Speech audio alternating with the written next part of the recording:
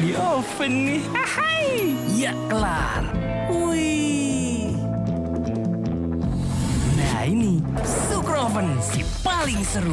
Mau gini, seru. Mau gitu, seru woy.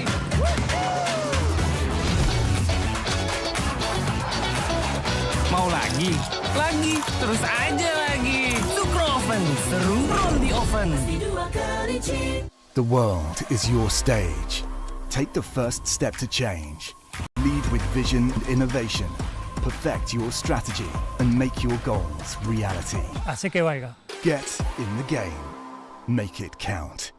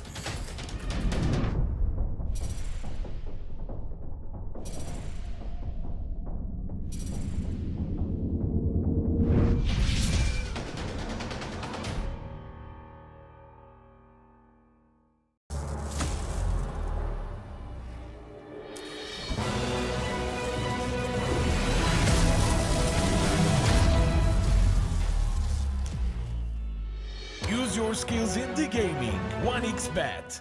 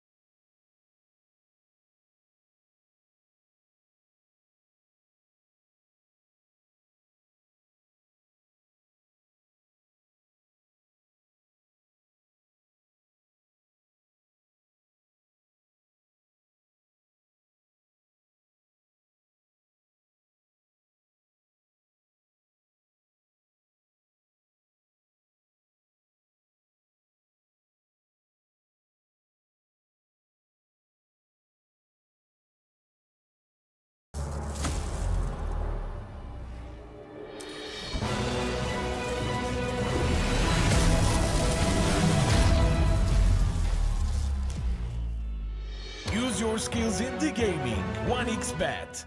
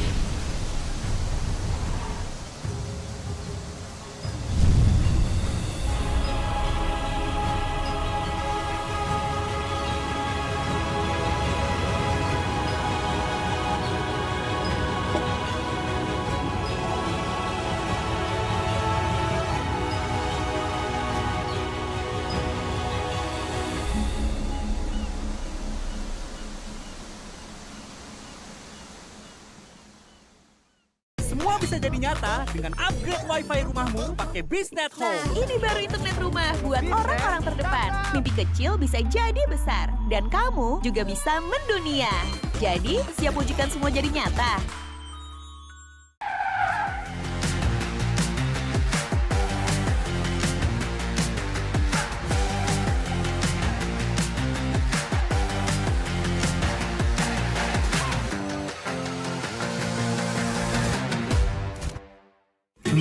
Panas. Di oven nih. Hai. Ya kelar. Wih. Nah ini Super Oven si paling seru. Mau gini seru. Mau gitu seru woy.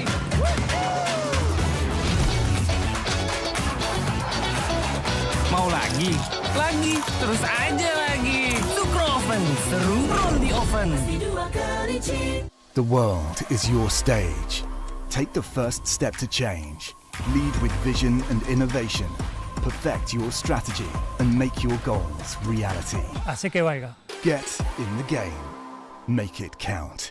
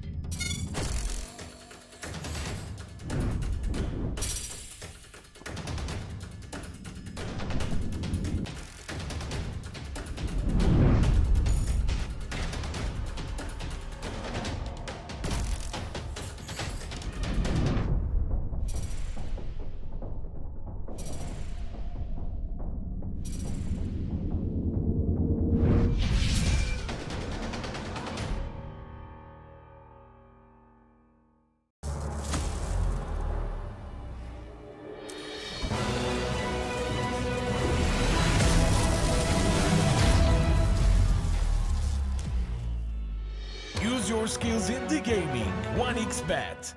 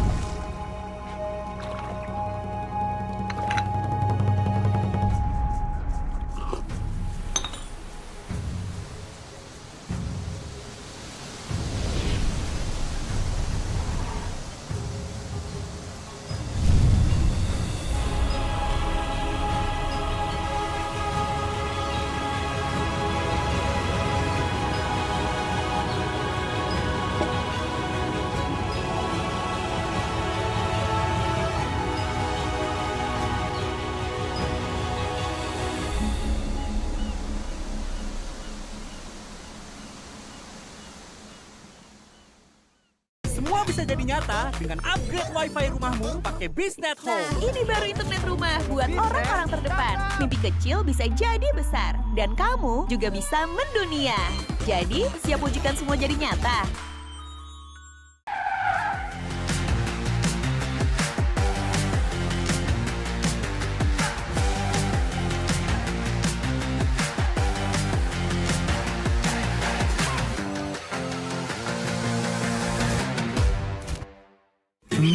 Panas. Di oven nih. Hai. Ya kelar. Wih. Nah ini Super Oven si paling seru. Mau gini seru. Mau gitu seru woy.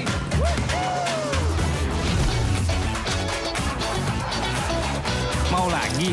Lagi. Terus aja lagi. Super Oven seru roll di oven. The world is your stage. Take the first step to change. Lead with vision and innovation. Perfect your strategy and make your goals reality. Así que vaya. Get in the game. Make it count.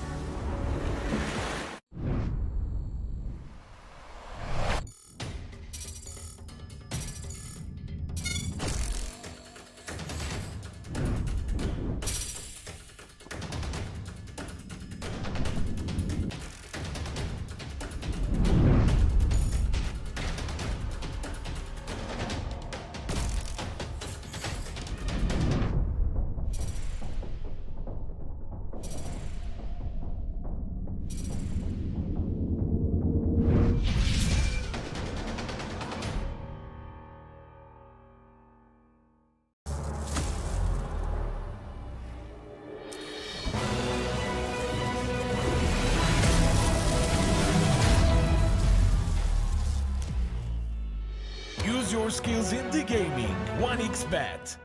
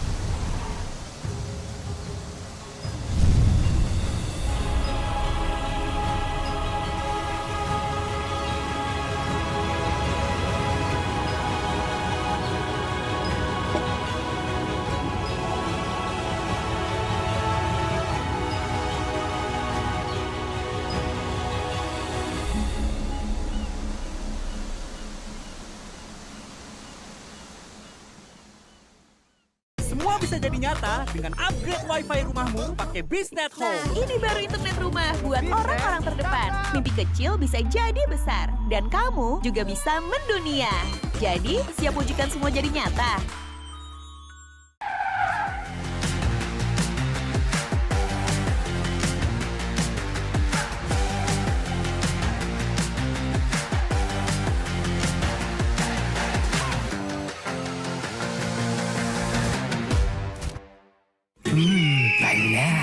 Ski di oven nih. Hai. Ya kelar. Wih. Nah ini Sukro Oven si paling seru. Mau gini seru. Mau gitu seru woy.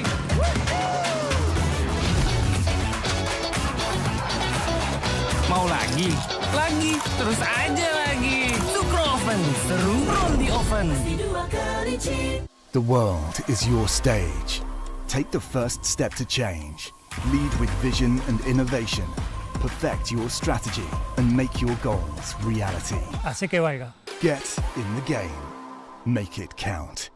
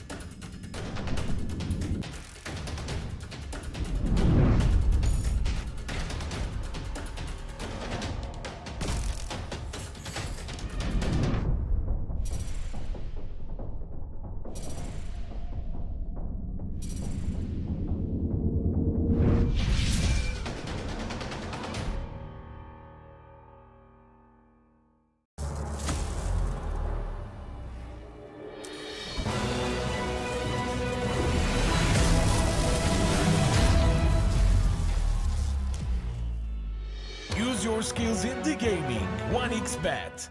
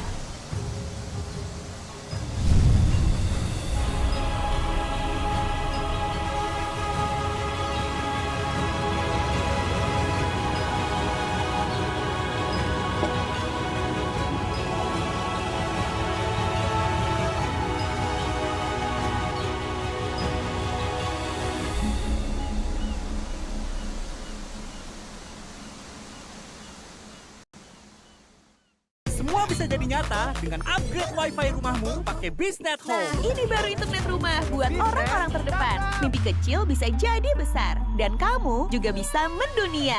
Jadi, siap wujudkan semua jadi nyata?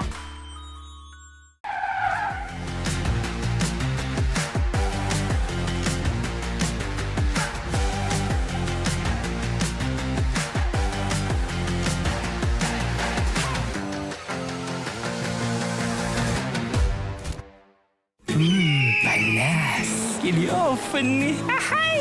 Ya kelar. Wih. Nah ini Sukro Oven si paling seru.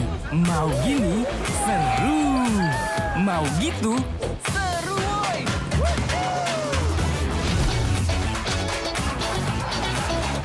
Mau lagi? Lagi, terus aja lagi. Sukroven, seru from the oven. The world is your stage. Take the first step to change. Lead with vision and innovation. Perfect your strategy and make your goals reality. Así que vaya. Get in the game. Make it count.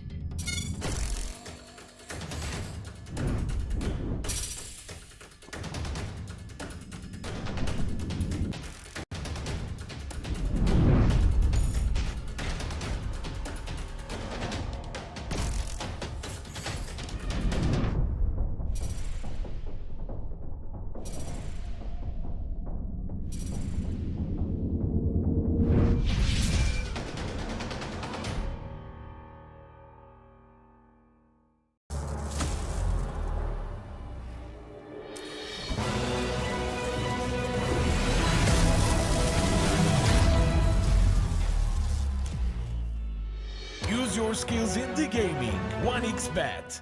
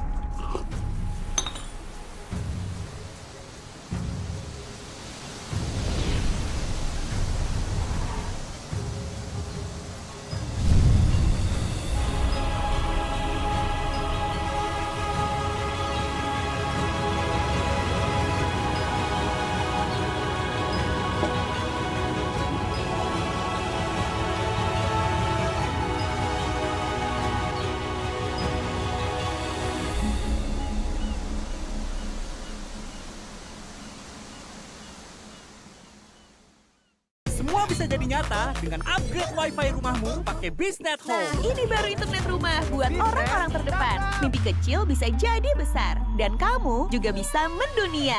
Jadi, siap wujudkan semua jadi nyata?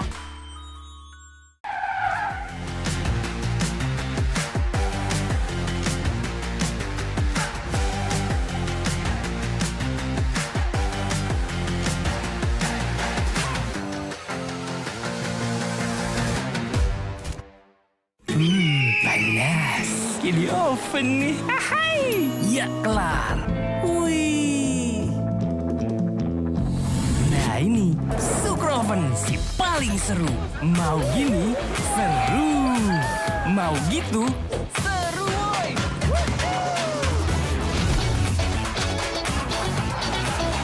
Mau lagi? Lagi, terus aja lagi. Sukroven seru from the oven. The world is your stage. Take the first step to change. Lead with vision and innovation. Perfect your strategy and make your goals reality. Así que vaya. Get in the game. Make it count.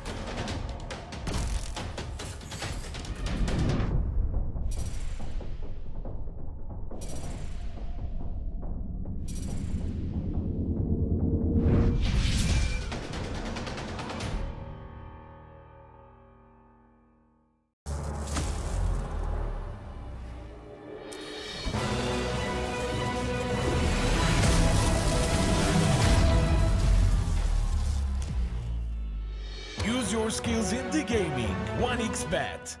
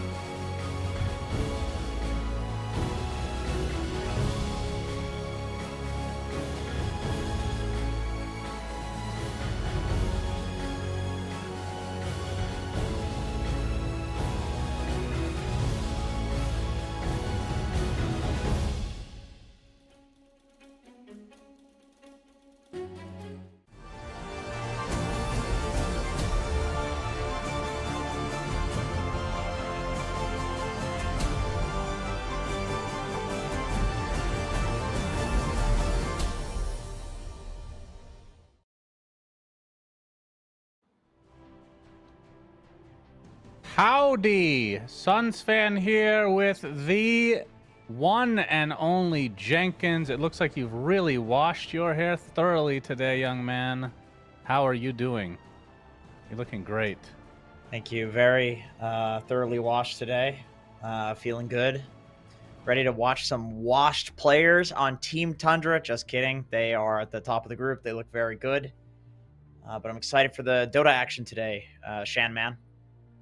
Well, I'm doing great. Thank you, Jenkins, for asking. Actually, it is interesting because Tundra going to have a sub for the rest of the tournament now. And it is Mr. AUI subbing in for Soxa. Soxa with a sudden illness. I mean, even if I knew, I wouldn't say what it was, but I have no idea what the illness is. It's kind of similar to what happened to Boxy, I guess, where at the Lima Major, actually. So they'll be having a sub for the rest of the tournament. Has AUI been playing a lot of pubs, Jenkins? Do you have any idea? Yes. He plays a lot of pubs. That's what he does. I actually didn't know that coming into this. I didn't see that tweet. That is very unfortunate because I feel like Soxa looked really good from what we saw from him. But, you know, Owie, you ask if he plays a lot of pubs. And he's a guy, he said dozens of times in interviews that he believes that coaches should pub, and that a lot of coaches use the excuse like, oh, I'm a coach, I don't need to pub and be high rated. And he has the opinion that you got to practice what you preach, and you have to test, you know, your hypotheses in those pubs. So yeah, he's still going to be a top caliber stand-in for sure. Yeah, so that's gonna, I mean, Tundra, like you said, top of the groups, or towards the top of the groups, second right now in Group A, and they'll be fighting against Blacklist. But first, let's again just reiterate for everybody that doesn't know the tournament format here. We got 18 teams, 2 groups, 9 teams in each group. That's what 18 divided by 2 does for you. Every matchup we'll be casting will be best of 2. Makes sense. Top 4 will go on to the upper bracket. 5th and 6th will go to the lower bracket. 7th through 9th, aka the bottom 3 of each group, are eliminated completely. And then from there, pretty much standard format from all the other majors that we've seen, will be a double elimination bracket, which obviously we already talked about. Some teams would start on the lower bracket, but yeah, not too big of a difference. In fact, it might be identical to the, I think it's actually maybe required to have the same format for every major. Actually not 100% sure on that. Yeah, I actually disagree with you that there's not a difference between this major and the other ones format-wise. Because the other ones didn't have the Ayana Estate, where that's going to be a motivation for teams to get to go there for, you know, a little bit of a vacation. I know at the last major there were some teams that were looking to, you know, just keep their hotel rooms so they could keep watching the Dota. And so this one matters more because it's not just a hotel room, it's a resort. That is true.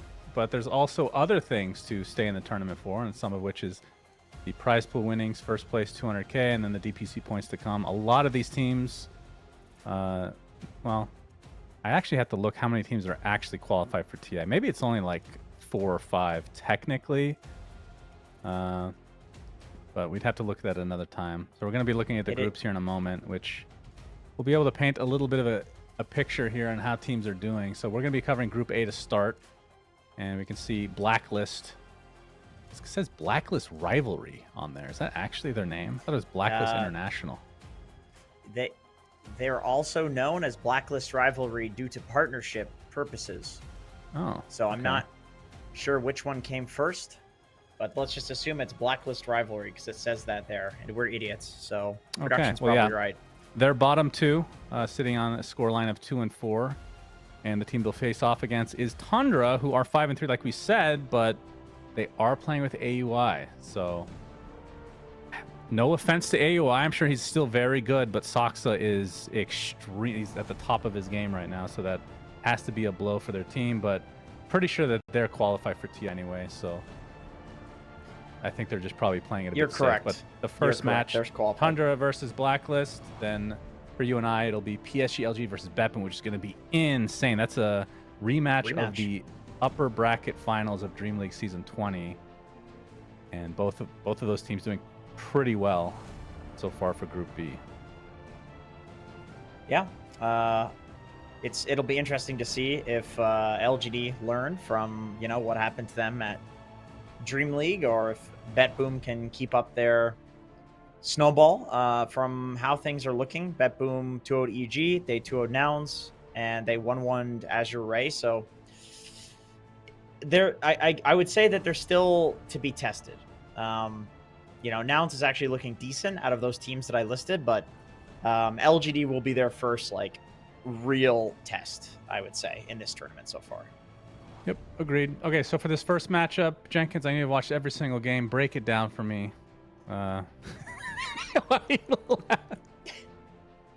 What do you want me to break down? I can go ahead and I'll do some analysis here. Go ahead. Why don't you go on the old Googles and check out what heroes AUI has been playing in pubs lately, because this is the biggest wild card of the entire match. Like you said, he's been pubbing, as he always does, because he's a fiend. But has he even been playing? Because whether he plays support or core, I don't know. He plays support. I mean, plays what? Aoi, he plays support.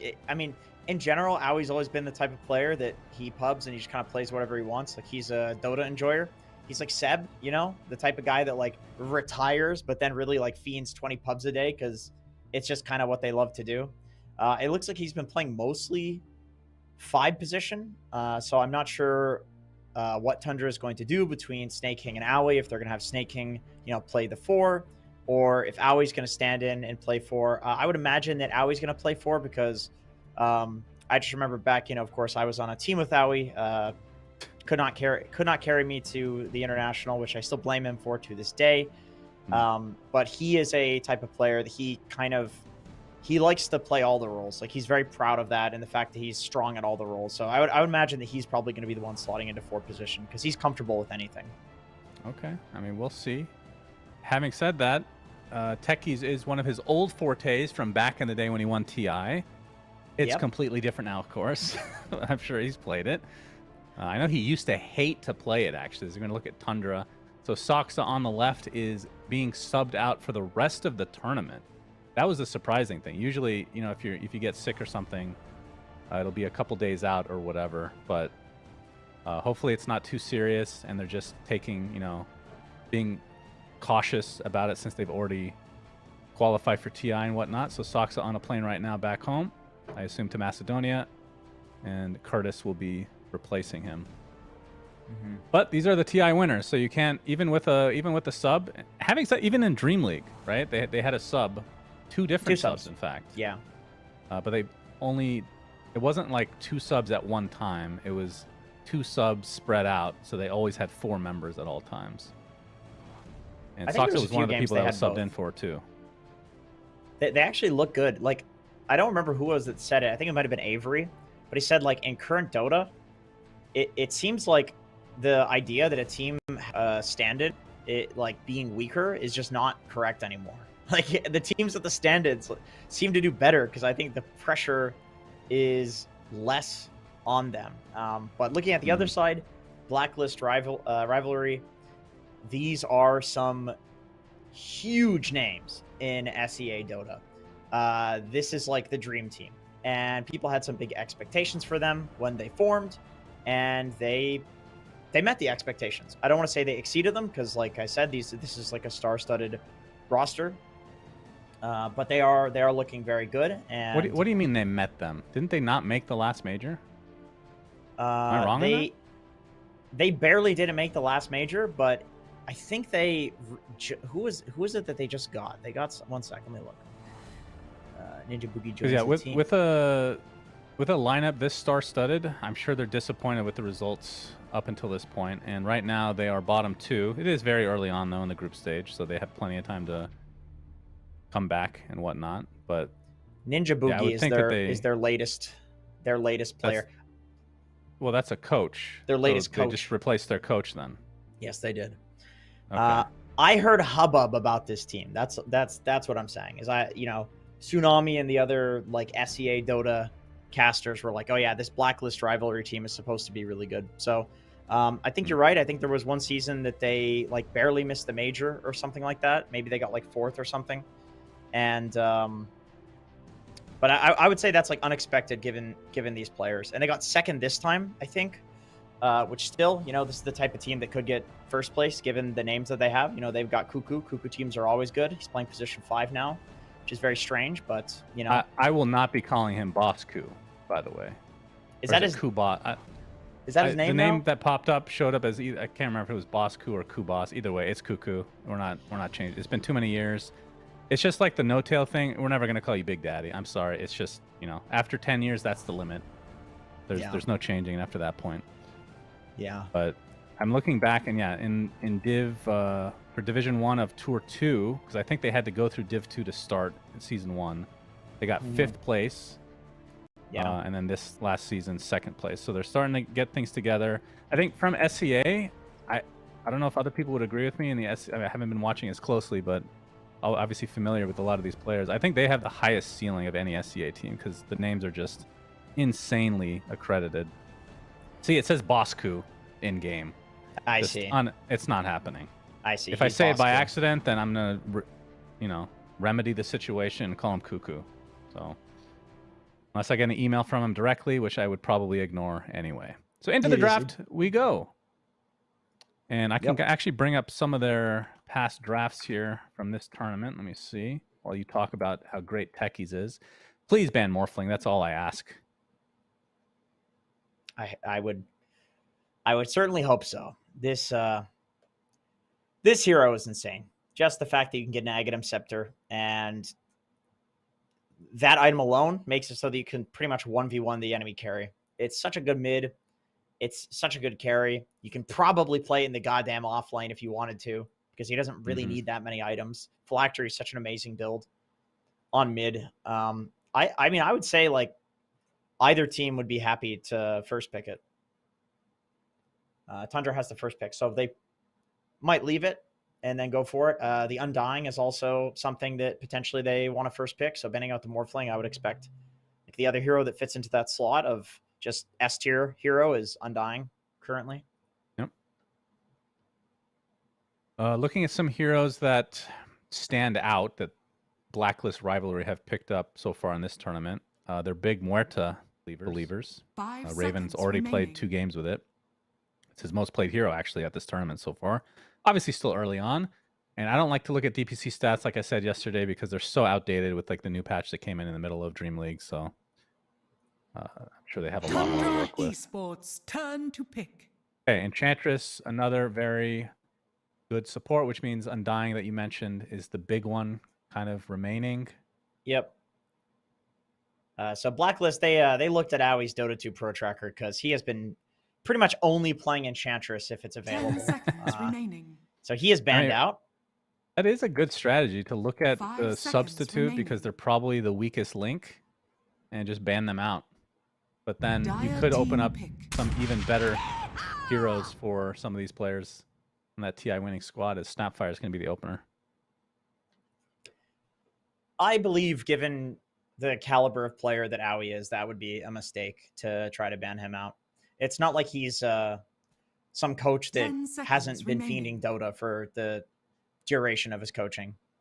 5 Or his but I whole do think career in general. Yeah, or his whole career in general. But I do feel like Enchantress already is a tier 1 hero, and team pick. you know, also they can play it on Snaking as well. So Tundra Esports. it does make a lot of sense to take it out. Storm Spirit. Ooh, okay. We might see an Undying here for Tundra. They picked the Snapfire, which I assume was trying to dissuade Blacklist from picking Undying because of the tombstone killing aspect that Snapfire provides. So instead, they're going to go for the old tried and true Pugna Storm combo. Mana Battery, Pugna 10 in general has seconds just been remaining. the butler of this patch, just doing nothing but 5 sucking off seconds his own remaining. teammates, which they enjoy very much. Yep. But Snapfire is very Tundra flexible, right? It Esports doesn't have to be a support. We've seen it in multiple positions. They're going to go for Tide instead, though, which 33 absolutely Dire shat on team everybody back. yesterday playing this hero. Yeah, they just seem to believe this hero is very good because typically the response to the Storm Tundra Pugna Esports that people have been turn to doing ban. is Silencer, which is exactly what Blacklist Rivalry ban out right now. It's the best support at countering the Storm. He doesn't really get anything that takes off the global silence very early. It stops the Pugna from saving heroes.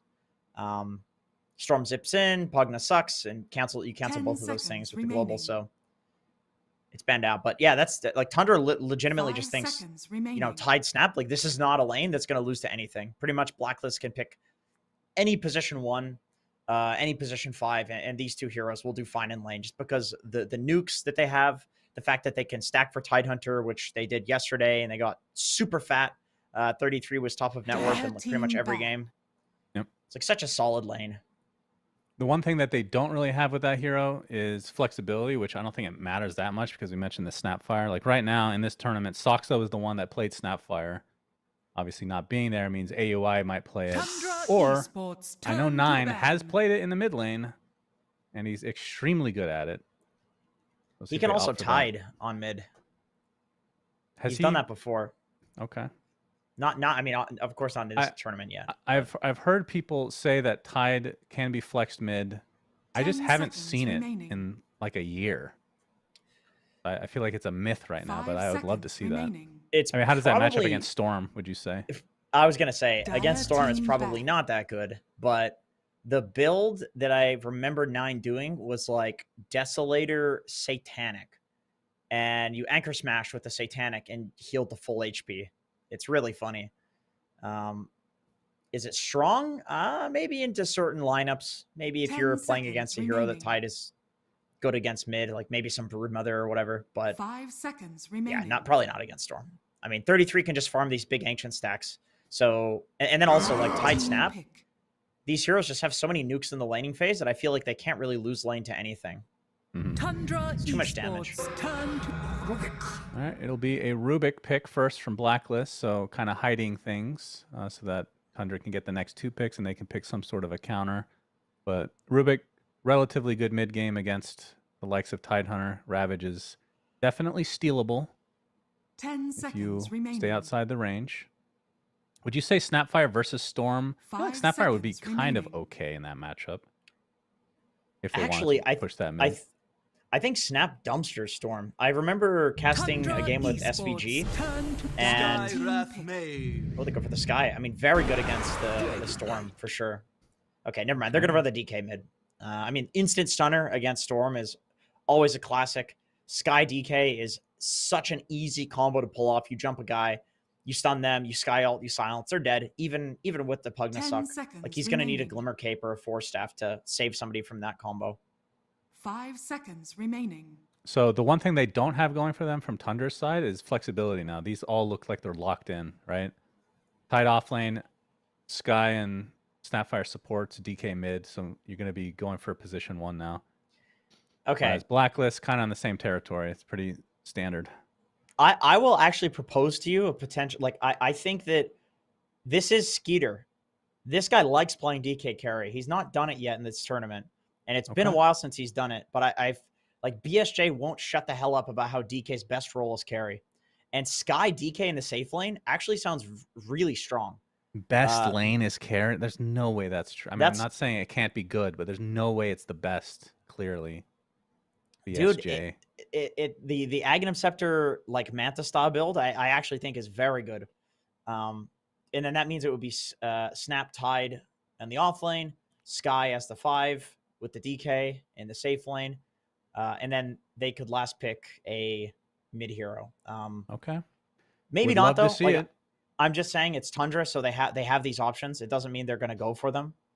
Yeah, and that's another question. The Tundra fact that they are Esports, using turn Curtis to AUI, like, does that mean they're going to be less flexible than they normally are? As Blacklist will take Terrorblade, so this is like obviously, you know, every position from Blacklist they have 0 flexibility.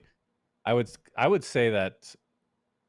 Actually, I don't know if this is actually true. I was going to say 10 Breathe Fire, seconds particularly remaining. good against the likes of TB because of the base damage that he gets is ridiculously 5 high. seconds remaining.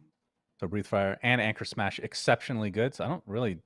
Is this a good carry this game?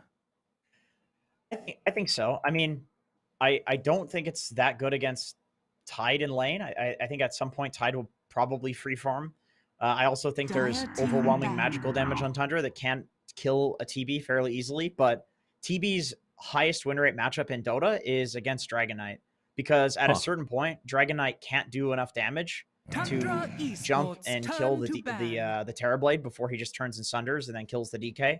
And then also once you press Q on the Dragon Knight and spawn an illusion of him, it gets the dragon form, and if it's a black dragon, it melts through DK, slows him to a halt, and also slows and kills his own team. 10 It's seconds very remaining. strong. It's hard True. to play against. However, going back to BSJ, he 5 said seconds remaining. that he was vehemently proposing that Dragon Knight carry doesn't get countered by Terrorblade like a Dragon Knight offlane or a Dragon Knight mid does. Why? Because the way that you play it is a little bit different with like Manta style and split pushing with the illusions, and the Manta takes off the Terrorblade Q as well. However, on the flip side, I've also seen Quinn go for a Mjolnir on DK when he plays at mid to counter the TB, so it's not like there aren't options from the mid lane. But for Blacklist, I do think this is a very solid pick if they can get it out of the early game without feeding to this magical damage that Tundra has. Okay. So Blacklist, on the other hand, looking for a KP hero, the offlane. Tide's already taken. The other two, he's actually played offlane AM this tournament. So I'm guessing there was a Medusa in that game, which there's not this time around. We can probably scratch that. And the other hero is Brew, who I would say is not particularly amazing this game. I mean, the way that I still look at Brew is if the Dispel is exceptionally good, and doesn't look like it here. Yeah, the Dispel, I agree, is 10 an important seconds factor. remaining. But I also think sometimes having a really good hero to 5 throw up in the air seconds remaining. is also an important Tundra factor. And I do think Esports, Tide and turn DK to are both pick. really good targets to just, toss up. So I actually like the Brew suggestion because Brew Rubik's a really good lane. And they team fight and stun as well. Like they need a beefy boy for Blacklist right now on the off lane. 10 Right, seconds Tundra? remaining. Likely going for a position one, unless 5 they're going to go for seconds the remaining. DK one that you suggested as a remote possibility. I could see Juggernaut. That's kind of the current counter that people are picking to the TB, because for some reason the Blade Dance lifesteal talent goes before reductions, so you heal a crap load off of TB, who, normally the armor would be a problem for that, but not if you're Juggernaut. And then also you have all these different forms of immunity. You can't sunder through the Juggernaut spin. Never mind, they go for the Bloodseeker. Okay, I'm wrong. Well, a little bit more of a standard position one these days. We have seen it against TB. I feel like it's not that good against Terrorblade, but maybe I'm wrong. No, I agree. I mean, I think 10 eventually seconds remaining. Terrorblade, like if Terrorblade is even with the 5 Bloodseeker, well, I think seconds number one, remaining. Terrorblade will outfarm a Bloodseeker. But then at some point, if Terrorblade is even, I do think he Now beats the select Bloodseeker your in the game. heroes. Yeah, I think it's less about Bloodseeker versus Terrorblade and more about just the high octane offense that they have going. Like they have a very fast lineup. I feel like they can take fights pretty fast. They can push. I'm gonna try to end this game semi-early, whereas Blacklist, a little bit on the greedy side. I mean, you have the mana battery for Storm, but the TB will need some time. And Enigma, we've seen teams try to pick this, namely Shopify. It's been a disaster so far, but I think a part of it is because you just need so many items on this hero to actually be able to get off a good black hole at some point in the game. But if you can defend, then, and if you can get the game long enough, then obviously Enigma is going to be crazy good. Yeah, I mean, I agree. I'm not 100% sure what the right build on Enigma is, because it is a pretty recent discovery that the hero is now good. I think with the Malefice buffs, people realize like it's very strong at laning, and it's one of the few universal heroes that did not get nerfed in terms of the stat gains. With that being said, I've seen a lot of builds. There's been Midas builds. There's been Solar Crest Rush, where you're just playing to have like big damage with the minus armor and the right clicks from the Eidolons. There's a Helm Dom. We've seen like Guardian Greaves, Pipe, utility build, BKB Blink, and using the Black Hole. Like that's another build. So I'm interested to see what KP does in this game on Enigma and what his take on it is. I feel like if he does go for the greedier build, like if he does get to the late game, DK, Tidehunter, Bloodseeker, none of these heroes can deal with the Black Hole. Like they're going to melt in the Midnight Pulse plus Black Hole combo. So it's just a matter of getting there for Blacklist Rivalry. Well, we've seen games where BKB on Enigma is just like the item you have to get, because they, like, a lot of these teams don't plan ahead and get like a BKB piercing stun. But like I said, it feels like they're ramping up so slowly with the itemization on Enigmas. I don't know what the point of that is, because like the game or the series yesterday, Saberlight went for BKB. He tried to go for like 3rd or 4th item, but the game was already over at that point. And he still didn't even have a blink even. So it's just, I'm very interested what the kind of itemization that KP will go this game. Yeah, so am I. I mean, underway. I would love to see the Midas greedy build and just play it like a Doom, where it's like, all right, if you want to go late game against me, you're eventually going to lose, as Tim's is actually getting caught up by all 5 of Tundra. Hey, AUI with his first official kill in many years as a Dota 2 professional player. Congratulations, the last time Curtis. it was actually Arkosh Gaming. I did play with him, by the way, just so you know, and I still resent him for not getting us to TI. Were you guys Division 2 or was it qualifiers? It was qualifiers. It was qualifiers so that for does TI. not count. That definitely does counts. not count. It counts. I could be in the qualifiers for TI. So No, you can say I'm a professional player? You have to be in Division 1 or Division 2 to get in the qualifiers for TI. Oh, you're talking about the official, not the open qualifiers. No, not the open qualifiers. Battle begins. I think we lose opens with Owie? He's a TI winner. Show some respect. I mean, Fart SJ is always a problem. You know? He is You heavy. guys need to He kick is that very guy. heavy. Yeah. I know you believe that. You've been telling me that So, for years. so bounty runes will be going the way of Tundra, actually. 3 out of the 4. So they have a 1K lead already. I don't know how that's possible. That's That a does great not bode well start. for Blacklist. Did they buy less consumables? I mean, they got first blood and 3 bounties. I guess that's enough. I don't know. I don't think so. I would use the blood grenade for that, so that's even less gold. So it could be even worse, this lead. Yeah. All right, so we're looking at the mid lane. That's going to be 9 on the DK versus Carl's Storm Spirit. And once 9 gets to level 3 with the level 2 Dragon Blood, I assume he just doesn't die.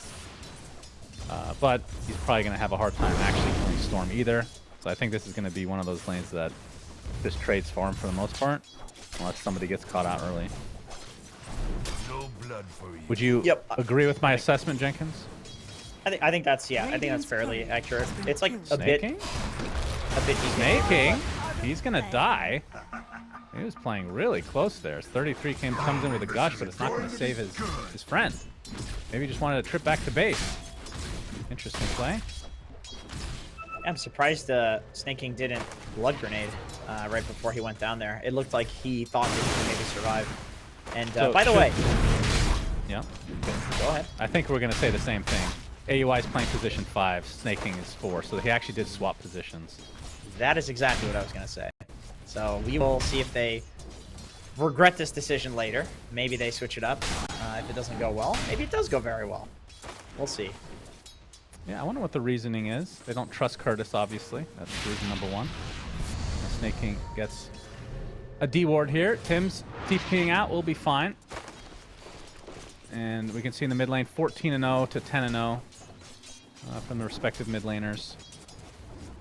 But one thing I will say about Enigma in the laning stage, he has so far been very, I'm not saying this game, but the games that we've seen in Dream League and early on in this tournament, it's been really good at just getting crazy amount of denies and just having a CS advantage pretty early on. Yeah. I mean, of course, there's the conversions, which helps with that, literally denying creeps. But I think a huge part of that is the fact that he gains 5 damage per level. This hero actually writes it really hard because he's a universal hero. Obsessed with the universal stats. You know that? It matters a lot. It really matters a lot. I think that's another reason why this hero is being played as a 5 position too in a lot of games. It's just like impossible to trade with. He doesn't have to use any mana to right click, you know? Other heroes are using mangoes and stuff, casting spells. If you're a universal hero, you just click people. It's stupid. Yeah, that is one way to look at it. That should help. But it wasn't nerfed before this tournament. Well, I guess it kind of was during Dream League, but not to the degree that people were anticipating, that's for sure. Yes, some of them got nerfed. Not all of them. That is why we're seeing Broodmother. Stupendous. Yep, that is fair. We're going to have a little bit of a battle onto Cuckoo. And he's taking quite a bit of damage. Blood Grenade applied as well. Looks like he's likely going to drop with the Cookie connecting 33 and company. Pick him up. Snake King getting his first kill as the official position 4 for at least this game. We'll see if it continues on for the rest of the tournament. But I do agree with your original assessment that it is a bit weird that he's changing positions, because I'm not saying he can't play these heroes, but if you have the option to just play the same heroes in the same lanes that you've been playing like for the last couple of years, why mess with that?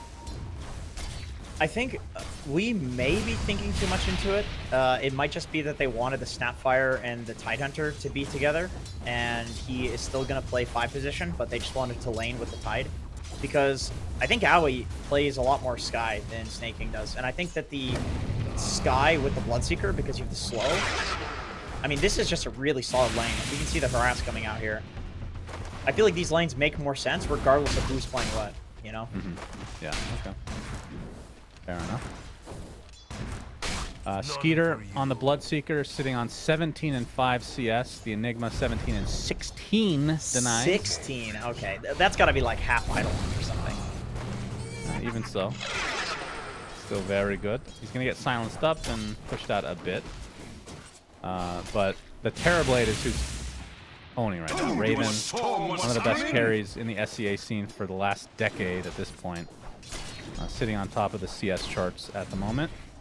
But 33 again, hasn't been left alone completely, but he is farming quite well again, and we'll be going for the Meteor Hammer again. We've seen a Blink as the second item sometimes. Usually it's a Pipe, sometimes a Greaves. So remains to be seen what he'll prioritize this time. It does look like a pretty good Pipe game though, I think.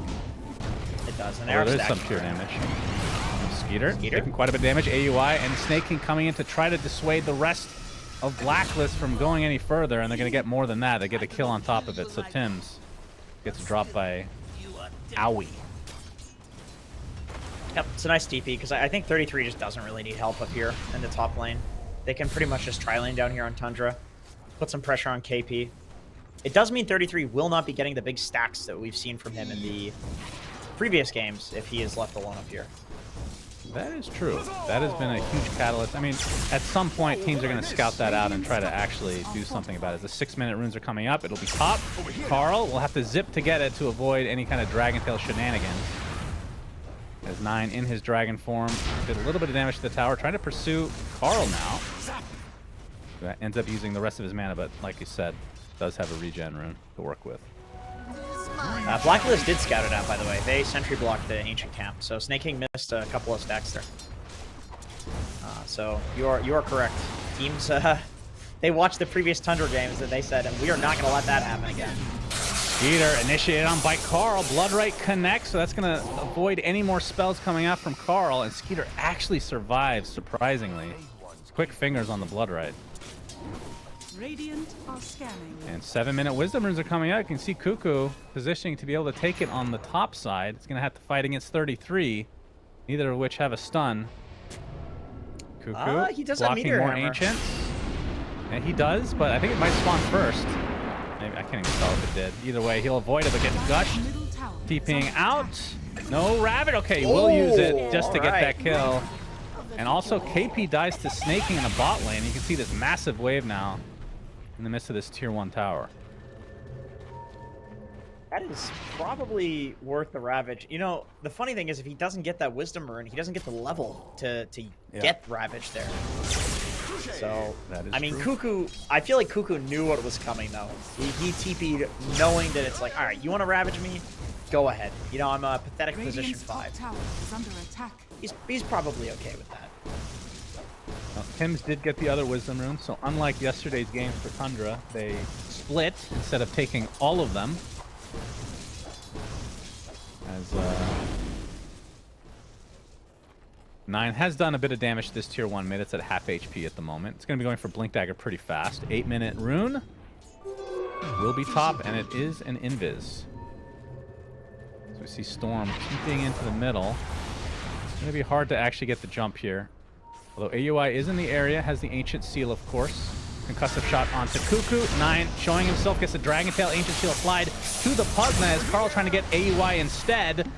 Looks like these 2 supports at the very least will drop. Cuckoo surviving a little bit longer thanks to the Decrepify. One more right click will do it, but Can't find the space as Nine will have to run away now as more TP's coming in the form of Raven, a very long one on the TB.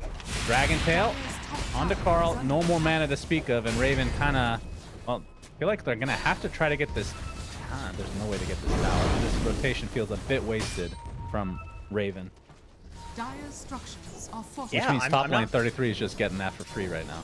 Yeah, this is not a player or hero combination you want to get free farm to either. He's got so fat. That's Owie. Got the silence. Yep, they got the rupture on top of Carl as well. We'll try to zip. No mana, no HP. We'll just walk off into his own grave. Nice pick off there. AUI with the quick fingers on Ancient Seal, which... Will you itemize against this as a Storm?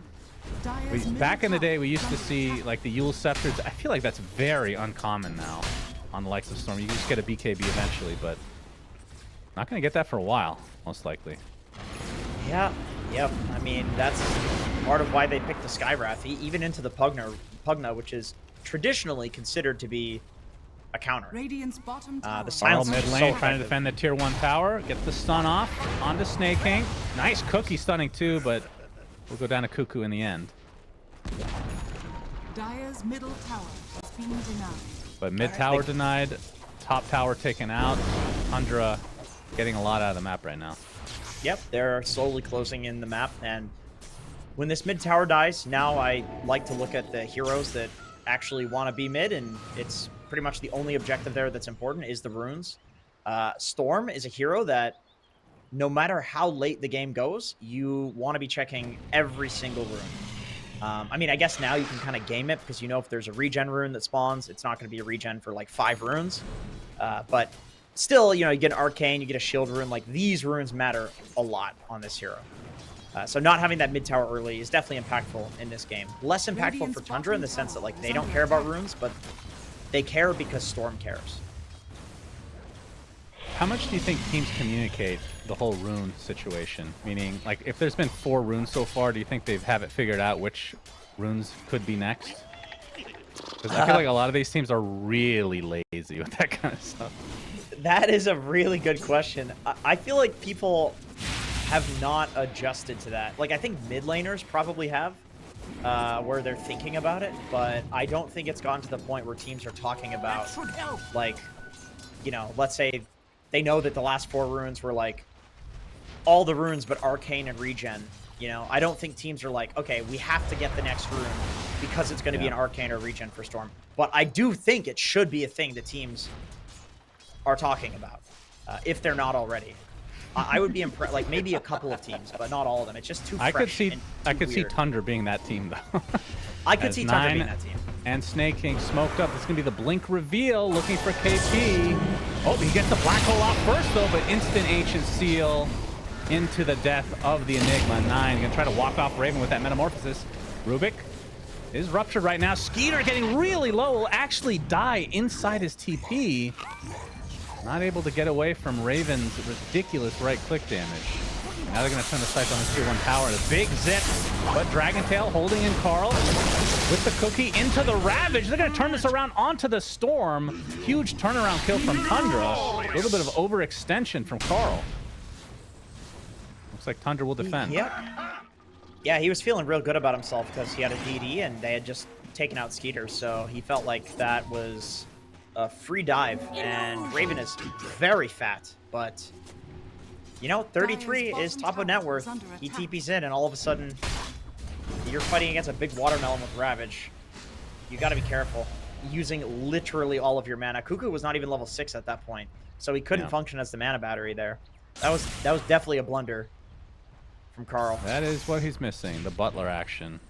Now, I want to mention KP's build. Maybe this has been a thing before, Jenkins, but we have Aether Lens, and he's buying Shard immediately. Yeah, this was a build. This is a...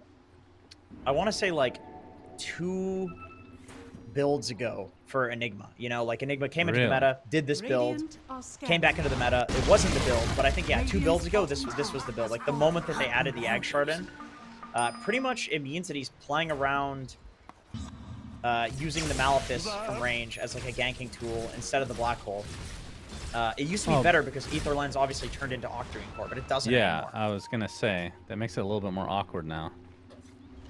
It's cool to see that he's doing it though, because it was a really great build. You're a ganker with Malefice. And Bottom lane, Skeeter getting caught out, lifted up and brought down. Carl with no mana, but he's gonna be able to walk away. Meanwhile, you can see the smoke from 9 and AUI. Looking for an opening here, but there's nobody defending this tower yet. But we'll see if they could come for it or not. As there is a TP. Nice ward. And it's going to be an instant Ancient Seal again from Curtis. As Rivalry. Tim's will drop to the deck. And now this is very hard to defend without having heroes already set up.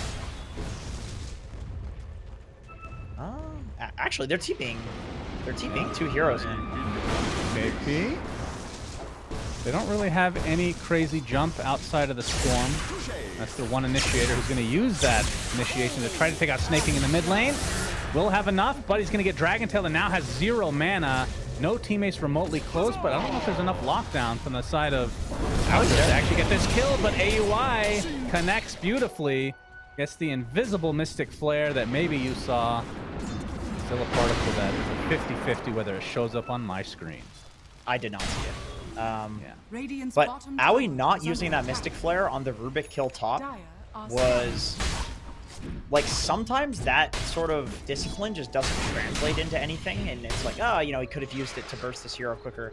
But he realized that he didn't need it there for the Rubik kill, and because of that, he has it for the Storm kill mid, and they had no stun, so... Okay, following up. Beautiful layering again. Dragon Tail into Ancient Seal. Cuckoo finally able to use something. It's going to be the Decrep into his ult. Gets a little bit of mana back. Nice telekinesis from Tim's. Tundra trying to finish off Cuckoo, and the Breathe Fire will do just that. But have they overextended? Carl jumps in onto AUI. Looks like he's going to get dropped.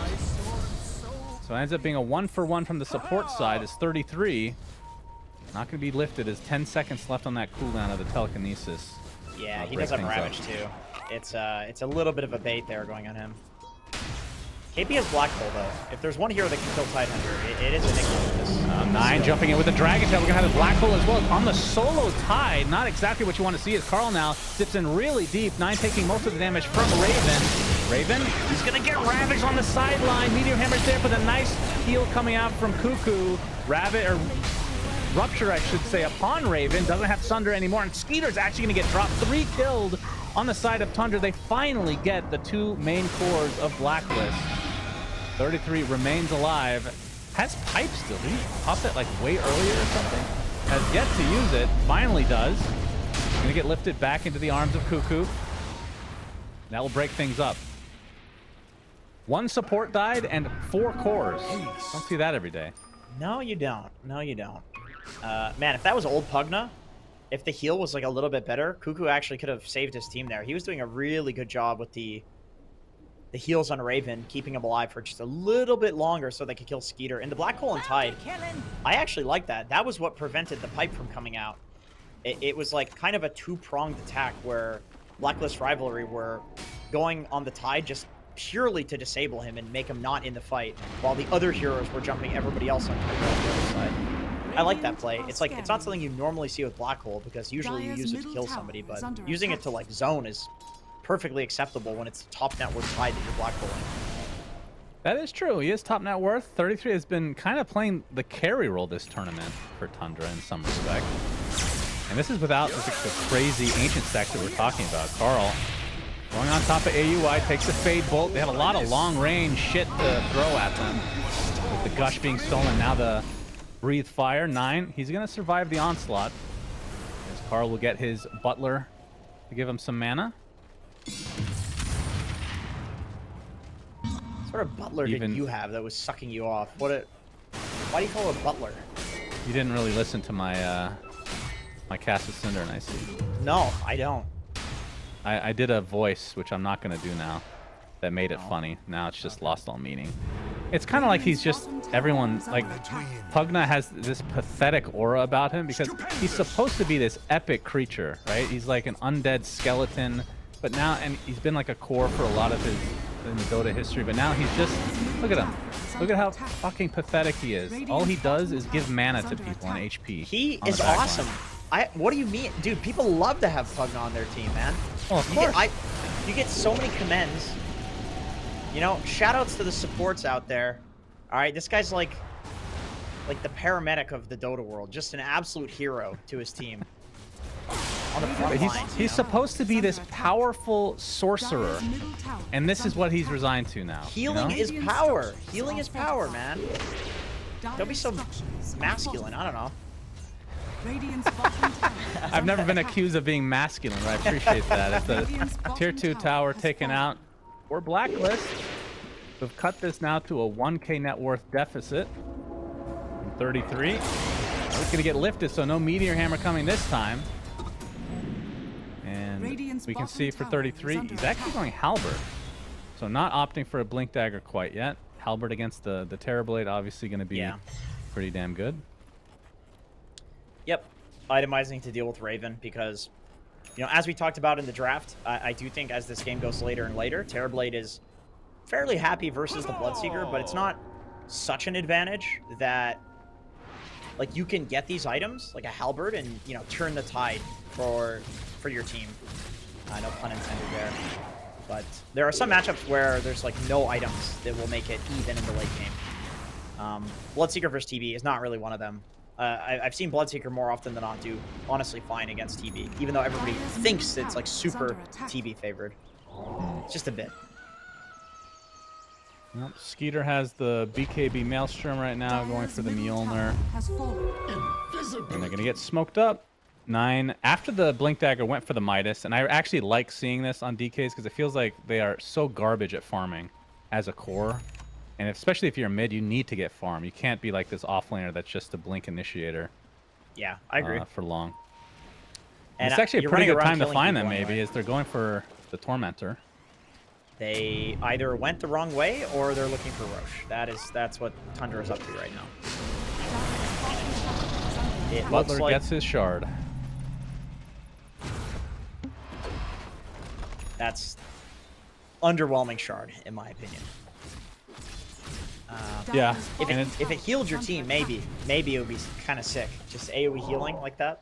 I mean, that would definitely be sick. That'd be broken. That would be too good. I mean, they could make it so the reflections or whatever the hell the chain is just half potency.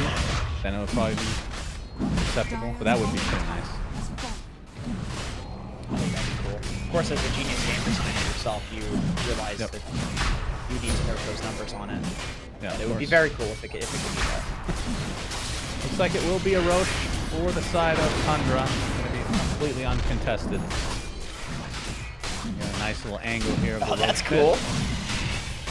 Yeah, look at that, guys. Look how few angles there are to attack this thing. That's a 90-degree right there instead of 360 like before. I mean, you technically do get 360s, but it's not much space. No, it's fake 360. That doesn't count. It doesn't count. Yeah, I agree. Honestly. We've seen people try to fight in that corner. Never go well. Yeah, it rarely does go well. It feels like the team that's in the pit actually has the advantage most of the time, strangely enough. Yeah. 9 has a Yasha. So we'll be going for the Manta build. I assume it's going to be Manta, Aghanim Scepter. And then I'm not sure what you go after that, but the zip in from Carl is going to be avoided for the most part, but uses a lot more mana just to get the Electric Vortex off. But knowing that his slave in Pugna is available. Carl's juicy mana. 9 wants to go in pretty deep. Dragon Tail onto Tim's. Gets the Force Staff off.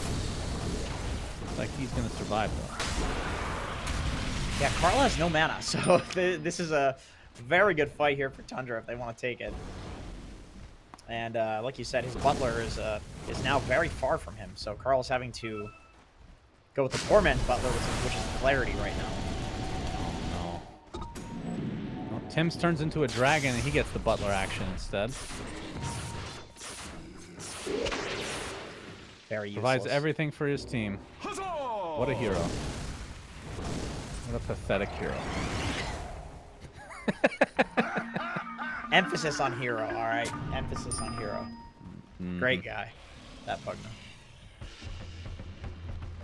What is a skeletal Radiant's sorcerer bottom called? tower There's is a under name for it. attack. I couldn't think of it. You don't read much fantasy, do you? A necromage. Oh yeah, no, a necromancer. There we go. What? Yeah. A skeletal sorcerer? And dude, necromancer raises the dead, bro.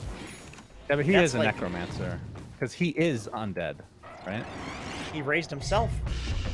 Yeah. He has no father. That's why he's a Yeah.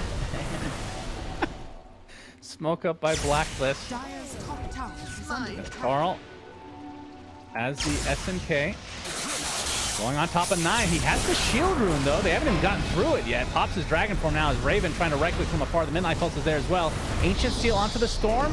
Gonna prevent a little bit, but they do find the DK in the end. So despite him having 50% more HP because of that rune, still enough damage from the side of Blacklist. Dire's top tower is under attack. Yeah, very even game so far. Blacklist has managed to dodge a lot of the stuff that Tundra has been trying to do, opting not even to fight the Roche and instead just farm the other side of the map. And they're effectively dodging this Aegis by getting that kill on 9 there. There's going to be like a 1 minute, 30-second window where Tundra can smoke out and do something with the Aegis, but by that time it might be like despawning in the fight. So I feel like Blacklist is very happy with the current game state. Thunder finally take the time to take out their Tormentor. I would say at 25 minutes on average, both Tormentors being down, I'd say probably 70% of the time that is not the case, if not more. That is true, yeah. Who got so- the shard? Was it Ozawi? Yeah, so he's going to be a lot tankier now. Since the changes to the way the int giving magic resist helps quite a bit. Yeah, that's a very good I like shard. this guy. It basically gives you damage reduction because it's armor and magic resist, so very strong. And I think it's for every instance of damage, right? So the Mystic Flare synergizing greatly with that, and then a lot of his spam is... Cuckoo was topping off Raven, trying to TP out. Looks like they'll both be fine. That is unfortunate. 9 is on the cliff there. Yeah, he's not black. He's not a black dragon Radiant's yet. bottom tower. Maybe he thought he was and went up there. Now he's like a cat that just can't get down. They need to get the firemen in the area. I mean, I will say it's hard to tell which type of dragon he is with this cosmetic he has on. Yeah, he's albino right now, I think is the proper term. That looks... I thought that was because the shield rune was activated, but that was before. I don't know why he looks like that. Is that actually how it's supposed to look? There's no way. That's definitely bugged. Might be bugged. I And mean, he is it going a for the frost Aghanim dragon. Scepter. But... Yeah. No doubt. Oh, Cuckoo is actually going to sniff this out, apparently. Radiant's top tower Be is able to under walk away. attack. 9 not in his dragon form anymore. We'll get the Midas off. Probably just waiting for that Aghanim Scepter before they go any further. Carl is working on Lincoln just to avoid this, either the DK stun or the Ancient Seal that has been screwing him over.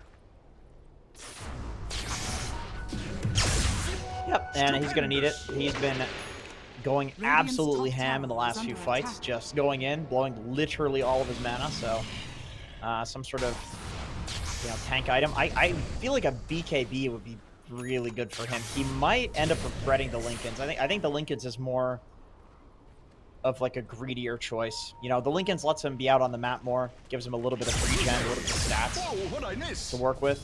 It means it's harder to pick him off because the Lincolns can pop and then he can zip. Oh my goodness, Carl. Yeah, I agree. I think if you go BKB and Lincolns, that's too much. But the Lincolns, I mean, it is nice that it gives stats, but I think it's just less effective than a BKB. But of course, if you're getting instant stun though from the DK in melee form, then the Lincolns is just going to be better. Yeah, perhaps that's his idea, is that the DK. I mean, I feel like he already has the Kai and Sange. I do feel like he would survive the instant stun. But we'll see. If he plays really well around his zips, then the Lincolns is better. Like if you're just having a really good pop off, like high skill game, but you know, definitely something that he could learn to regret, because I feel like against Tidehunter, you need a BKB on like at least 2 of your cores to deal with this hero. Yeah. That is for sure. So 1400 away from the Black Dragon. 33. Wait, what is he building? Is this an Eon disc or is he going Octarine? He's going Octarine, and he's got Boots of Travel right now. Wow. Well, he's going to get Black Hole. He's all alone. That's the one thing that Kraken Shell will not help with. Easy pickup for Blacklist. And if they're right on the doorstep. No buyback for 33. Let's see how much they want to commit. The meta is still pretty fresh. And Carl has a regen, so they actually have a lot to work with here. Fortification's already been popped. We'll have to go through another set of fortification here after this tower goes down, but... Oh! I think they just... I don't know how he got the goal. I think it just picked up. There is buyback now on 33. Well, the rupture into the Force Staff. Raven is very low. Mystic Flare, I think, was being used. We'll have to sunder his teammate and try to walk this off. Pops the BKB as well, and they actually defend without having to use 33's buyback. Impressive. I think, yeah, Blacklist Rivalry. They're going to get out. They've got no meta on the TB. I think they're pretty happy that that didn't go worse. Look at AUI. He has plus 16 armor right now. And what's his magic resist? 37% magic resist from 1 Mystic Flare, pretty much. Yep, yep. That's 42 int and 10 armor. Middle tower is Technically, under attack. if you get the Ags, you can hit all 5 enemies with both Mystic Flares, and you can get literally like 2,000 int. It's insane. Now he's not going to get an Ags this game because he's pathetic position 5, but like hypothetically, this shard is one of the most insane things in all of this. Yet we don't see it for some reason. I remember you doing the math on the Shield of Sion. You were very excited about that spell. I was, yes. For Ability Arena, the game that we geniusly designed, of course. If he's going to get the Wisdom Rune, it's going to cost him his life, though. He is taken out as AUI with the Mystic Flare again. Such a low cooldown on that, but obviously the mana cost is pretty severe. Great warding by AUI this game. Yeah, it's like there's been a few times where there is a deep ward somewhere that Tundra gets a gank off of, and I keep clicking on all of them, and they're all placed by AUI. So he is thinking about the warding game, and I know that's the case because he doesn't stop talking about it. All the little new ward spots. I'm sure he's very addicted to just finding them on this map. Not that that's a very impressive one, but did that net them a kill. Radiant's Yeah, that would be equivalent in Counter-Strike to being the guy that just practices smokes everywhere. You're just putting down these random-ass wars to see what would be the most effective. Watching replays to see where everybody else is placing their current wars so you can try to counteract it in some respect. Yeah. I think the hard part in Dota is figuring out like how to get to the spot to put a ward down. Like that ward that we just saw that they used is right next to the enemy tormentor, so to get it down pretty hard. You had to put that down way earlier, basically. This smoke is not It will not. Way there off. is a double damage though, so they could choose to fight, but Speeder has the Aegis. Cheese right now is on Snake King. And Blacklist in the triangle of Tundra, that is. As 33 is going to be shown. He's going to get lifted. Yeah, he's off the meta for this. Black Hole is used. Look how far range it is because of that Aether Lens. But 33 is going to survive. And with that, Blacklist are just going to have to get the hell out of here. Carl, very low on mana. We'll use the zip with the TP. We'll have enough distance to get away. They're actually using a smoke just to get a little bit of extra movement speed to ensure that they can retreat. Yeah, now Tundra is pretty much free to do whatever they want for the next 2 minutes. Black Hole being down means it's very difficult for Blacklist to kill 33, especially because he's got a cheese now to work with. So Tundra can get active right now. Yeah, this is quite the build for 33. They're really just going to go straight down mid? Yeah, well, Interesting. 33 connects with the Boots of Travel, has the cheese instead of the Blink Dagger right now. Oh, why not? 9 still in that Dragon form. It's about to run out, though. But they are going to get the full tower, surprisingly. There was no fort for that, so now that the fort is available, they'll use it. Tundra still with the Aegis, still with the cheese. Yeah, meta is down as well. I mean, it's not just the black hole. This is good foresight. 7 seconds. Tundra. They don't need a Meteor Hammer onto it too. The delay, trying to be here from Blacklist, is they're going to get the Electric Vortex onto Skeeter again. He still has that Aegis and a BKB. You get Malefist, and they will reset. I'm not sure for how long, because like you said, meta is still going to be on cooldown for another 45 seconds. Skeeter heals up. Has the Aghanim Scepter Blood Mist. We'll see if they go back in right away or not. Yeah, I'm sure they've timed it. They know it's still down, so... I mean, instead of committing to the full high ground push, they saw that all of Blacklist had TP'd back, so they know they're just sitting in their base doing pretty much nothing. Okay, they are actually going to go right back in. Meta will be up soon, though. Black Dragon activated, although it is very white on my screen. Yeah, the Meteor Hammer's there as well. Tim comes in, gets off the Dragon Tail to zip into the Electric Vortex, but 9 is still going to survive. Still pretty healthy, and he's the one with the cheese now. And they should be able to get the melee racks at the very least. It is ticking slowly thanks to damage over time from the DK. Is going to be the one that finishes it off. So Tundra get a free racks, maintain their Aegis and cheese, and they still have another 2 minutes to go. So I would assume they go connect in the bot lane and just continue to try to push this advantage. I gotta say, this is some good Dota, man. I mean, it's kind of boring because they're not fighting and fights are cool, but like Tundra recognizing how important those cooldowns are there and pushing in a 5v5 is, with like honestly not that great of sieging heroes. 9 is their best siege hero in the DK. It's not that fast. That's really cool. But then also Blacklist realizing that, like, yeah, they can poke and prod at Tundra, but committing to a fight without the black hole, without the meta would be suicide in this game. Both teams are playing incredibly disciplined. I would say the big mistakes this game are honestly just Blacklist not being anywhere near the Roche pit when Tundra was taking it. Like that's the 2 big places where this game has gotten out of hand for them. But other than that, both teams are playing very well. Yep, Carl has to be careful. 9's coming with that blink. Well, does he have a way to actually pop the Lincolns? They have several heroes there, but if you have to have 2 heroes try to cast, you're going to have enough time to zip away. But they're going to go towards the north, but they're not going to find anybody. That is a big item, though. So we have Silver Edge on Raven, but more importantly, the Refresher on KP. So now, I mean, with Tundra's Aegis expiring in the next 30 seconds, the next fight probably at Roche, and having double Black Hole for that, double BKB Black Hole, in fact, I mean, pretty freaking big.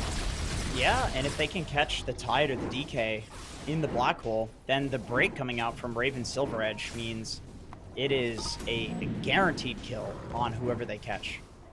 So I'm actually feeling this Blacklist rivalry late game more than I am feeling the Tundra late game. I think Tundra has the pressure on them to do cool stuff in the fights, you know, like they have to catch the right heroes with the Ravage or the DK stun, or jump one of the supports first before the fight even starts. Whereas Blacklist Rivalry, I feel like they can just take a totally fair 5-on-5 fight and they're going to win. Tundra's got to do a dishonest fight. That's what they need. A dirty fighter, huh? Yeah, they got to fight dirty.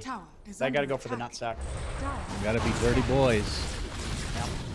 Skeeter making his way over to the Tormentor, so this is a 50-50 between the DK and the Snapfire. 33's been spending a lot of time standing around this, waiting for his team. And it will be 9, so Fireball is now activated. Radiant's bottom barracks which he will use immediately to try to defend their base against this pesky illusion. Dire's top tower is under attack. The rest of Blacklist not far off. And now they are. They're trying to TP out slowly. I'm not sure if KP has shown yet, but being able to use the refresher. I mean, he doesn't have blink yet, though, so it's still a walk-up kind of black hole. Yep, I mean, luckily for him, he's got the Psychic Headband, so he does have a lot of cast range. And Tidehunter, DK, both heroes that like the front line. And those are also the heroes that he wants to target with the Black Hole. So I still think that the fight is not that hard for KP to play. But with the Blink Dagger, I feel like Tundra has they've got a mountain to climb in these fights. I mean, they obviously still have the gold lead, right? But like late game Enigma, this is like the best late game hero in Dota, I think. Yeah. If you have this build. And of course, not having any kind of BKB piercing stun. There's not even really. I guess you could go Abyssal on Skeeter. Radiant's middle tower I mean, he does have a Blink attack. Dagger, but still, that's not going to be that reliable because if you get Black Hole. Then what you do as KP is you just Black Hole right on top of yourself, Radiant's so you would have to walk middle into it to tower is under Abyssal you. Yeah, true. But you are right. Technically, because he has the Ether Lens, the Black Hole he can be standing outside of the Black Hole when he's casting it, and so you could get the Abyssal off. But that would be like KP's mistake if he does that. Radiant's middle Well, tower we'll know about is Rosh in under 30 attack. seconds, and then the Rosh off will commence as Tundra has been able to separate themselves from the net worth side just a bit more over the course of the last few minutes. 7K lead now. But yeah, the Wombo combo. Well, I guess they don't really have a Wombo combo. It's just KP's Wombo combo on himself.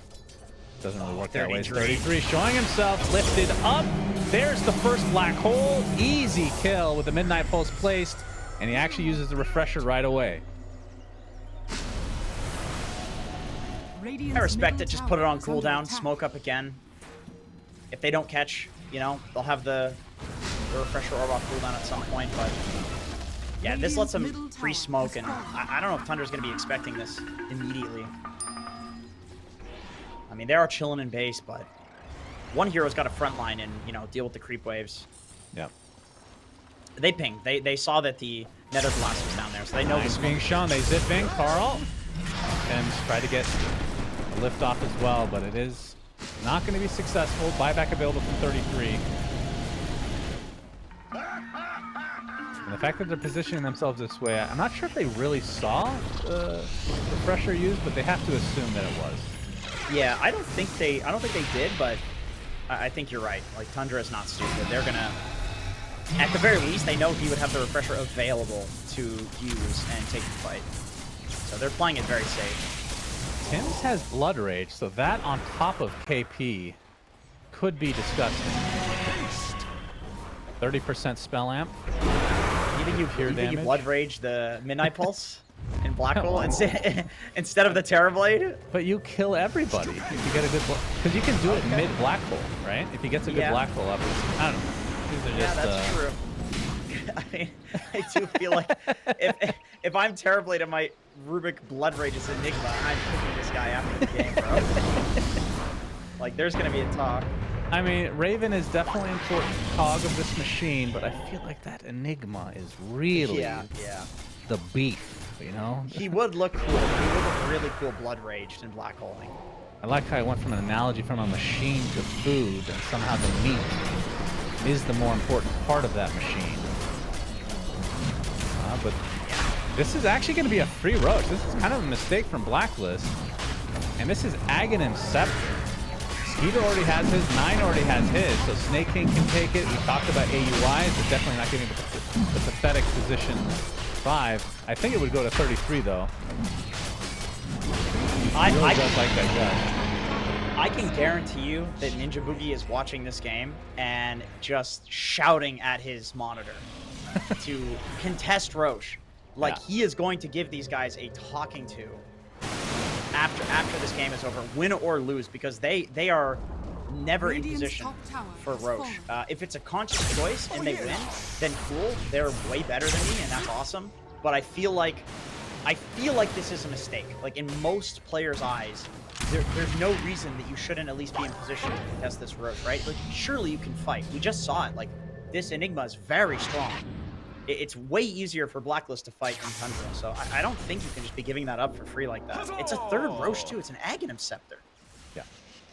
Who'd they give it to? Tide. Yeah, you were. I mean, That should help. I feel like I agree that Skyrath is actually clearly the best Ags in this game. But the fact that he's position 5 means it's not guaranteed he's even going to get spells off, right?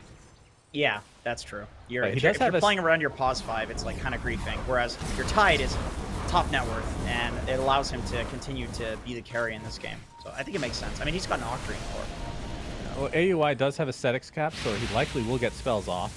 And you could also make the argument that 33 is so freaking farmed, he could have just bought it himself He can get and his still own been eggs. freaking farmed. Yeah, sure.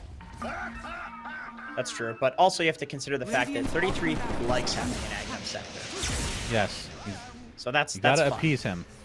Yes, you do. Scooter gonna clean up the bot lane. Aegis for another 3 minutes. They're definitely playing this. I mean, going high ground against the double black hole is pretty freaking scary. Yep, And especially KP does against have Carl, who Blink. can buy back and just zip right back in the fight since you're gonna be in their base. And he's got a regen rune on Carl right now, too. So feeling very good about himself. And he has enough gold for a full Aghanim Scepter. But I think, like you said, he will be saving buyback just because with Enigma, somebody's got to go in and show people. And realistically, that's going to be Carl. So he might die doing that, and that's where the buyback comes in. And you set up for him. I'm missing something with 33's neutral. He's keeping Defiant Shell in his inventory instead of Spell Prism right now. Hold your horses. We're gonna have a fight. 9 is reflected, his own dragon owning him. Has Bloodthorn now, so definitely has damage on his side. And it's extremely tanky. Has the cheese in his backpack, and they have another cheese on Snaking. Thunder just working with a big advantage in terms of just these consumable Roche items. I think he had the Defiant Shell, by the way, so he couldn't be broken by the Silver. I think that's what he was going for. Okay, what does that mean? It doesn't evade, it just counterattacks. I think it evades. I saw that Tundra had 3 of those in the last game we casted from them too, so I believe they just think this is a really OP neutral. Okay, we're gonna have to talk about this. There's no way it evades an attack. It just reflects. But you take, surely. But then I'm Tier not 2 sure. tower taken out. I mean, okay, I'm gonna read this freaking item now. If I can find it. It says it hero counterattacks target within their attack range. Does counterattack mean you like parry it and then? Huh? I could see it both ways now that you mention it. Huh? I'm not sure. I don't really use this item, but like I said, I did see that Tundra, the last game we casted from them, they had 3 of them. So Like Legion's there's passive is considered a counterattack, isn't it? You still take the original attack. Anyway. Yeah, that's true. I would have to test that, because if it works as an evade, then yeah. But there is another item that evades, and it might be in the same Gossamer tier. Cave. That's a tier 2, actually, I think. So, okay.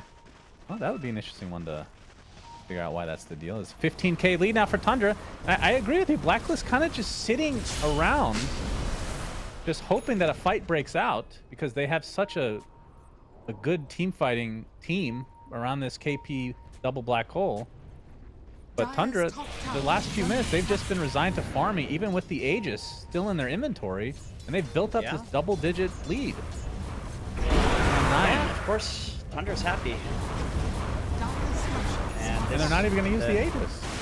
No, I mean, fortification is now down, so if Tundra wanted to commit to this high ground, they could. I mean, they could even just keep poking here at the DK movements. They don't really have to commit to anything because they have the DK. Carl, by the way, went for a nullifier. He had the Aghanim Scepter queued up, but he went for a nullifier, which, you know, against the Bloodseeker, who will be blood raging himself with an Aghanim Shard. It's very good to take that off. That definitely a bit of a counter to the Bloodseeker, as well as all of the support items that Tundra has. Like, takes off the Solar Crest, takes off the Glimmer Cape, potential Force Staff. Honestly, it even takes off the Boots of Bearing. They're smoked up here on Blacklist. Yep, Both finally teams. looking for a fight. 9 in the river. Illusions are going to be taken by him, but he's still in melee. He's going to get initiated on. There's the first black hole. And that's going to be an easy kill, and we talked about how powerful this is. He's going to actually pop his refresher as KP taking a lot of damage even despite being in the BKB. 33 gets off the Ravage. Only going to hit a couple of heroes, but he gets the kill onto the Rubik. And KP, again, still with the other Black Hole available. He's going to use it along with the Midnight Pulse. That's going to lead to the kill onto 33. Now double buyback from Tundra, knowing that both Black Holes are down as Raven ruptured up. Blood Mist is being applied as well. He's going to get tentacle surprise right in the backside, and he is brought down. Even with the buyback available, he will not have mana. They don't have double Black Hole, so Tundra with a huge advantage now, looking to get some buildings. That's going to be the very fancy buyback sound from the Terrorblade. But again, only in melee form. 95 seconds with this Metamorphosis. The Skeeter going to get zipped on. Getting on half HP already. His Midnight Pulse still there. He's going to get lifted back into the fray. Yes, Cheese. Will they be able to get off the Cheese? They do. And now Skeeter going absolute ham. They're going to delete the Enigma. Has to buy back into the game. And this is going to be a dieback on the Raven now, as Carl forced the zip back to base, and Nine and company can now focus down this second Rax, knowing that there's no Terrorblade, melee form or not, for the foreseeable future, maybe for the rest of this game. 2 sets, and now on to the last. Man, Blacklist has to pull something crazy out of their hat right now. Like, I don't know. Carl needs to somehow jump and kill somebody. Initiation on a Kuku. He's going to get 4-staffed in, but the tactical surprise finds Carl, and there's the Ancient Seal from AUI, and that's going to be the end of him. Does have buyback, but they call GG. Tundra. All right, I'm going to say this. I know they just won TI, so it's not the craziest thing. I think that this team has the highest IQ of any team in the world. Whether they win or not, you know, dependent on their play, but IQ-wise, there is no team that comes close to this. I swear, they're actually insane. Yeah, I mean, they won this game off of extremely good Dota fundamentals, which is also how they said that they won TI. Like, this is their words. They won this game because they secured Roche 3 times, and Blacklist was not in position to contest it. They won this game because they saved buybacks. They threw heroes in first that had the buyback and got double block hold, and they bought back, and they sieged. Even if it's like a 5v5, they realize because the 2 black holes are down, they can fight. And that's one thing I think a lot of people don't realize in Dota, is that a lot of people think in terms of like heroes that are dead. It's like, oh, we have 4 people alive, they have 3 people who are alive. We can go fight. Tundra in this game was thinking in terms of cooldowns, because they took a bunch of 5v5s, and what was more important was black hole was down. And every time that they got an advantage in this game. Yeah, so Blacklist, they didn't want to fight for the longest time.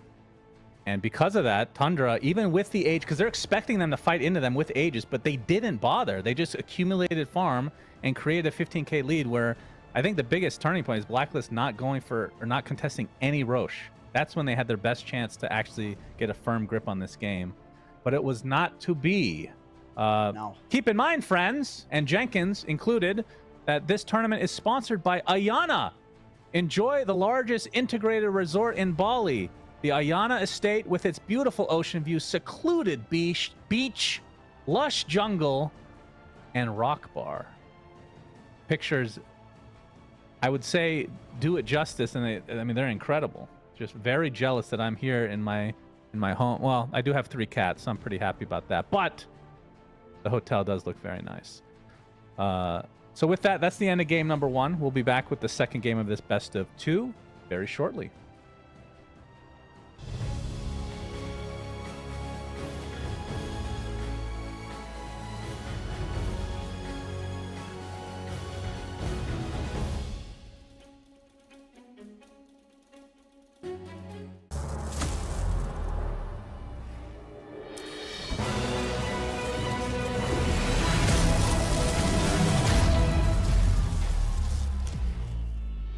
Use your skills in the gaming.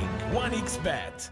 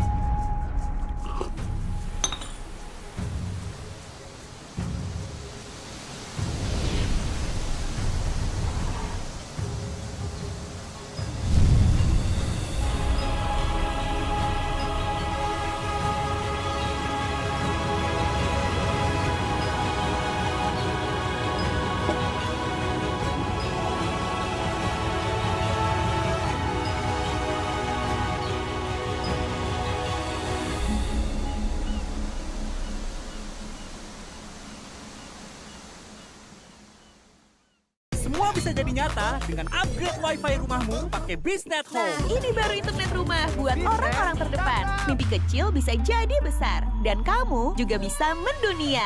Jadi, siap wujudkan semua jadi nyata?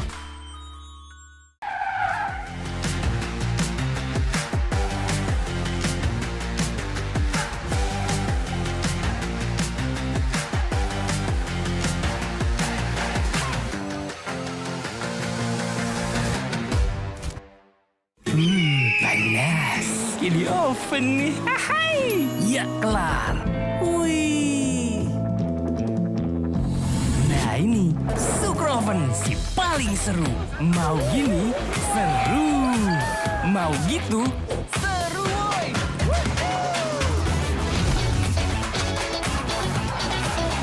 Mau lagi? Lagi, terus aja lagi. Super Oven seru roll di oven. The world is your stage. Take the first step to change. Lead with vision and innovation. Perfect your strategy and make your goals reality. Get in the game.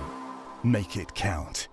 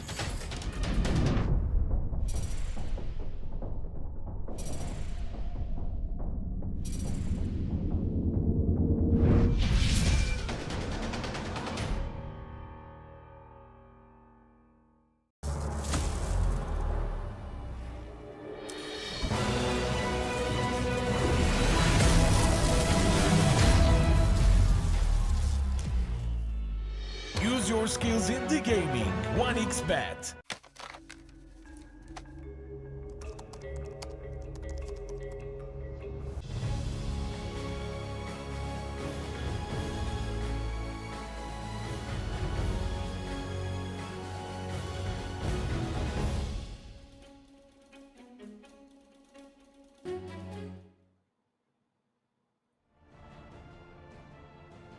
Welcome back, ladies and gentlemen. Suns fan here with Jenk.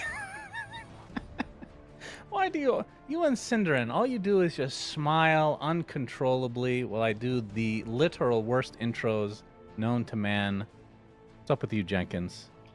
I can see you looking up at your 6th monitor Fourth. that I know was there because I was in your house, and you have one of these like, it's like you're a hacker on a TV show where you have all these monitors set up. One of them always has ASMR on it. I'm absolutely certain you're probably listening to ASMR right now as we speak. No, because Can you confirm you are on my ASMR monitor now, so there's no ASMR anymore. Don't You're tell me that. replacing That it. doesn't make me feel comfortable. That does not make me feel comfortable here, that I'm your ASMR for today. It's a very sensual experience, and so is casting with you in general. I appreciate that. So, first game between Tundra and Blacklist went the way of Tundra, and it is still kind of, I mean, maybe it's not even that early on. They have played a bunch of games. Blacklist need to get their shit together. I mean, they looked good for a good portion of this game, but we talked about some of the mistakes that we thought they made. They kind of waited around a little bit too long, and Tundra just outsmarted them, really. They just played into their game. They allowed Tundra to get every single Roche, every single Aegis, the cheese. They had double cheese at some point with the Aghanim Scepter. You just can't give that stuff up and expect to win. But, I mean, they're right, though, Jenkins. Like, if they're playing another team and that team gets Roche, I think most teams try to push high ground against this double black hole, and maybe they lose that fight, and that's where Blacklist can come back, right? I feel like that would have happened against a lot of other teams. Yeah, that's probably true. I agree. The thing is, though, like, even though I do think Tundra was really disciplined with their high ground pushes, like, for example, they never, put the DK, the main DK up the high ground. They just threw some illusions up there. I still think that they could have done some buyback on the double black hole and still won the game. Like, I think the biggest thing from the last game that I would focus on if I'm Blacklist is just the Roches. Like, you can't give up Roches for free. Remaining. That was very undisciplined from them. And it's a shame because it's like in a lot of other aspects of their play, they obviously were playing incredibly well. Like their decision making in team fights, for example, when KP black holed the Tidehunter and then simultaneously his team went on the rest of Tundra, like that is sick shit, man. Like that is really good team fighting, genuinely. Like we question it because we're bad, but then the fight progresses and it's like, oh, that's what they were doing, right? So it is a crying shame to see Blacklist screw up on such a basic level when they have some of the advanced stuff down as well. So I'm sure their pre-game with Ninja Boogie, the talks that they had, that's probably what they covered, and hopefully they can address it in this next game. 10 seconds remaining. Yep. So only difference in the bans so far is the 5 Enigma, seconds which was taken remaining. out by Blacklist, which means the Enchantress gets opened up, which they will take themselves. So now I wonder if you want to pick Tide as 33. It's literally the only hero he's played in the games that we've cast, and he's owned in every single one of them. But Enchantress is a hero that can be pretty annoying to deal with in lane, and they're actually going to pick Doom. So an offlaner that can just eat the creep of Enchantress and into the Snapfire, which might be played by Snaking again, but could be flex like we talked about last game. Yeah. They seem to really like Snap for some reason. I mean, it's a universal hero. That's always a plus. I think it's fairly guaranteed to at least secure your lane and make it, a 50-50 at worst, which is really nice, which means they can pick a 10 hero like seconds Doom super remaining. early, which is, on the greedier side, and they can still do very well in this lane. I'm interested to see, was it you that I was casting with that we saw the super deep ward for the Doombringer to get the right creeps? No. That wasn't you. Okay. I'm pretty sure what. Oh, no, that was with Ricky. 10 seconds those were the remaining. good days. But 2 days ago. yeah. But basically what 5 I think it was seconds LGD, what remaining. they did is they put a ward down in the jungle, like below the tier 1 on the safe lane, to scout the two camps, the easy camp and the medium camp, to see what was there. And they got like a frost armor creep. So he headed over and grabbed that. And, obviously that's super lane winning on Doom. Or if you get like the Harpy, that's also super lane winning. I really do think this hero can be like a very dominant laner if you get the right Dire creeps. team Otherwise he back. can be a weak laner. Mm-hmm.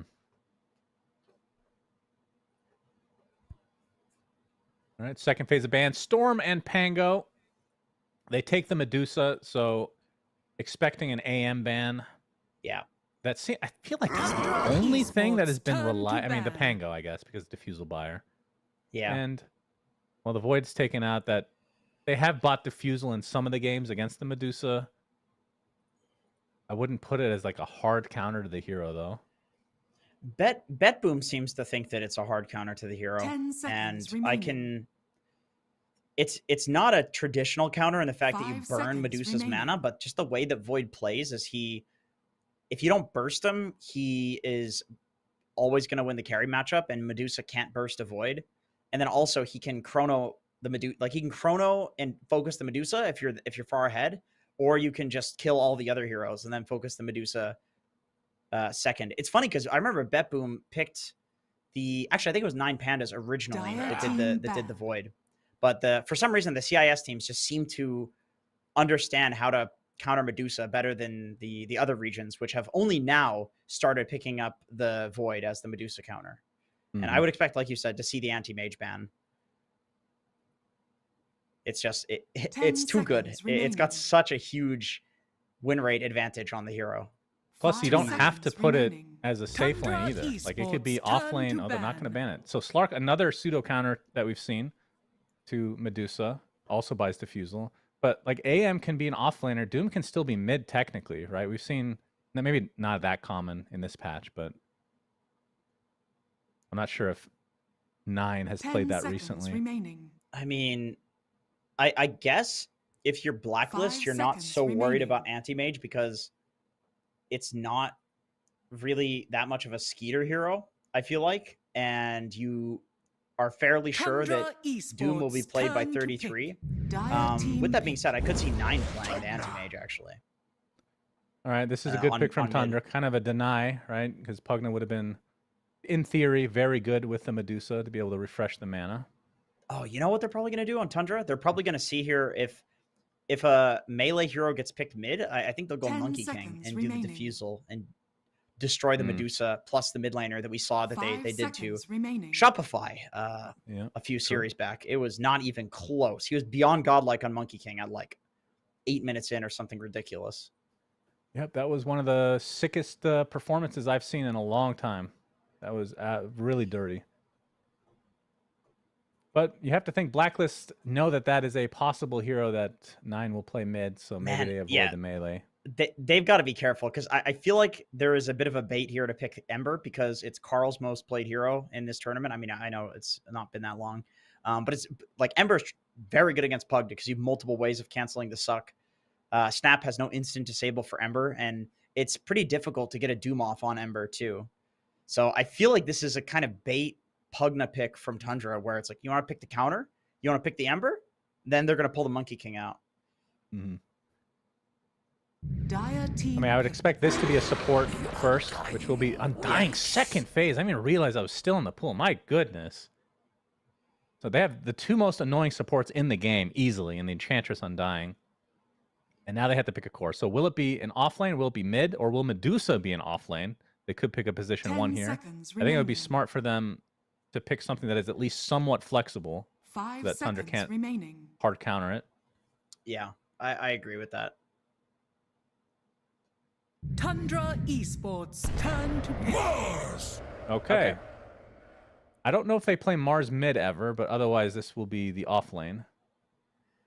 for I mean, I KP. do think Enchantress Mars is a fairly nice lane because Tundra presumably will have the carry counter pick right now. 10 And seconds I remaining. don't think Enchantress Mars really loses to all that much because Mars can just always 5 double nuke the seconds wave remaining. and heroes, and Enchantress does a ton of harass with impetus. So like these heroes will win lane. Is there any carry Dire that Tundra could team pick? ban. Phantom Lancer. Okay, well there's your Diffusal carrier. Yeah, But very good PL game. if Blacklist have to do, I mean, if let's just say they want to not play Medusa 1 anymore, so it would be offlane Medusa, mid Mars. Do you think that would be 10 feasible seconds in a game remaining. like this?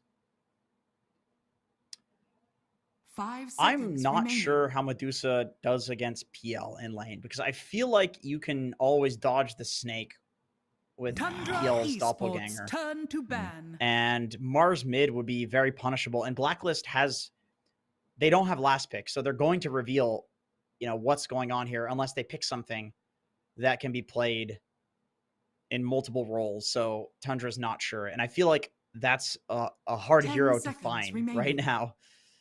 I would say probably what they want to do is just play around like the early Medusa butterfly timing. And at that point, PL's not going to be ready to fight. And maybe what Blacklist wants to do is they pick a mid laner that can, snowball the game off of that timing. So something that's like very active.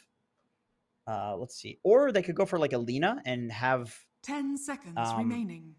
More of like a semi-carry mid where the Medusa is not the only 5 hero that seconds has to be there to remaining. carry the game. But I do like the idea of just playing fast against PL. Like, don't let it go late game. Medusa is stronger early than PL is.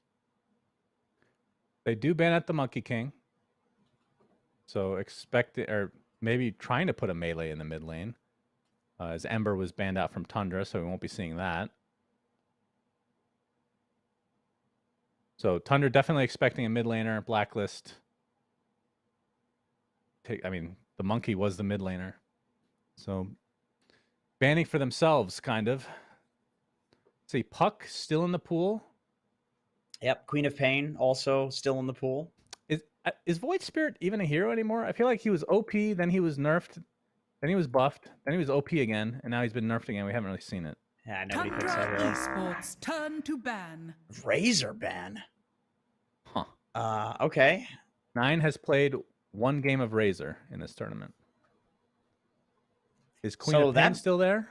Yes, she is. Yeah, it is. That makes me think that Blacklist really wants a melee. 10 Well, what gets seconds remaining. owned by Razor? Well, Carl 5 has seconds only remaining. played Ember as a melee hero in the mid lane. Otherwise, it's been Storm, Quap, Lina so far in the tournament. Because I feel like if 9 picked Razor, oh yeah, they don't have the response pick, of course. Okay, yeah. Mid laner that gets owned by Razor. Well, that's any melee, literally. But it's not that bad mid. It really isn't.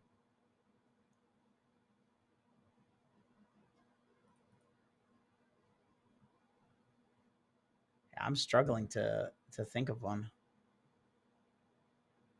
Well, Tundra's also struggling to think of something to ban. I think they might be puzzled as well. Probably looking through their notes for heroes that Carl has played in the DPC. Primal? Okay, Beast. I guess I can understand that. We saw the Monkey versus Primal the other day. It looked awful for Primal, and I suppose Razor would be a little similar to that matchup. Mm-hmm. That's a good ban. That's a good 10 ban. seconds remaining. All right. I mean, we'll see if that was the 5 pick. seconds remaining. Mid lane melee. That's what I'm Like expecting. Kunkka or Tundra something? I don't know. Kunkka is awful. Sack. Okay, that is not a melee. That is a goat. So Yeah, banning Razor against Lesh. That's kind of weird. I think Razor honestly does. 10 That's like seconds that remaining. matchup is whichever hero has the lead Choose your just hero. destroys the other one. Like Razor sucks the Lesh, Lesh pops Edict, and whoever has like one extra item kills the other. So Tundra goes for the Queen of Pain, which I don't think is like a super hard counter to Leshrac mid by any means. I think both of these heroes are going to farm, but it is a pretty free Queen of Pain game. The only thing to catch him out is Mars Spear, and that's not that easy to hit on a Quap. So 9 feels like this is just a good overall Quap game, and I agree. It's decent, and it does pretty well against Lesh mid. Like, he's going to farm just fine. All right, whose lineup do you prefer then, big boy?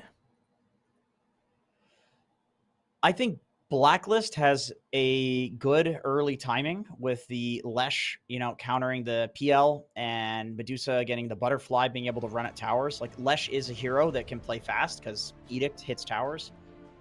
With that being said, when the game goes late and Skeeter eventually gets like a Mage Slayer to deal with the Lesh, he's going to have the Diffusal to deal with Medusa. There's probably going to be a pipe on Doom to also deal with the Leshrac. I think if the game goes late, Tundra is going to destroy Blacklist, but Blacklist has some snowball potential off of this Medusa butterfly. Yeah, I would say... I don't know, I like Tundra's lineup better in general, actually. The Medusa doesn't feel like it's too scary here against these heroes, because they have a good amount of disengage with the Stone Gaze, right? If she pops that, they can just run away. You got Scorched Earth to give you moves to, you got Cookie. The only one left behind is AUI. Nobody gives a shit about Pugna. That's the Butler. He's fast, too. Yeah, 330 move speed. Yeah, Blink, that's true. He's a fast hero. And then Skeeter with Doppelganger. They have ways to disengage. They have ways to get out of the arena. Unless it's bugged, you can just blink still, right? There's no weird shenanigans. No, they fixed, like the Pango. I know there's no Pango, yeah. but they fixed the Pango bug and all that bullshit. So I think it's how it should be. So, yeah, I definitely like Tundra's lineup. And I like their team after that last game, for sure, more than Blacklist right now. Yeah, I agree. I think Tundra is one of the worst teams to screw up the Dota fundamentals against, because they're known to just be perfect in that sense. So 5 minutes between games is definitely not enough time to figure that out, but I don't know, maybe this draft is just better at not having to care that much about Roche. Tundra does not have the greatest Roche lineup in this game, but yeah, we'll see what Blacklist can do. Maybe they'll prove us wrong. That is true. The Roche is pretty bad. It's really just the minus armor from Snake King, the little shredder, and they just, yeah, that would just take way too long.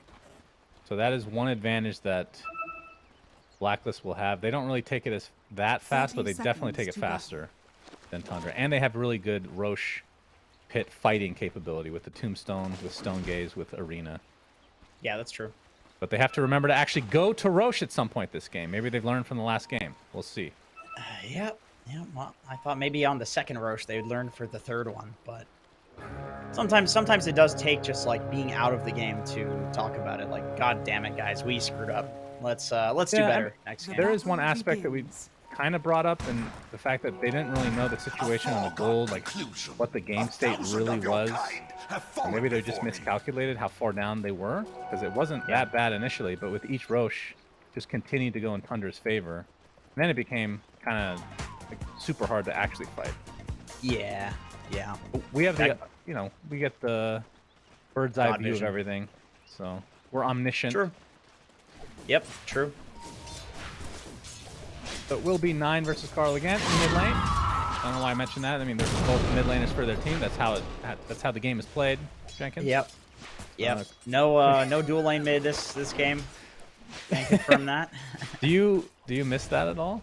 There was a brief time when that was a thing. That was a stupid patch, man. I would have hated to be the pause 5 IO having to go mid with my mid laner who's now learning Ursa. I'm glad that was a one patch. Usually I like the idea of being able to, like, well, I do like the idea of like having tri lanes occasionally and just like switching things up from a standard 2-1-2, but there is something really satisfying about a 1v1 true matchup.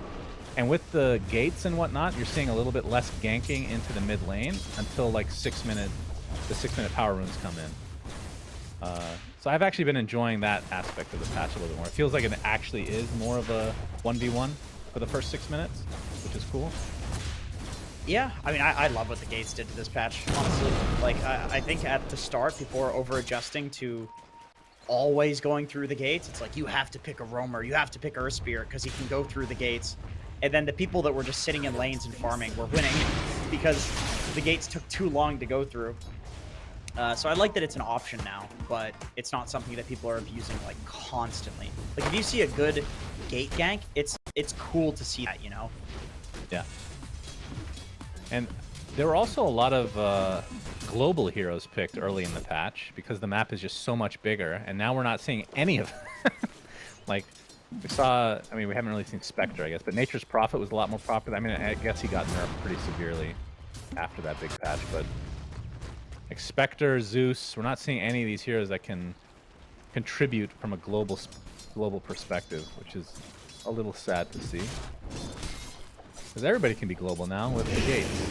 Yeah, in some respect. And a lot less people are farming the side jungles than what people were doing at the start of the patch. I remember pubs were just like 5 people on one team farming all 10 jungles, and then 5 people on the other team farming the other 10 jungles. Like, it was just insane amounts of farming. But that's not how it is. Dota always goes back to just the normal Dota eventually. That's one thing that I think people, like pro players, have realized over the years, is you can over-adjust to a new patch. Top lane, they're fighting over the Lotuses that Raven wants so badly. He will secure it. Blood Grenade onto Cuckoo. 33. He has the Ensnare ability from one of the trolls that I don't remember their names anymore because they changed them. Are fortified. Not the greatest this early on. No, he wants another creep. Harpy's always nice. If you get a Harpy, you just go early mana boots and spam. Although against Medusa, I love the mana burn creep because it's now based on your int. So it's actually percentage mana burn on her, which is obviously very effective. And for mid lane, 9 is getting crushed, actually. Wow, it's not very often you see that. 15-1 right now. Is going to get a couple more under the tower. But Carl, 24-3. Leshrac having himself a time. And this is part of the reason this hero has been picked up a little bit more is because of the buffs to basically all of his abilities. The AoE from Split Earth was increased. The damage on Lightning Storm increased at all levels. Carl will be able to... Interesting that he just TP'd back like that. Yeah, I think he was going to try to get the other water rune, but Tim's ended up taking it. Bit of a miscommunication there on that, because if he got both of the runes, that would have been pretty devastating for 9, who... How is that a miscommunication? To himself, he miscommunicated? No, I mean, he TP'd it. Like, he should be telling Tims, don't take the water rune, I'm going to TP. Oh, Tim took it, okay. Sorry. Yeah, Tims took it because he thought that... Like, usually you split the water runes 1 for 1 with the other mid laner, because you can't go to both unless you do the TP. I mean, some Dota players do miscommunicate with themselves, dude. I don't know. Yeah. Depends on how many pubs you've lost in the day. That's a lot of NA players that have that mental issue. Skeeter taking a lot of damage in the bot lane. The rebuke was there. He's going to get pinned to the tree, and that is going to be first blood for KP. Nicely done from Blacklist in this bot lane. Good lord, dude. Cape, 2 bracers, 2 gauntlets of strength. He is hitting for big damage. You know, if he had just a couple more bracers or a couple more gauntlets, he could have gotten the Gaimin's gauntlets at some point. Those are the ultimate item you can combine into one Gaimin gauntlet. It's very strong. 10 gauntlets of strength, right? That's what it is. Yeah, it is 10. Yeah, try that in your pubs, guys. I swear it'll combine. The icon is literally just Gaimin's face. It's incredible. Cuckoo getting pushed out of the lane here by Snaking. As 33 now has the Tornado creep. That has got to be one of the worst. My goodness. Is it still channeling? Yeah, it's just terrible. It even took that over the net. It's 100 mana as well, which is you know, quite a lot. Yeah. But it does continue after you stop channeling for 5 seconds. That can be pretty nice. For 5, my goodness, that's very strong.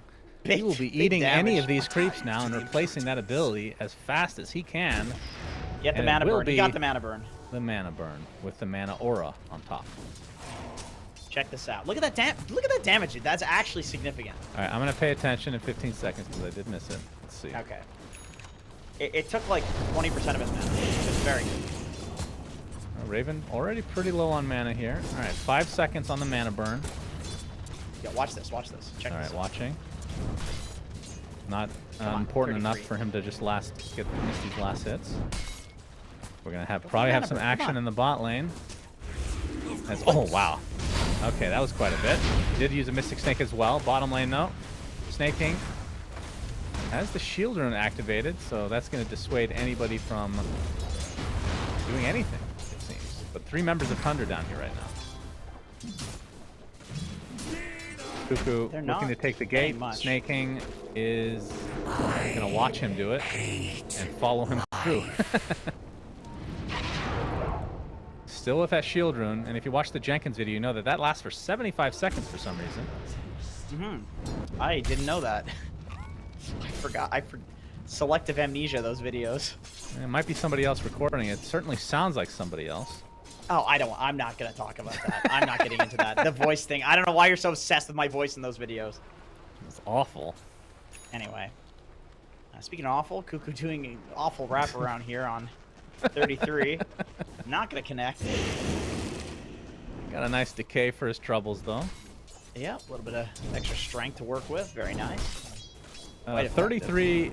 I want to see how he builds Doom because he builds every hero the way that he wants to build it, and I love that about him. So I'm hoping he doesn't just go for the exact same build as everybody else's. Cuckoo guarding the rune will take the arcane, so 9 will not be able to bottle that. Would have been a pretty nice one. In fact, 9 wants to continue to chase this, try to punish Cuckoo. He's going to be wrapped around by Snake King this time. He's going to get the Shadow Strike. 33 coming to leech a little bit of XP as well. As the Cookie connects, he can take the Ogre Creep as well in the meantime. As Cuckoo, it's going to take a while, but eventually he will die, I think. I hope. There he goes. Is that 33? Where your head is at? Where What? you see a Doom walking towards a kill and you think he's going to get the Ogre Creep? What in God's name are you doing in your pubs, bro? He might...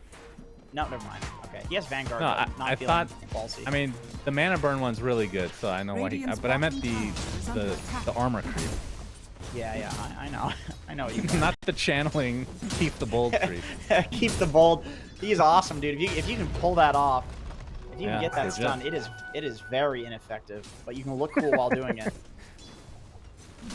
Radiant's bottom The tier 1 tower is just going to fall to creeps mostly in favor of Blacklist. So they win this lane. In fact, they basically win all 3 lanes. You can see their 3 cores are the top 3 net worths in the game right now. Pretty effective play as 33 goes for Vanguard on the Doom. And we were seeing a lot of that into the Octarine on Doom early in this patch, but now that that's not possible, we'll have to upgrade that to a Crimson, which... I mean, is this even a good Crimson game? I think he's going to disassemble into Vanguard or into Pipe plus Octarine.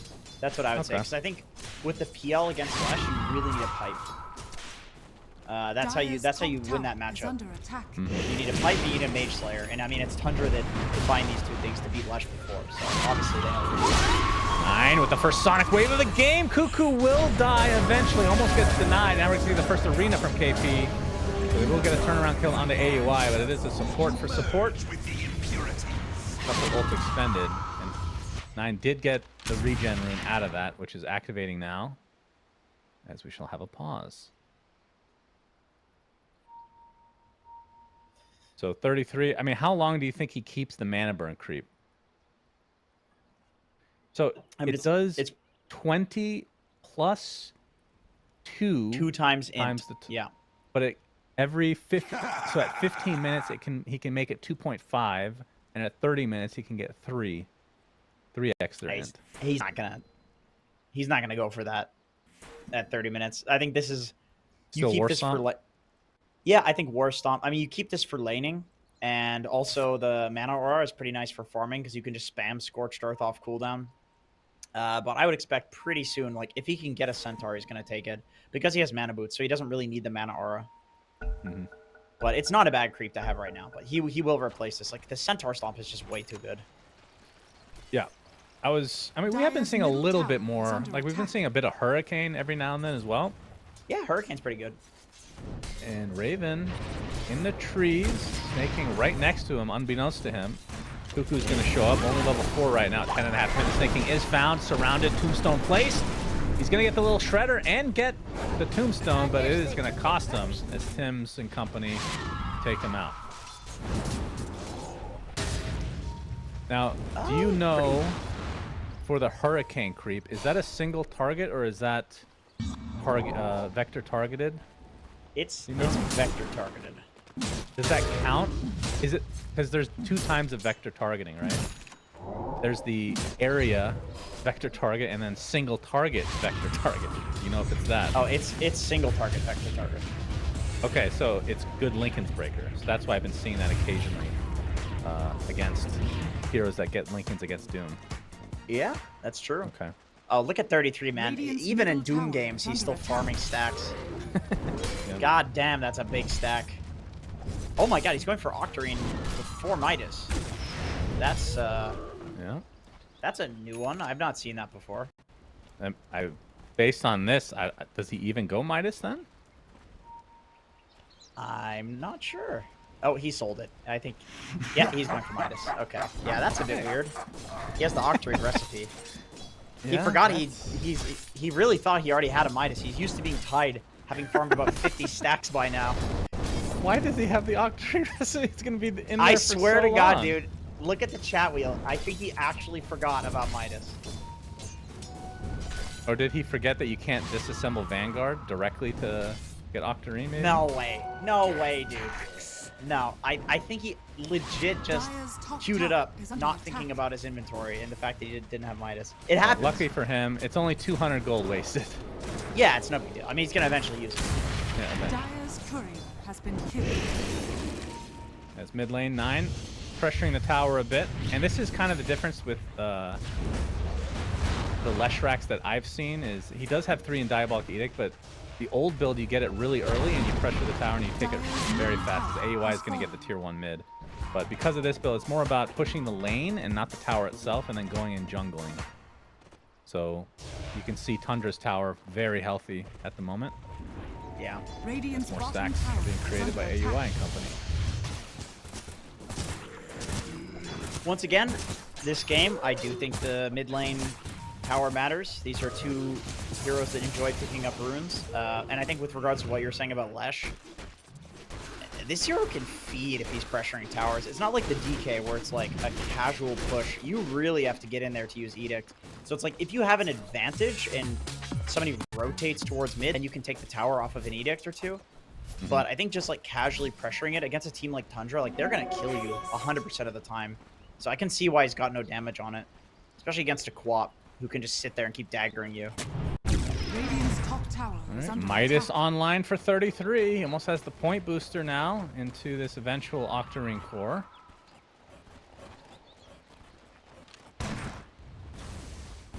And of course, Blacklist Rivalry know that he's building the Octarine core because he has the recipe in his backpack. So they're fairly sure what they're going to be dealing with here. Yeah. Okay, so he's just 2 Void Stones away now Radiant are scanning. Yeah. from that item. I really expect the pipe to be the item he gets after this. I mean, maybe he gets a Blink Dagger if they want to do more pickoffs, but eventually pipe is very necessary for the PL versus Leshrac matchup. Yep, Snake King actually going to do a nice job of dodging the spear and actually will live as a result. Man, that was like a Matrix-esque getaway. Jumped over the spear. That was pretty sick. As the Bloodstone is finished from Carl. And unfortunately, the guys that Neo was fighting there had a single bullet. There were no other stuns Radiant's top coming tower through, is so he under just attack. TP out. If you did watch that movie, he could stop bullets, so it didn't matter how many they had. Agent Smith wasn't enough, Jenkins. Dire's bottom tower is under Tier attack. 1 tower will finally be taken out by Blacklist as Radiant's they are top grouped tower up has fallen. at the 15-minute mark. That's not English. No Tormentor for 5 minutes. You're just thinking about Matrix, aren't you? I know in your head you're just thinking of Matrix. You're like, oh, that Yeah. Matrix 3 I mean- ruined the whole series. Oh, it's not. It's Matrix 2 through 4 ruined the whole. I mean, how do you not like the bring back second Hugo Weaving for the 4th one? Like, come on, that guy's a gem. Radiant's middle tower Another tower is being under pushed. attack. You got the rally creeps in Dire's tow. bottom tower. Blacklist Radiant's middle tower trying to take has advantage of fallen. this relatively early game lineup. I mean, with the Ench, Undying, Enchantress, Dire's you can bottom definitely push tower these has towers at a certain point, and now they're Radiant's starting to middle group up. tower is under attack. Dude, have we seen Tim's on our screen for this entire game? I feel like he's just been chilling and farming bot all game. Yeah, I mean, Tundra did abandon that lane at some point, right? Pretty early. He's not that farmed because Ench just doesn't really farm that quickly. Yep, not a Chen. I mean, that's an interesting way to counter the hero, though, right? Is Snake King trying to get the old getaway. No cookie. He's already used it. In the trees, TP. And he finally gets speared at the last moment. Snake King will eventually be brought down. What is it with this spot? It's just Blacklist killing Snake King in this spot. That's the action this game. Okay, they're gonna go bot though. They're gonna look for 9, who's playing very far up here against Tim's. Yeah, this is definitely punishable. Oh, Walking they run right by 33. Radiant's top tower is under They attack. did not see him because of nighttime. No, That was like he super did. close to the fog. Yeah, and he All didn't right. see them either. A little awkward there. But yeah, I think with this early blink dagger from KP, Blacklist definitely want to be fighting. And Tundra, they want to be farming.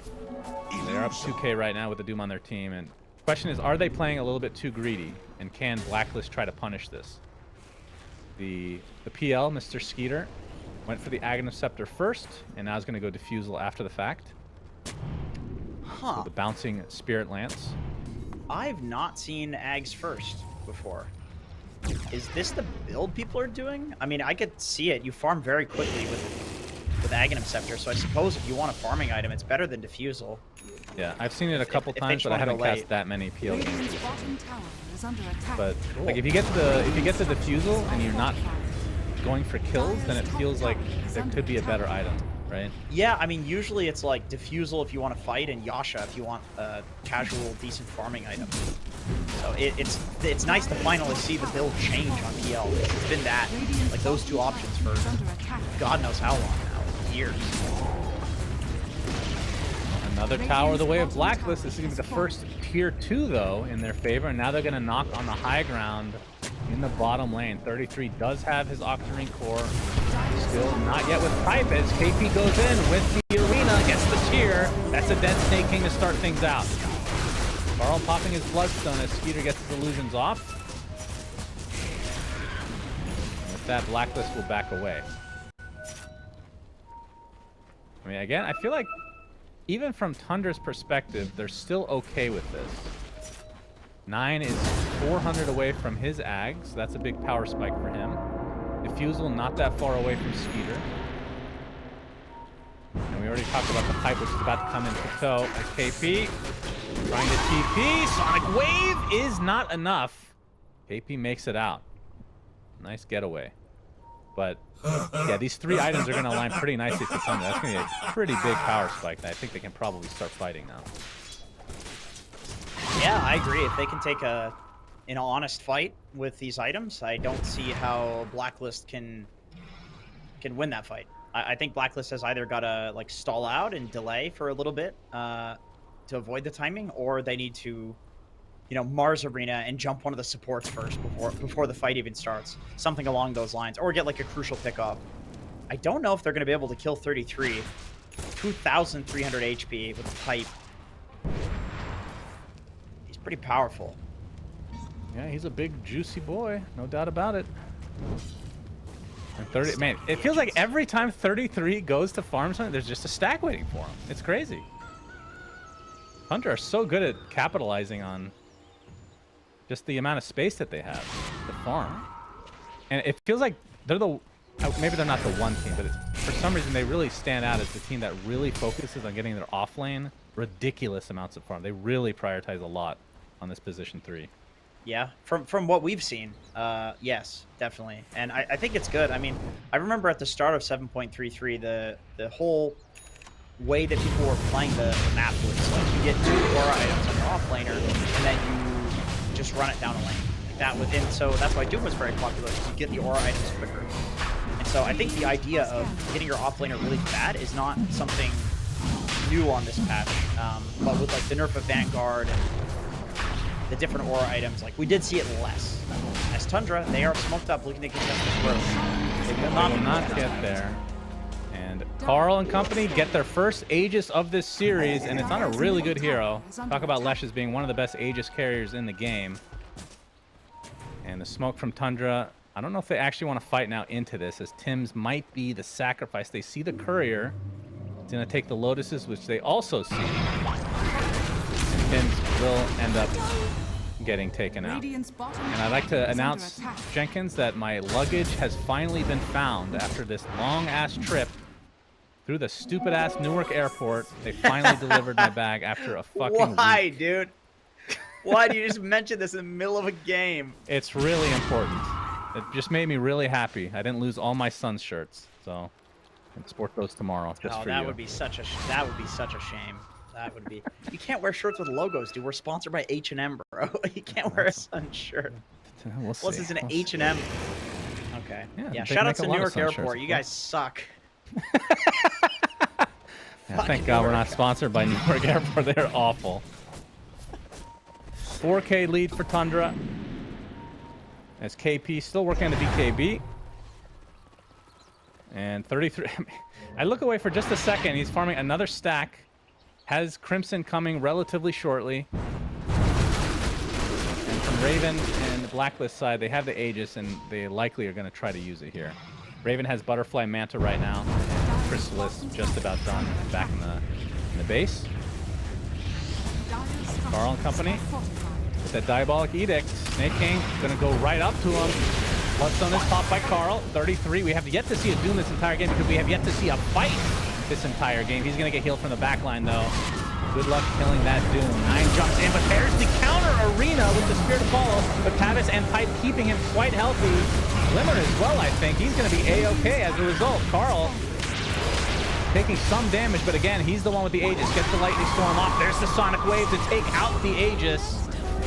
It's going to cost them their Enchantress as well. So Timms takes a tumble, and Raven trying to TP out. The Mortimer's depleting his mana, but not enough, as they will finally take out Carl with the actual life of his. So a nice fight from Tundra. Kind of an in-and-out exchange, but worked out in the end. Yeah, it turns out Tundra is just very strong with their type of Insight and Aghanim Scepter Diffusal on PL.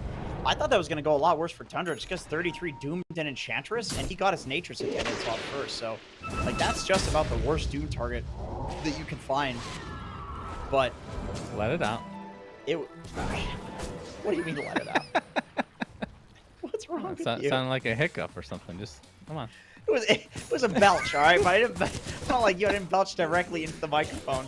I don't even know what I was going to say. I don't care. Whatever. Tundra's strong. They can't fight. This game's over. Really? I don't know if it's over. 9K lead for Tundra. But, yeah, they have definitely taken firm control of this. Like you've taken firm control of your esophagus. Good to hear. Keep it together. I could tell you, there's something not firm coming up in a second here, especially if you don't stop talking. But I don't see, like, I think this late game is very Tundra favored. Like, I know that the PL Leshrac matchup is, yeah, you know, Leshrac, you can clear the illusions. Not the case when there's a Pipe, when there's a Crimson Guard, which is going to protect from all the Medusa split shots, when there's an eventual Mage Slayer that I'm sure Skeeter's eventually going to get because it's attached to the Bloodthorn. So, yeah, I mean, I feel like this game does not get easier for Blacklist. They've got to take some really important pick off if they want to win this game. The question is, who do they jump first? Probably Aoi, but he's not even that important. Oh boy, Raven, he's going to run right into the rest of Tundra. Does get up his Stonegate. Sonic Wave is there along with the Arena from KP. They're focusing on the Doom. It's already at half HP, but they've used a lot to try to take him out. They finally will do so. So a nice counter initiation from Blacklist. They're going to find Snake King, it looks like, as well, but he does get the stun off onto KP. Oh, actually pushing AUI away. It looks like he will eventually go down as the Mortimer's coming in from the other side, though. Rebuke finishes him off from KP. As Carl will TP out in the face of danger. They lost 3 heroes. The Medusa died. And 9 and company continuing on. They're going to be able to take out Marge. So it started out as a really good fight for Blacklist, but then it completely separated into 2 separate fights. And it just ended up working out in Tundra's favor again. Blacklist can't step away from their Medusa. This does tend to happen with the hero. Medusa's very slow, and a hero like Leshrac is very fast, and you know he wants to stay on top of and kill these supports. So I can see how that happens.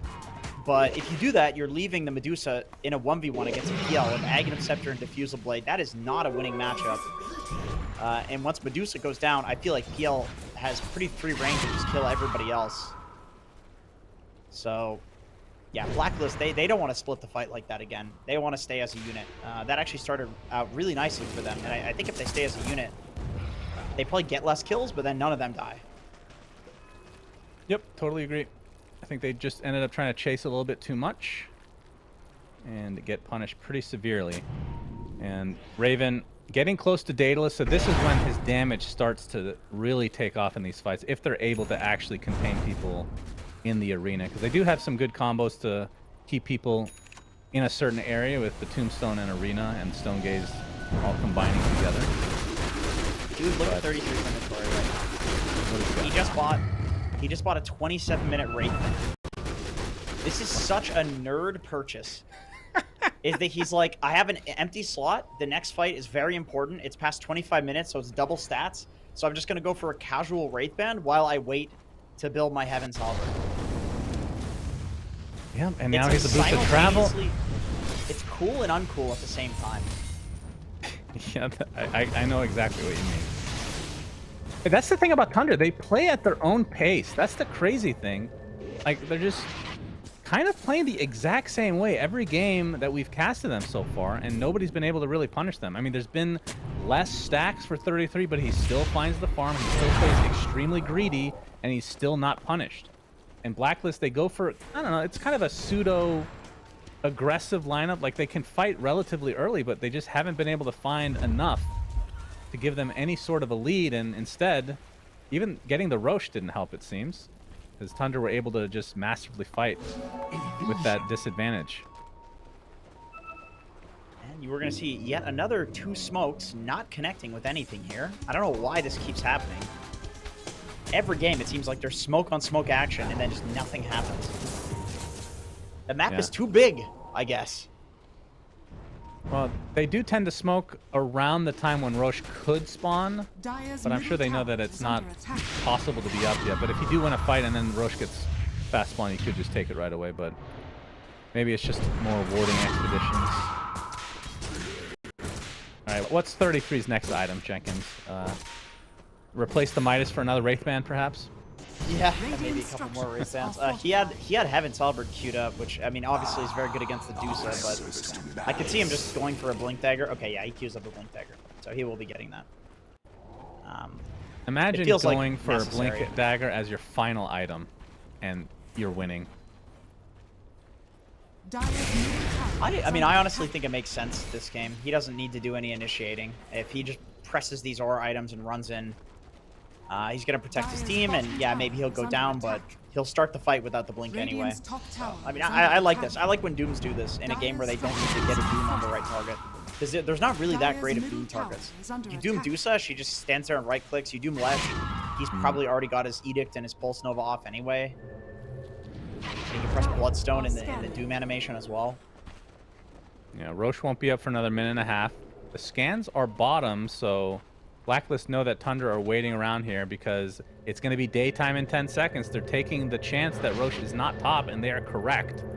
So Roche will make his way back to bottom, but fortunately for Blacklist, they have plenty of time to get here.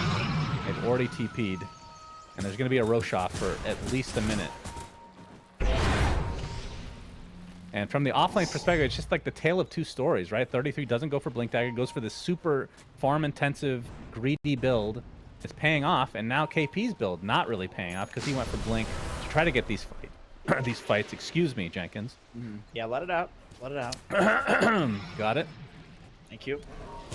Yeah, this is why people think they're different heroes, though. Right? They're different in how they work, but still. But this is why people have said Mars is like a bad hero, because it feels like you have to go for this build, and then you eventually just become a support. It feels really bad if you're not getting a lot of kills. I mean, late game, this hero is actually very good if you can get to the Refresher Orb. Like, double Arena is one of the most devastating things you can imagine in a team fight. It just, like, you know, segregates the fight into people being focused and people who can't get into the arena. And with two of them, 33, he eats the creep right in front of Blacklist Rivalry. He does not give a shit. He's going to go high ground. There's the arena coming out from KP. They'll find Snapfire to start things out. The Doom is applied to Raven. He can just kind of right-click his way, but it means he cannot use Stone Gaze at all. Snapfire's deleted from this fight. You can see the Interceptor used from 9. The Shadow Strike into the Sonic Wave. They delete everybody. Holy shit, that combo was disgusting. Oh my god, I think what happened was the Shadow Strike applied to all the illusions and it all exploded at the same time, doing massive damage with the Sonic Wave shortly after. Holy crap, that was so sick. Now they get rotated. I don't think it works on illusions, but that was like a 4 or 5 man Shadow Strike, Shadow Strike reapplied. And then also, when the units die, Shadow Strike is ending, so it's going to do Scream of Pain at the end. So it was just like a chain reaction of a ton of Shadow Strikes going on. Because Blacklist Rivalry, they were all grouped up because of that juicy, thick growth spot that everybody likes to fight in this portal. And, yeah, that bit them in the ass.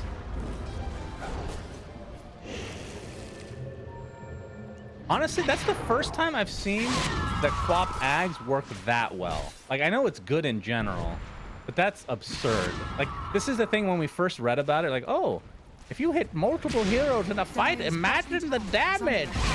But you never actually get to see it like that. This time we do, and it's filthy. Yep, the potential is there. It's just really hard to have that practically play out. I mean, usually what this is used for is just extra burst damage on a single target. Because now it works if the Shadow Strike ends on one target. It Scream of Pain's that target as well. Yep, Tim's getting gone on. His mana is drained to a very high degree. He might just die outright from afar.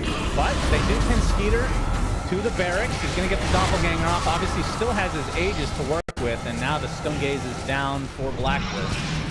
And Skeeter still with 4 minutes to go. Doesn't want to waste this, but again, look at all this low. The grab ally not used in time. The Undying does fall. Now the fortification pop as a Maelstrom comes out. You don't see that every day from Raven, but you got to deal with these illusions somehow. And this tier 3 tower and Rax will likely just be given up as Tundra looking poised to take this series 2-0. You're gonna find KP go BKB and gets put into the tombstone. Not the greatest of layering. And now that the BKB is over, he's just going to get chased down. So perhaps some miscommunication there. That was probably the Undying using the grab allies. It's because Cuckoo's dead and he's bored. He's like, I want to do gameplay. So he grabs his ally. They don't have a wave though, so they actually can't get this Rax. Yeah, nice cutting by Carl here. And he has Boots of Travel, so he should be able to get out. He's standing right on a ward. No disable. And of course 33 naturally is going for Boots of Travel too, because hey, why the hell not? He's a Doombringer. Spends rolling in money. So what do you think about the Maelstrom? Is it just needed? Because they have, like, I'm guessing their idea against PL is that Pulse Nova is enough, but we can see that that's not the case. I think the that PL's not the main issue even. If my Medusa has to get a Maelstrom against PL because the game has gone so late that we've missed the butterfly timing, like, it's over.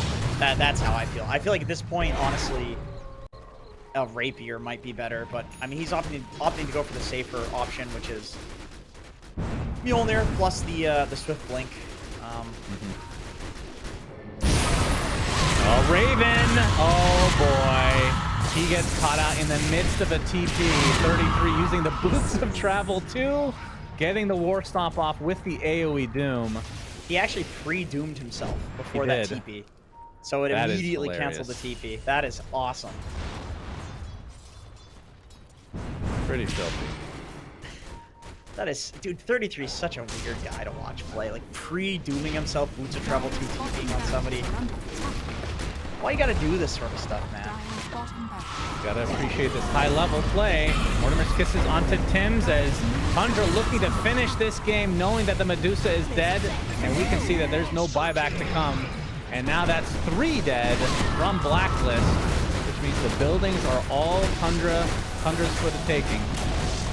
I'm making sure the wave is pushed here. They're gonna get at least 2 racks. They can't get the Mega, so maybe they just go Throne.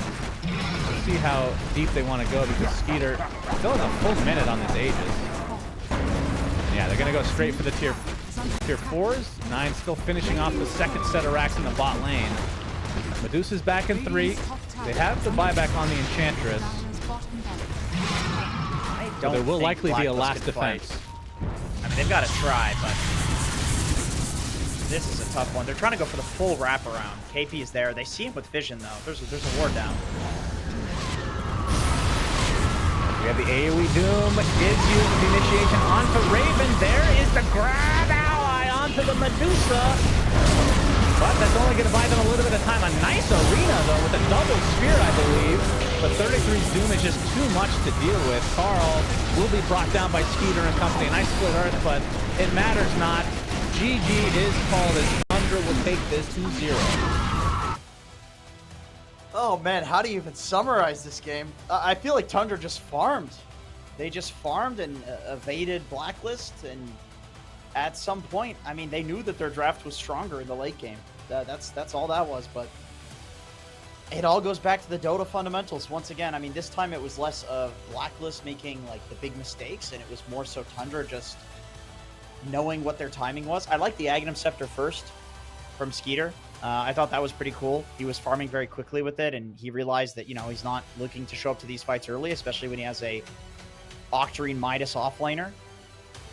They played for late game, and they won.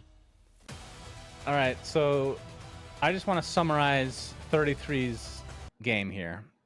Okay. So he's 0, 1, and 19 in this game. He owned... Yeah, that's a and score his line. score line is 0 and 1. That is pretty uncommon.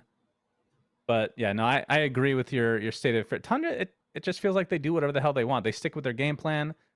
Like Curtis, aka AUI 2000, comes in to sub for Soxa, who's out for it sounds like the whole tournament based on what I was reading. So we hope that he is well. But they're not really missing a beat, Jenkins. They just look like a better team overall. You know what? Maybe what it is Soxa is always the guy that's calling to fight. So now without him, they're just like, oh, I guess we'll farm, because nobody's doing it. Well, if anybody's okay with being efficient, it's AUI 2000. He's the most efficient person in the world, other than Purge, who eats he eats pizza without cheese and toppings because it's free food. Slack scrapes it off and gives his leftovers to his little birdie, Purge. Anyway, shout out to BizNet, our official internet partner in Bali Major 2023. Hashtag Pake BizNet and be a champion. Thank you, friends. That's the end of series number 1.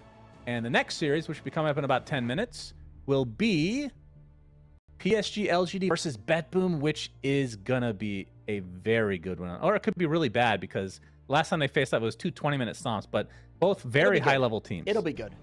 I think Guaranteed. so, too. I think LGD has definitely learned. So we'll be back very shortly with that pretty sick-ass series.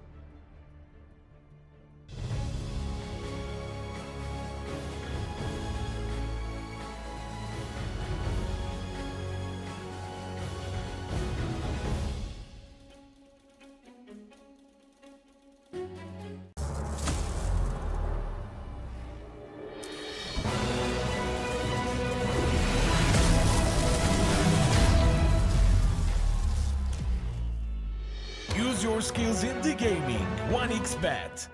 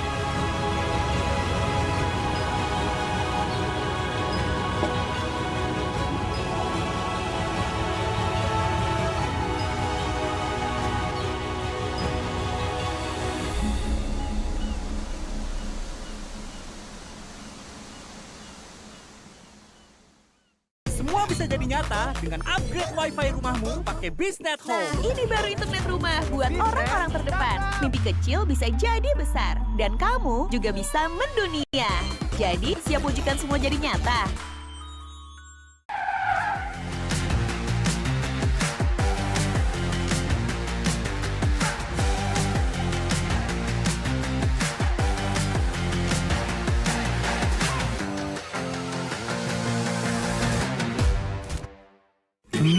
Panas. Di oven nih. Hai. Ya kelar. Wih. Nah ini Sukroven si paling seru. Mau gini seru. Mau gitu seru woy.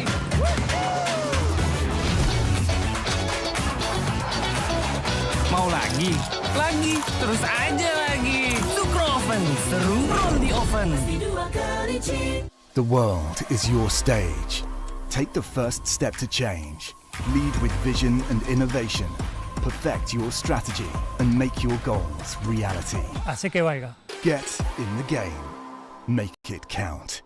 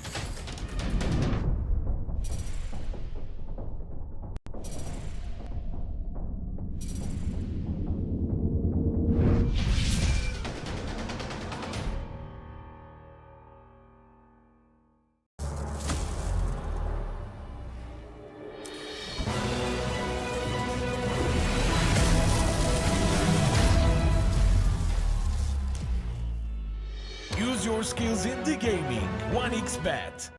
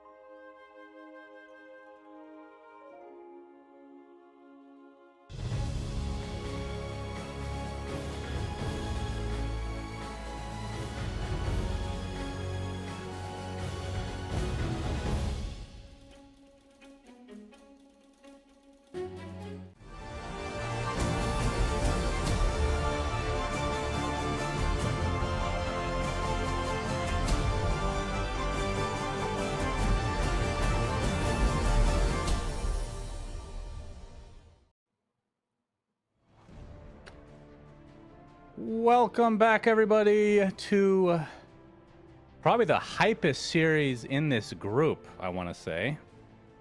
There's going to be a lot of hype series, but I guess the one downside is we have seen these two teams face off against each other and was not close last time. But I think there's no question that these two teams, between Betboom and LGD, two of the most fun teams to watch and two of the best teams in the world right now. Jenkins, would you agree with this sentiment? I would absolutely agree. These are two top caliber teams, top 3 teams at Dream League Season 20, which, you know, had all the best teams in the world. And the exciting thing about Betboom is that nobody thought they were good prior to Dream League. They were the dream team that, you know, the El Clasico in Dota, as you form a dream team with all the best players from a region, and then they suck ass.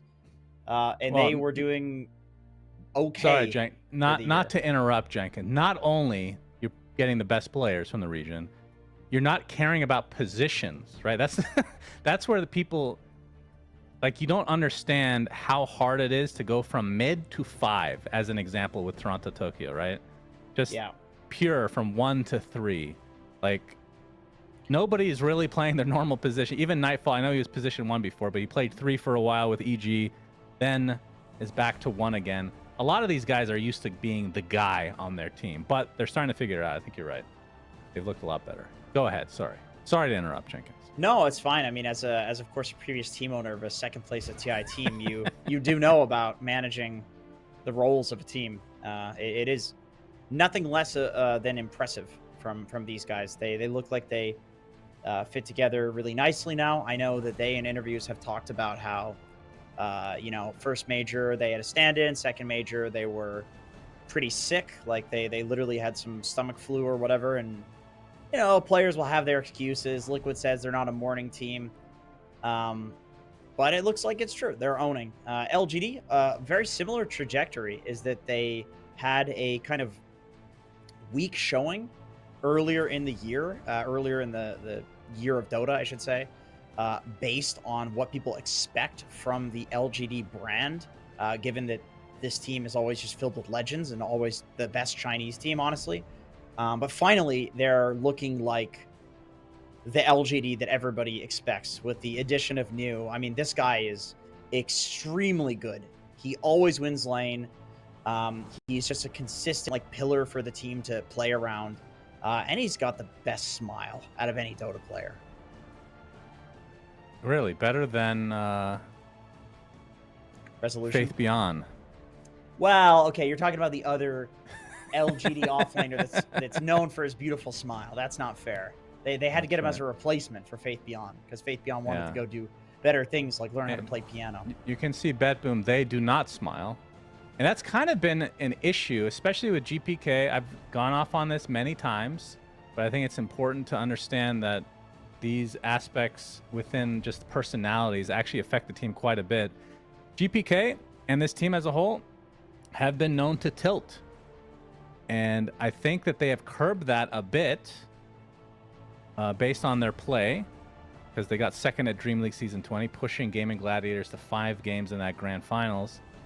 So they definitely have taken a leap. They're showing tons of, I would say, potential, but we knew they had the potential, but they're actually fulfilling that now. Yeah. And they're second in the groups right now, right behind Gaimin Gladiators, sitting on 5-1. LGD not far behind and 4-4. They played a couple more games.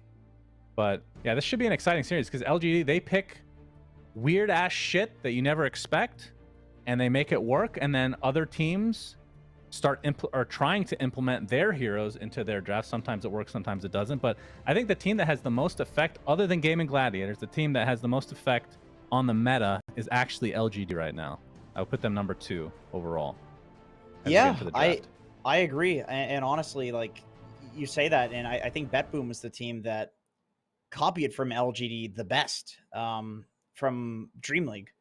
They took the, you know, Primal Beast mid, and GPK started playing it and was just dumpstering every game, even though it's not really a GPK classic hero, and it was nothing to say that started that, and started going for like the Blade Mail first build. So yeah, Betboom is looking like they're very good at imitating But also, of course, they've got tricks up their sleeve as well. They're good at imitating, and they're also good at coming up with their own stuff. Dire team ban. Yeah, Medusa, Enchantress, Brood out. Morphling still there, and both these teams are not afraid to play against Morphling. So I actually don't even think they're going to ban it here. We saw that constantly at Dream League. The only question is, will you take out the Undying? Will you take out something else? Maybe a more targeted ban. Timbersaw still there as well. A lot of like really good heroes. Okay, we'll be the Undying in instant. Morphling. It's going to be LGD. Yeah. I was going to say Betboom is also a team that has shown that they're totally willing to first pick overall Morphling, especially if they are on second pick. They'll just go like Morph plus Undying or Morph plus 1, strong laner. Tidehunter Morana or Tidehunter Techies.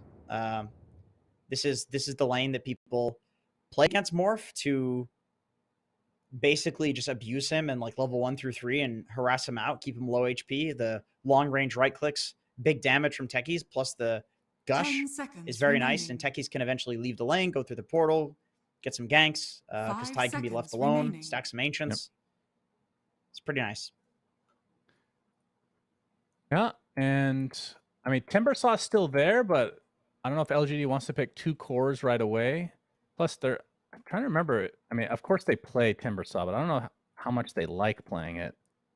I feel like we see more like Beastmasters type heroes from Neo. But we'll be the Timber. So pretty much, I mean, they get 2 S tier heroes that are banned in most games right now, I want to say. And their next 2 heroes will probably be supports, which means I think Betboom, instead of targeting, because you don't really know where these heroes are going yet. Timber could play mid, it could be offlane. We've seen Morphling mid, or it could be position 1. So I think you just ban supports. And I think I was going to mention the Elder Titan for Betboom maybe being picked, because that is good against Morphling, but they're going to ban it out instead, because that is an LGD hero in general. Yeah, just respecting LGD's ET.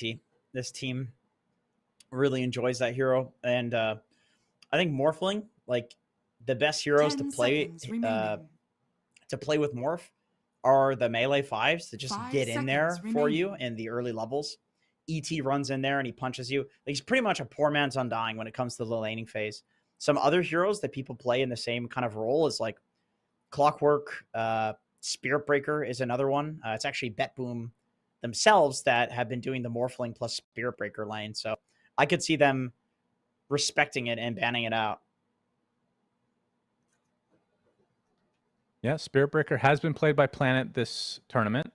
He's also played Phoenix and Shadow Demon, which has actually been a shared hero with Why You Smile. So Shadow Demon could be, I mean, I wouldn't say it's necessarily amazing this game. I mean, it's still early in the draft, but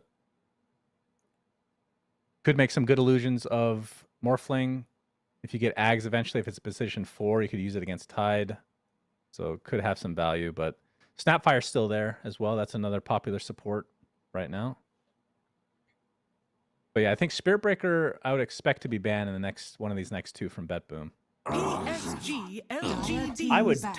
would expect that as well. Then it limits the position 5s to be the kind of less meta ones. Although with that being said, I do actually really like Clockwork this game. I know it's like LGD has not picked it in the past couple of days of group stage, but it's very good against Techies. Like, you can't blast off anymore through the cogs. You can run both the Tide and the Techies down in lane, and I feel like it does very well with a Morphling team pick in lane, but we'll see. Clock is not considered to be like the sickest hero in general right now. Well, they take Chen and Pugna out of the pool, and they'll probably pick a support here, which will be a pseudo deny against LGD. LGD, though, they get rid of Monkey King, Lena, and Anti-Mage, who has been the main counter as a position 1 to the Morphling. And what are some other... You know, I feel like the best position 1 this game for Betboom is Ursa. Absolutely owns both Morphling and Timber. Morphling more so like mid to late game. It's as like some sort of a counter, and then in lane against Timber absolutely dumpsters this hero. PSG.LGD. I can see it. I'll start with Lich. Okay. I mean, Lich is good against pretty much every carry. The physical reduction from Frost Shield, very effective. Morphling is a mixed damage carry, but mostly physical damage. So really good there. And just one of Toronto Tokyo's favorite heroes. I think they just get him something comfortable that doesn't really reveal anything. And then Betboom gets the response to both of these two LGD picks. So I think to me, this is literally just like, let's just pick something that's like decent, that's not going to reveal anything. That's all it is. Still like the idea of the Clockwork, but I don't know. It's a bit of a long shot. Because like I said, Clock is just not that great of a hero. They could also go for the SB if they want to take something out of Betboom's pocket. Yep, that is still there, and LGD are not afraid to pick that one. They've shown that. PSG.LGD. Disruptor. It'll be Disruptor, though, to start. So that's very good hero against Tide, because Kraken doesn't really do anything against that matchup in the mid to late game even. Yeah. And it will be the Spirit Breaker. Okay. All right, this has got to be an Ursa game. Come on, you got 2 melee heroes. It's a diffusal buyer, pretty good against Morphling. Jenkins, this is Ursa, surely. Oh man, Ursa's just kind of bad though. Okay. Ugh. I was gonna if they picked it, I was gonna praise you so much to the point it would make me physically ill. But they go for Bloodseeker. We only saw it a couple times in Dream League, but I feel like other than Anti-Mage, it was the second best hero that I saw against Morph. And Bloodseeker's not a hero. I mean, Bloodseeker's really good against Spirit Breaker Timber, for sure. I don't think it's good at all against Morphling, though, but maybe they'll prove me wrong here. I mean, one place where I think Bloodseeker is really good in this game is Lich is a hero who slowly harasses people in lane. Techies has the longest right clicks in the game and huge damage and slowly harasses heroes. Tidehunter spams his nukes. Morphling's always going to be very low HP in the laning phase. So this pretty much means that they're going to have a very strong Bloodseeker coming out of the laning phase. And I think with an item lead, Bloodseeker can look good against pretty much any carry. Like one thing that we've been commonly seeing is Bloodseeker picked into games where he's not the sickest hero ever, but it's just for playing fast, essentially. Mm-hmm. PSG. Well, both teams might be looking for their ban. mid hero. I think that's pretty clearly what Betboom is wanting. LGD could put Timber mid, and we talked about Morphling potentially as well, but we will not be seeing Puck Enigma taken out. So they're thinking that one of these heroes is in fact mid, remaining. so they're looking for an off lane. And that's the power of these flexible lineups. Banning becomes so much more difficult. Whereas like Betboom's lineup, it's kind of clear what they're going to do. I mean, they could do like a weird switch up with Tide technically, but that's less likely. Yeah, probably not this team. I mean, LGD they have to pick first, so they're going to reveal eventually what position these heroes are going to be played in. I think this is a pretty common thing for some teams, depending on the pick order, is to just like mask all of their picks so they don't get countered until the very end, where like maybe one hero gets countered, but sometimes you just have to lose one lane in Dota. So LGD probably looking for a mid. Dire team pick. Storm Spirit. Yep. It'll be Storm. Ember was taken out already. So now it's pretty clear that it's a position 1 Morphling, position 3 Timber. And Betboom, what do they want to play against the Storm? I could see the Queen of Pain just to absolutely dumpster the Storm in lane. And it's a very meta hero. We saw the power of the Queen of Pain Aghanim Scepter in the last game. It's very strong in the late game. They've also played Windrunner, TA, and Kunkka. I feel like every time I see Kunkka, it literally looks like the worst hero that's ever been put in the game. Yeah, I agree. I actually wouldn't mind the TA just because I feel like against Morph, having 2 carries always feels good. That way, when he, neuters one of your carries with his Aghanim Scepter, then you have another one to fall back on. And it does very well against Storm in lane.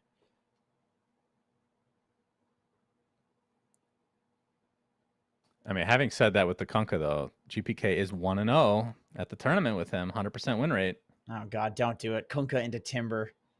That's a rough one.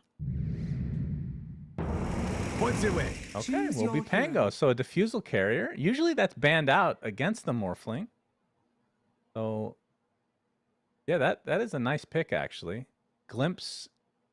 How does it work if you have Shard with Glimpse? You can just roll up and you're fine, right?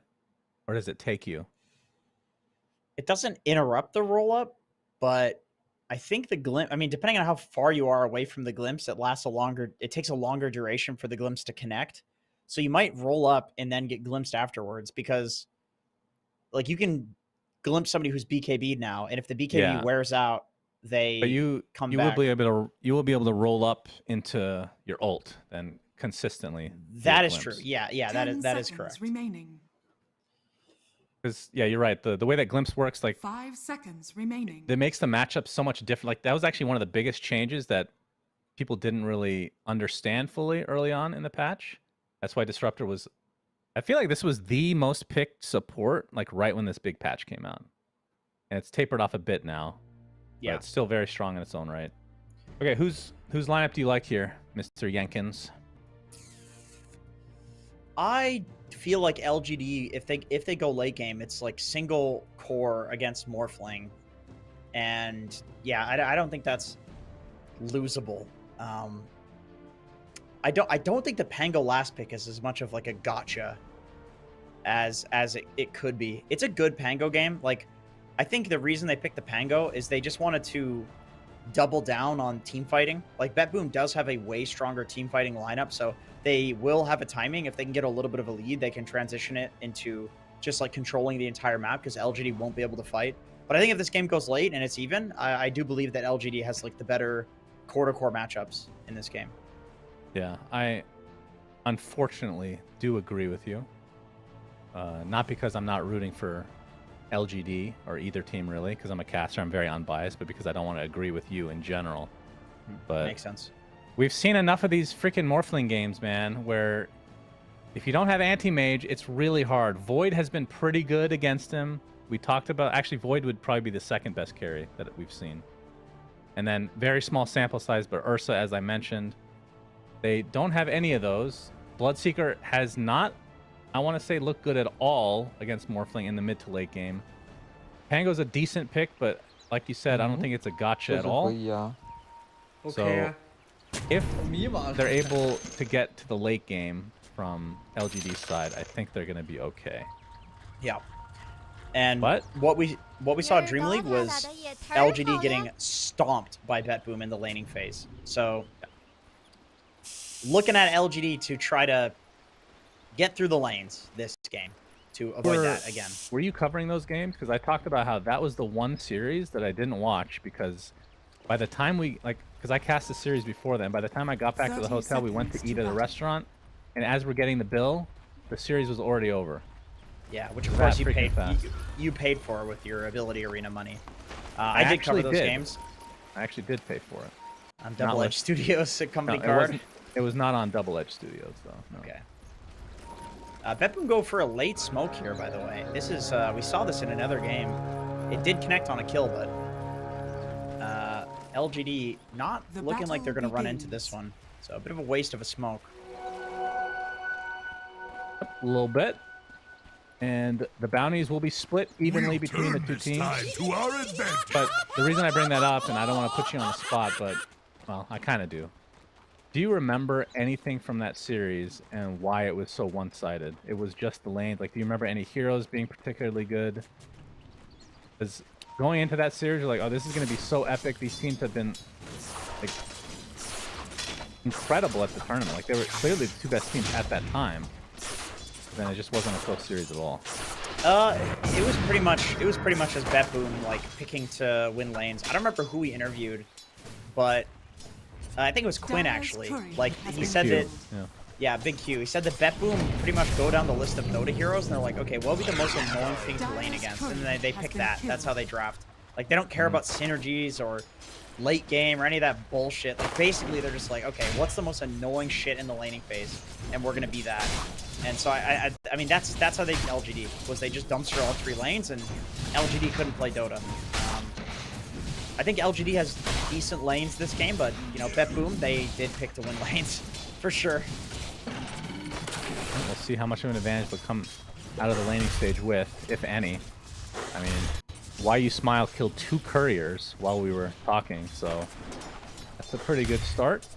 I saw you get a rampage of couriers, actually. That was a pretty sick clip that barely got any upvotes, so congratulations on that. That's probably one of the only courier rampages that has ever happened in Dota's history. Yeah, thank you. Thank you. Of course, that was stolen on the Dota Cinema channel, with me cropped out, as usual. Thank you for that. I've got a really great business partner in Sunspan, and supposed best friend. No, we treat you. That's how family members treat each other, you know? Yeah, makes sense. Storm against Pango mid. We've seen this time and time again. I mean, Pango just in general, not a particularly good laner. As blast off in the bot lane, Why You Smile, he's trying to walk away. One more right click does him in, though. Save gets the first blood on the techies, despite his courier dying. We'll get some revenge. Yeah, if there's one team that knows how to abuse a Spear Breaker Morphling lane, it is going to be Betboom, being the team that invented that lane. You can see why Techie's Tide is picked against Morph, and picked early when you don't know what you're laning up against, because these two heroes just do so much poke that they really can't lose lane too much.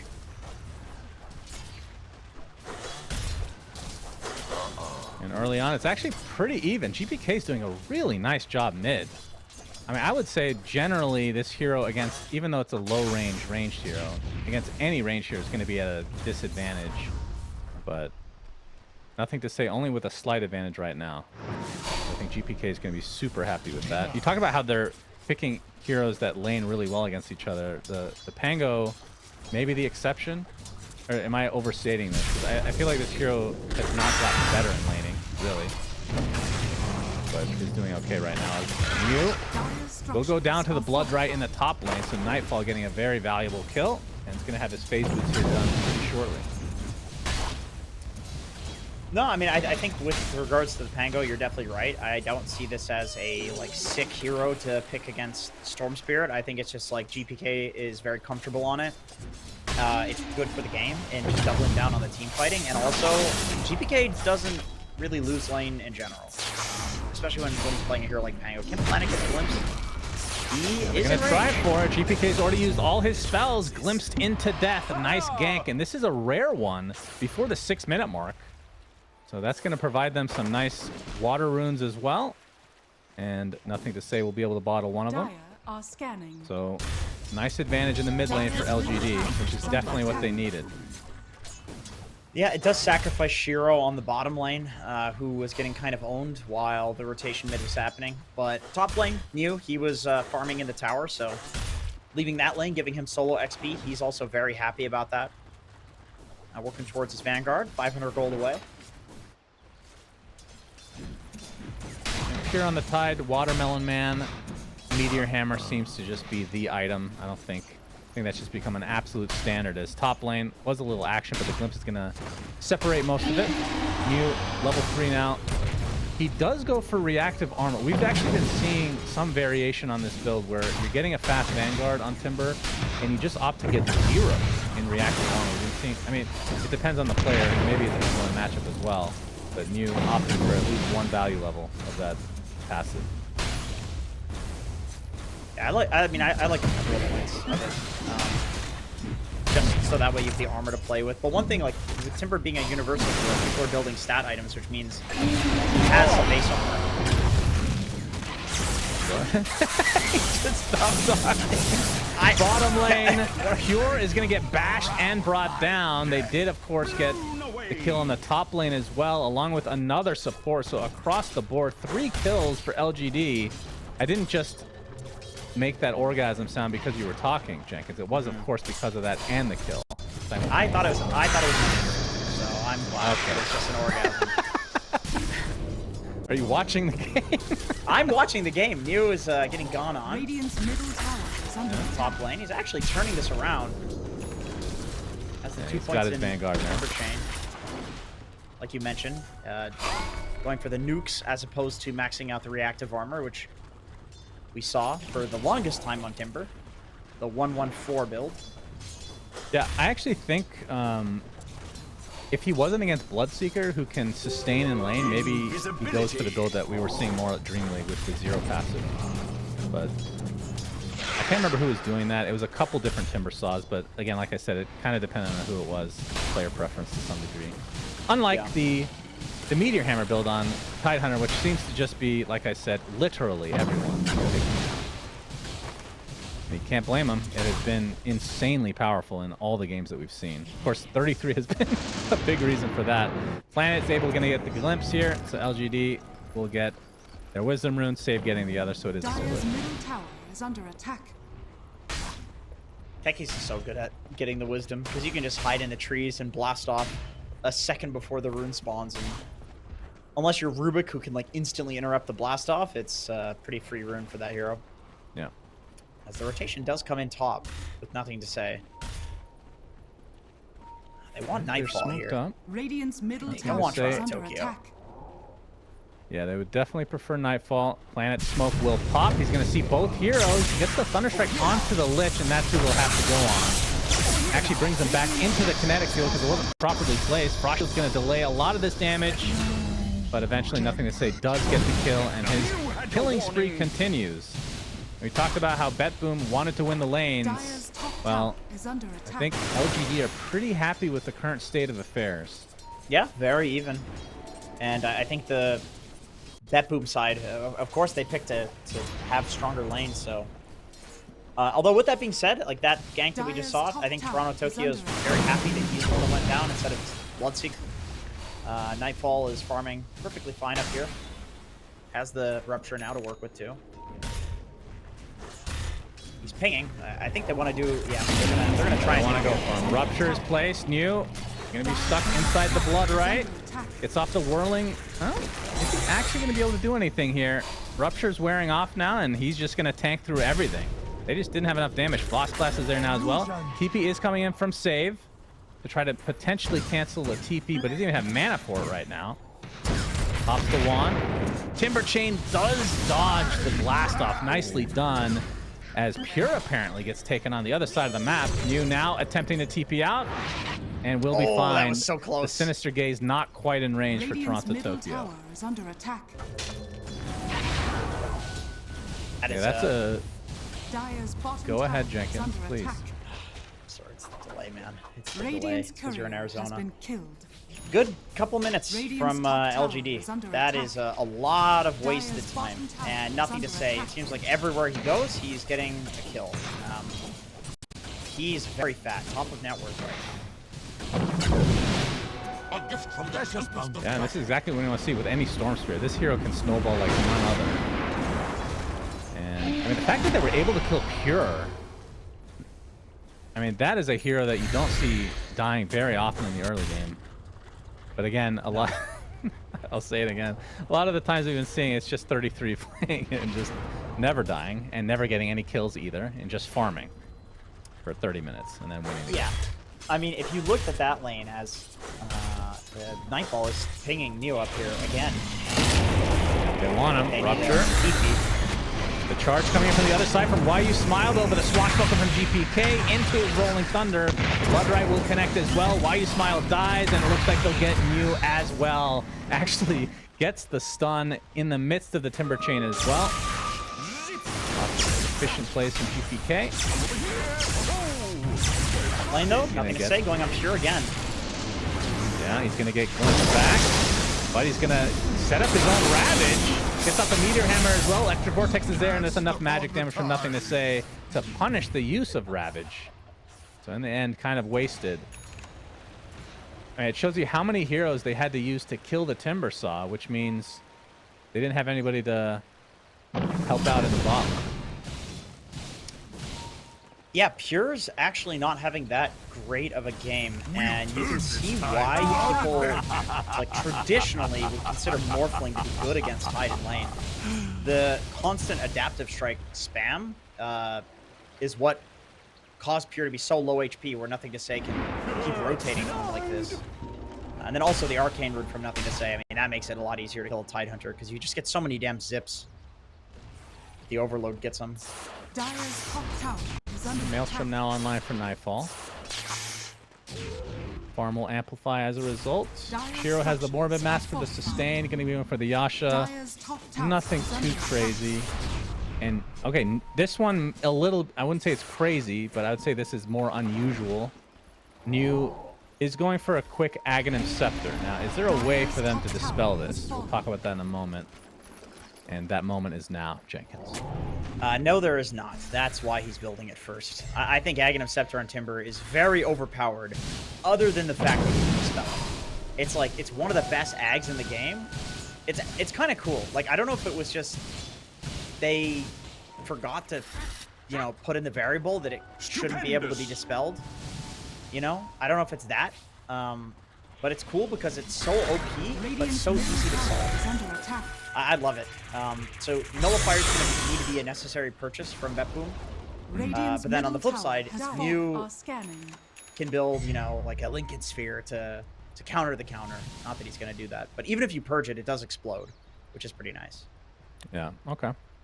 And I think you're right. I think they literally forgot. And they're like, oh, let's see how it plays out. And like, oh, okay, I guess it's kind of balanced. But we haven't been seeing as much of it because there are quite a bit of Dispel heroes. And you can pick that. I mean, considering that Timber is picked so early, when it even gets through the banning stage, you can plan ahead. And we can see Mr. Planet will die as the Diffusal Blade is being shown from GPK.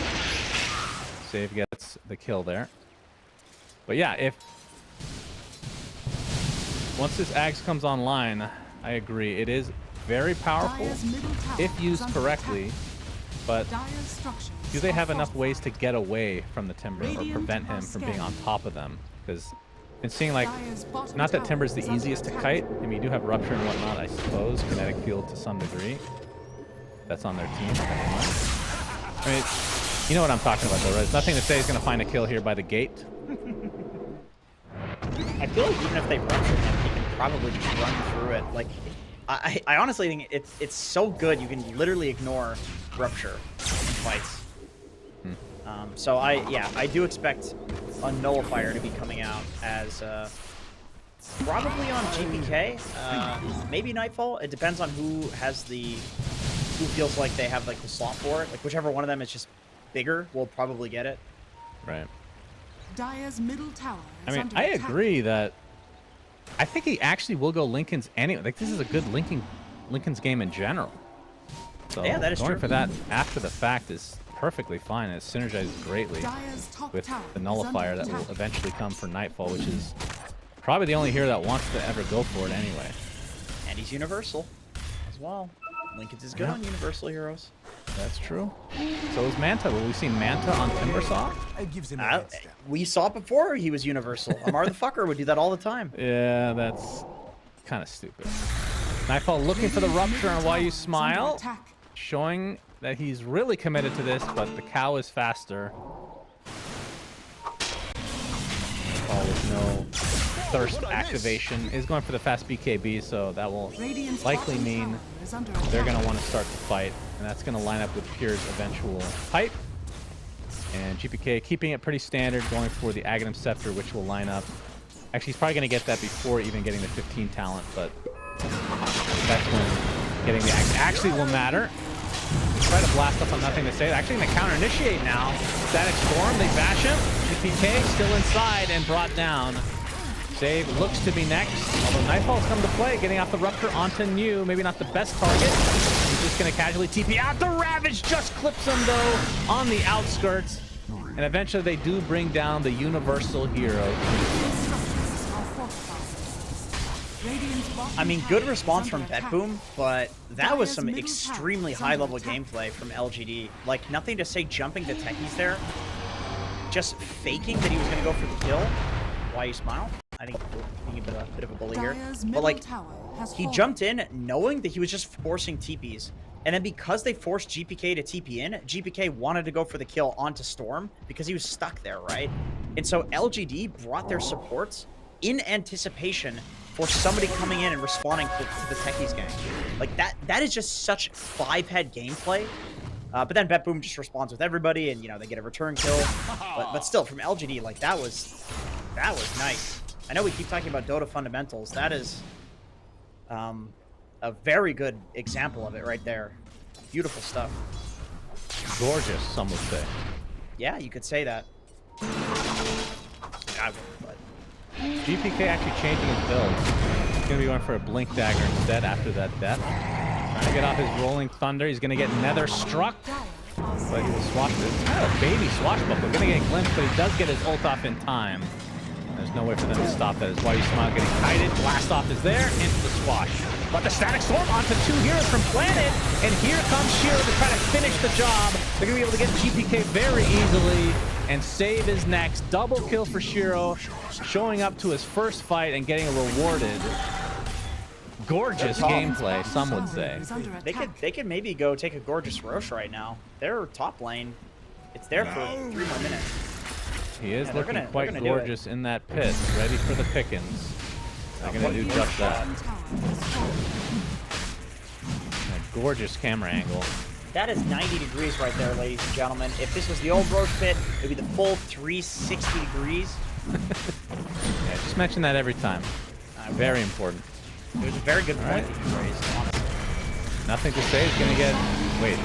Okay, I thought that Morphling was going to take it there for a second. Yeah, Storm, Aegis, best Aegis carrier in the game by far. And he's going to go for the BKB next. That is the correct choice. Are they going to try to burst him? Radiant's bottom tower is under attack. He'll dodge the swash. Yeah, he's sticking around, going for the room, but the Sinister Gaze, very fast reaction time. But the zips are there from nothing to say, but now he's out of mana. Gorgeous gameplay from Betboom. And now they're going to try to take him out a second time. The Blood Right has to be perfectly timed. Ravage is there. They find him. Nothing to say. Completely waste the Aegis. And Planet's going to get cleaned up as well. My goodness. What caught him there? Was it this... Because they got the Sinister Gaze initially. Was it up again? I am not sure. Because you would think that he would just instant zip, right? I mean, it must have been the Sinister Gaze. Because the Ravage didn't come out. Unless it was a perfectly timed Blood Right, which would be... That would be incredibly impressive. I mean, how long are you dead for? Your Aegis respawning? That's a good question. Shiro will be able to get out here. GPK already used Rolling Thunder. Does a nice job of maneuvering to the other side. He's going to drain a lot of mana with the swashbuckle, and Shiro's going to be brought down. That's 2 huge kills for Betboom. LGD getting punished so hard for this. So despite getting that Aegis, Betboom not afraid to fight. And they're going to TP away because all of LGD has responded to this. Betboom is playing this really well. The fact that they're willing to take these pickoffs into Aegis, I'm not even sure if this zip is that important. They have no detection. Save, delaying things with the reactive taser. Actually gets a really good blast off. Unfortunately for him, nobody's really nearby. Either way, that's still really good for Betboom. They get rid of the... I mean, when's the last time you look at the Aegis timer? We won't know for 5 minutes and 40 seconds, and there's no Aegis right now. Yeah. That was such a fast death. I mean, it's obviously a mistake from Nothing to Say to push the mid lane like that, but I can see why he felt safe doing that. Like, you have the Aegis. You'd think that it was kind of a bluff. Like, he's bluffing that there are people behind him, that LGD could respond quickly. And by the way, they did smoke up on LGD, but they stepped on a mine, so GPK pings them out. He knows that they're there. Or he should. I mean, he's the one who pinged. Yeah, he is greedy, though. Pure. He's going to be the one that gets initiated on inside that Static Storm. We talked about this. They need to be able to burst them down as fast as they can. They do. He didn't have Ravage anyway, I suppose, so was going to die regardless. Another 10 seconds for that spell to come up. And LGD gaining back their lead. I mean, it's not that big of one. And now they're going to focus down this tier 2 tower. Man, everybody that goes to push out the mid wave just dies in this game. Very dangerous. Like, both lineups have great ways of jumping and picking you off if you go mid. And also, both lineups want to hang around mid, too, because there's a Storm on one side who wants to pick up the response. A Pango on the other. Both heroes are very effective with the bottle and getting runes.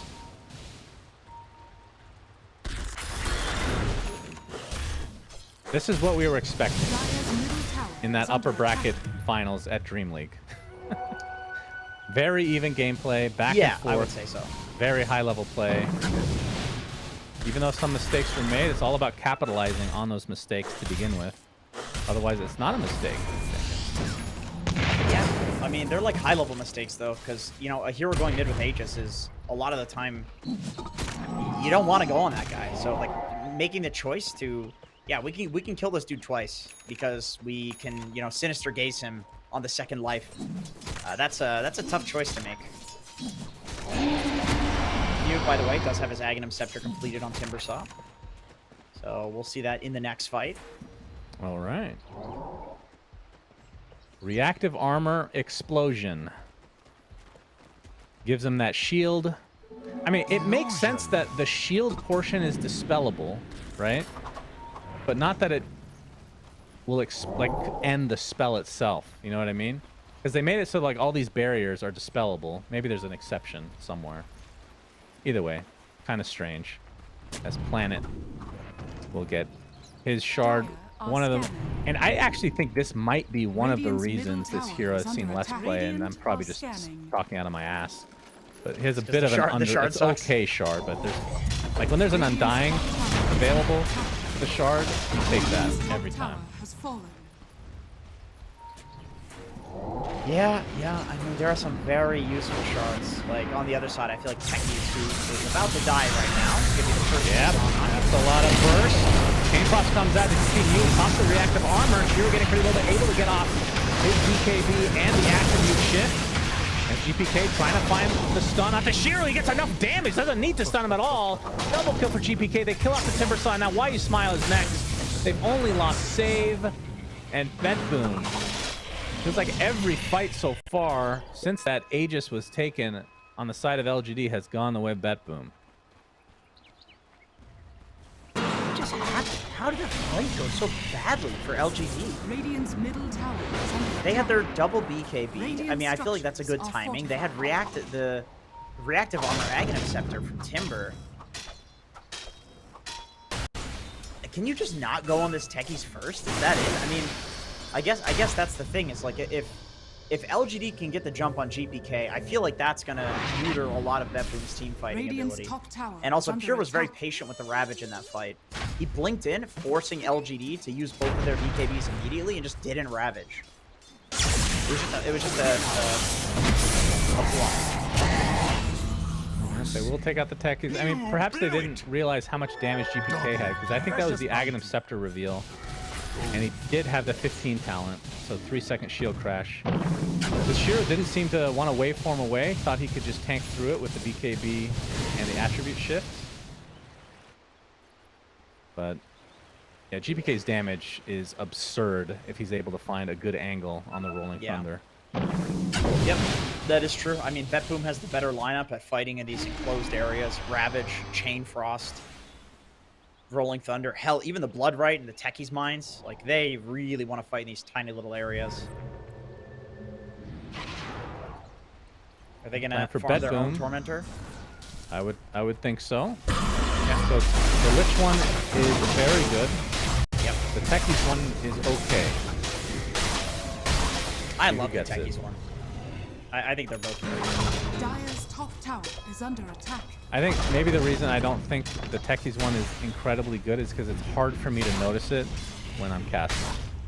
I'm trying to keep track of everything else, but if you're the guy that gets Icefire place, that's huge. I mean, the Icefire is actually huge because you can bounce the Chain Frost off on it. It gives you like solo kill potential, even. But the reactive Taser giving 30% move speed to your carry, especially Bloodseeker, who can go past the move speed cap, is just wild. And then on top of that, it means that in the 1v1 of the Bloodseeker versus the Morph, the Bloodseeker will win unless the Morph presses BKB, because he's going to get chain disarmed. So I do think it's good. I mean, he'll eventually get it. Yeah, that's a still good point. Dead even. What's that? It's still dead even, 15 to 14. This is yeah, this is a really good game. Aghanim Scepter almost there for Nightfall. He's going for that Blood Mist as they go through the gate to try to go onto Mew. Pure faking out the Ravage. He might have to use it here. Blast off cancels the TP. There's the reactive armor. Is that just the Yule's Dispel? So that, we talked about the Nullifier, but it's the Yule's that will completely counter the Aghanim Scepter. Yeah, honestly, in retrospect, the Yule's makes a lot of sense. He's playing into Spirit Breaker as well, where you want to take off the Bulldoze. That's like a classic Spirit Breaker counter. It's a good Yule's game. It also protects you against the Disruptor spells, the Storm Jump. Dire's bottom tower has fallen. Yeah, that makes sense. Solid Yule's. I feel like it is. You're right. It's good for multiple reasons. I think you buy it anyway, though, right? It's so cheap. You're basically getting a net worth boost of 2K. Right? You're buying something that's like 2K, counteracting something that's 4,200. 42. Yeah, that makes sense. It does. I totally forgot that's even an item. Nobody like very few people build Yule's these days. I mean, it has fallen off greatly. This will be the second Roach. This time going the way of Betboom. Aegis and Cheese. Aegis for Mr. Nightfall. And Cheese on the Fat Watermelon Man. And he's going for Sheepstick on Pure. This is another item that we've seen quite a bit on these Tidehunters. They're all TPing bot, man. Betboom wants to kick LGD out of this area. Yep. The Wisdom Rune's about to spawn, so they might think LGD will stick around for it. Say showing himself as the Morphling Ags is now online, so this is where Nightfall might, I don't know, like in fights it feels like he is gonna be targeted consistently just for the extra attribute swing. Yeah. I mean, the nice thing about Bloodseeker is that he is going to be doing damage with Blood Mist. He's going for the Shard. That's going to be pure damage. He's got Mjolnir, so those procs are not going to be effective as Nightfall or GPK. That's my planet. So Bloodseeker's not exactly the best hero to turn into. Because he does do mixed damage. It's not just physical damage based on his stats. Mm-hmm. Okay, I'm going to say something, though, that I think will make the difference in this game, because it is very even. So I'm looking for things that will be tipping points. Is Why You Smile showing himself. And another Yule to counteract the Bulldoze. Looks like he's going to die for this. I don't know why he went down there to begin with, but he did. I think the supports for LGD, they're being very greedy. If they can get these items that they're working for, or working towards, I think that might tip the balance. So, talking about the Aghanim Scepter on both Spirit Breaker and Disruptor. Planet. Wait, did he change his mind, or did he actually finish it? He's going for Aether Lens now, even though he has the point boost. So, changing his mind, it looks like. Interesting. He's thinking about it. And Spirit Breaker changes his mind, going BKB with the Ogre Axe. Okay. I was getting excited there, and they changed their mind, sadly. I think for Spirit Breaker, the Aghanim Scepter, or sorry, the BKB is the more defensive option and lets him go into the fights. He can pop Planar Pocket, tank the Rupture, and he's not going to die, and he can make a lot of space. I do, however, feel like Planet really wants to get this Aghanim Scepter at some point, but he's got the mana boots disassembled, so I guess he's close enough to the Aether Lens that he feels like he can get it as well as the Aghanim Scepter by the point that it matters. Because he is walking around with the trusty shovel, digging up kobolds. He's being very greedy. Yeah, getting full efficient value out of the shovel. Okay, he sent it back to base. Sick and tired of that, using that item. Too much brain power is needed to remember to use it off cooldown. Nothing to say is gonna get ganked here. Will we have enough time to get away? What's their opener exact? Oh my god, he zips away. Going for the TP, but that's a little ambitious. I think he could have gone a little bit farther with the zip, and he's gonna get destroyed. I think he might have zipped there before he saw anybody, and that's why he just procced the TP right away. Yeah, maybe. Because, yeah, I agree. I mean, he had more than 50% mana left, so he definitely could have continued zipping. As Betboom is spotted as TPK using That Blink Dagger with the Rolling Thunder, the roll-up as well as he misses the Timber Chain, and now he's just left to die. So 2 huge kills for Betboom. They force the BKB out of Shiro. And with that, Betboom will likely just try to push it. They still have Aegis for a minute. And they didn't use Ravage, so they've got their most important cooldown still available. At the very least, they're going to get a lot of map control out of this, and Toronto Tokyo has a gem.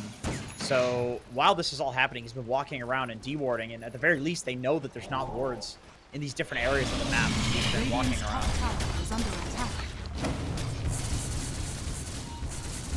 Well, it'll be a slowish push as they kind of separate into 2 different lanes. But finally, they get this tier 2 top. Not able to really force anything out. Of course, we can see that there's no buybacks from LGD, but that certainly do not know this. Oh my god, no way they get him again! Nothing to say, he's gonna get ravaged, blasted, and dead for 75 again, and no buyback! Oh my god. Complete disaster for LGD as Betboom just all over this Storm Spirit. GPK going in pretty deep, able to find the distance though. The Meteor Hammer push continues. Fortification still available though, and of course they don't know that Storm doesn't have buyback, so you can expect Betboom to play this somewhat passively. Charge in from While You Smile, able to disengage.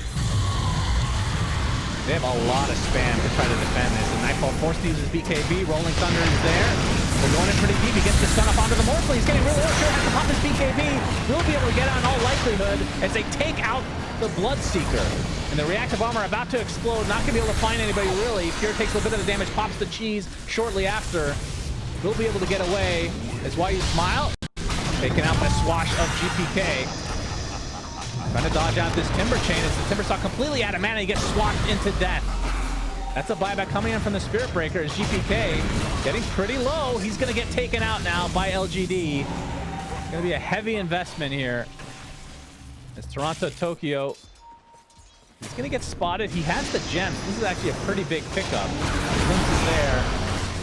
And Shiro using the swashbuckle of his counterpart. So LGD get the gem.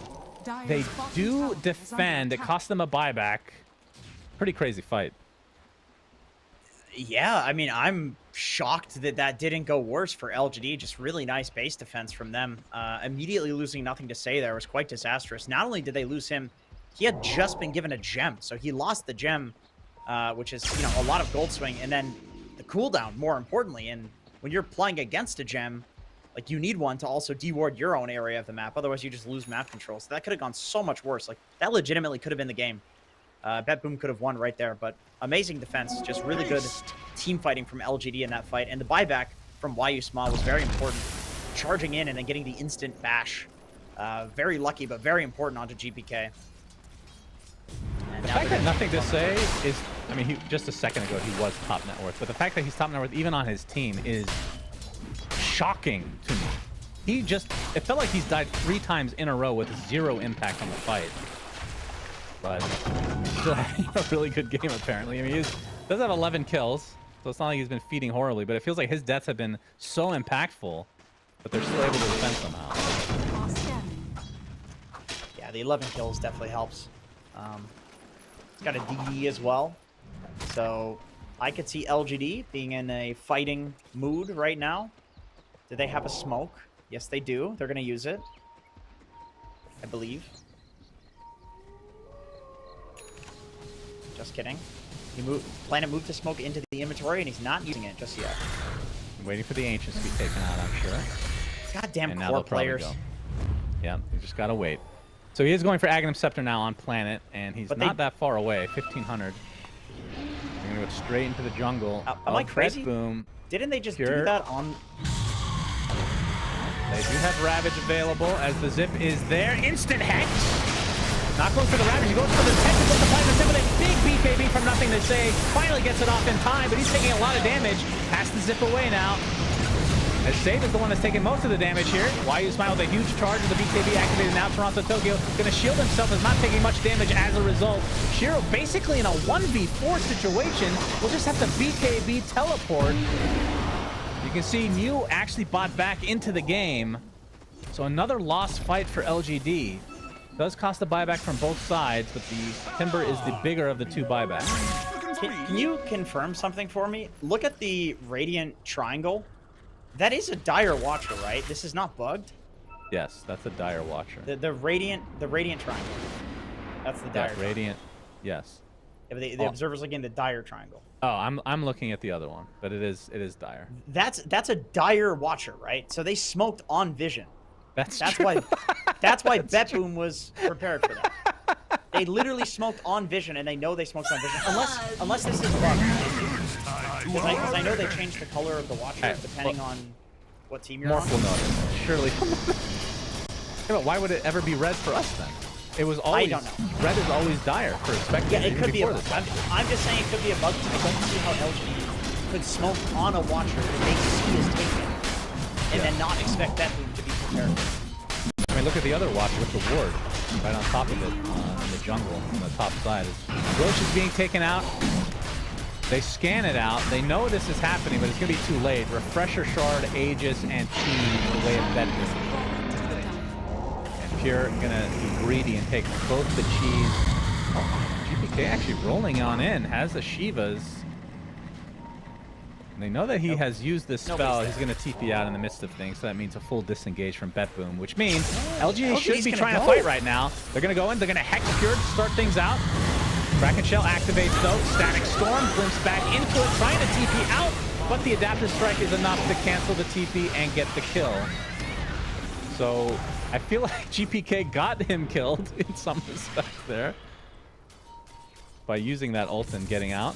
But either way, Betboom get a lot. Yeah, he was very convinced that all of LGD was going to be there, which I think was a pretty good read. Like they were, smoking to the area. They just were not quite there yet.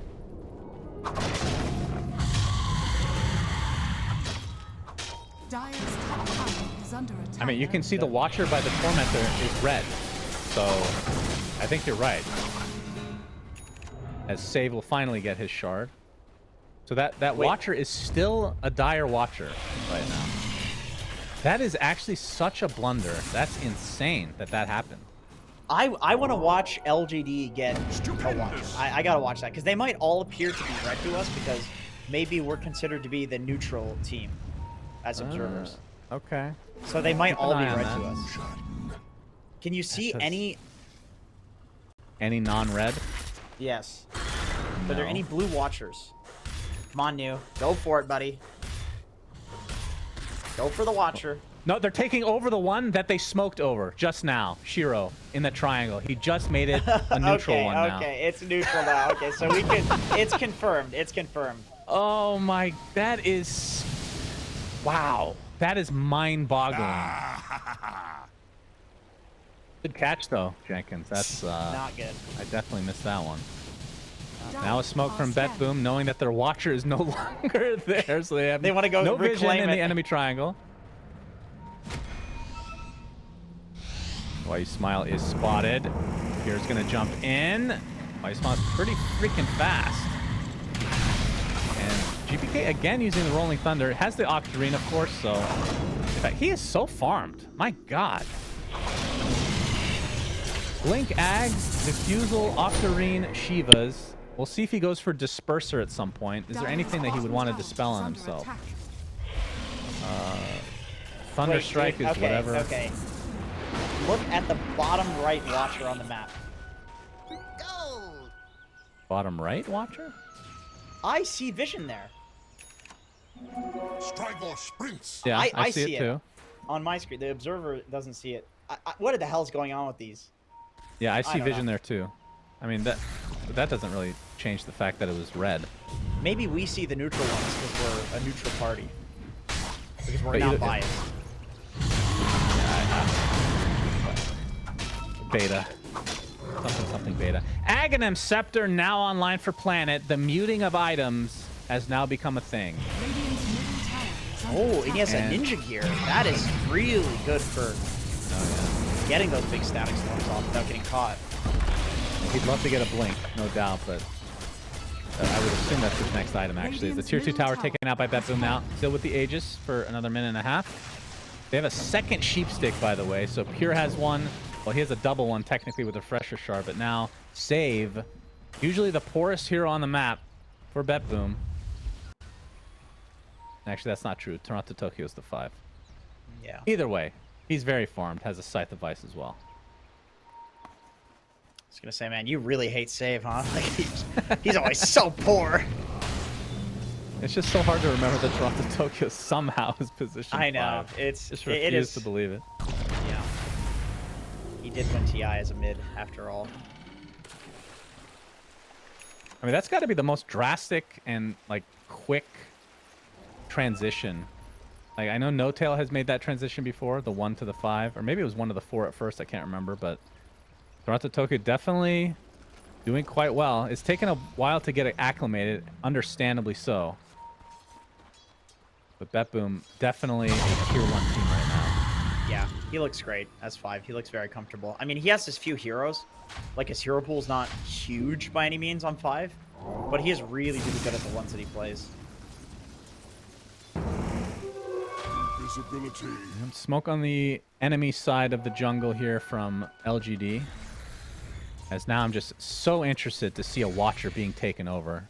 See if nothing to say. He's taking one over in the triangle. It does turn red. What the hell? Oh no! We talked about that for so long.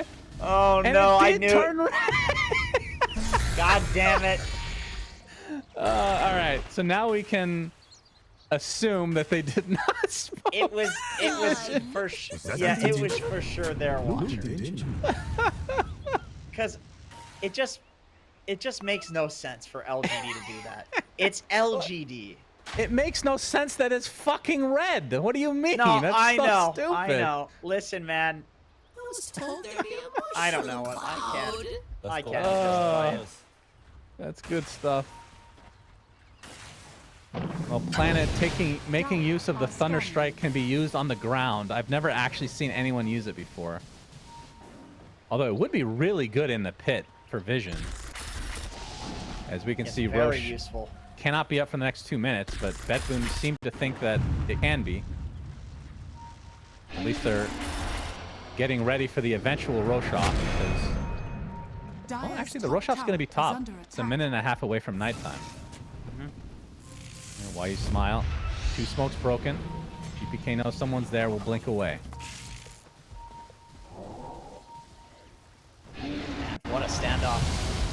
Oh, okay, I don't know why they're standing. What is this? Roche cannot be up. Possibly. Maybe everybody forgot to take the timer. No, I think they just have the items that they feel like they need to fight, and they don't want to get caught out. I mean, that whole time LGD was grouped up as 5, so it's not like LGD was showing anywhere, right? So they were very afraid and just wanted to be as 5. That's why that looked really weird. It's because both teams weren't showing, so both teams didn't want to show. As they do run into each other. Yeah, this is the actual Roche off now. Both teams knowing that nighttime is approaching, and that's when Roche can possibly spawn. But still 30 seconds away from knowing when that actually is. So from the side of LGD, Shiro has Satanic to go along with Silver Edge, S and Y. Interesting. We have been seeing more S and Ys lately, as opposed to the Manta. Is it because they have really good illusion clear, or he just wants extra status resist this game against the stuns? I would say status resist. Like that's the big way that you can deal with Rupture, is just make it last, 20% less. Tidehunter as well. GPK, he's going to be rolling through with Rolling Thunder. It's a great Sanjin Yasha game. As they are smoking right into LGD here. Yep, Pure gonna get popped. Pops his BKB. That means nothing to say. Will pop his own, but they're getting the stuns onto New, and he gets dropped immediately. Shiro turns into Pango temporarily. They do have buyback onto New, and we can see that Roche is not up for a minute and a half, but he's gonna expend it anyway. And they're gonna get get the glimpse off onto Pure. That's another BKB. He's going to get the Ravage off now, using that Refresher Shard. And now they're going to take out the Storm Spirit, who buys back instantly. Shiro kind of left alone, but the rest of Betboom trying to retreat for the time being. Mew has shown up now with his ult. Gets off the reactive armor as well, but that's a double kill for Nightfall as the Northling dies with no buyback available. Mew, he explodes for a little bit of damage, not really much to write home about. And now they're stun locking, nothing to say. The blast off is there. A dieback onto basically everybody from LGD. And Betboom winning this fight handily. Triple kill for Nightfall. And now that they know there's 2 diebacks, they can just push to their heart's content.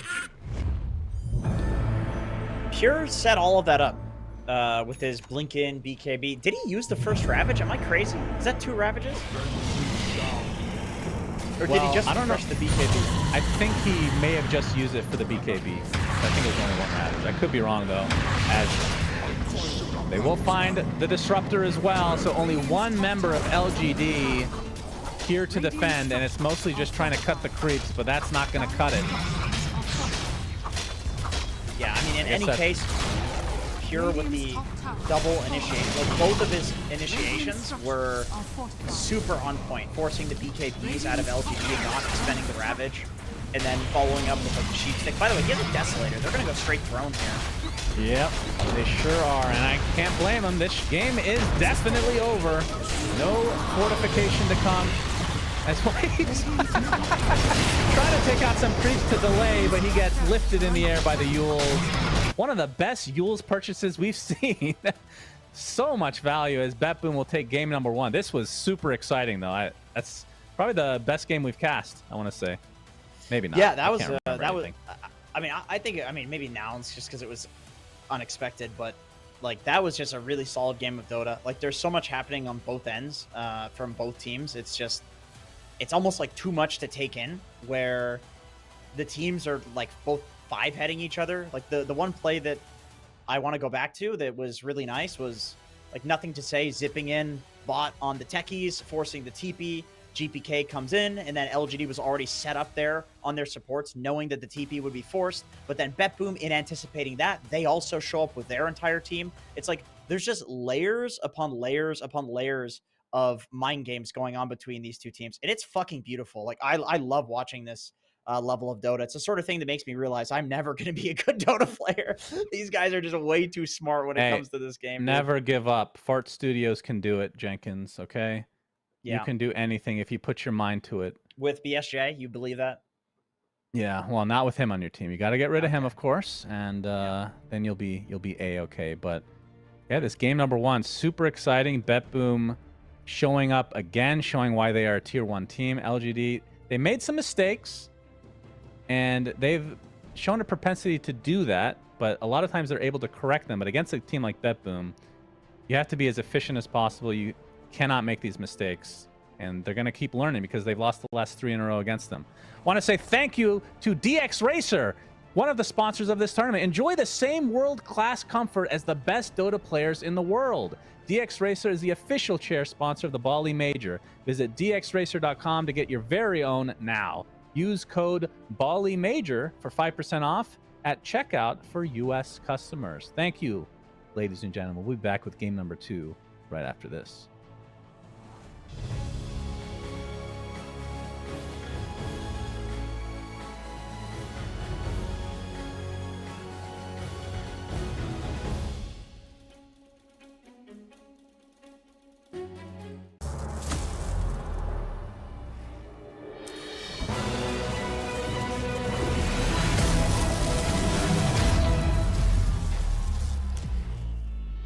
Use your skills in the gaming. 1xBet.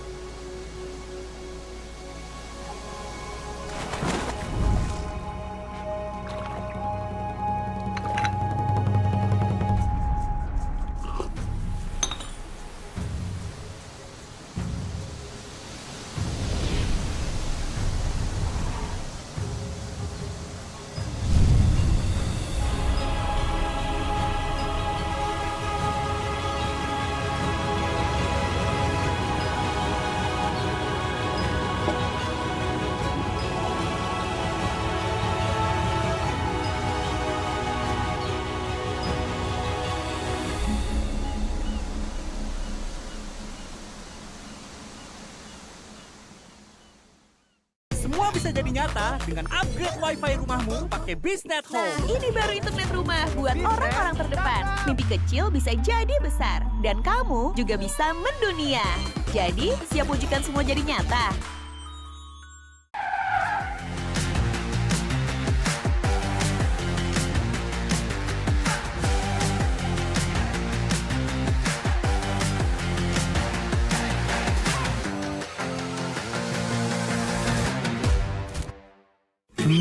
Panas. Di oven nih. Hai. Ya kelar.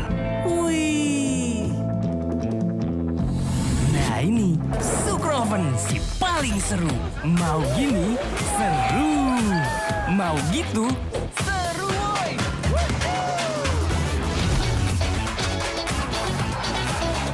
Mau lagi? Lagi, terus aja lagi. Sukroven seru roll di oven. The world is your stage. Take the first step to change. Lead with vision and innovation. Perfect your strategy and make your goals reality.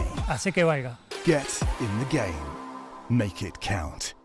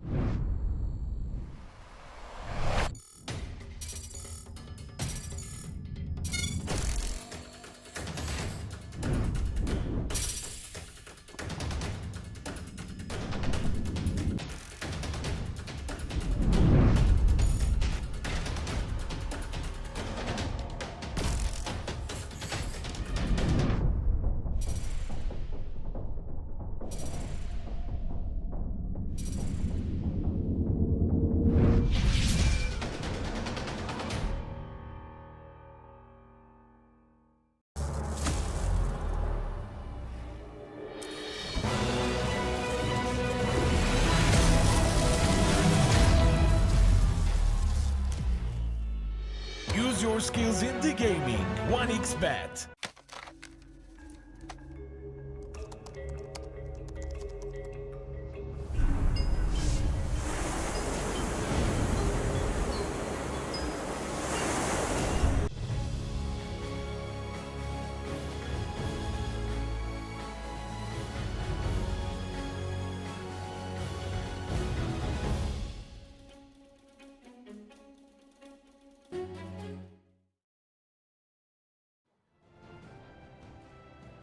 Welcome back to game number 2 between Betboom and LGD.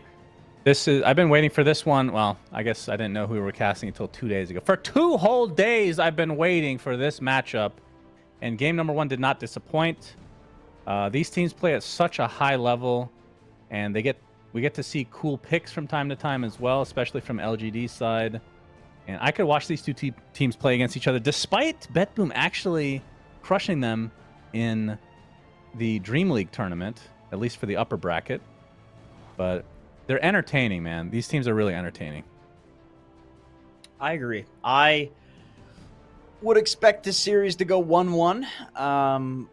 And if it doesn't, if Betboom does 2-0, I still expect the next game to be competitive. After watching that, that was, I mean, that one honestly could have gone either way. If I'm LGD, I'm really thinking about this pure Tidehunter, dude. Like, he looked really good on it throughout Dream League.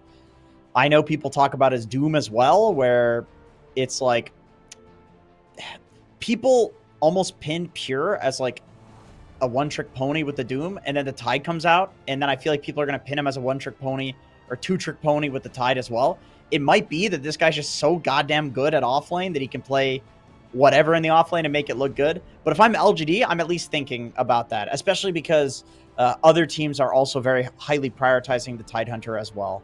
Whereas something like a Legion Commander that Pure is a big fan of is not as much of like a first phase pick. So maybe force them onto that where it's just not as much of an S tier hero. The fact that you can...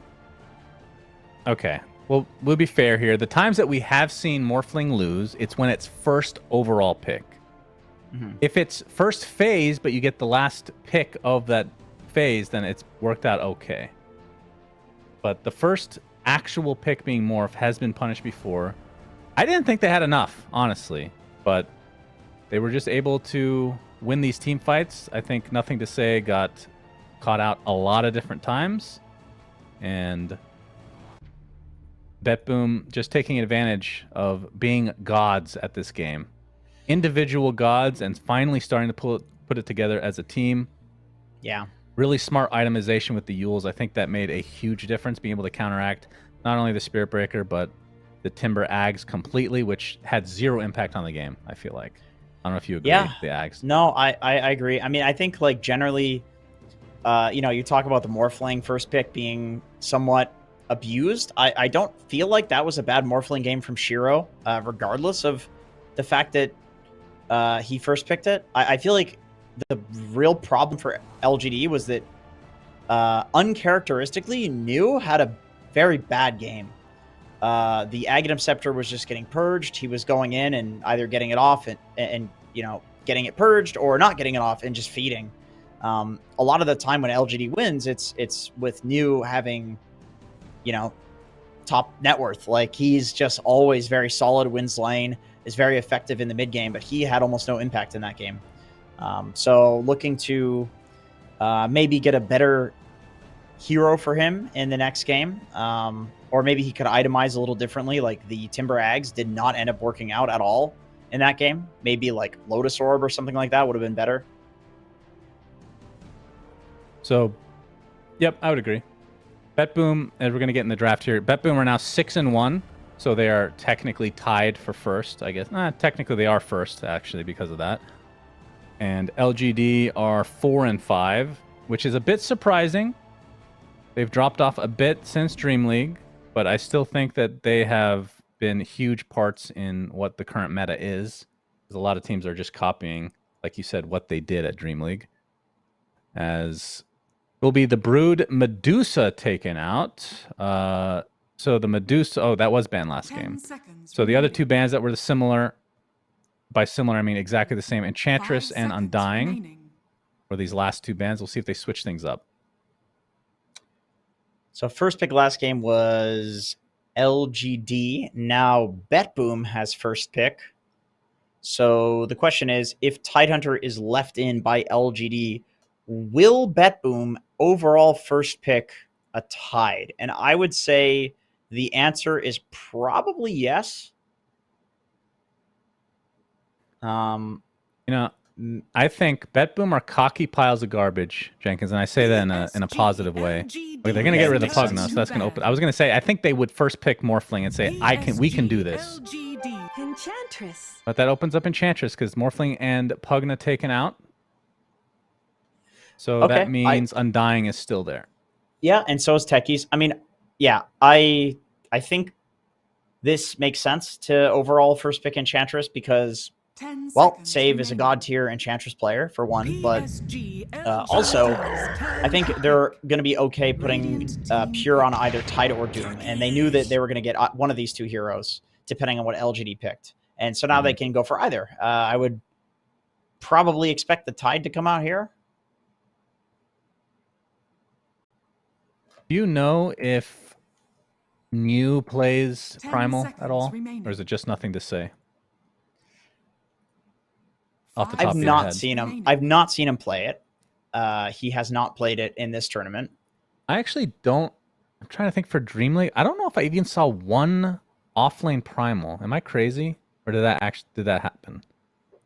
Was it Maybe always like mid? EG did it once or something like that, but it was mostly mid. Yeah, the Blade Mail build feels really damn good. Radiant team. And they're really thinking about this. Tidehunter. Just to pick Fat up the Tide watermelon, again. man. Playing it safe. I would love to see this be a flex pick and go mid against Primal. I wonder how that matchup goes. Because Anchor Smash reduces the attack damage, so when you're trampling, the trample is going to do a lot less damage with that Anchor Smash. I mean, how enthused do you think GPK would be to go mid-tide? I don't know. It's kind of I mean, as long as he doesn't go for a normal build, I could see him wanting to do it. Like, I think these mid laners get off on the idea of just picking a weird hero that nobody's expecting them to play. I don't know if GPK... I don't know if GPK's that guy, though. I feel like GPK plays his stuff, you know? Because I remember in Dream League, even seeing him play the Primal was a little shocking. Because he's always been the typical, like, spirits, you know, TA type player. Yeah, that's true. I guess now that they changed, does he have any... Okay, now that I remember now that you can't really play right-click Tide, right? You need the 25 talent. Eventually you can. Eventually. That's a pretty big investment. But going for like a Deso or something, you know, people tried that for a while when these things were available. Yeah, it's like the mid lane freaks that do it though. Like Thompson and Nine. Like these guys that just have ADHD and can't play normal stuff. Not really the GPKs of the world. Mm-hmm.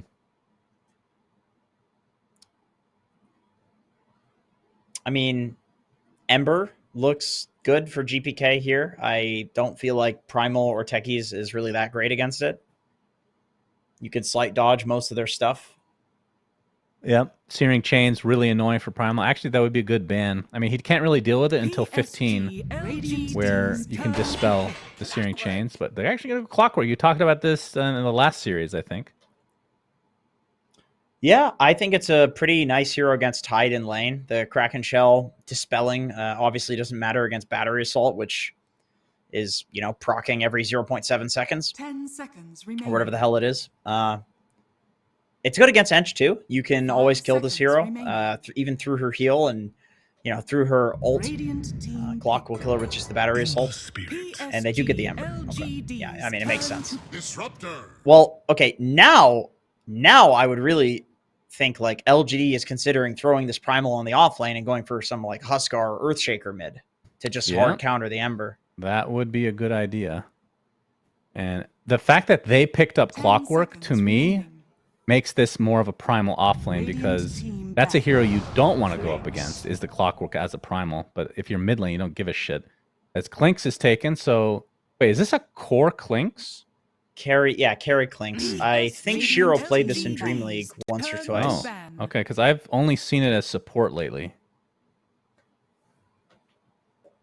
With like the He's phylactery. very small, I will say. He's smaller than Clockwork, would you believe? Yeah, he's tiny. Tiny little scaly boy. Is he I mean, see, the thing about necromancers is they don't really attack with a bow. But he does create skeletons, so I'm not sure what the lore of that is exactly. Should have slacks on for a consultation, perhaps? I feel like he's more of a necromancer than Pugna is, which was very confusing earlier when you said Pugna's a necromancer. I think, yeah, I'm pretty sure he is.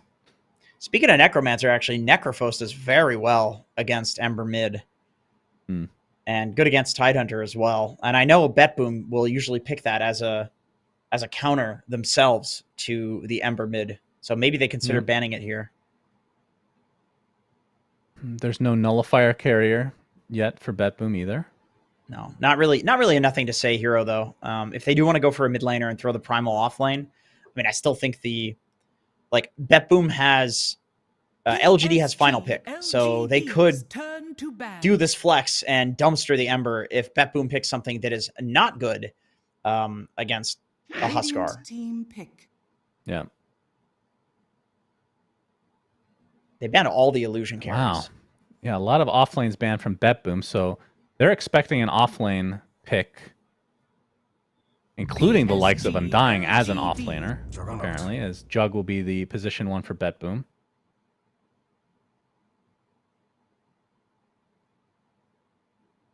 So this is either a mid or an off lane for LGD. But I agree that So the thing about Primal mid is against the Flame Guard, you actually do get uproar stacks, which helps. But then the Searing Chains is like the most annoying thing ever.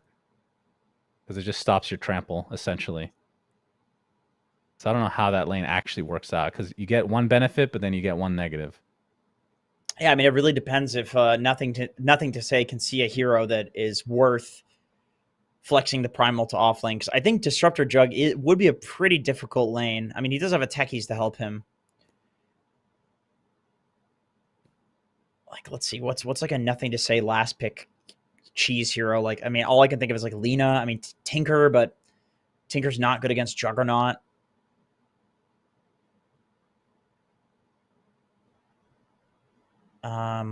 Decent puck game. All right, well, let's look at offlaners, because I think it is more likely the offlane pick. Like, Lycan is pretty good for the offlane. You may now select your heroes. Okay, they go with the greedy option. I mean, Doom counters Tide. You cannot crack and shell the Doom off, but I also think Doom can definitely struggle against Juggernaut, like in the game and in the lane. You can spin him down in lane. Doom can't do much about it. And Jug in game. Oh, Jesus Christ. I need a second here. Jug in game, as I got very emotional about that pick, he can healing ward. He can healing ward the Doom, right? So it's like you have to Doom Jug, but if Jug spins, you're kind of screwed. I'll put the camera on me after a voice crack like that. Very embarrassing. So yeah, I mean, I don't. The Doom is just a greedier option. Do you not think that Scorched Earth is a good kind of, like, if you go fast boots or something, which maybe you don't want to do, but against Jug you kind of have to. But boots with Scorched Earth movement speed, is that not enough to deal with the spin? I think against it's not like you have a slow, right? It's a glimpse. Yeah, I think it's like the boots feels.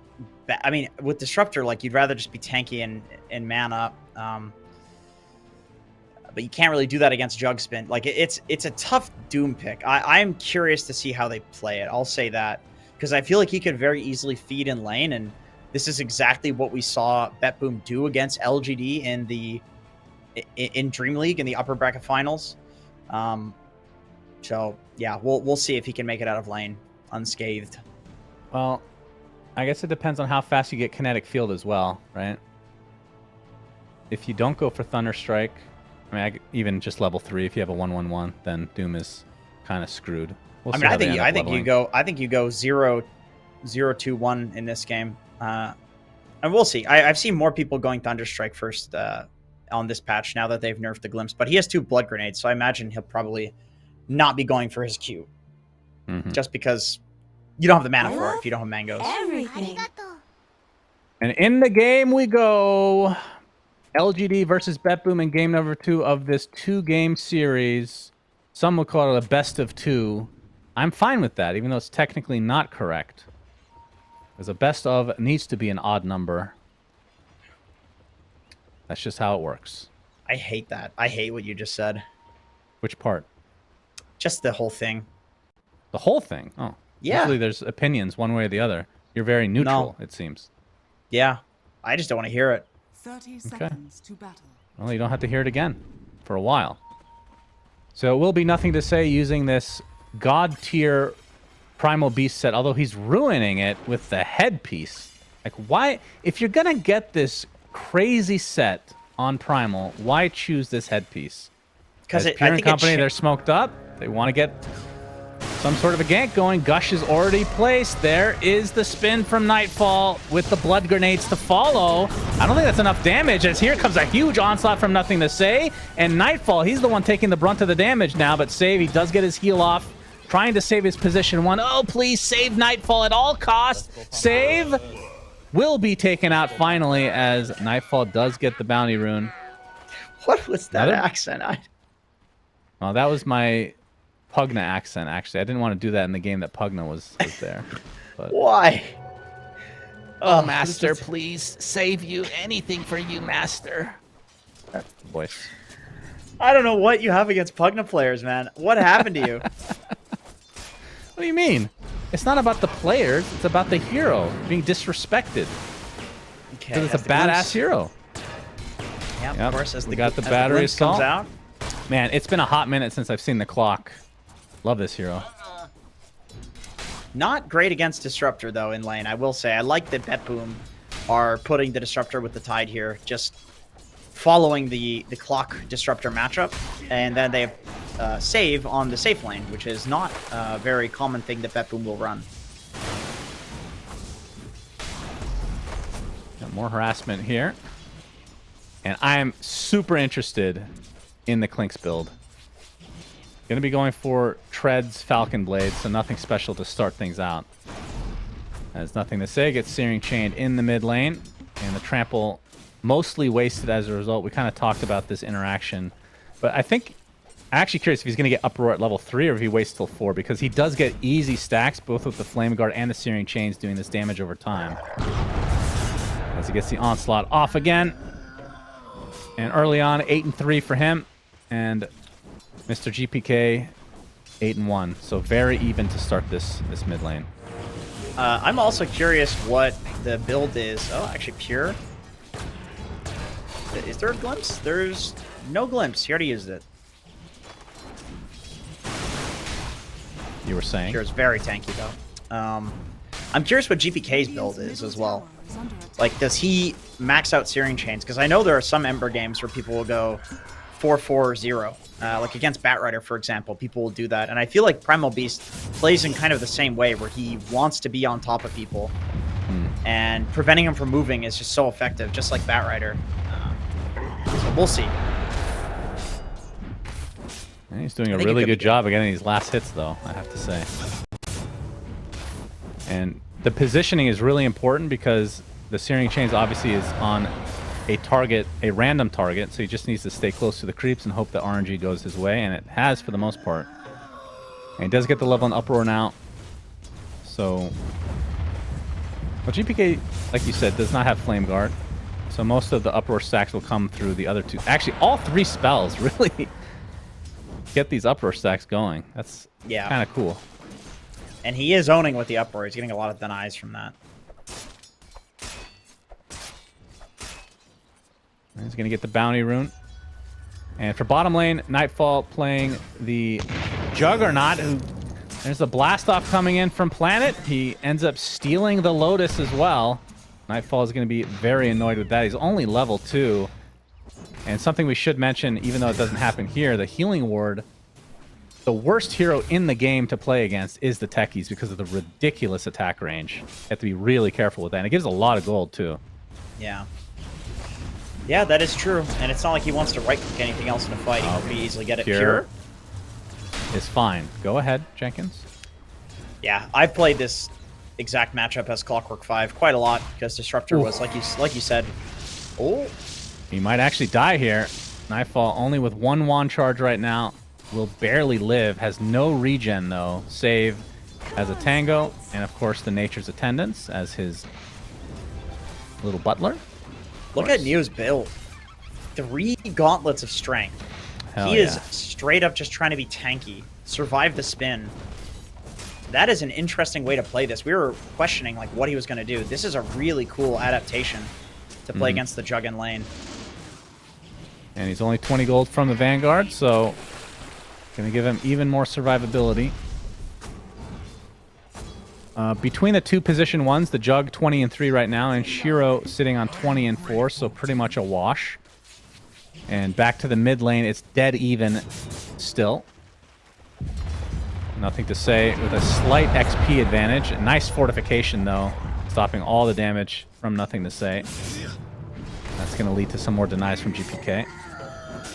I wonder what level of Flame Guard is needed to get the Uproar stacks, because I know they changed the way that works upon original release, because I remember level 1 Ignite from Ogre just giving max stacks, and that definitely doesn't work anymore.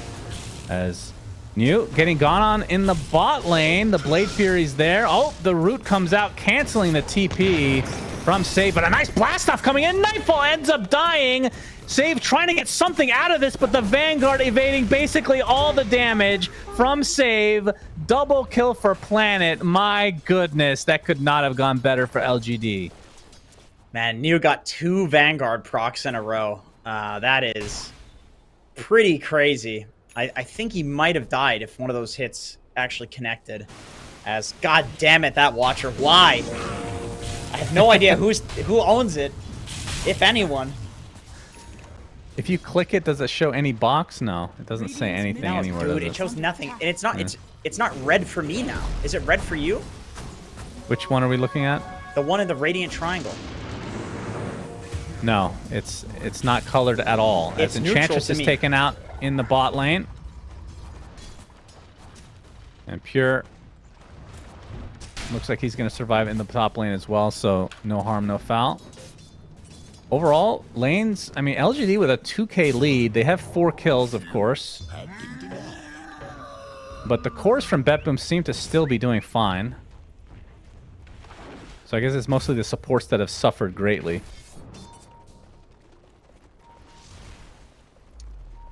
Yeah, GPK, nothing to say now, level 6. As top lane, Pure getting on. YU Smile shows up with the cogs and the level 2 battery assault. There was a TP coming in. I think it might have been canceled. Although Toronto Tokyo shows up. Has the glimpse available. Brings back YU Smile. I'm not able to finish him off. Getting off Anchor Smash against the battery assault. Pretty annoying. Both Clinks and Tide up here are like farming a lot less than they, I don't know, normally would, I want to say, because they're just spending so much time harassing each other and being low mana, low HP. Just a brawl of a lane.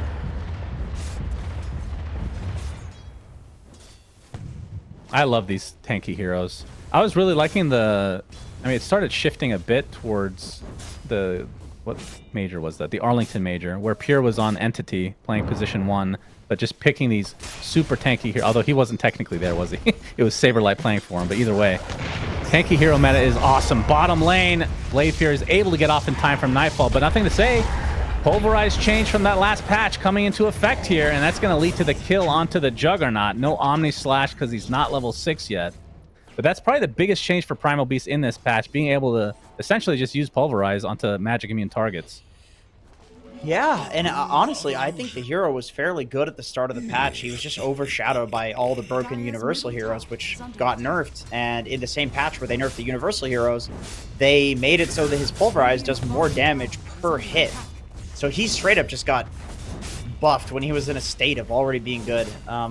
This hero might turn out to be like S tier, first pick, first ban by the end of the major. Nightfall. He's going to have to spin, but again, we talked about this. Pulverize keeps him in place. He's still only level 5. Nothing to say will slow him with the Uproar, and that is another kill on a Nightfall. My goodness, that is worst case scenario for Betboom. They get a support Clockwork kill on the other side of the map, but gracious me. Typically, Nightfall is one you don't need to worry about. This guy gets farm, he gets levels, he doesn't die, but not this game. And Pure, he's going to get taken out now by Shiro. Able to get off the Skeleton Walk and Tar Bomb combination to make those skellies because he's a Necromancer Archer. Something like makes that. sense. Solo kill 2. I mean, that is bad. That is worst case scenario to go down as a tanky offlaner to this pathetic little skeleton. Yeah. Shiro's going to be absolutely fat this game. Radiant's bottom tower is under attack. And the meanwhile, this tier 1 tower is getting pushed by LGD and New working towards his Hand of Midas. The fact that we've been seeing these Hands of Midas has come a little bit later than I'm used to seeing. Means I don't even know when a good timing is, but I assume, considering he's top net worth, doing just fine. As we hear an onslaught coming in from Nothing to Say. They want save. Tarbomb is there, Pulverize to follow. And Shiro finds another kill to his name. He's going to be going Desolator. Very cool. Nothing to Say is making so much happen on this map, man. Like, he loses the tower as a result of that, but, I mean, definitely worth it. 4K gold lead. He's not the one getting the kills either, so he's showing up in these lanes and giving this massive gold influx to his side laners while also having a very solid game for himself, so... LGD looking really good in this one. 5K gold lead at 10 minutes. This is a pretty big stomp. Yeah, this is very one-sided so far. I mean, what do you think about the comeback potential from Betboom? They don't really have any stacks. I mean, they don't really have... I mean, I guess Tidehunter is the stack killer in this game. Because Juggernaut's not going to have Battle Fear for quite some time. No, he's... I mean, Nightfall needs, like... a lot of time to farm with those 2 deaths that he had early. Those both set him back by like a few minutes each, pretty much. Oh, GPK, he's going on. Why you smile? Actually, unknowingly touches the blast off, so that was very fortunate for him. He's out of mana now, but has a shield rune. So still pretty confident as he's working towards a Maelstrom. Still about 800 away as save. He gets hook shot. The glimpse is there, but not going to be enough to save the Enchantress. As Shiro showing up to fight already. And he's only a Mithril Hammer from finishing that Deso that we talked about. And this is a lineup, Jenkins, that even though the Doom is going to be going Midas, they can start pushing relatively early. I mean, the Clinks, now that they changed the way that it works, like Tar Bomb, that's something you can use to push these towers. And Pure, he's going to get stuck inside the cogs. Will have to use his Ravage to try to get away. TPs are coming. Pure getting slowed perpetually. There's the blast off to stun him in place. Another mine being placed by Planet, and that finally will net him a kill onto Pure. Might cost him his life. He's going to get glimpsed back. But look at the rotation from Betboom. Not that's so really going to work out. That is so worth dying there as techies. Like, the big thing there is the Ravage cooldown and all the TPs that had to happen for that. Just to get a techies kill. Really nice mine placement there from Planet, by the way. Like, jumping in with the mines, and he just stands right on top of them annoyingly, so you can't right-click them. Oh. Well, the Static Storm was placed, and that's actually going to be enough to get Toronto Tokyo out of dodge. Shiro, again, forcing more TPs. I do have a mechanics question that I'm not sure if you remember the numbers. Okay, that's not a mechanics question. I have a numbers question. Okay, go ahead. Well, we might have to hold on because Nightfall is about to get ganked. Okay, so I haven't gotten to see this position 1 Clinks since the big changes. The Shard is Burning Barrage, right? Do you remember what level that's equivalent to the old Burning Barrage? Roughly. I think it's level 2. And that's what I'm ashamed Cinderin to said admit, as well. Okay. I'm ashamed to admit it's because Ability Arena. I'm trying to remember what the numbers were. I know. Well, you said the same thing as Cinderin, so you're probably right. Okay, or we're both idiots, which is very possible. Yeah, that's happened before. Sleight of Fist Searing Chains on the Planet, stuck inside the kinetic field now. We'll pop the Pavis to stay alive. There's nothing to say, trying to help him out. Not able to get the stun up. He gets glimpsed instead, but Doom coming in, gets off his ulti onto GPK, and more are coming behind him. GPK looks to be mega dead as the hook shot connects onto Nightfall, stuck inside the cogs, getting bounced out, can't do anything. Toronto Tokyo is going to be next. This is getting out of hand. 4 dead. LGD completely stomping Betboom. They can't even kill a techies because of the Pavis. Oh man, that's bad. And Deso is now completed on Shiro. BKB almost completed on Nothing to Say.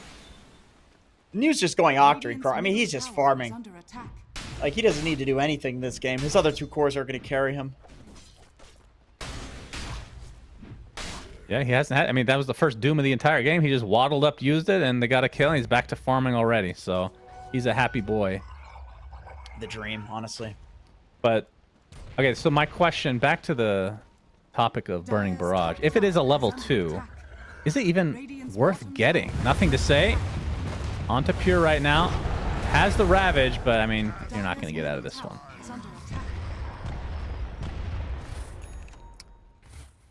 Is it worth getting? Because probably not. If you're using it, like, that means you're not attacking, right? So yeah, I feel like that's not that good. I mean, I feel like, from what I've heard people say, it's good for pushing creep waves. That's what people like it for. But when it comes to like jungling, this hero already farms jungle very quickly because he just walks in and death packs a creep. Yeah, that's fair. I didn't really think about the farming aspect of that. As the glimpse into the Static Storm, New trying to TP out. Oh my goodness, they can't get anything to go their way. Betboom, that hurts. Jeez Louise. That would have been a big kill too because, well, he hasn't died once, which definitely matters for the mental of Betboom to kill him. But also, he's top net worth, so that would have been a big kill. Save. Well, unfortunately for him, his untouchable's not enough. As another Deso charge for Shiro. And by another, I mean that's his first. Yep. Wouldn't mind more items being like the Deso, by the way. I think that's a kind of a cool Infinite mechanic. scaling? Or Well, it's not infinite, but it's yeah, not infinite. scaling items. Scaling items. Yeah, those are cool. I agree. Double damage is in the bot lane. Nothing to say. He's going to get glimpsed, and we'll take the DD. Towards the DD. Very convenient. Well, top lane, Pure has to use his Ravage. He's still stuck inside the cogs. He's going to get hook shot. Don't think they have the damage to finish him off, though. Why you smile? Look at the rotation from Betboom. They want to get something. The Omni Slash goes onto the Siege Creep. Oh, to the catapult. Is Why You Smile actually going to live? Unbelievable. Nightfall has to try to spin away, and there's the Doom. New has shown up to save the day. Hurricane onto Pure. They get the support. Ench, Pure just standing still. I wouldn't be surprised if they call GG pretty soon. This is ugly from Betboom. My goodness.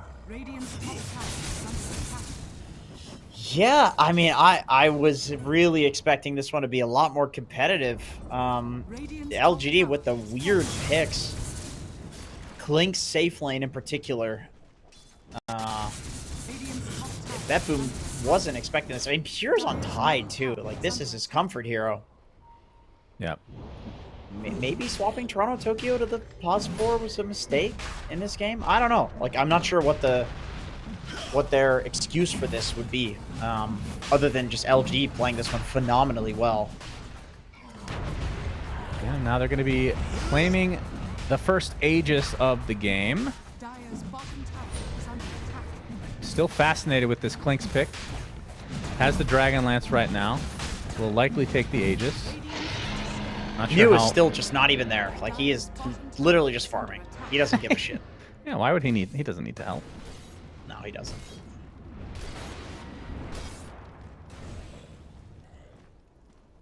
Well, Shiro got glimpsed, at least. That's cool. So, what do you want to see on Klink's? Let's do some theory crafting on items.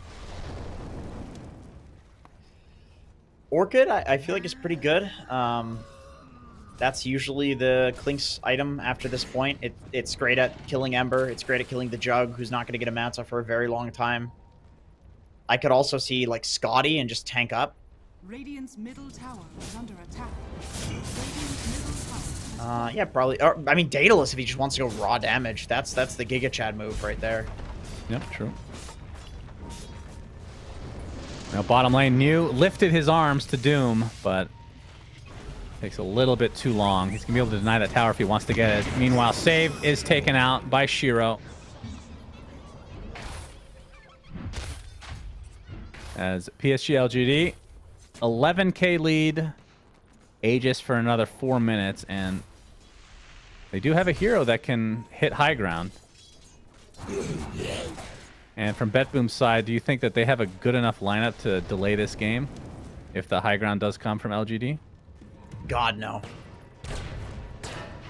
They have nothing to counter push. The only guy would be Pure with an Aghanim Scepter, who has to use the damn Ravage to get away here and won't even succeed at TPing. That's the third time he's tried to do that. Yeah. Sunspan, Ravage is a 2-second duration. TP takes 3 seconds. Yeah. So... That's correct. Unfortunate 7.33 nerf to all the stun durations in the game for Pure there. Well, the good news for Betboom is they have a Battle Fury now. Really digging as much as I can. Oh, New, he's caught out. That's a pretty big kill. As Save will get him. Yeah, that's a Dragon Lance for Save. Radiant's middle tower is under attack. He can have more net worth when he dies in the next fight. That's right. I mean, this is a support you do have to worry about in general. Cannot ignore an Enchantress. That is true. She does big damage. She's a carry. I wonder if LGD want to try to use this Aegis in any other capacity other than just farming. As Shiro, oh, do they spot GPK? They do. Hookshot is there. He does have a Remnant up, but I don't think he can use it. I don't think he had the mana. Nope. So nice pick off for LGD again. Look where Toronto Tokyo is, dude. He has no TP. He is in no man's land right now. I didn't even know you could get in there. Yeah, that's a nice little crevice he's found, hiding away. Beautiful stuff from him. Gorgeous play. He's gonna snag the wisdom rune. He's waiting for that 21-minute wisdom rune. There you go. Hell yeah. He's almost dead to these ancients, but that's a win right there. All right, Shiro and company can now focus on the tier 2 bot. It's going to be fortified, and it will be refreshed again if, or once this is taken out, which means they'll have it for the tier 3 if they choose to go for it. But they'll go for the tier 2 mid instead, it looks like. Yeah, Save was in position to cut the creep wave bot, so they can't keep pushing bot. Nice little play from the Betboom supports. And there's the next fortification. Okay, they actually will not have fortification now for the tier 3. Let's see if LGD can try to take advantage of that. I'm surprised they used it here. Nice gem pickup from LGD. They have so much control over this game as the score hits 3-2-2 that there's no reason to give any wards to Betboom. Just control the entire map. You're never killing Nothing to Say with the BKB and Heaven's Halberd. So you can have this gem and have total impunity to just run around, D-ward everything. Didn't mention that the Tormentor was taken out, though, and it gave the shard to Save, which I have to admit, I don't really know that. I've never noticed this doing anything. As Pure's getting caught out, we'll talk about that after this Tidehunter death. Kraken Shell activates, but he dies anyway. So they do delay enough for the Aegis to get expired on its own. You were saying? That's a saving grace. I mean, I agree with you. I think the Enchantress Shard is kind of bad. Oh, you know, I'm not going to lie. I'm going to sound like an idiot. I didn't realize you get more creeps because of it. I thought it was just Little Friends. Okay. Little Friends is bad. I mean, at the start of the patch, it was good, as Save is very likely going to go down here. Nothing to Say. Still has the ult. Not quite enough damage. Save. He actually is going to be fine. But Shiro shows up, and he's not fine anymore. And the creep wave is there. Oh, the Little Friends. The Little Friends on Shiro. Wait, where? He's fine. He's fine. Okay. It actually made the creeps run faster towards the base. Oh, which is very the opposite of what Betboom wants. All right.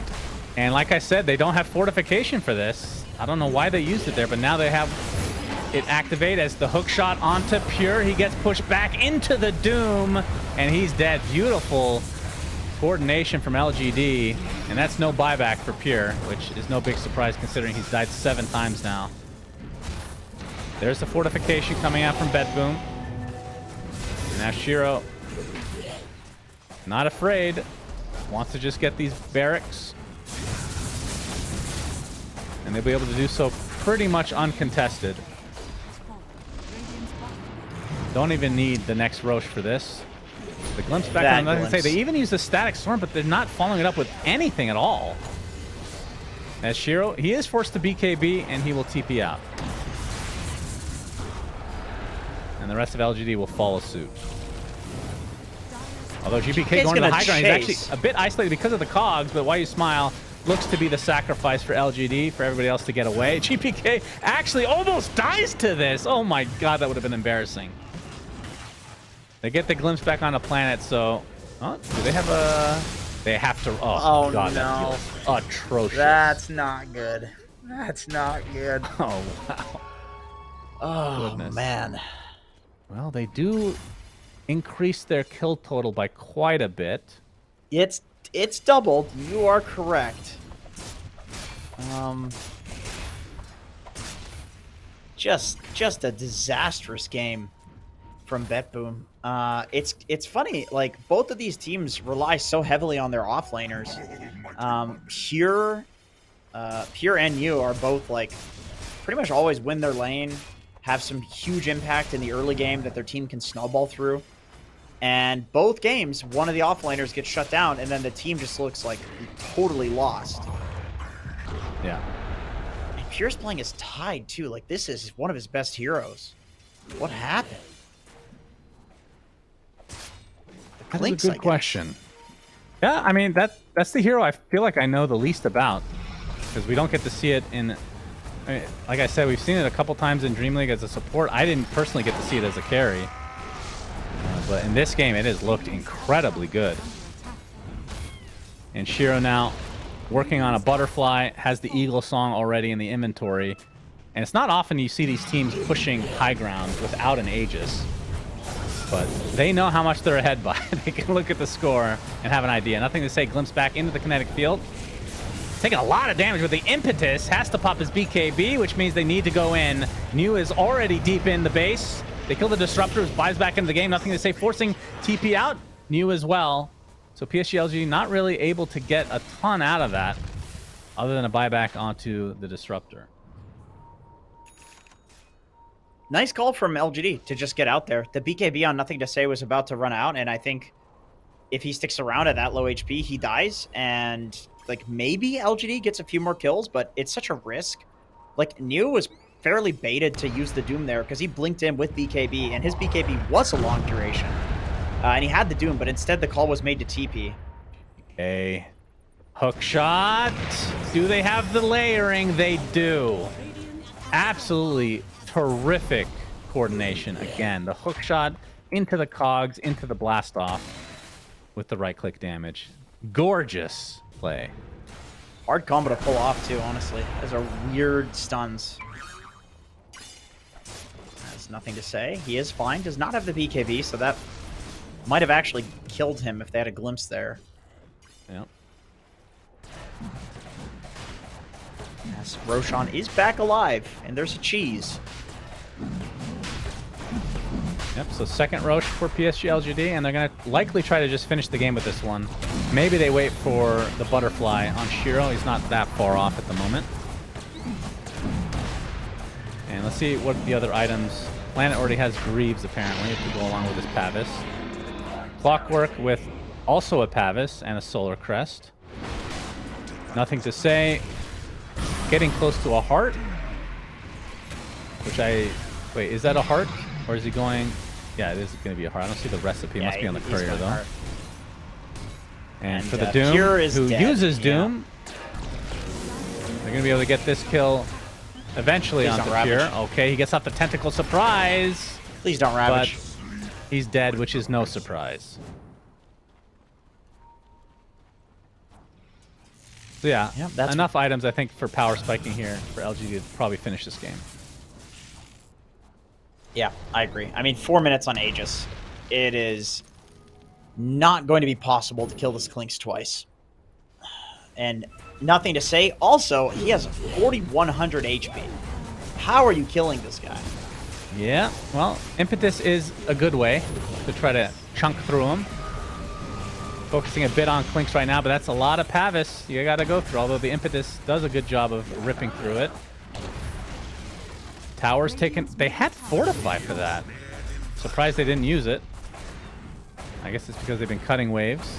As the creep wave now entering again, so backdoor protection is gone. Hook shot. And dead Enchantress. Static Storm is placed with the Tentacle Surprise, actually hitting 3 heroes. But Pure not able to really defend the base at all. Nothing to say. Putting the cheeses in his inventory, but they're going to get a second set of racks very easily. GPK pulverized right now. Might not have enough damage to actually finish the job, so he'll get back to base. But PSG.LGD can just move to the other side and go for these megas now. Not sure what they can do to defend. Well, but Shiro kind of wants to die because he's out of mana. Still, they will finally fortify for this last set of racks in the top lane. I guess that's what they were waiting for. The Enchantress is coming back as well. Towers down, melee racks being focused. Last-ditch effort for Betboom. You got to try something now, but the hook shot connecting onto 2 essentially. Nightfall does get off his Omni Slash. And the Doom comes out finally onto Pure. Does have his Ravage, but not able to use it, obviously. Mega creeps for PSG.LGD as GG's come out. And this was not close. Finally, LGD getting some revenge on Betboom, not just for game 1, but getting 2-0 stomped in the upper bracket finals of Dream League Season 20. Their first win against Betboom in quite some time. Yeah, I mean, I felt like they looked really good in game 1, despite losing. Like, it really felt like this game should have been, at the very least, competitive for LGD. So it's really nice to see them striking back, and striking back hard in that game. All of their players had very nice performances in this game, although probably MVP is nothing to say because he went to the side lanes and got all of the other heroes a bunch of net worth, so that way they could, you know, have the performances that they did. I would be not surprised if people start first phase banning Primal Beast against this team. It looks like a really amazing hero, especially in the hands of Nothing to Say. Yeah, I feel like it's looked really good in a lot of teams, and LGD is kind of the one that started that trend, but we're not really seeing it banned all too often. Then again, how often do we see it picked in the first phase? It's not as common, I guess, but maybe with LGD, that's the one team that will pull it out with no real issues. But you're right, Nothing to Say. Deathless, 6-0. Shiro, Deathless, 11-0 on the Clinks. That looked really good as well. So yeah, this series ends up getting tied with LGD really needed this win. Betboom can afford to lose some because they've been dominating so far in this group stage. I believe you had a sponsor readout, Jenkins. That's right. Everybody, shout outs to H&M. I forget what the thing is that I'm supposed to read, but I can tell you that I do shop there. Every single one of my shirts is H&M. Genuinely was very excited to hear that they were a sponsor. My mom shops there for my shirts, and she's been giving me extra larges, which I've been regretting, but they're very comfortable. And I would recommend not getting something that's 3 times the size that you need from H&M. But fantastic shirts. Everybody's going to be sporting those that clothing in Bali tonight. Okay, and the rest of the tournament, I'm sure. So thank you. And the rest of the tournament, yeah, to but them for specifically sponsoring the tonight. tournament. Yes, it's Canada Day. Anyway, that's why. That does it for me and Jenkins today. The next series is going to be Liquid versus IG, followed by Azure versus Gaimin Gladiators, casted by the illustrious Gareth and Lacoste. So thank you, everybody, and we'll see you tomorrow.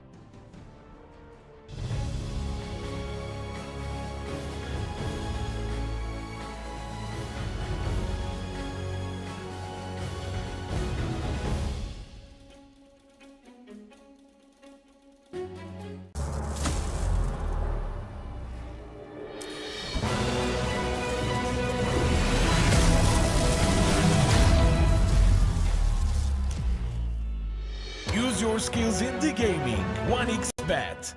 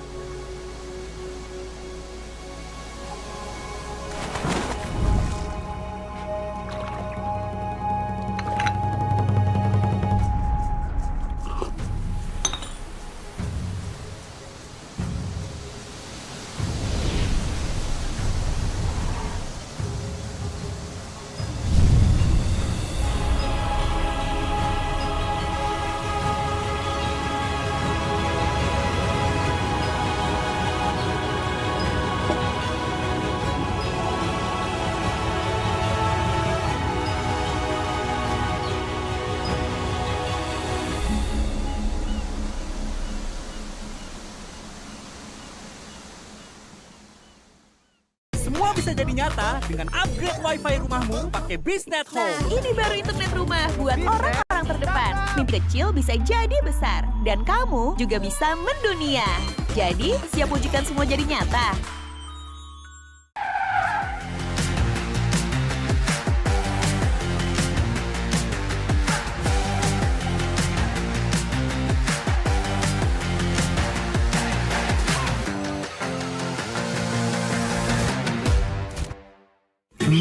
Panas. Ini oven nih. Hai. Ya kelar. Wih. Nah ini Sukroven si paling seru. Mau gini seru. Mau gitu seru woy.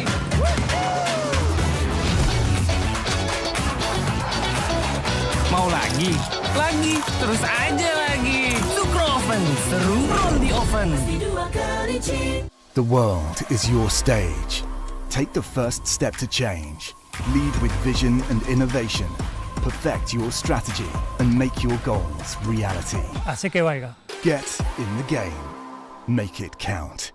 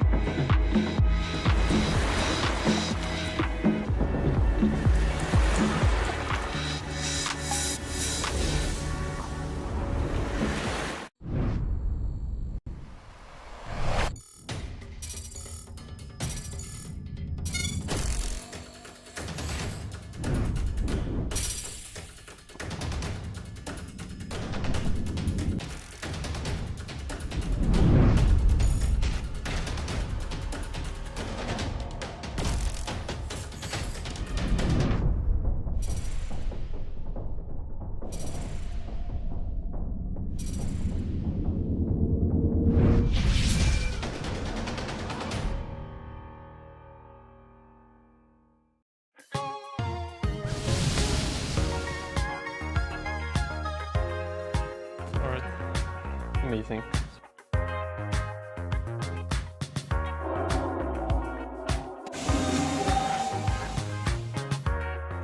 What do you think? It kind of looks like Zai. The hair. I don't know if anyone has hair like this. It's something like so.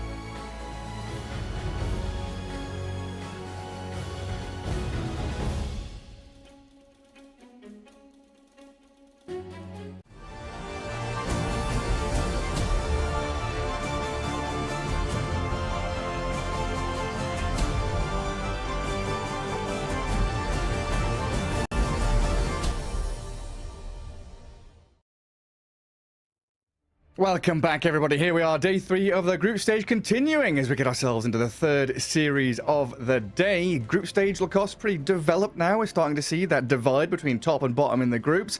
Liquid looking pretty good after maybe a shaky day 1. IG middle of the table, but what are your expectations heading into our couple of series left over here? Oh, this should be a really fun one. Expectation-wise, Team Liquid against IG. Team Liquid, they lost only 1 game so far. That's what you call shaky, huh? Like dropping Compared that to one what we game. expect from Liquid, you know, they're meant to be slamming everybody. Yeah, and the second one should be like a bomb. Like this is gonna be Azure against Gaming Gladiators. You know, Somnus against new King on the mid lane, Quinn. That's the matchup that everybody's looking for. But yeah, we can look at the standings for now to see how it actually looks. So we don't talk and there's like, kind of hard to actually imagine what's going on. And the Team Liquid, they've just been dominating. I mean, the thing with this team is they got last place at Dream League Season 20. And suddenly they're like, you know what? We'll get the first place here. Because they already qualified to TI. So I guess that's the reason why they maybe, you know, took a bit of a break. You already feel like you secured your spot. And now they're going back with the full force. Yeah, back to where we expect them to be. Only dropping that single game to Shopify. We love Liquid. We want them to be succeeding every step of the way. And you're right, Dream League wasn't super exceptional for them, but 9-1 right at the top there as they'll take on IG, who are middle of the table and starting to get a little hungry for wins. Of course, that table, seeing Southeast Asia down at the bottom, a little sad. But we will get ourselves prepared for this game 1 of the best of 2. As you know, day 3, usually the day where it's the hump, right? It's Wednesday. It's the middle of the week. It's in terms of group stage, getting through to the end of the groups and trying to figure out where you're going to be standing in terms of heading into playoffs and getting yourselves through the major. And Liquid going up against IG here. We'll see Liquid up first. The boys. Look at the boys. They look very stoic, very focused. I guess that's why. Team Liquid, how do they keep getting away with this? They're picking, you know, some of their signature heroes, but they're also like first phasing their heroes. Like I was looking at some of their games, and they first phase Necro. They can't keep getting away with it. It's just not possible. I mean, it's a response to Morphling, what they did, but they also have a couple of these like niche picks, Lone Druid that we've seen from Nouns as well. And also, like, Invoker, a hero that people don't think it's playable at the moment, you know, might pop here and there from time to time, but they've been winning with it. Yeah, some nifty little niche picks. And I think, you know, I think you're right. These signature heroes, it's a Morphling patch, and we know that Mickey and Nisha have both been exceptional Morphling players since they started playing Dota 2, basically. They've been signature heroes for them for quite some time. And, of course, they're going up against IG, who we saw yesterday have a couple of spectacular games. I think Emo's Ember Spirit, definitely a highlight of their series yesterday that we were watching against Tundra. Some beautiful stuff from him. Now, IG, you know, they can really show up. I think their ceiling is pretty high, but they've also got this flaw where sometimes you're thinking, they could do a bit of cleaning up on these moves. You know, maybe the draft isn't quite as clean as some of these other teams. In terms of improvement, they've got some way to go, but they're definitely a team that can, if you especially give Emo, you know, a good lane matchup in the mid lane, just pop off completely. Yeah, this is the team that is very hit or miss. They look like that to the Chinese DPC as well. Like on a good day, this team can beat any Chinese team. On a bad day, they're gonna lose to. They're just gonna like crumble. They have like they're very inconsistent, and I feel like that's one thing they need to work on. And using less all chat, I think that's the second one. Just keep it to yourselves. Just chill out a little bit. Oh, and Emo's been dropping everything for the past couple of years. Just getting the old chat, put out some memes. I mean, he's a meme creator himself, right? It's definitely a way to create a nice little identity for yourself. He's a memo himself. Well, we will have a little delay. We've got a technical issue, I believe, so it will be getting all the players into the lobby. We can maybe just take a quick look at the standings again and go back over what we've seen over the past couple of days of groups. Because, of course, Lacoste, there are just so many games to be watching. We're covering 2 best of 2s a day, and then at the same time, there's, 3 other streams, then there's the other half of the day to go, trying to keep up with all the matches and what's going on can be a little challenging. So we're sat there, you know, when the games are ending, we're on Dota Buff, we're on the Spectral. It's like, okay, what did they pick? Who had first pick? Who had second pick? Are they first phasing Techies or Batrider or, you know, Ember Spirit looking popular? So far, as expected, it's kind of been a Morphling Major, right? Are there any other heroes that have popped out and surprised you, or are we just seeing the same things as Dream League? Not really. I think the biggest one when I checked things was Slark, who's right now sitting at 5-0. So the hero didn't lose. We've even seen Tundra playing as position 4. Other heroes got slightly nerfed. There isn't that like one hero that really stands out when it comes down to win rate, where it's like picked, I don't know, over 15 times that it has like insane win rate. I think that the one that gets closest to it is Tidehunter, who has almost 60% win rate with 17 games played. So that's a big one. Doom, of course, he's up there even after all these nerfs. The hero still feels pretty insane, like pretty similar to what was happening during the Dream League ever since like third DPC tour as well. The patch, you know, we nerfed some of these heroes. Void Spirit, I think that's the one that feels a bit of an awkward right now. Doesn't get much play compared where he was like, Magnus Void Spirit, we're gonna be picking this. You know that you're gonna be winning your lane. Doesn't have bad matchups. There are like 3 heroes that you can take out in the second banning phase. So looked really good for the hero. Now it's like gone completely. These professional athletes, they don't like any kind of nerfs. They see like numbers like 50 less damage, some extra mana, not enough stats. They're like, yeah, screw that. We're picking something else. Yeah, it's the Andy from Toy Story dropping Woody. I don't want to play with you anymore. Drop them on the floor. Get rid of them. But yeah, for me, I think I'm in the same boat as you. Tidehunter's been up there. Broodmother, we've seen plenty of her. Maybe we think of these 2 heroes as team specific, but as the group stage goes on, get into playoffs, we start to see some of these other teams grab them up. There's also Templar Assassin and Mars, and you mentioned that kind of 15 game threshold as a good marker in the group stage, and I know these 2 heroes are both sitting like 10 games, so not a massive sample size, but there's a bit of a resurgence of Mars, a hero that has been in the dumpster for a while. We've not seen him for a little bit. Currently 9 games played with a 66.666% win rate. He's, 1-4, lost 2, not the best. 1-6, lost 3, not the best to go off, but a surprising little pop-up. And then TA 7-3 over 10 games, looking pretty good, especially in these like last pick spots where you're thinking, hey, we can get a good mid lane matchup where she can dominate, or we've got this safe lane farm into ancient stacks that you can go and catch up with there as well. A little surprising to see those 2 pop back up into the forefront of gameplay.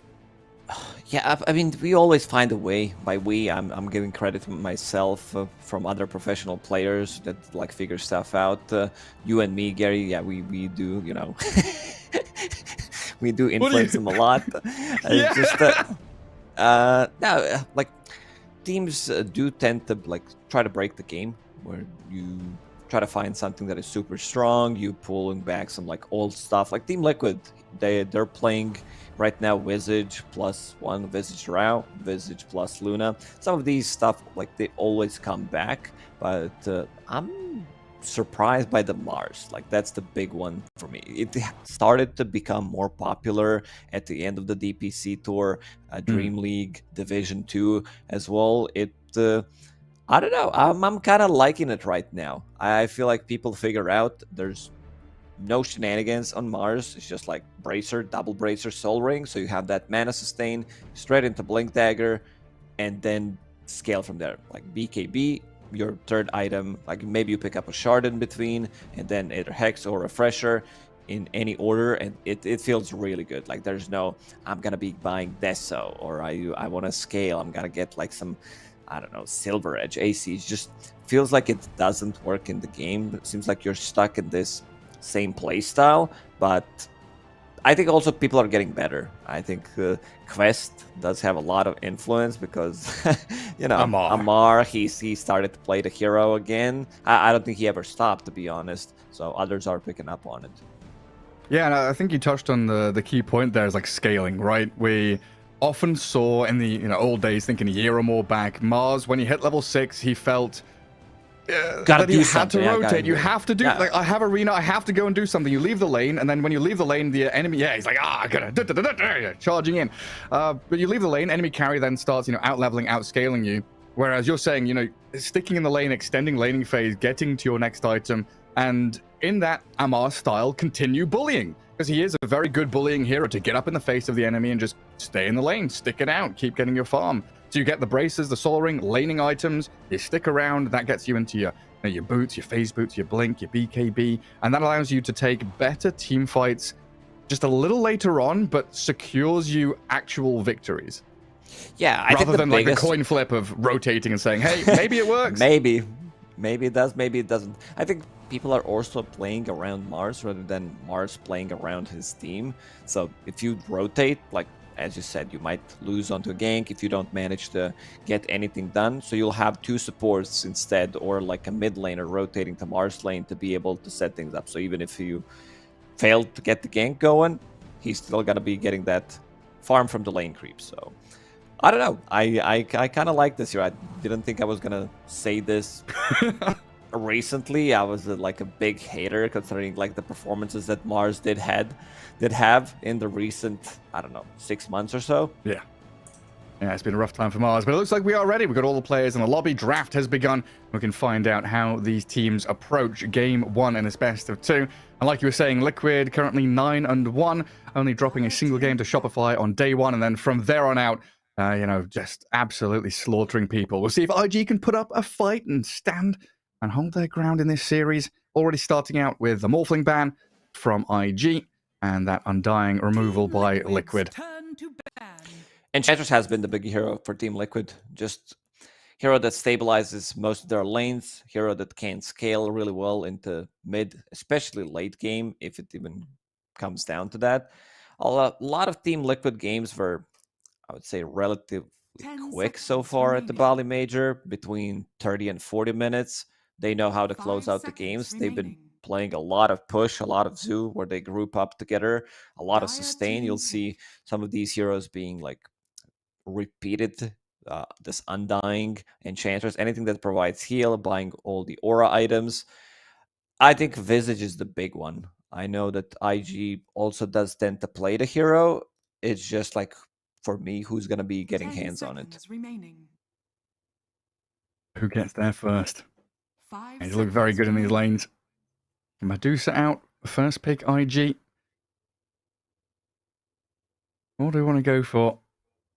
It's like that, I don't know, that emo Ember Spirit just in my head with the rapiers. I just don't think he's a hero you can just straight up first pick. Maybe picking up second in the first phase. It's Timbersaw. That's going to be the grab up for IG first up. Lots of ways for Liquid now to answer this, though. So very early Timber pick. Yeah, they're really familiar with counters to Timbersaw.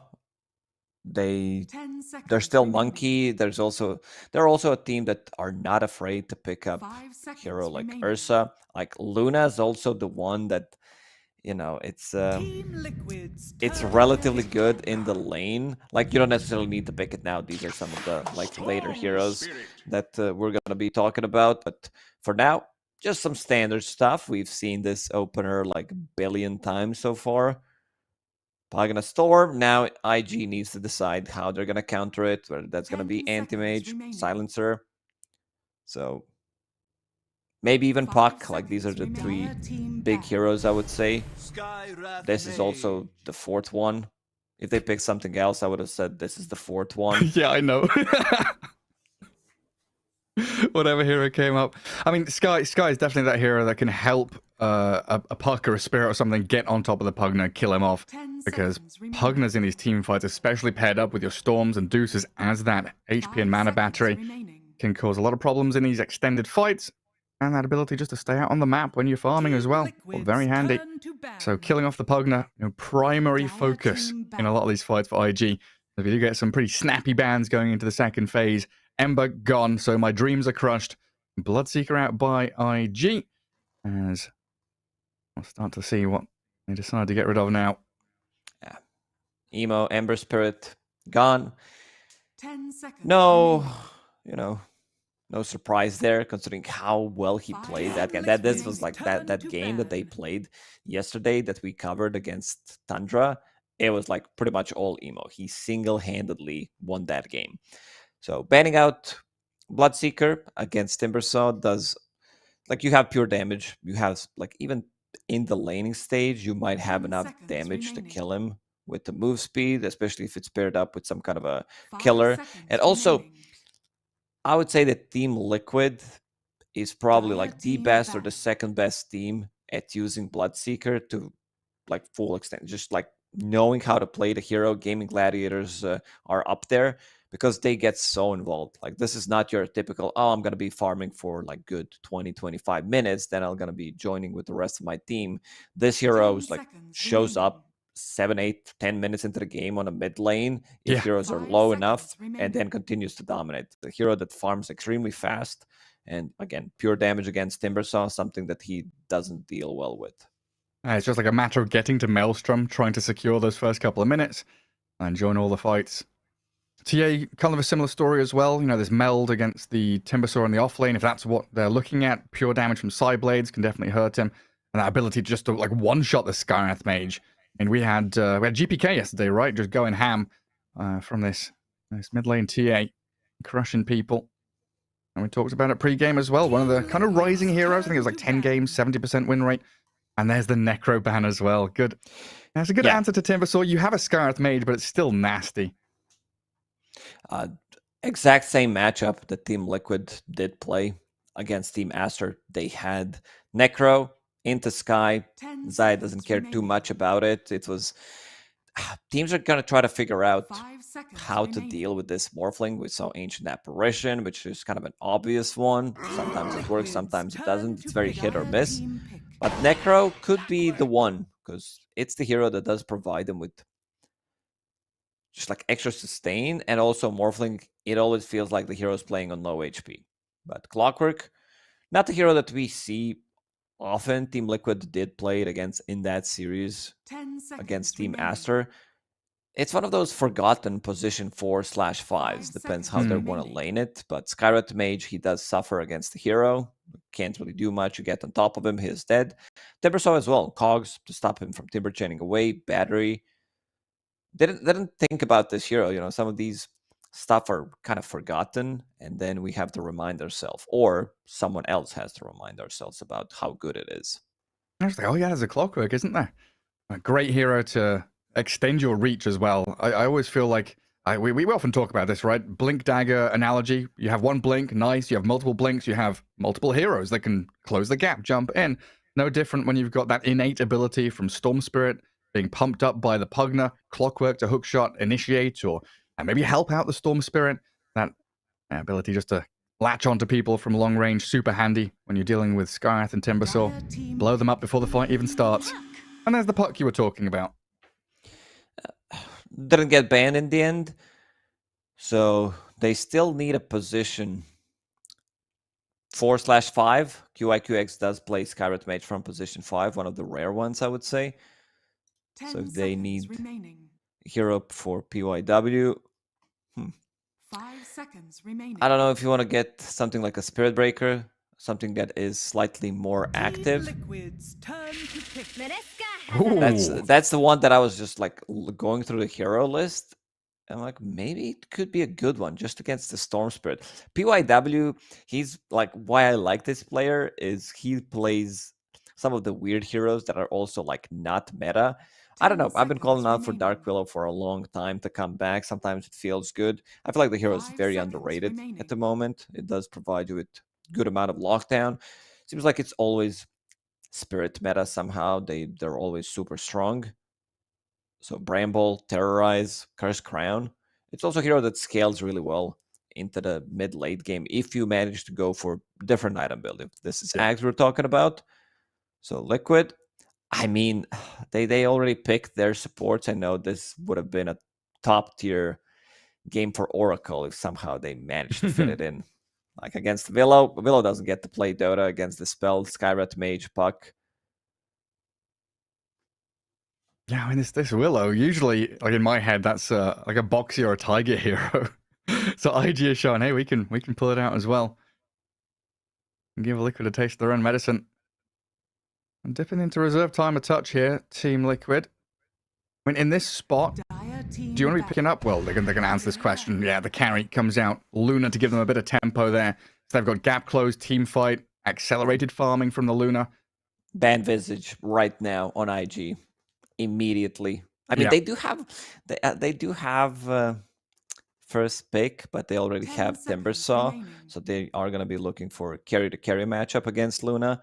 5 seconds remaining. I assume Liquid will need to protect Luna with some of these illusion-based heroes, like Naga Siren PL, Terrorblade, so there's like 3 really good, especially TB. Liquid's turn to It's just a There's the really Visage bad ban. matchup against Luna. And get rid You of just some don't of those get to illusions. play Dota. Yeah, it's it's pretty nuts what Terrorblade does to Luna. Let's see if that's going to be the first ban. Actually, like, get reflected, get owned. I got a bit of time to think about it. So last pick's coming out. We need the off-lane hero for Liquid, so Zai being left to last. And IG need their safe lane carry. Neither of them know what lane they're going to be matching up into. Is Dark Willow the 5 here? Or is Sky? Who do you want to be putting with the Timber? I think it's a Sky 5. Both work well with Timbersaw. You have a kill threat, no doubt about it. But they're also going to be... It depends what they pick on the safe lane. I still feel, just because I know that QIQX plays Scarlet Mage and PYW loves Dark Willow, I think that's what they're going to go with. So I think it's also good Lycan game overall for Team Liquid. Gives them momentum. There's Beastmaster available, so one of these two will be left in the pool. I'm just looking at the heroes that both Skyrat and Dark Willow don't deal well with. Like, they don't do anything to Lycan. You can't really stop him. The only lockdown you have is pretty much Puck. You can maneuver through the Bramble. You're fast enough. Maybe that's a good thing. Maybe that's a bad thing. Depends. Like, you're too fast. I can't control myself. Like Bloodseeker with 800 moves speed. Like, where am I going? Zooming everywhere.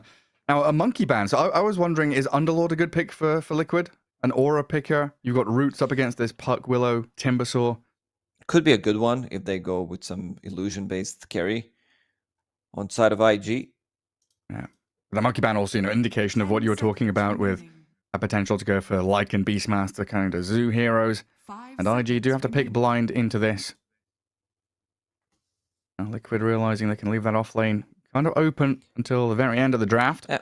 This monkey says to me, it's like, we might be picking Lycan, we might be picking Underlord. These are the two big ones for Team Liquid, because monkey destroys both of these matchups, and it's also a good matchup against Luna. Well, not really an illusion carry, but definitely someone who can keep up in terms of pace of farming with the Luna. Yeah, match it's her the timing hero. around these team fights. Absolutely. Just like Radiance into one big item. This time I think it needs to be BKB on Alchemist immediately. Just because you want to be joining these fights. And Luna doesn't really do much against Alk. Like, Luna in general doesn't like to play against these heroes that get on top of her. I think they had like really good options to pick on side of IG. I don't like it. I don't mind it too much. I feel like this is a good one. Gives them some extra tower damage because, like, both supports, they don't deal well with, like both supports are kind of, I would say, in a bad spot, especially against this Lycan pick. They're pushovers. Yeah, exactly. And speaking of push, Lycan's going to give them exactly that. Have some extra damage. Luna, really strong timing from Team Liquid. Oh, it really is, yeah. Once they get out of the laning stage, these towers are going to start crumbling. That's definitely a worry in the back of IG's head, is getting Alchemist kind of out of lane and into those kind of side neutral camps, would you like to farm? Out of the safe lane goes, what is he, Dire side, so further up north, and then spreads east back through the jungle, goes on that little journey migrating into neutral camps to keep on farming towards his Radiance. And that's where we could start to see the Storm, Clock, maybe even the Lycan getting into his face, causing a few problems. That's one thing Liquid are very good at here, is playing quickly off of their gap close. Shapeshift, hookshot, the Storm Spirit with that ball lightning. Even Luna is a pretty speedy hero. Get that magical damage out there with the Lucent Beams. So IG have got to try and mount defenses of all of these objectives. Don't let tier 1s fall too quickly because you need that map space for your Alchemist. You need your Timbersaw and Puck to be creating the space, forcing fights, and battling along with your 2 supports, which are pretty adept at doing so.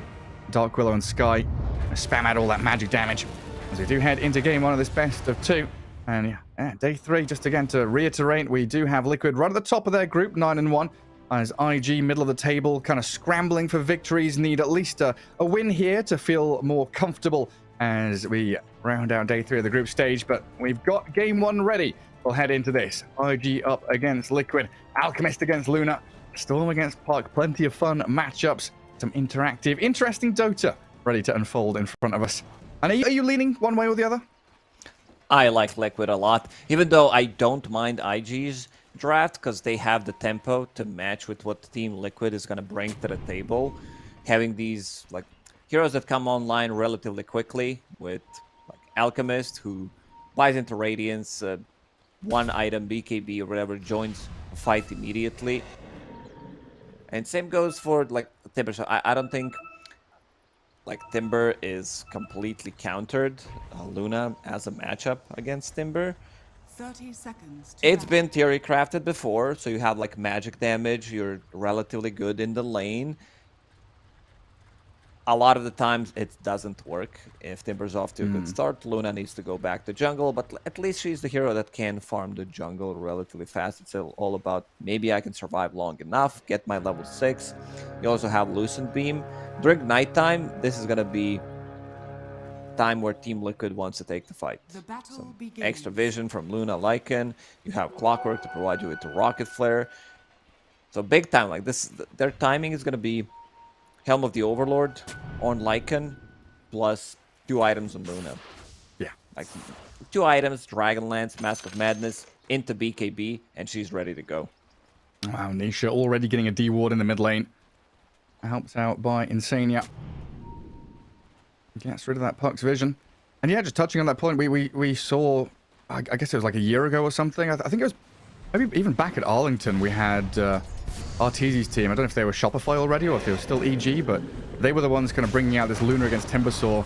And it's a very time-dependent matchup. It's like level 1, if you can try and get a kill on Timber, that's going to snowball you and then maybe get you a second kill at like level 3. Because you've got these Lucent Beam magic damage, then you've got that Blessing to give a bit more punch to you and your support to defeat him. So far, it looks like PYW down here going to be guarding up the Timbersaw. Dark Willow just chucking some brambles into the lane. While up at top, Boxy dropping to about 20 health there. Spammed out of the lane already by QIQX and Dust. Shouldn't be a too difficult lane for Lycan here. I mean, this is a lane that can get some kills early on. Let's see, Dust. It's a lot of damage onto him and good body block from Zai. Boxy again. Dropping very low. Yeah, needs to bring another salve and set of tangos. Keep bringing that regen out against the Sky lane. Oh yeah, great body blocking from Zai, you're right. Just get the wolves in front of the Alchemist. Get those punches in. And so far, a reasonably even laning stage outside of mid. We're looking at these side lanes, everyone's doing reasonably well, getting their last hits in. 4-3 Lycan, 5-0 Alchemist, Luna, Timbersaw, both pretty happy. Storm is 11-1 against Puck 7-0. Oh, bottom lane, Timbersaw, very close to death, but he's gonna get into the tree line. Timber chains across, and they'll switch focus onto PYW. Shadow Realm available to the Dark Willow. Another Timber chain forward, but great cogs by Insania. Gonna cancel the salve, push him back. Insania close to death, but the tree is dropped, and the chain forward gonna get stopped in his tracks. Oh, he's jumping forward, gets the kill in the end, and they get both side lane kills at the same time. Boxy dying top, Insania down on bot, and IG, that little leg up in the laning stage, going their way. Nice play from PYW. Using Healing Salve before he popped into Shadow Realm. Gets some extra HP, Cogs pushes him away. Thought Insania might go for Healing Salve, but he already didn't have mana, so I can understand why he wanted just to come back lane with full HP, full mana. Maybe he survives long enough, but this is just like a better version of, you know, like you survive and then what? Like you have no mana, you have 300 HP. It's much better to die. Now he can at least bring items to Luna, bring his own items to the lane, some extra regen, another blood grenade to try to set things up. And you were talking about the mid matchup.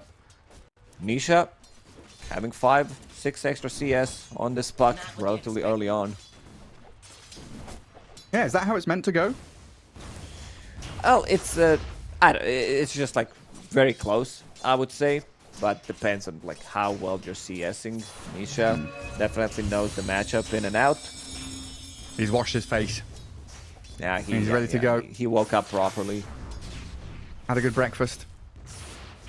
Get all those beautiful Southeast Asian fruits in you.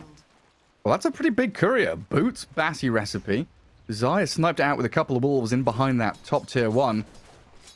That's a lot of net worth, like down the drain for a full minute. Even more on that Alchemist, because he's got to make the long journey out to lane again. And give some time here for Zai to control up the wave.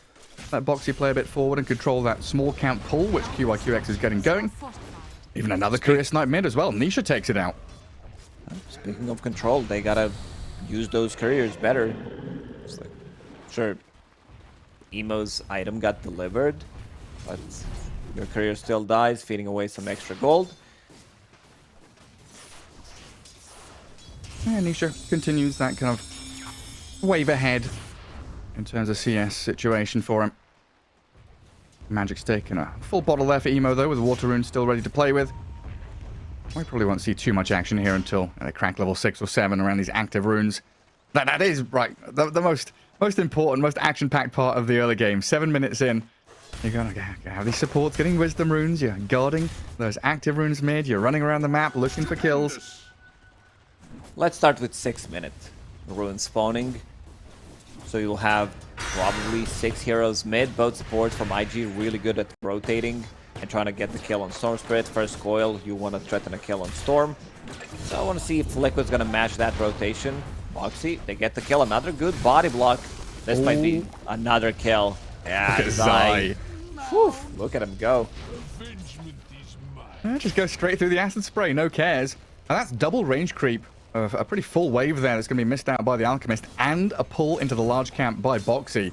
So double wave being denied from this Alchemist since they've both died. A pretty big deal. It's a stacked big camp. So Zai will be getting some of that CS, but they'll also be denying the creep wave. Nicely done. This is... I mean, every single time you kill an Alchemist, it feels like any hero that flash farms like that, like Sven, Alchemist, Meepo, it feels like you're doing so much with each kill. Yeah, delaying their timings and building up to this Helm of the Dominator that little bit quicker to hit your own timing. In the mid lane, we do have these rotations. 6 minutes in, like you said, supports all rotating across as Nisha bottles the illusion rune. Fights back against the sky as PYW and Insania having a little juke off down in the bottom river. Insania, he's going to get the kill and survive. He's fine. Grenade ticking down. He's absolutely fine. Tango, region up. And he picked out the rune for Nisha maybe to pick it up. There's bounty rune available. Did not want to get it. And Mickey... Boxy. Oh. Wait, with these two wolves, if they can get in front of QIQX here... Oh, they're not getting in front, they're just doing the damage. They've got the kill. This Scarlet Mage, he's dead to rights, just chased for like 3,000 range across the map by the Boxy, Pugner, and Zai's wolves. Things are starting to get already rough for IG.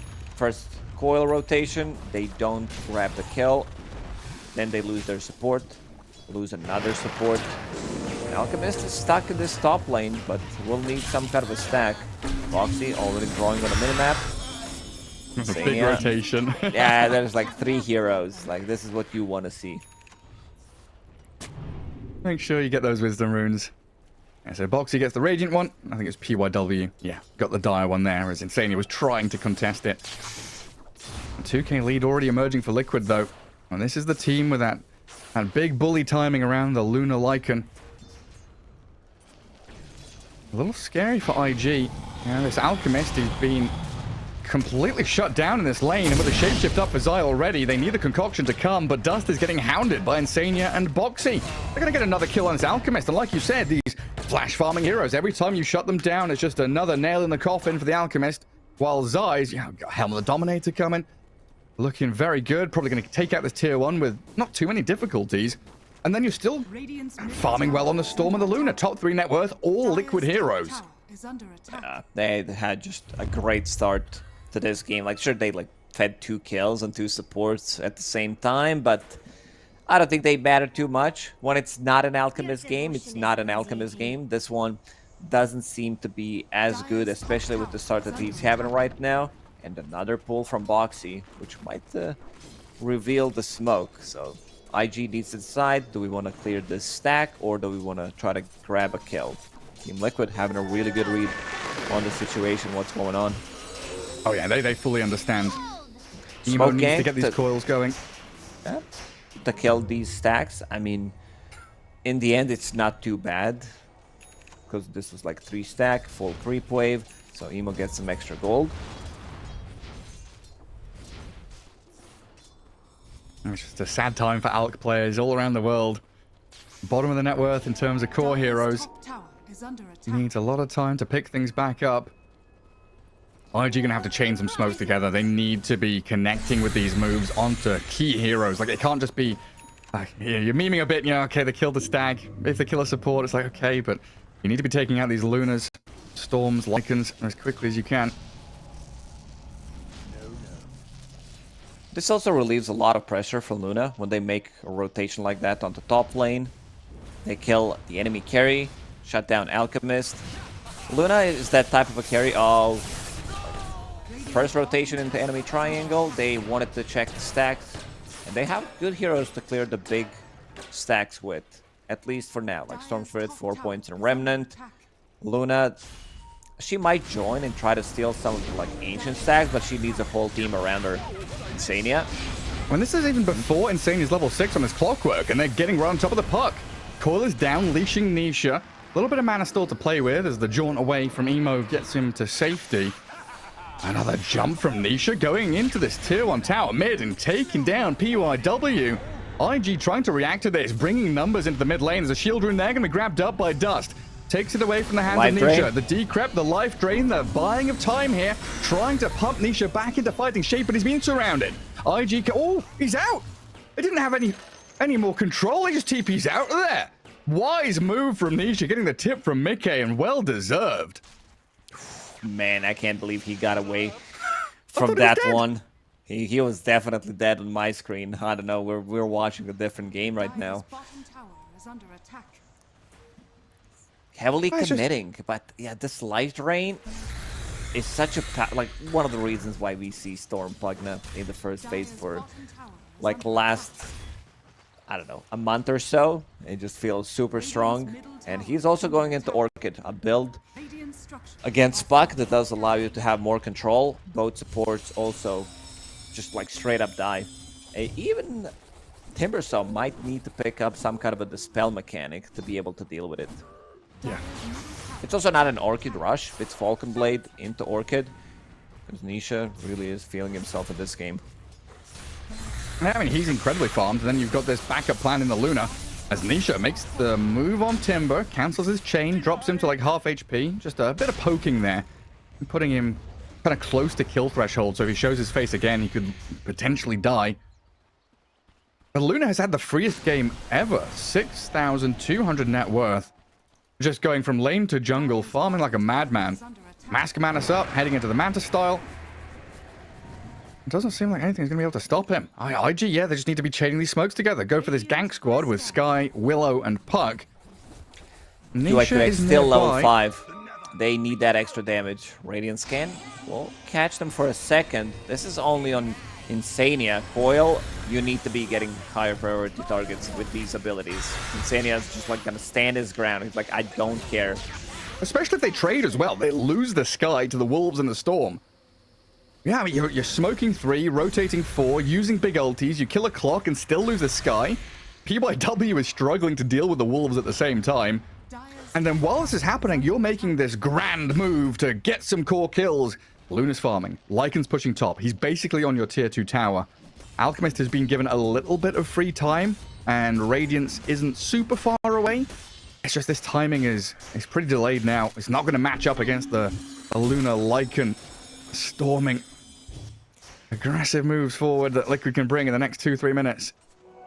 Nisha is 700 gold away from his Orchid. Then problems are gonna start, especially for Emo. Like, you can get scouted by Wolves, scouted by Rocket. random hook shot onto a hero who's underneath the vision. These heroes are going to get picked off. I want to see what Emo builds next, because right now Storm is showing Staff of Wizardry plus Blitz Knuckles. So probably knows what he's going for. Insania's in. Didn't quite land on the puck properly. Nisha, Insania are going to have to try and bail away from this as they drop the coil on the Storm. The Dark Willow trying to get that Terrorized down.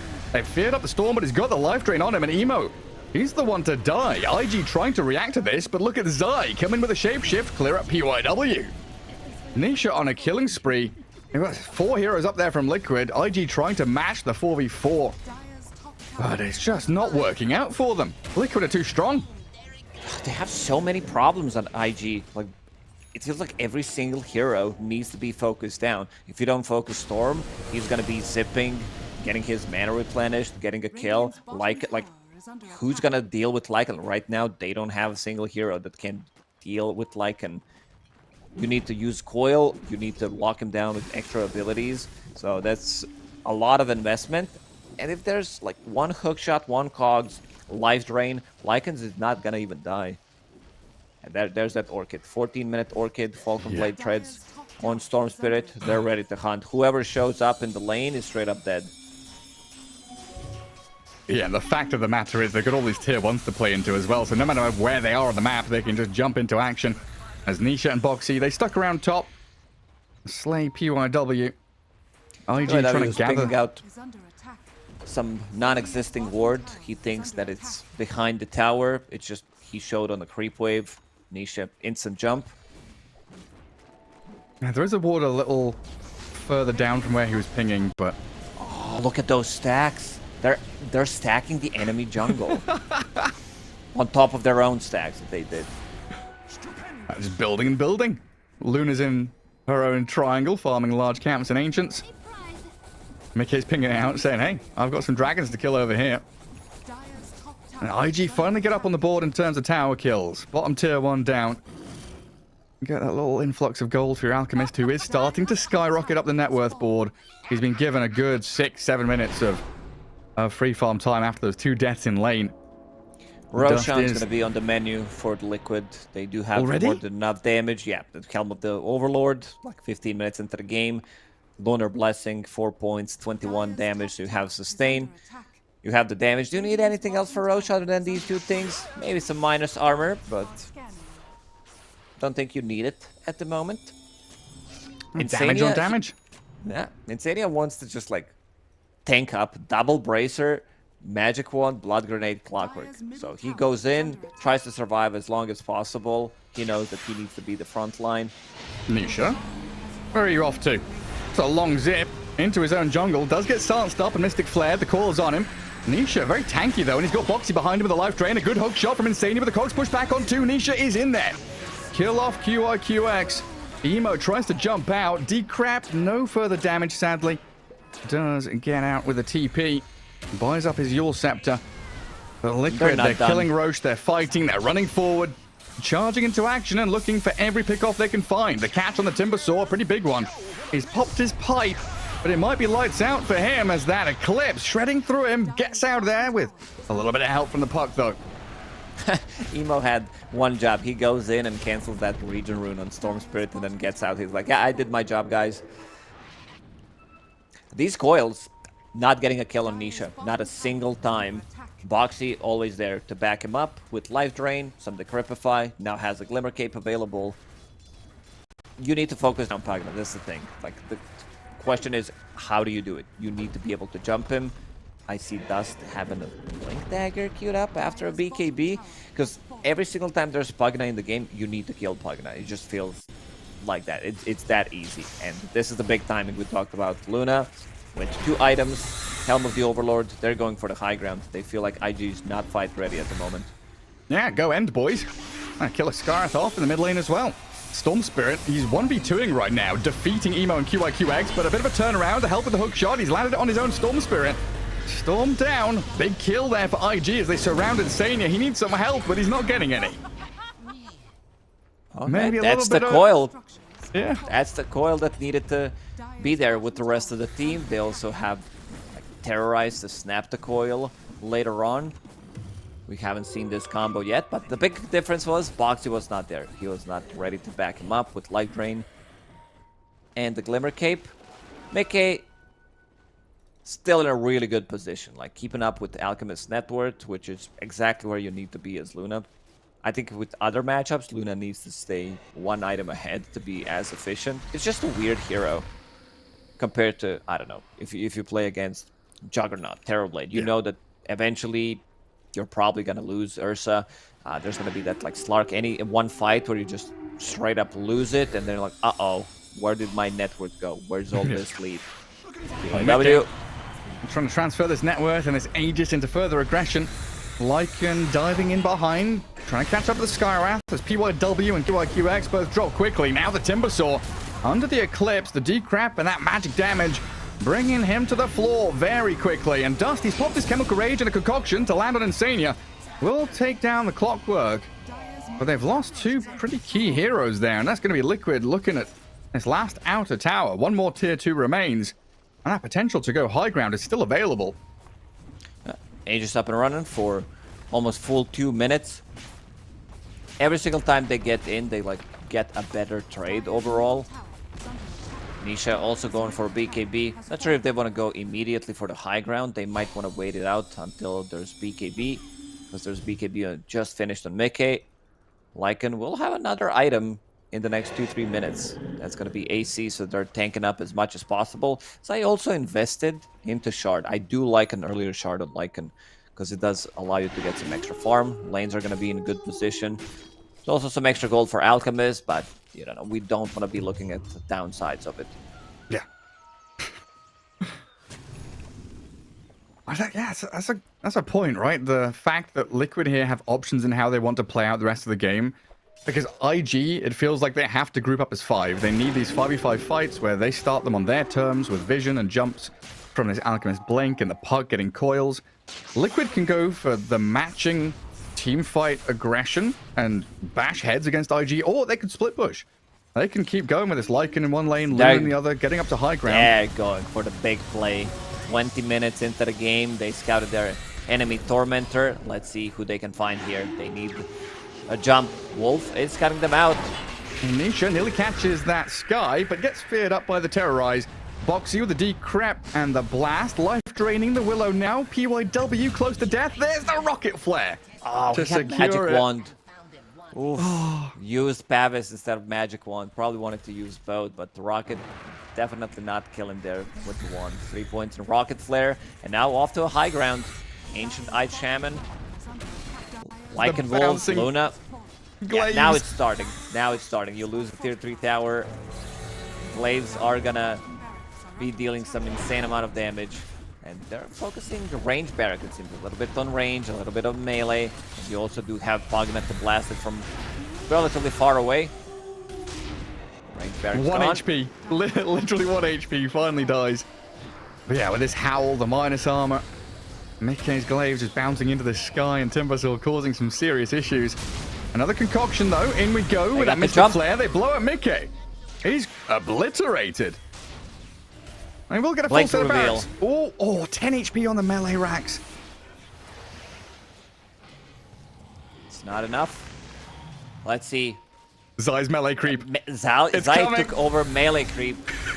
Kill him. Kill the goddamn creep. They nuke it with everything they've got. 2 more wolves are coming. Kill the wolves. Barracks defended. He gave them away 250 gold from that Helm of the Overlord. But he's fine. It's that type of a play that I think everybody would go for. Oh, lanes are constantly pushed in. Lycan Shard. There's Wolf in each wave. Something like this. Melee barracks is going to be able to region up, but that was a good jump. Blink Dagger reveal from Dust. We said that we wanted to get that jump going so they can catch Pagna in some of these fights, but they managed to get the surprise kill on Mickey. Mickey going for Tormentor. Boxy needs to join, get some extra damage, extra sustain. This is not a fastest Tormentor by any means. Just IG don't really want to be... It's a good kill on Mickey, sure, but fighting on your doorstep and losing your buildings, it's still not an ideal situation. They want to be out on the map, creating space for this Alchemist to continue accelerating and farming. 1 minute until Roche quick spawn. Insane has come down here. Might be looking to play some early vision just to control the zone. And they've got to jump on the puck, though. Nisha can keep tabs on Emo, and the hook shot's good from Insania. I'll grab him up, the puck dead immediately. If you come back, I'll kill you again. Dead for 40 seconds. This is where Liquid can start stretching their legs, you know, push out this bot wave and then regroup with the Luna up top. Dust wants to get another jump. Okay. Jumped on, but gets out his BKB, and now Dust a little isolated there. Liquid, without their Storm and Clockwork, though, feeling a little afraid, as RG could have brought the numbers into that fight. So just a BKB usage by Mickey to keep himself protected. It's that situation where you have to pop a BKB, otherwise they do have potentially a kill on you.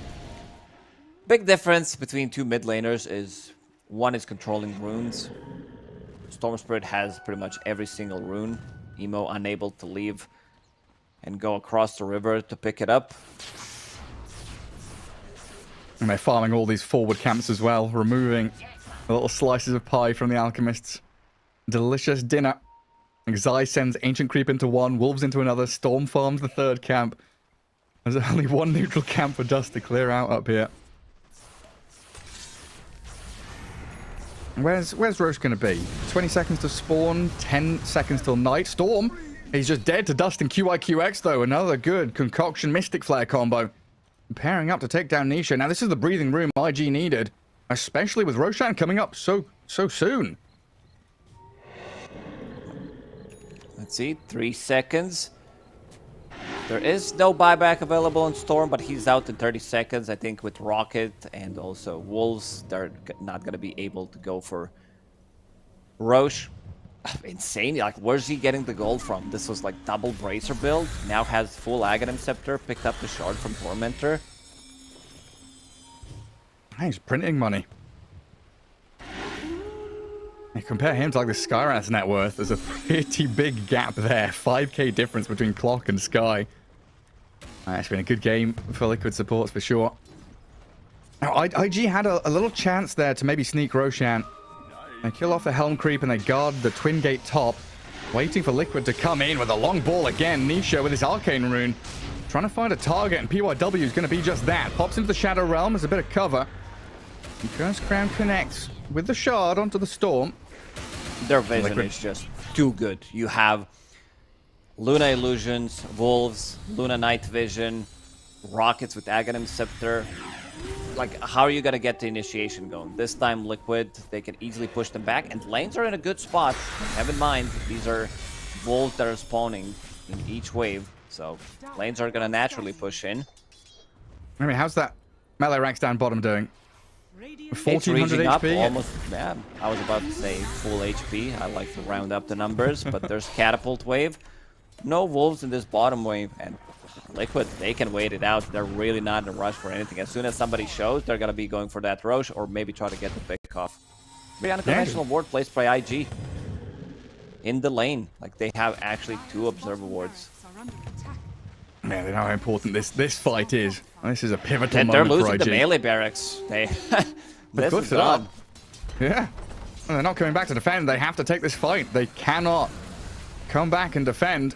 Dust is going to stun himself. Melee racks down, bottom gone. A victory for Liquid as they literally do nothing but stand there waiting for IG to come.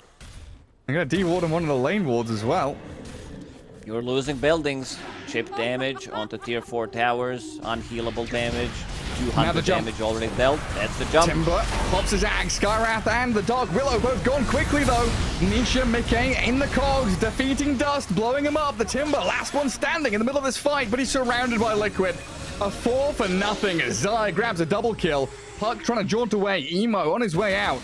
I don't know if it's a way out to escape or a way out in terms of death. He's trying to jaunt to another orb here, but the rocket flares are giving the vision, and Storm with a long zip in the Orchid. Yule Scepter buys a little bit of time. One more waning rift, but Mickey will be here with a Lucent Beam. Ooh, trying to catch up to Emo. Slippery devil he is on his Fairy Dragon. keeps jumping away and snapping the coil there. Nisha gets a little bit more time to make that further jump, reinitiate, and get the full team wipe as Liquid control that top left corner of the map for a good 2 minutes. IG backed into a corner, and now the base push comes. Look at the damage on tier 4 towers. Hook shot from Insania. He's Look at him! Zips into the enemy base, basically in the fountain, body blocking PYW and jetpacking away. Gary, I'm no expert, but I think it might be time to call it, even without taking down Roche. Like, they had one catapult inside the base while they were trying to defend Roche. It dealt 2.2k damage to tier 4 tower with some Jeez. This is not like you lost a tier 4 tower. And Liquid in no rush. They know they're pretty far ahead. They've still got plenty of objectives to claim elsewhere on the map. There's Wisdom Runes, there's Roshan, lots of ancient camps to farm or grab with your Helm of the Overlord. And IG just, yeah, step by step, losing buildings, losing fights. Looking pretty rough. That's the thing with Lycan Luna Pugna lineup. You lose one fight, you know that you're going to be losing a set of barracks, potentially even a game. Helm of the Overlord, AC, Orb of Destruction. IG, they can contest it. Too good of a vision from Team Liquid. Like, every single hero does provide them with vision, pretty much has something to do with it. Luna finished off Scotty, an item that we didn't even mention. Going into Daedalus next, like Scotty against Timbersaw, against Alchemist, like also tanks up Luna. IG has one more fight, that's it. Scotty plus Crystallis. Some pretty hefty punches from this Luna now. Well, with 2 lanes of barracks down, silver lining, you've only got one place to really defend. Send all 5 heroes top. But this jump has to be perfect. I mean, Dust's Alchemist, he's had some pretty good connections with his concoction. Mystic Flare level 2 offers a lot of damage. It just has to be this ultimate surprise jump onto Liquid, which, like you say, with the vision they've got, is a difficult and tough ask from IG. Nisha has Shield Rune and Region Rune in the river as well. There's really no rush. Liquid just can keep on farming. I think it's time to go in and close out this game. They really feel super strong right now. They could get a pick off. I mean, as you said, they're no rush by any means. As soon as IG leaves their base, like, they're gonna get picked off by Storm. Yeah, I mean, Zai has just finished off his Scythe of Vice. So that's probably a little checkbox they're waiting to be marked. Yeah, the good old Scythe of Vice. When you jump in, you just get immediately hexed. Like, Dusty's moved forward. Zai gets the pig onto one of them. Timbersaw being focused. Gets pushed back by the cogs. They did lose Mickey's first life, and he gets brambled up. Rooted for now, but he's still holding BKB. IG have spent quite a lot of their resources just to take the Aegis out as Dust makes the second jump in, but the BKB from Mickey and the turnaround from Nisha. In we go. Diving deep. Yule's up for now. The barracks. Overlapping with the Ancient Seal, and Nisha with a BKB just hammers into the Timbersaw, jumps onto QIQX, sorry. Skarath has to buy back. IG just running out of gas as their tier 4s crumble, throne exposed, no buildings left in this dire base. The wolves are at your door, huffing and puffing.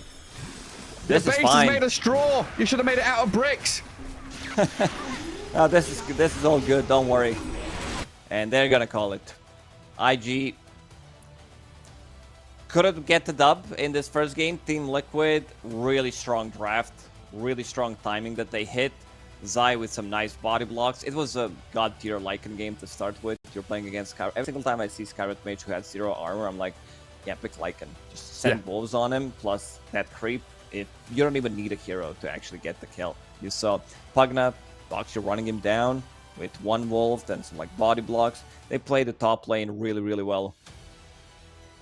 It was exceptional stuff from Liquid from start to finish. A little hiccup at the beginning, a couple of kills in both those side lanes for IG, dropping the 2 supports, but from there on out, it was smooth sailing. A free farm on Nisha, Mickey, and Zai, hitting all their item timings in stride as they take game 1. And of course, yeah, we've got the Bali Major here. Shout out to one of our sponsors, BitGet. Trade now on BitGet. Better trading, better life. A better life for Team Liquid fans as they're now 10-1 in the group stage. Incredible stuff from them.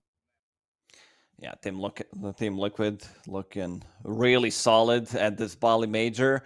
It's just that it feels like they figured out the meta, like how they want to play. Meta has been, I would say, figured out. Every team has a couple of these niche picks that they like to play.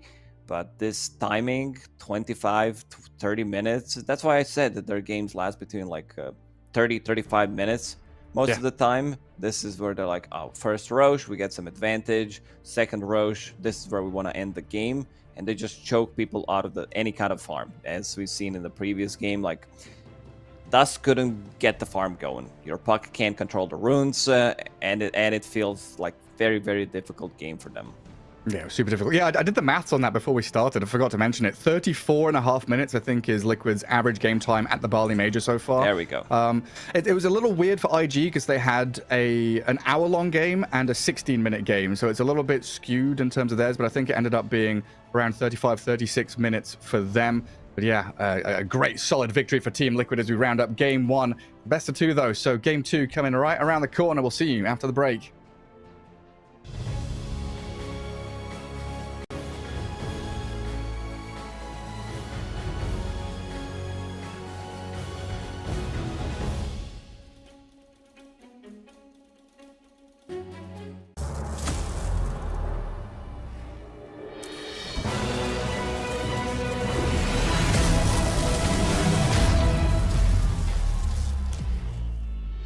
Use your skills in the gaming. 1xBet.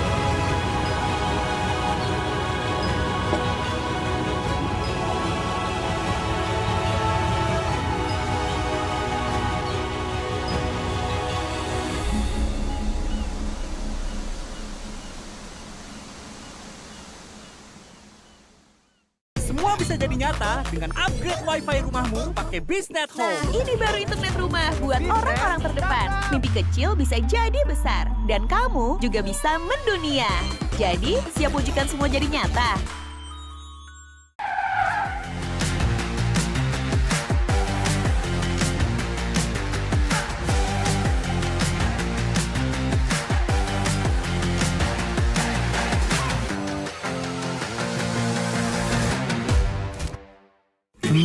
Panas. Di oven nih. Hai. Ya kelar. Wih. Nah ini Sukroven si paling seru. Mau gini seru. Mau gitu seru woy.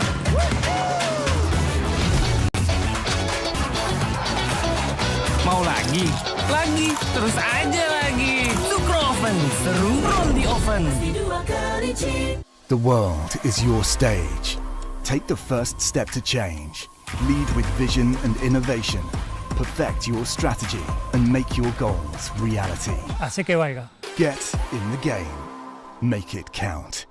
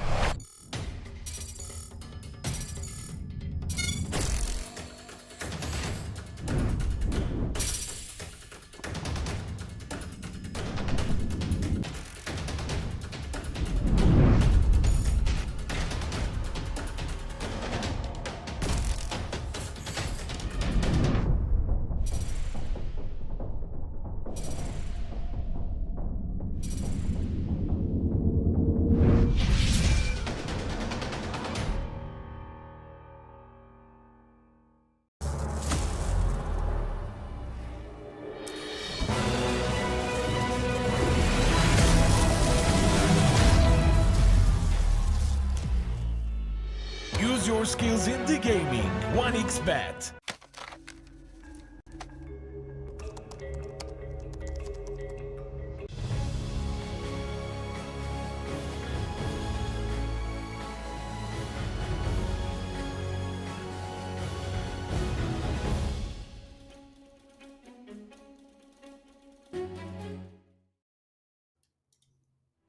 Welcome back, everybody. Here we are with the Bali Major group stage, returning with our second game of the third series of the third day. Lots of numbers coming out as Liquid take on IG. And Lacoste, game one, Liquid draft, Liquid victory, looked incredibly good. Execution-wise, they were just storming over IG, who seemed to have no real answers to this Lycan Luna.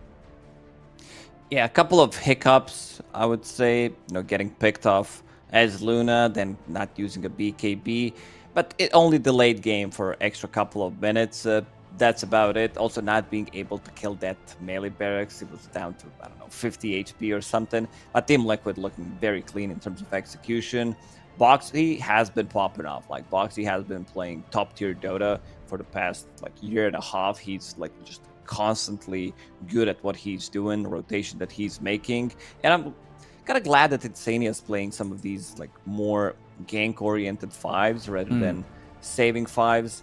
Like, a lot of the times you'll see him on like Undying or Enchanters. These heroes like can't really make as many moves. Like, he played, I don't know, Enigma 5. So it's a lot of these like different heroes, but as the Clockwork, he looked very aggressive.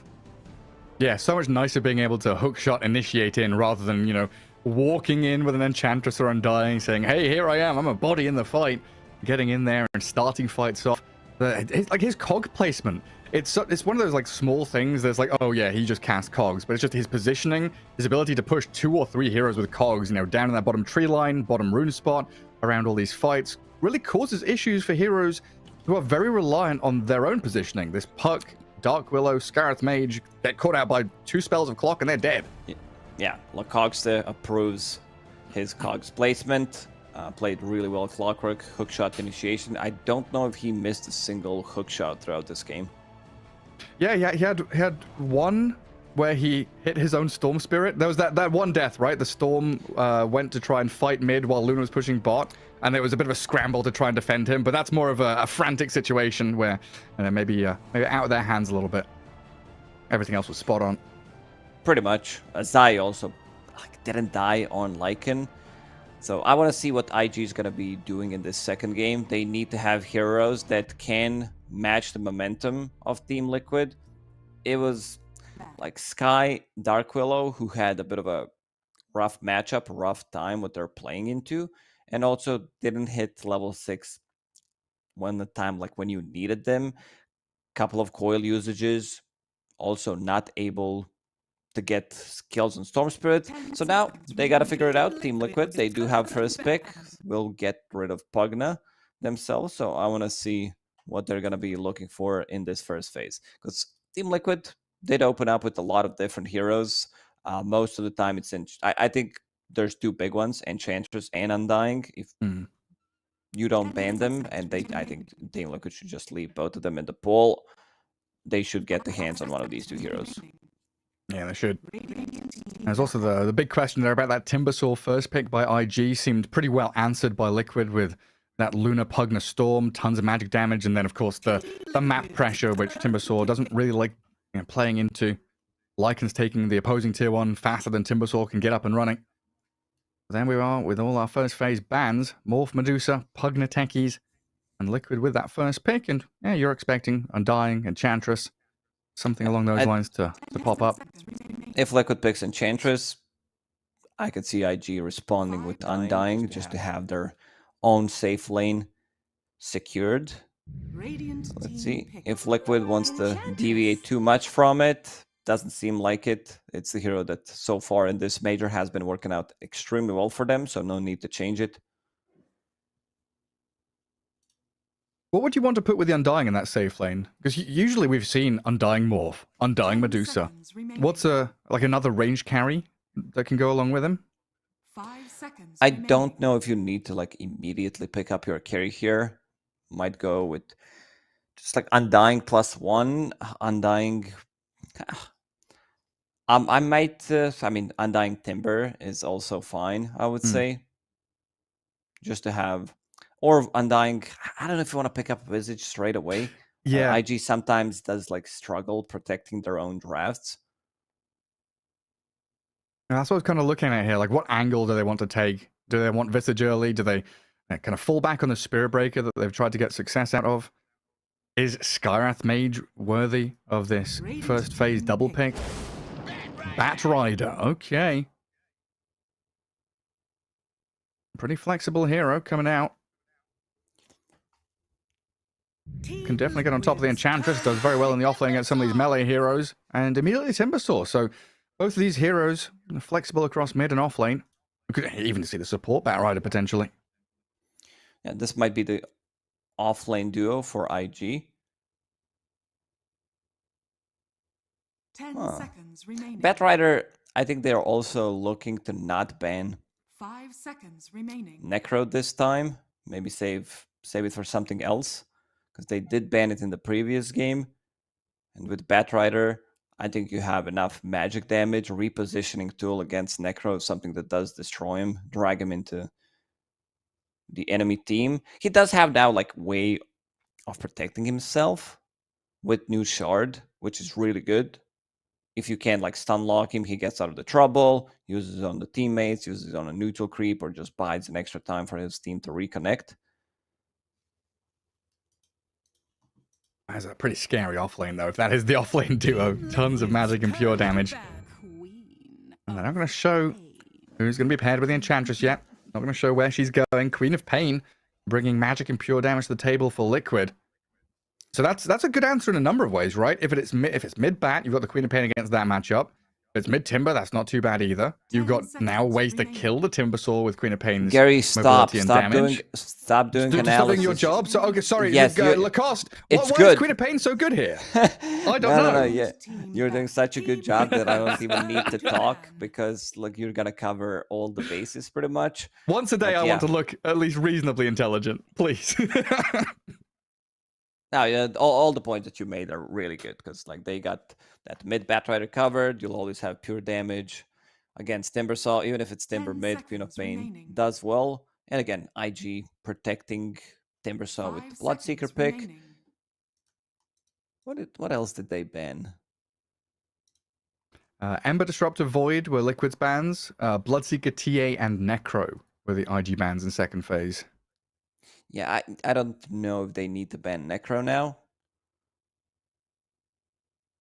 Might be something different. Also, hero Team Liquid, they just use way too many heroes that deal well with Timbersaw. This is extremely versatile team in terms of drafting. Players can pretty much play anything. So you gotta decide how you're gonna counter Timber in this one.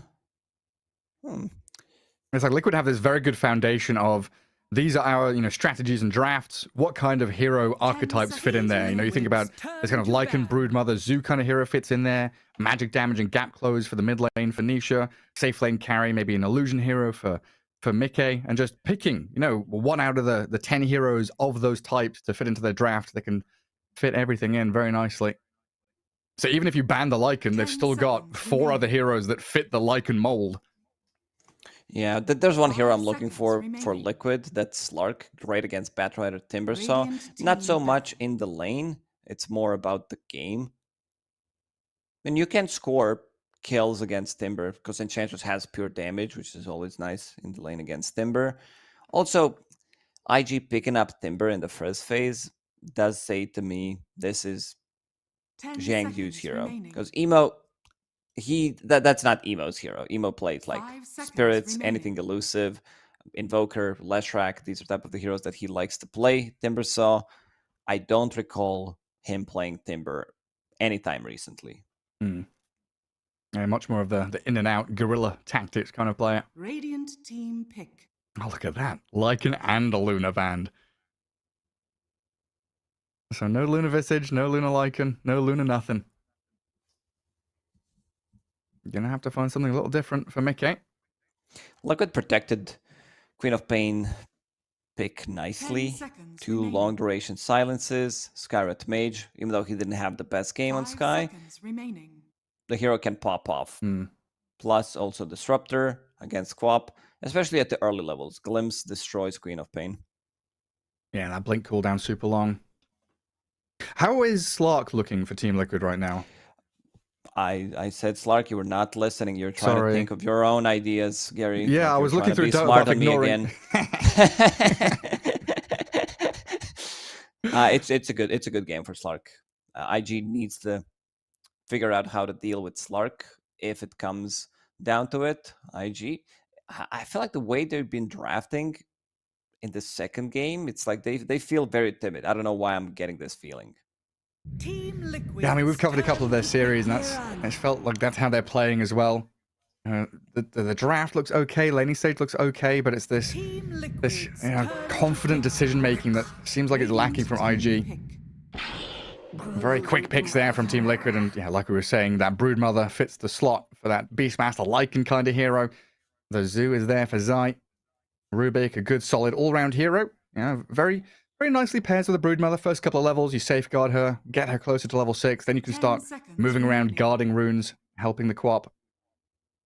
Team Liquid's turn. Also, carries don't like to play into Broodmother.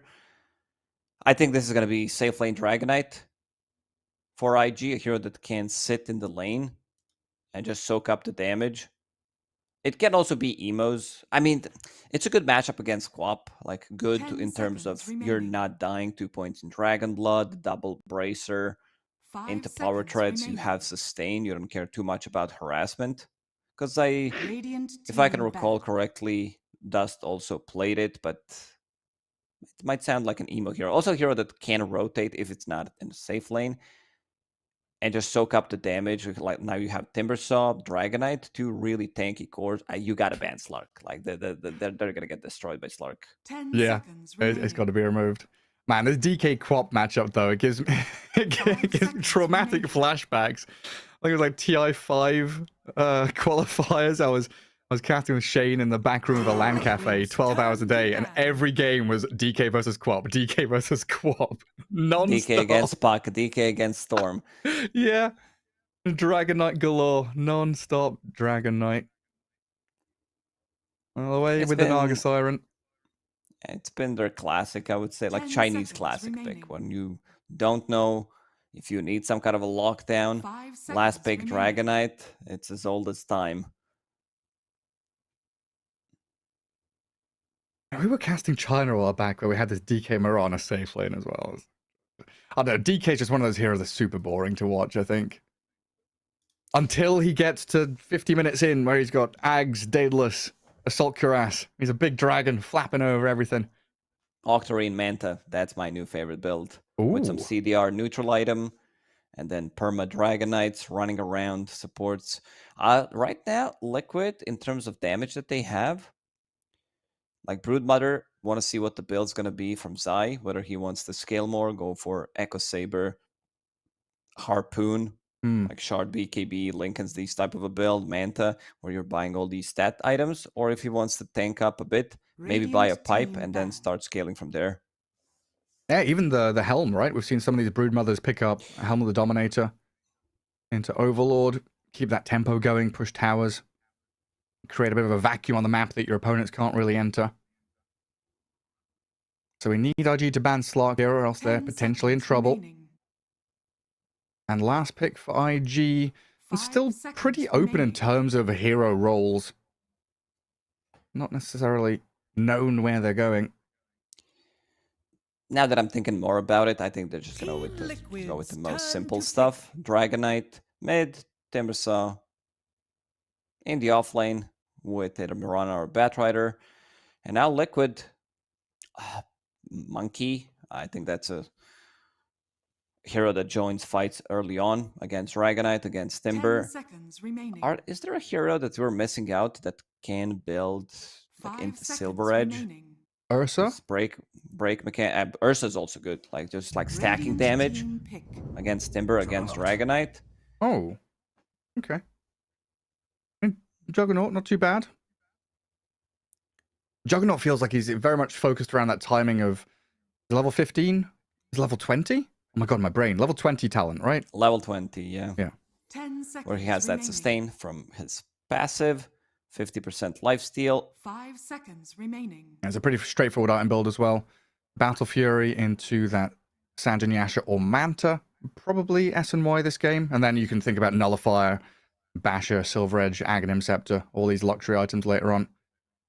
But it is IG's turn. Carry pick for them. Got to match up into the Juggernaut. Got to play into a Brood lane.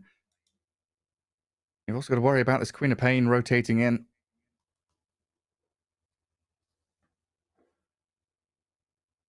How greedy do they want to be? And they're going to pick Alk again. Do we get a carry Omni Knight from IG? I don't know if they've played it mid. I don't know if they played it carry though. Templar Assassin. Oh, one of the heroes we were talking about pre-series, on the rise, looking good in terms of win rate.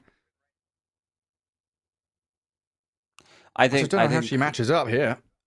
Yeah, seems like they took one from yesterday's game. Templar Assassin against Queen of Pain. That's the series that we covered. It looked really good. It was Betboom who played Queen of Pain. Played Templar Assassin and really looked good in that matchup. Like Queen of Pain couldn't do much, so I want to see it one more time just to have a better grasp, like which lane, in which direction it's gonna go. Yeah, lots of questions over that. I mean, Dust on that safe lane DK. So he's going to be, well, DK Mirana paired up together. That stuns into stuns can cause a few problems there for Boxy if he gets caught out of position. Timbersaw, Batrider. I'm just thinking about that bottom lane, like the top lane, sorry, yeah. Batrider, Timbersaw against Enchantress Juggernaut. ENG can get, like, usually it's ENG that's bullying and pressuring the lane. But against these two, might have a few difficulties matching up against it. I think Nisha's going to have a fair amount on his plate here to rotate and look to try and alleviate a bit of the challenges that IG bring to the table here. Much happy with the draft here from IG, especially with that, like you say, TA last pick. Good matchup. Should have a good tempo and pace about her as well.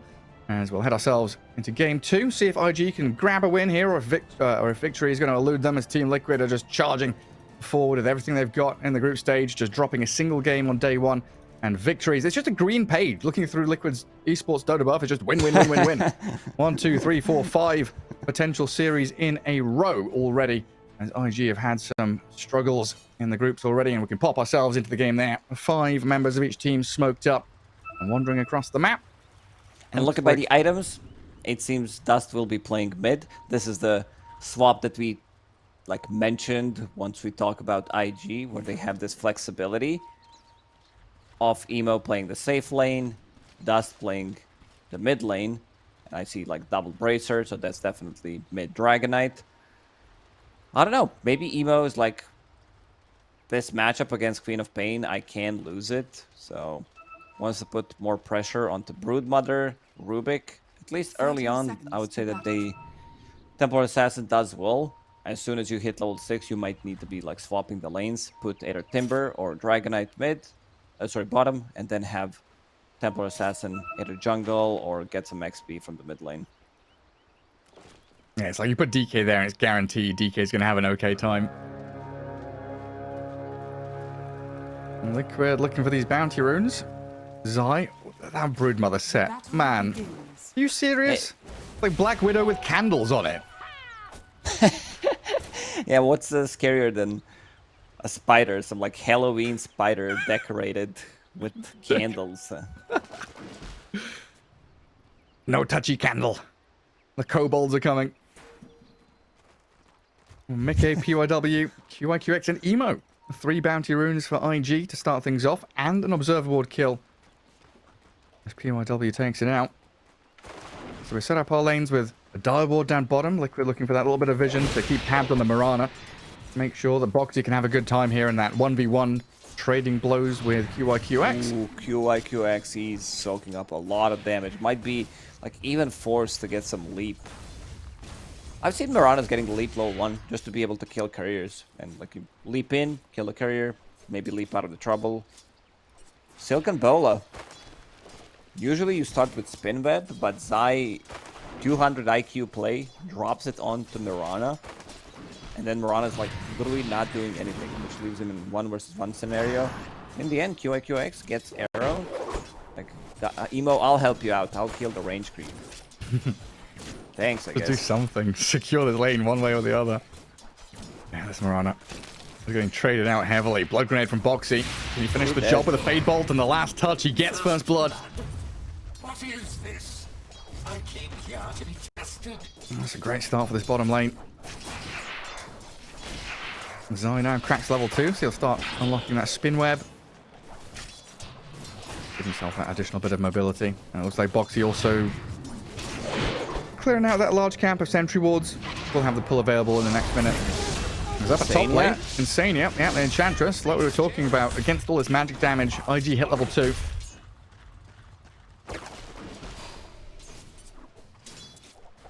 As you said, that's the killer lane. I mean, Juggernaut usually wants to be paired up with some kind of a slow, any kind of a stun feels nice to have, just so that you have a kill threat.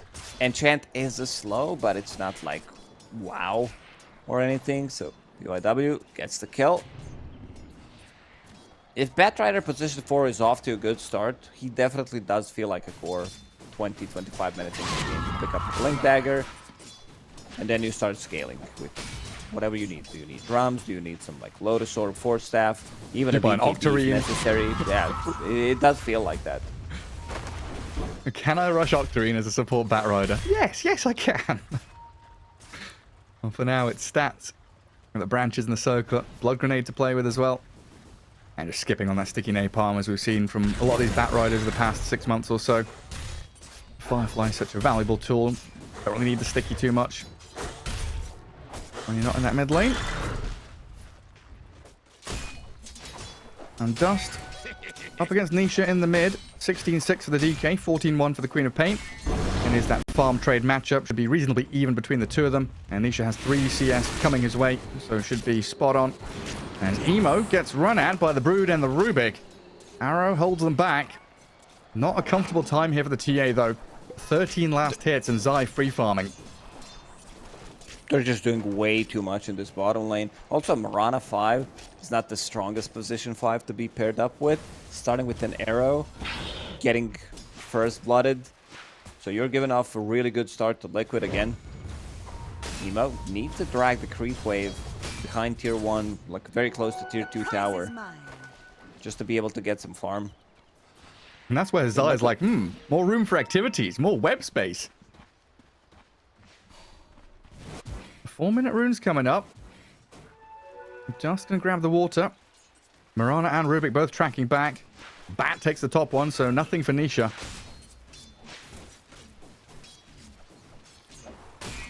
Double Bracer Dragon Knight. What a fun and interactive item build. Yeah, very interactive gameplay indeed. Can't get harassed, can't die, starts to get closer to level 6, and then will start spitting onto your tower, deal some damage.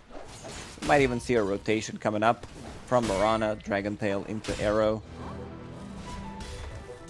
Man, he's I'm nice looking at QX bottom, arrowing the big creep. Like, he's not providing any kind of control, like no real support in this lane for Emo. So I think Emo is going to be pushed out of the lane relatively early on.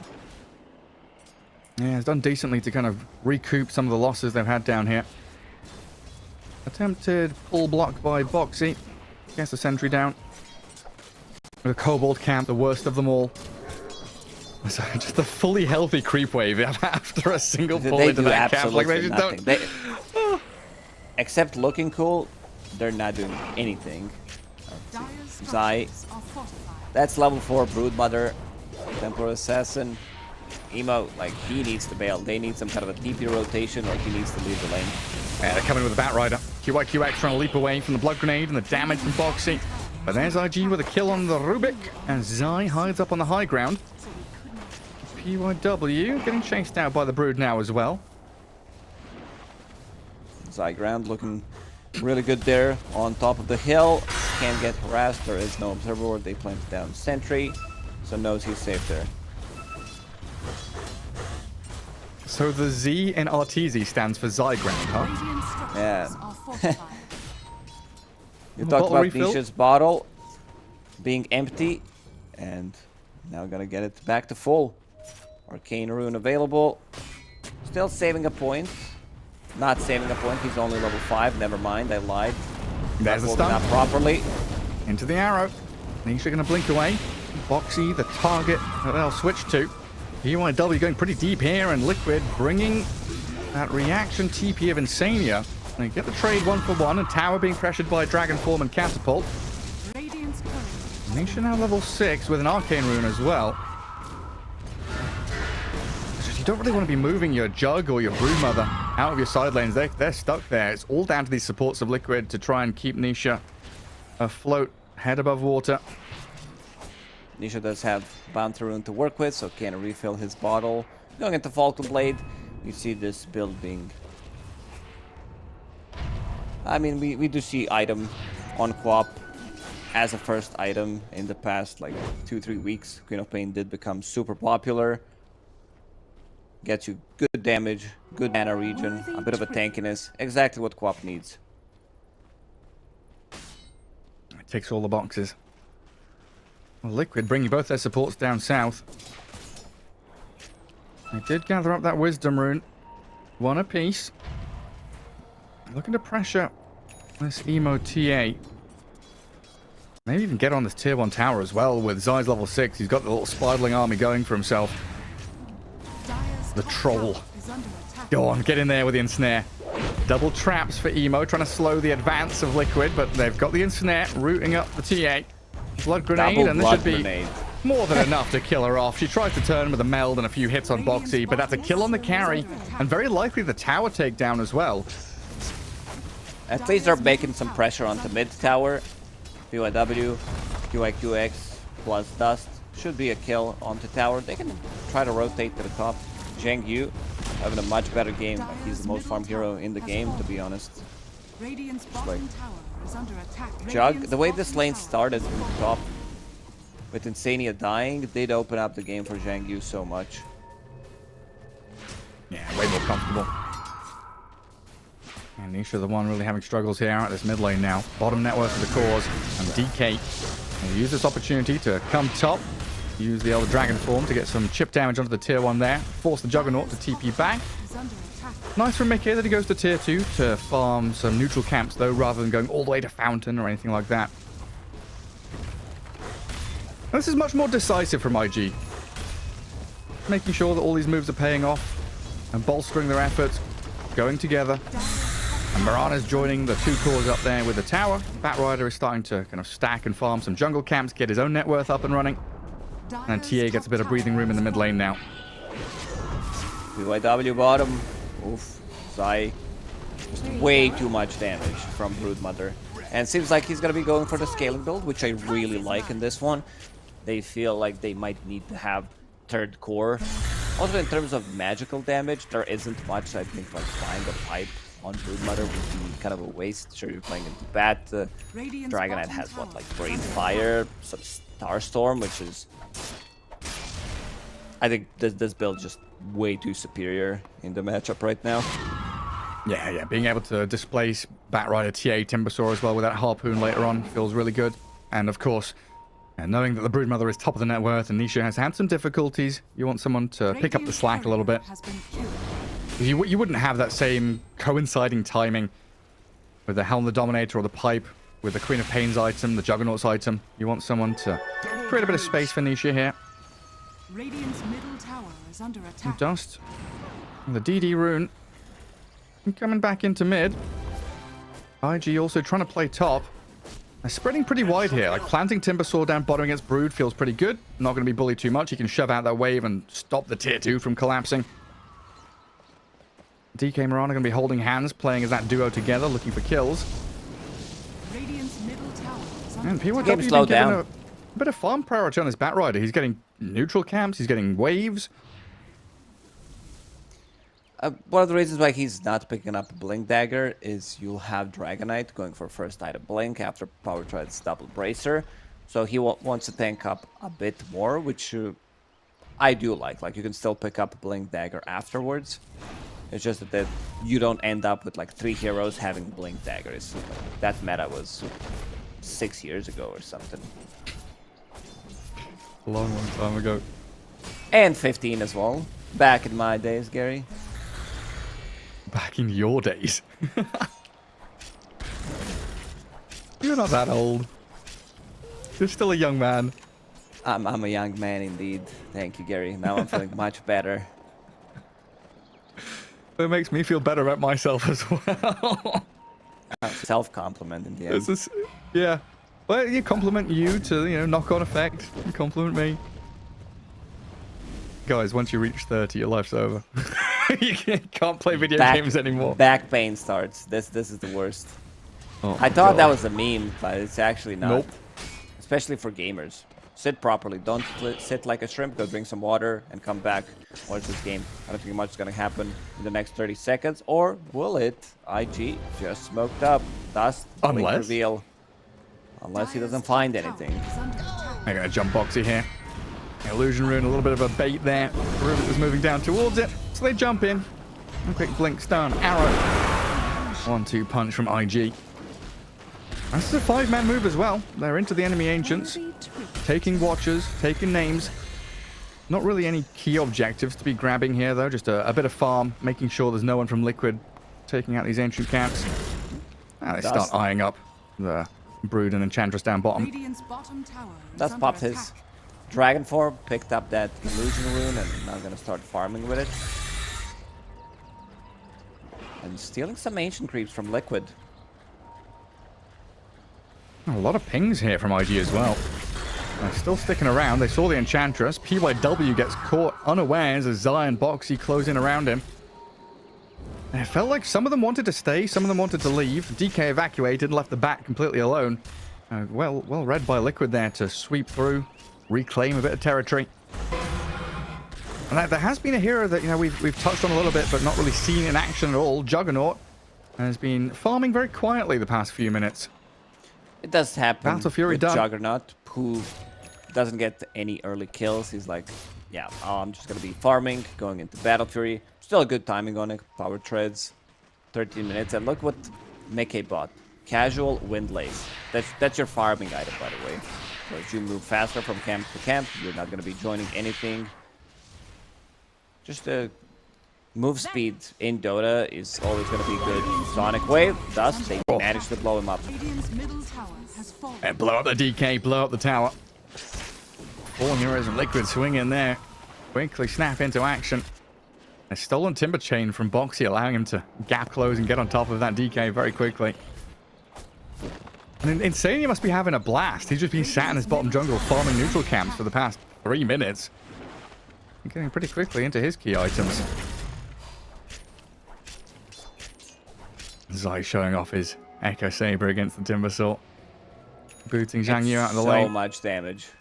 Echo Saber now going into BKB. Wants the front line for his team.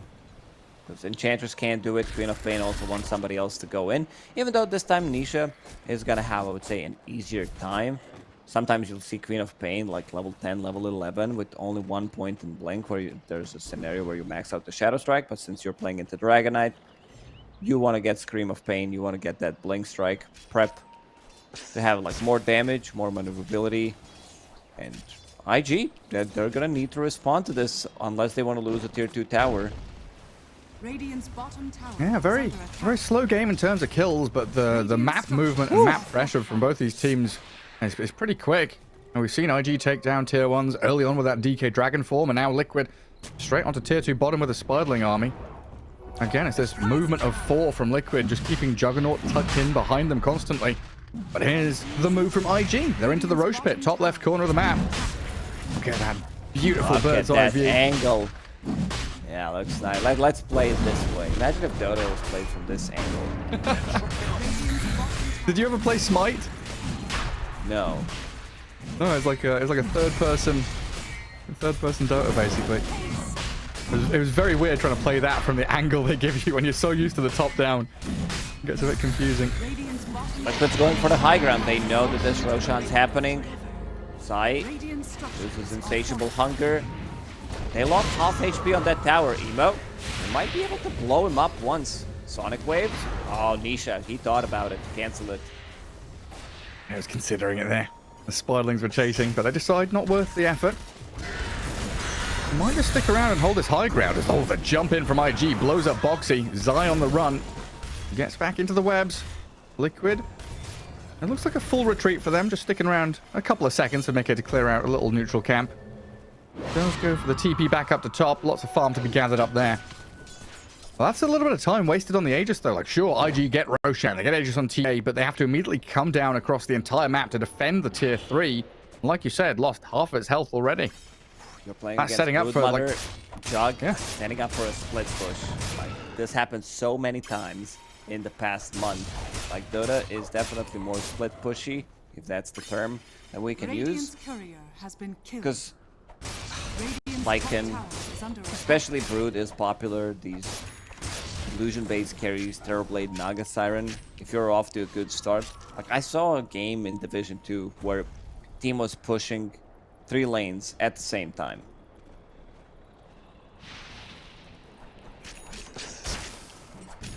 Yeah, it's one of those lessons Blitz taught us a long time ago. You push lanes, win games. You push the creeps forward, you get more vision, you get more map space, more information about where your enemies are and aren't, process of elimination. And Dota 2 is a game all about information. We can use a lot of fancy words to make Dota sound even more complicated. The game is very complicated itself. Especially for newcomers. Like, you queue up Dota, you're like, what the hell's going on? There's so many things to focus. Yeah, go ahead. And then you can make some stuff up as well. I remember trying to teach my brother, this was like 15 years ago, in a LAN cafe, trying to teach him Dota 2, get into this, you know, LAN pub. Oh, hang on a second, I have to come back to this, because Liquid, they're going high ground again. This was the round 2 you were talking about. They're onto the tier 3, nearly kill it off, but PYW, Zhang Yu there, going to mount the defense, hold it back. So what did you do? You taught your brother like some stuff that doesn't exist in Dota? Like, you didn't know the answer, like how HP removal works? And no, like, it was even worse. Even worse than that. We told him, we convinced him that Dota 2, the main focus, what you had to do, in the enemy base, there are crystals you have to collect. So we told him you have to run into the enemy base to find the crystals, and then you'll start winning the game. So he would run into the tier 4s and the fountain and just keep on dying over and over again. How many years did it take him to realize that's not the main goal of the game? It took him 2 games. 2 games, and he was just like, okay, screw you. I'm not playing this game anymore. We lost a Dota player because of you, Gary. No, he still plays. Okay. No, we trained him. It wasn't like Kung Pao, you know, we trained him to do it incorrectly on purpose. No, we had a little bit of fun. And then we got him back into playing Nature's Prophet split pushing. That's his style. He likes TPing on towers. A lasso down bottom. Broodmother trying to dive on PYW and succeeding. Zai gets the takedown. Tier 3 gone. Raydrax in trouble. IG were trying to make a move up top. They've Moonlight Shadowed here and aiming at Mickey, but he's already spun. The Sentry Ward was there. Gives him the vision he needed. Oof, I feel like, Gary, this is going to be one of those games where it's split push is going to win Team Liquid a game. You have Enchantress with like sending out the creeps, Queen of Pain. Nisha is going for Lincoln, so he can't get... They don't have ways to control him. Like, it needs to be Arrow or it needs to be Dragon Tail to proc the Lincolns into Lasso. Maybe some Temporal Assassin with the Shard. But he's going to get like another item. And then you have Juggernaut, Manta style, that can go in, gets a split push going. We already lost the tier 3 tower. Broodmother, like, he's also going for Lincoln, so I feel like this is going to be the name of the game. They're just going to rat IG, same as IG did yesterday to Betboom. Hey, this is the kind of game where it's felt like IG doing okay, but looking at all the metrics, they should be ahead. They should be, in this kind of game scenario, 3,000-4,000 net worth ahead to feel comfortable about things. The next couple of team fights. Yeah, true. They get a jump. Stun on the Juggernaut. Good force staff by Boxy. Unlocks the spin of Mickey. You don't allow that Batrider to come in with a lasso. Insania gonna get caught out here with another Dragon Tail stun from Dust. I'll pick off the Enchantress. You're not getting any help, my friend. Blown up by Emo's TA. Well, this is the thing, right? We saw in game 1, the kills that IG are getting, they're on support. They're not getting these core kills. Yeah. I think Dragonite flaps his wings way too much. I think he's just like losing way too much energy. It's not efficient. He's like a hummingbird. He needs to keep the wings flapping so the heart beats. Davian looking for a jump. Wrapping around him onto Zai. There's the catch. 2,500 HP and a BKB, and with the arrow missing, there's no chance here, surely. Zai doesn't want a BKB. Gets caught out by the Timbersaw in the back. Shredded in the trees. Oh. And there's the first core kill of the game. Yeah, so far we've had Juggernaut 000, Quap 101. Broodmother was 203 until just now, but 7-7, IG get themselves one of the big ticket takedowns. Team Liquid is doing a good job pushing these lanes, and look where they place wards. These are lane wards we're talking about. Broodmother playing like the bottom part of the map, and then you have any kind of rotation showing up. They can go across the river. Emo putting in some work onto tower with that Deso.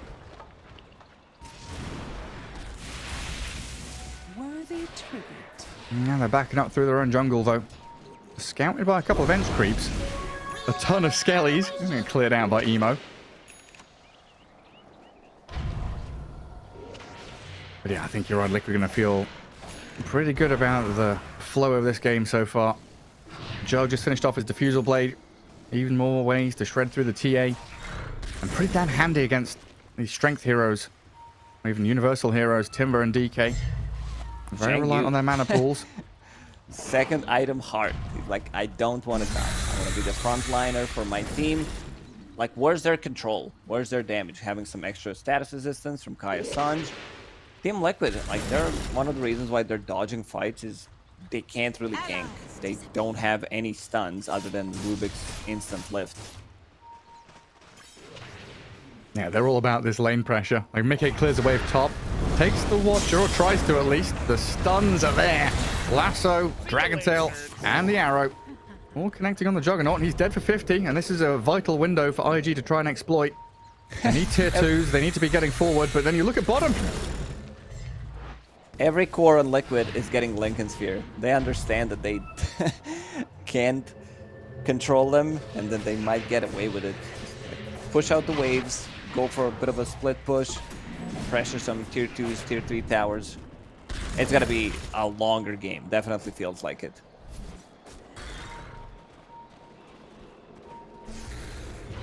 Liquid will just keep poking and prodding down bottom. Ooh, here we go with Dust and PYW coming in from the outpost in the Twin Gate. Dust has the BKB up. He's turned on. Impetus shot, Sonic Wave, the damage from the Spiders chasing DK. They will get Nisha in the trade. 1-for-1 down in this bottom lane fight as Zai goes a little deeper for the Mirana takedown. And Insania. Well, he's offering quite a lot of damage with those Impetus shots. Timber Chain from Zhang Yu getting on top of the Ench. Liquid trying to rally around their captain, but he's blown up by the Meld Strike. Zai and Boxy still lurking here as Mickey shows his face. Oh, faking out the Omni Slash, and there's the Meld to dodge it out. Emo is away from there with no reveal from Liquid at all. Meld Strike turned back, and there we have it. Emo, with his Timbersaw help, clears him out, but Juggernaut and Broodmother, the physical damage obliterates the TA. Batrider's brought back, but the Timbersaw's been left isolated. Bat's going to come in to try and help him out, and they get on the Juggernaut with some good damage, serious damage. Take him out of the game, but Zai and Boxy just trading blows. There's Timbersaw with a heart, and the Kaya Sanj is untouchable. He's 1v5ing, looking for the big one. Can he get another force staff into it? Another spell steal. Mirana's here. Starstorm to secure it. Nisha's back. Like, this fight has been going for the last minute. Maybe minute plus. Zhang Yu way too tanky to be killed. Like, the only thing he needs to be careful about is his mana getting burned. Diffusal Blade on Juggernaut plus Manta style. He's already prepping them. Good fight for IG. Zhang Yu, level 20 Timber, 25 minutes into the game. So extra Chakram slow. Oof. He's gonna scale so much. He gets this overwhelming. I like the build. I like this is a bit of a meme build. Like, looks like a pub build, but it's like I like when you can afford to go for these builds in a competitive game. Yeah, and then take get over the away game with it. completely. Yeah. 10 seconds for Roche. I mean, Timbersaw 5-0-4, untouched, unkilled. Liquid, you know, trying to come into these fights and finding out there's a big brick wall in front of them. It's nicely done to kill off the DK early on. The kill on that TA was nice as well, but I'm going to have to start bringing Reveal to deal with the meld. Still dead even between the two squads. Nothing in it net worth-wise. Kills pretty even as Zai sends the Spiderlings through the twin gate. Cleared out by the Chakram. Wanted to scout things out if Roche is alive. Liquid, they're close by this time. Except for Zai, he can go through the twin gates. Roshan already down to half HP. They need to react quickly. They're coming in. Spiderlings. Hurricane Pike from Insania. Roshan about to drop. Moonlight Shadow there. QIQX obscuring these Radiant Heroes away from Liquid, and the Aegis is grabbed up. In they jump with the Omni Slash though. Mickey bouncing in with a Sonic Wave. Dust is half HP. Liquid trying to catch up to them with Zai's BKB. Webs over the Roche Pit now, and the Dragon Form stolen. Boxy trying to flap his wings and get the high ground. Very low HP, and Zhang Yu, he's there. The big tanky Timbersaw. A brick wall that Liquid can't pass. Team Liquid, Omni Slash, Sonic Wave, they don't get a single kill, so now they're thinking about falling back. Maybe they can catch someone on retreat. Maybe Zhang Yu, the tankiest guy. Quite difficult kill to get. A Paladin Sword for Mickey. That's a huge item on the Juggernaut. Still needs to hit level 20 though. That is the key marker that we were mentioning about this hero. Blade Dance Lifesteal plus 50% is a game changer. He does have Lincoln's next, which is kind of natural progression when you're playing against Dragon Knight, Blink, Stun, Batrider with Lasso. PYW does have Force Staff to proc the Lincolns with as an initiation tool, but I also want to see Scotty on Mickey. Quap like doesn't build into Scotty. Broodbutter like could potentially, it's a good stat, good damage item on him, but I would just want to see one Scotty against Templar Assassin, range hero, could do so much. Region from Timbersaw, Dragon Knight. And there's eventually they're gonna get some kind of healing reduction. Scotty that I mentioned, she was guarding Quap. There's no Spirit Vessel or anything. So one of the reasons why Zhang Yu is having that good of a time. Complete freedom for him. Top of the net worth. The prize is mine. Oh, a full pool of Lotuses. Don't mind if I do. Nisha, you're out of slots. you can't take any more. Batrider's gonna come and take the last 3. Yeah, one is great at healing Lotuses. But here comes IG. Aegis still in hand for 3 minutes. DD rune on the TA just expiring as they clear out the tier 1 bottom lane. I don't know if Liquid want to come down and defend this. They've got a couple of heroes in the vicinity, and they're even scanning their own ancients to get position on the high ground. Nisha will blink forward, aggressive jump. Like you mentioned, he's got that Lincoln Sphere as Batrider gets completely caught out. He went in on top of them, pops the Greater Healing Lotus, back to about half HP. Impetus shots landing on the DK. Now they're under the Moonlight Shadow, though, as PYW, the first to fall. IG thinking about the retreat, but Timbersaw has other ideas. Holds them back with a jump on Insania. Arrow connects onto the real try to save him. They found the correct one. 4-step up to the side, but he's dead to the Starstorm. He's gone. And Zhang Yu, he can go diving deep here. Sees Nisha, forces the blink away. A huge kill for IG as Timbersaw gets on top of Boxy. Arrow slides past the backside of that DK formed up Rubik, but it doesn't matter.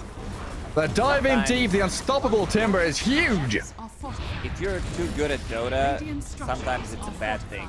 Mickey tried to save his body, but he saw the arrow flying and then like Manta style, tried to block it so it doesn't hit Insania. And gets caught, like the real hero gets caught. Like a bit of an unlucky there, but good initiation from IG. They get the kill, and look what Nisha's doing. Having the creep wave, tie immediately onto the mid lane. They do have a lot of damage. They do have tankiness. They don't have to care about not having enough HP.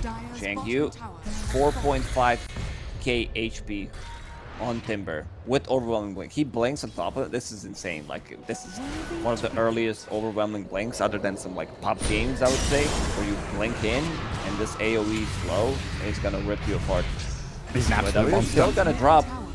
Oh my god, but Nisha. Slain Nisha- by this. Yeah, he might need a casual plate mail in between before finishing off this Ags. I know the Ags is a big timing. It's an item that can change the game, but I don't know if he can afford to die like that. Just so much minus armor. That's a huge struggle when Emo gets on top of you. Dire's middle tower is under attack. And IG straight back into action. Mid-tier 2, not long for this world. Dire's middle tower. I'm probably thinking about high ground as well. Timber and DK both just insurmountably tanky. No Queen of Pain for 20 seconds. IG just want to unlock this mid lane of barracks. Now, potential struggles for Liquid. They've done well split pushing, taking these kind of scrappy fights on the enemy side of the map. Defending high ground with no real big team fight spells or control to their name. Makes things a bit more challenging. It feels like Liquid want this back and forth fight where they go in, they go out, they reset with the webs and the blinks. Or they try to blow someone up with an Omni Slash. Aghanim Scepter on Quap. I've seen games being turned around immediately when Queen of Pain picks up this item. Long duration fights, multiple screams of pains coming out from Shadow Strikes. Dust. With Aghanim Scepter, there's gem. I believe there was a gem available. Timber had it most recently, I saw. Oh yeah, And jump from Dust. In comes the DK and the Timber Saw. My god, that damage. Nikkei does get off the Omni Slash. A bit of chip there onto Dust, but Timber Saw feels no pain. Unstoppable Shang Yu charging in, and Zai's been forced to BKB defensively. And says Mickey with his spin. It just doesn't feel like Liquid has enough to kill anybody. No damage. Like at one point, Nisha's like, yeah, I'm hitting Timbersaw just to see what's going on. Shadow Strike, Scream of Pain. Literally not taking damage. Cloak of Flames. So over time, he blinks in with Overwhelming Blink. It seems like fight is over. Yeah, I mean, it pretty much is. As soon as he's gonna have a Shiver's Guard, adding even more tankiness, and that added a bit of magic damage. Liquid will need to get out of the map, push out the lanes, go across the river, try to get some split push going. Because right now, it doesn't seem like they can team fight. Omni Slash doesn't deal damage. Mickey working on the Tormentor. Who's gonna get it? Nisha. That's gonna be some extra control, extra damage coming out from Blink. Man, the Spiderlings disappear. Side Blades plus Overwhelming Blink. Entire army crumbled. Impetus hits. That's one way to do damage to this Timbersaw. It's going to take a while, though. Yeah, you need a good 50 There's Impetus shots to kill him. Batted on Zai, and the damage is overwhelming. He's dead.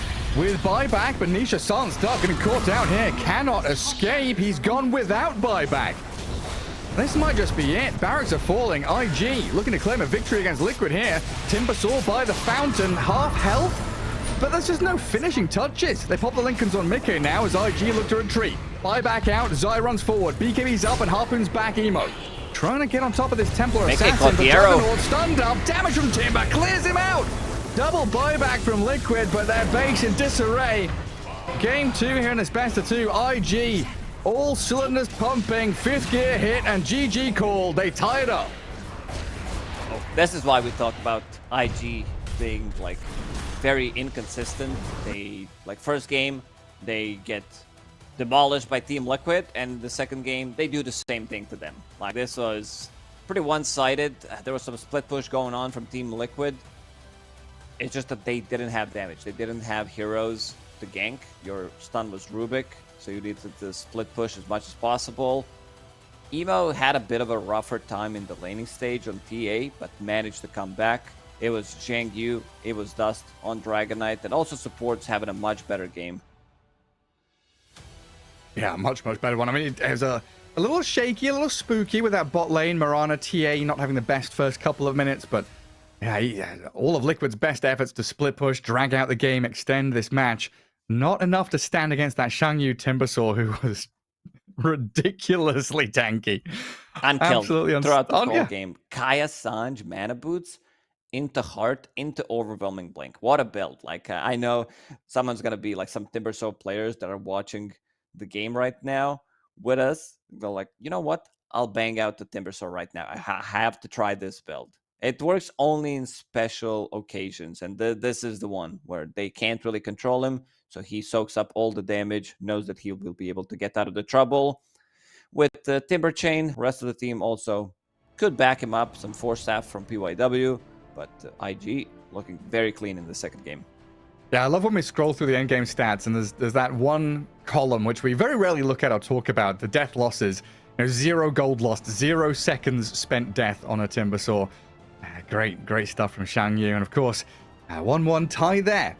Second loss for Team Liquid as they were looking like they were on a real hot streak, and IG still middle of the table. That's an important victory, even if it is a draw up against Liquid overall. And of course, here at the Bali Major, a big shout out to our official monitor sponsor. Huge thank you to Acer Predator, the partner in the Bali Major 2023. Work hard and play harder, as IG, like you say, inconsistent, but their ceiling is high, their floor might be low, finding victories here and there, still showing that they can pull victories out of the bag as the third series of the day wrapped up, day 3 here, and one more to go as we'll take a quick break and return with Azure against Gaimin Gladiators right after this.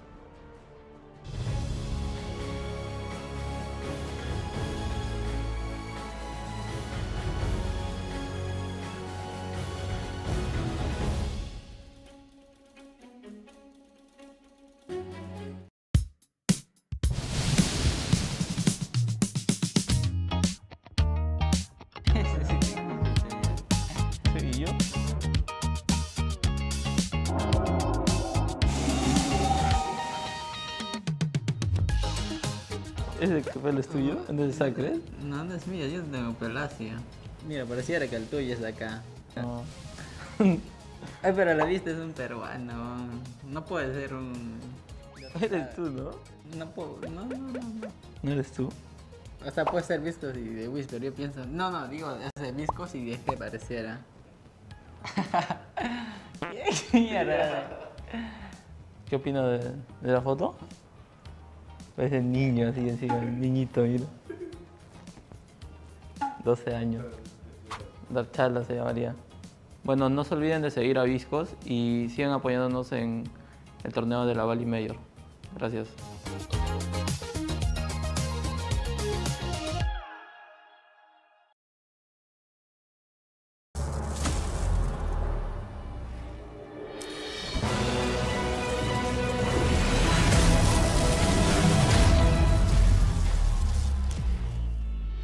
Use your skills in the gaming. 1xBet.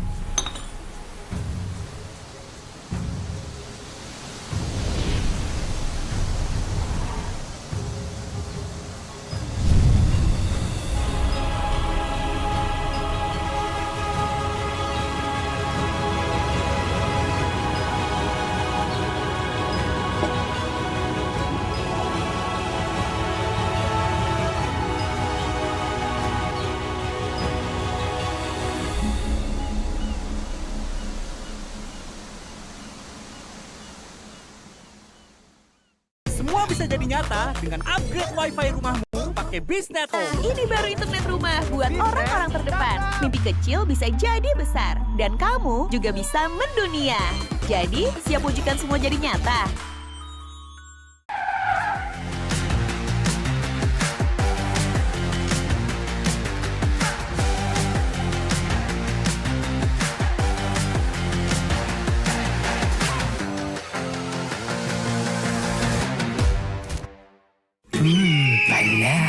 meski di oven nih. Hai, ya kelar. Wih. Nah ini, Sukroven si paling seru. Mau gini, seru. Mau gitu, seru woy.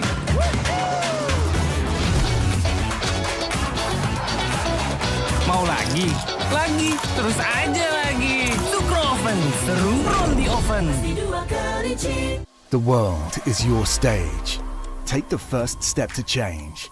Lead with vision and innovation. Perfect your strategy and make your goals reality. Así que vaya. Get in the game. Make it count.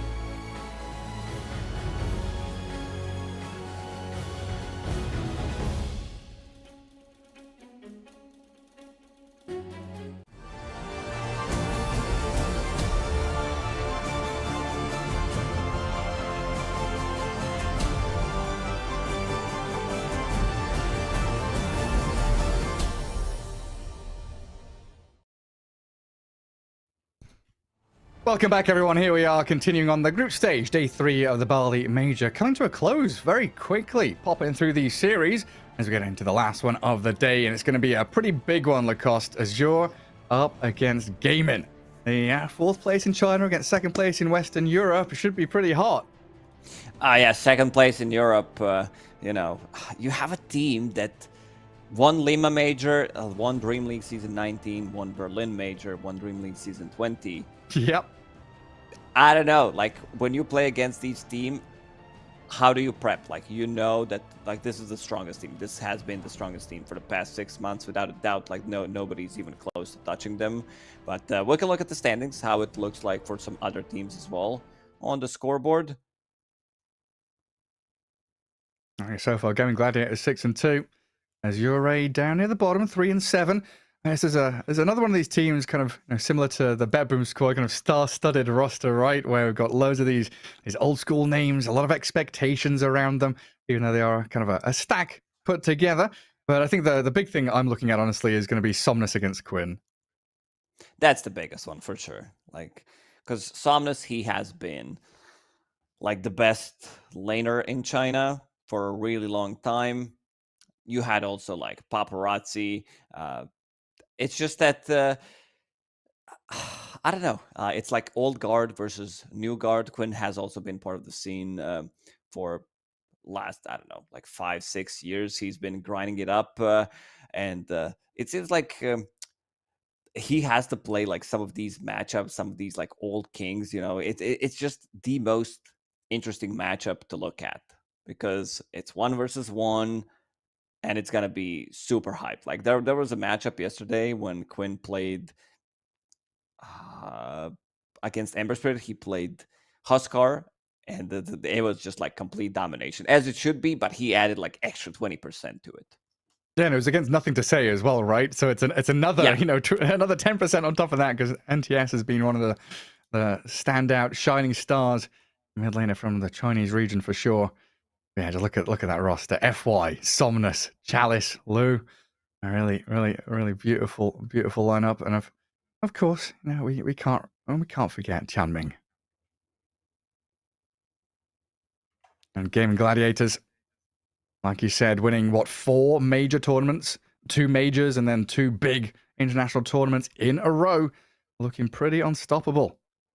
Everyone does their job. Everyone knows what they're needing to do. I know a lot of the community has question marks around Duracho, but honestly, his role very often sacrificial in terms of giving up that kind of team initiation.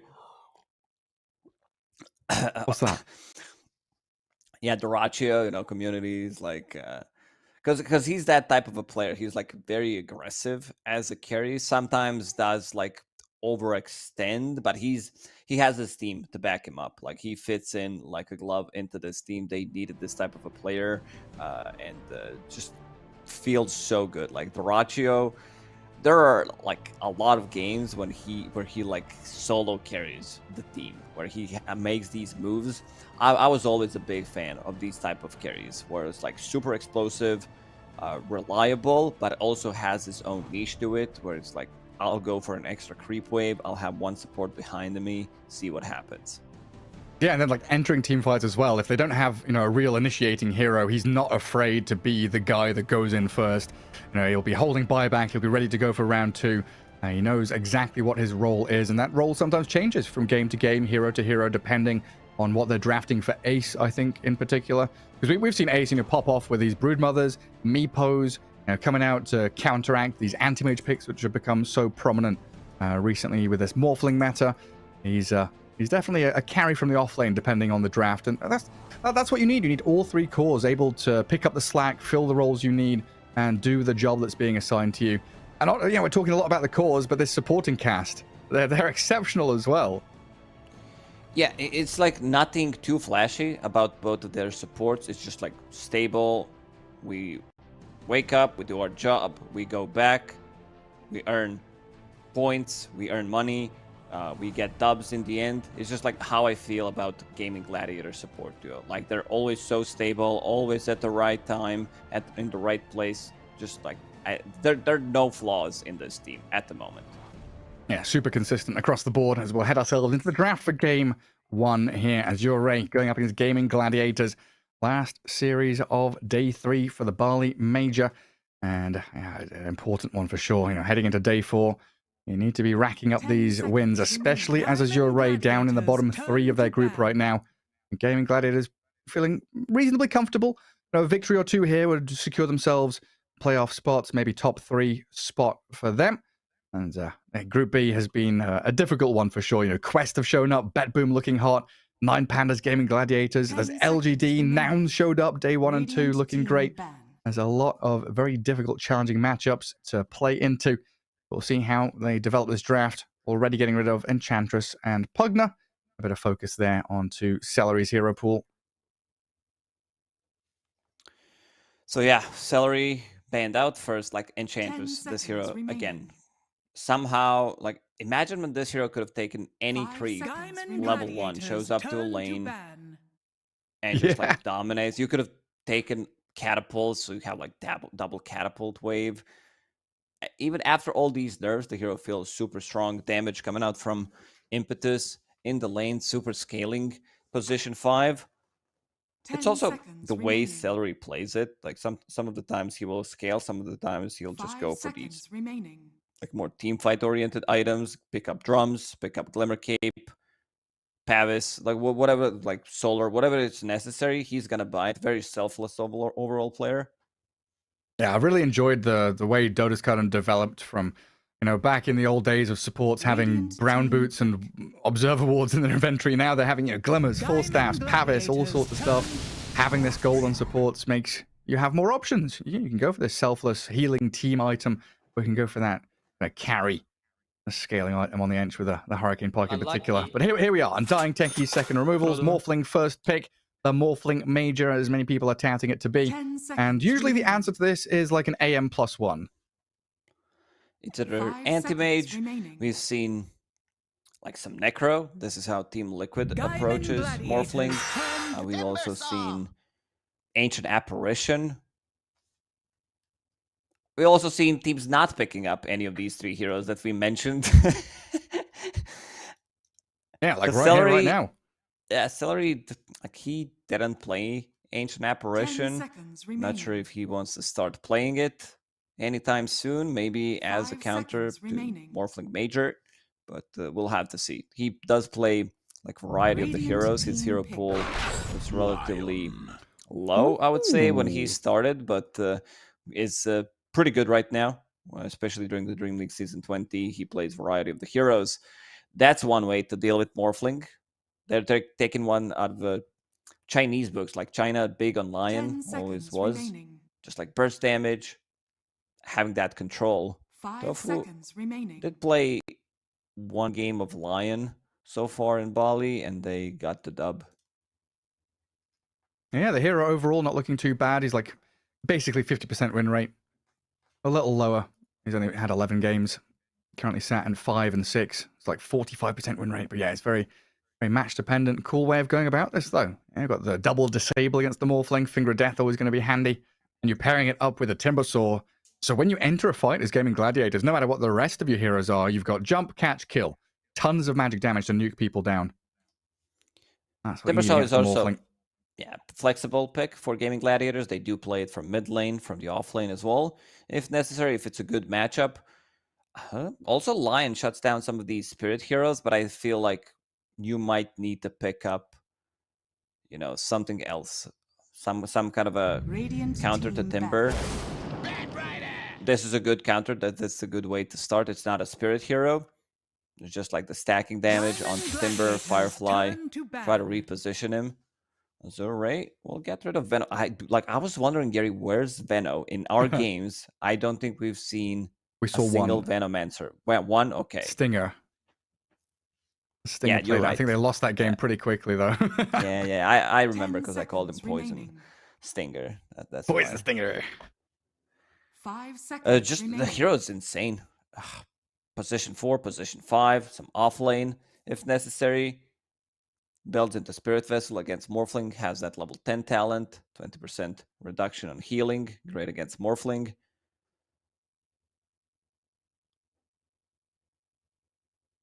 Taking their sweet time on this. And is Morphling flexible for Azure Ray? It's just like almost guaranteed safe lane carry, right? Yeah, I mean, Somnus can definitely play, without a doubt, Morphling, but recently he's been playing these meta mid heroes. Yeah, I'm just trying to think back to this, like, if Timber's mid, you can put the Morphling mid with the Phylactery build. We've seen that a little bit. It works, yes, that is correct. Like, there are other heroes that deal well with Timber. You have, like, Pango from the mid lane with Diffusal Blade, Queen of Pain. Like, some of the Somnus' better heroes. Let's say Ember Spirit, like magical damage. And Azure Ray protecting their Morphling pick. So removing Venomancer, removing Naga Siren. These illusion-based heroes, Morphling just doesn't play well into them, so they might get rid of Phantom Lancer. There are other options, Slark. So I feel like Gaming Gladiators will still have good options left in the pool. Bloodseeker is the one that I really like, because Morphling plays on a really low HP all the time. And then you'll have like magic damage from Maelstrom, pure damage from your Rupture, and also pure damage from Shard against tanky hero like Morphling. It's max HP as damage. He shifts everything. Suddenly it's like bazillion damage coming out from Bloodseeker. 10 seconds remaining. This, honestly, just looking through, this is an interesting spot for Gaming Gladiators because they've either banned or picked Morphling, so they've not had to face him outside of one game where they lost against Bleed, and they opened up with ENG Undying. So it looks like they've gone back to the drawing board and figured out, or scrimmed a couple of teams, worked out what they want to be picking here. So they're unlocking this draft potential to leave Morphling in the pool, not be too afraid of it, and getting this Timbersaw line out there as an immediate answer for themselves. So it's nice to see that kind of development where you're not relying on the Morphling ban first phase. You've got a few more options to take out these Pugnant Undying, Rubik Silencer support style heroes to give you coverage in the draft. Silencer, one of the heroes that destroys Lion. He just like doesn't get to play much Dota. Good against Timber as well, before he can get any kind of dispel. And there's that Pango that we mentioned. Another hero that's left in the pool that is good in lane against Batrider, good against Morphling throughout the whole game is Faceless Void. It's so hard to ban when you play against Gaming Gladiators. They have a variety of heroes that they play. 10 seconds remaining. Like you mentioned, if it's a good game for Meepo, they will play it. There's like some Pudge, some Huskars, they Brood Mothers. It's just like insanely versatile team, especially from the core roles. And they're not afraid of anything. It's kind of similar to what we were talking about Liquid in the previous series. They've got these certain kind of styles of hero that they can slot into any draft depending on the given state of how things are looking.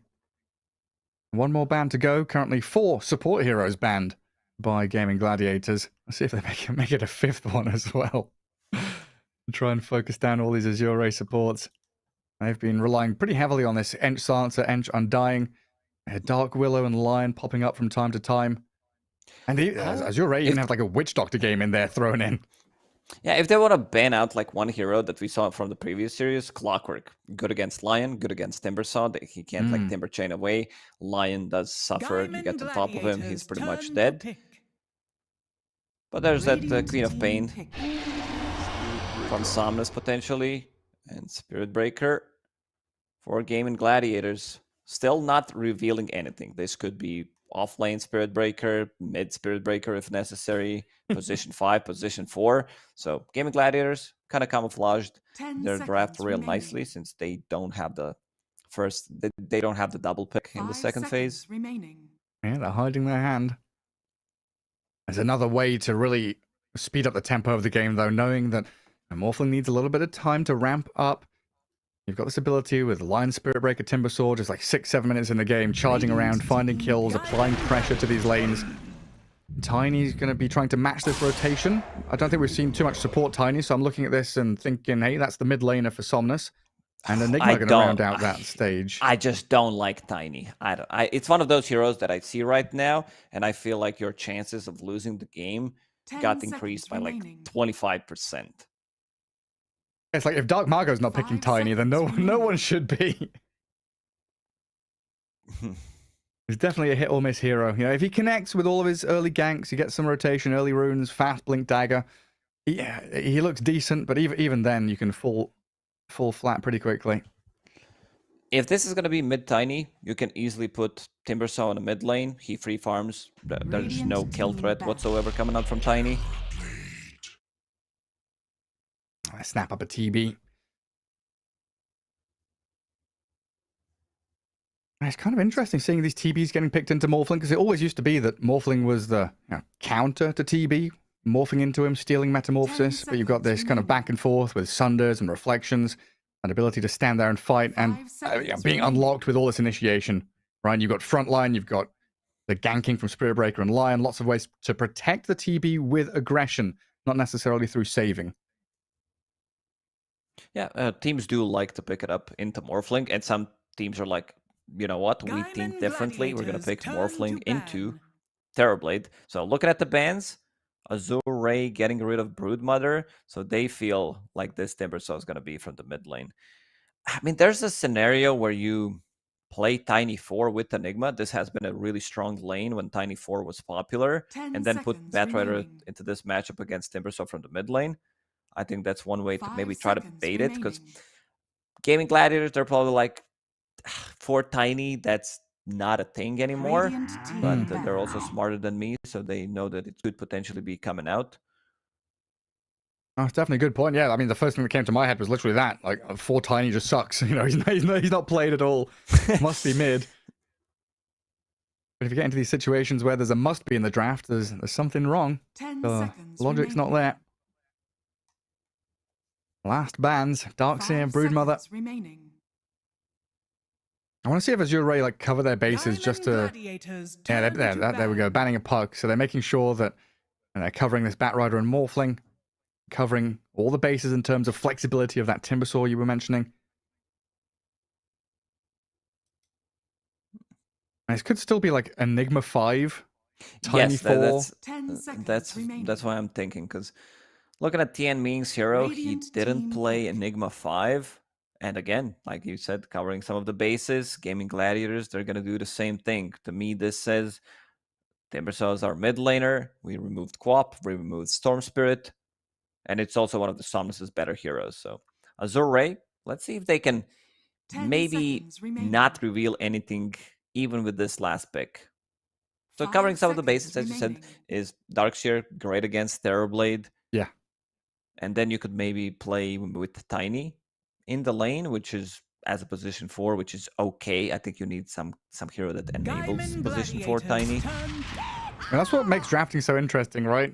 Sometimes we see bans that are targeted against players, bans that are targeted against draft, and then you've got bans which are just targeted against your own heroes, making sure that you're removing counters, even if the hero might not fit the idea of the draft you have with the enemy team. And the Snapfire comes out as last pick for Azure Ray, not giving anything away still. 5 seconds remaining. They did it nicely. I think this is going to be like mid Snapfire or Batrider mid. Since you're playing into Timber, Snapfire does farm a lot, does harass you a lot, having this insane amount of magical burst, and it's also great against Terrorblade. I feel like maybe they should give priority to Snapfire overall. One rotation from Kisses, Terrorblade just dies. Like 1 stun, 1 slow. Choose your hero. Lycan last pick. So yeah, you're right. Quinn mid Timber. Offlane Lycan.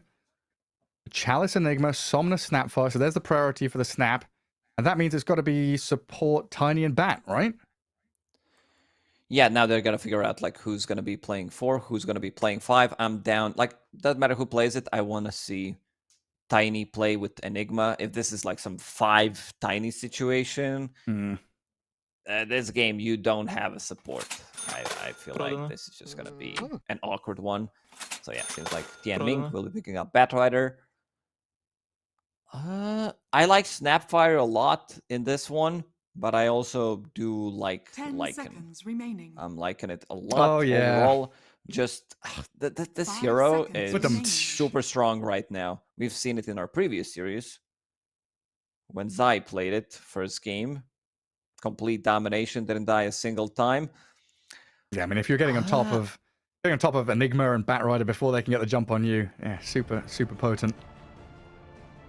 So mid matchup, this is the matchup that we've been looking to see. It's going to be Snapfire against Timbersaw. Want to see how much, like, because you do possess a kill threat onto Timber. This huge amount of magic damage. You get close, you're playing into melee hero. So Scatter Blast, one rotation from either Batrider or Tiny. You get level 6 if you get level 6 faster. I could see Somnus popping off in this game.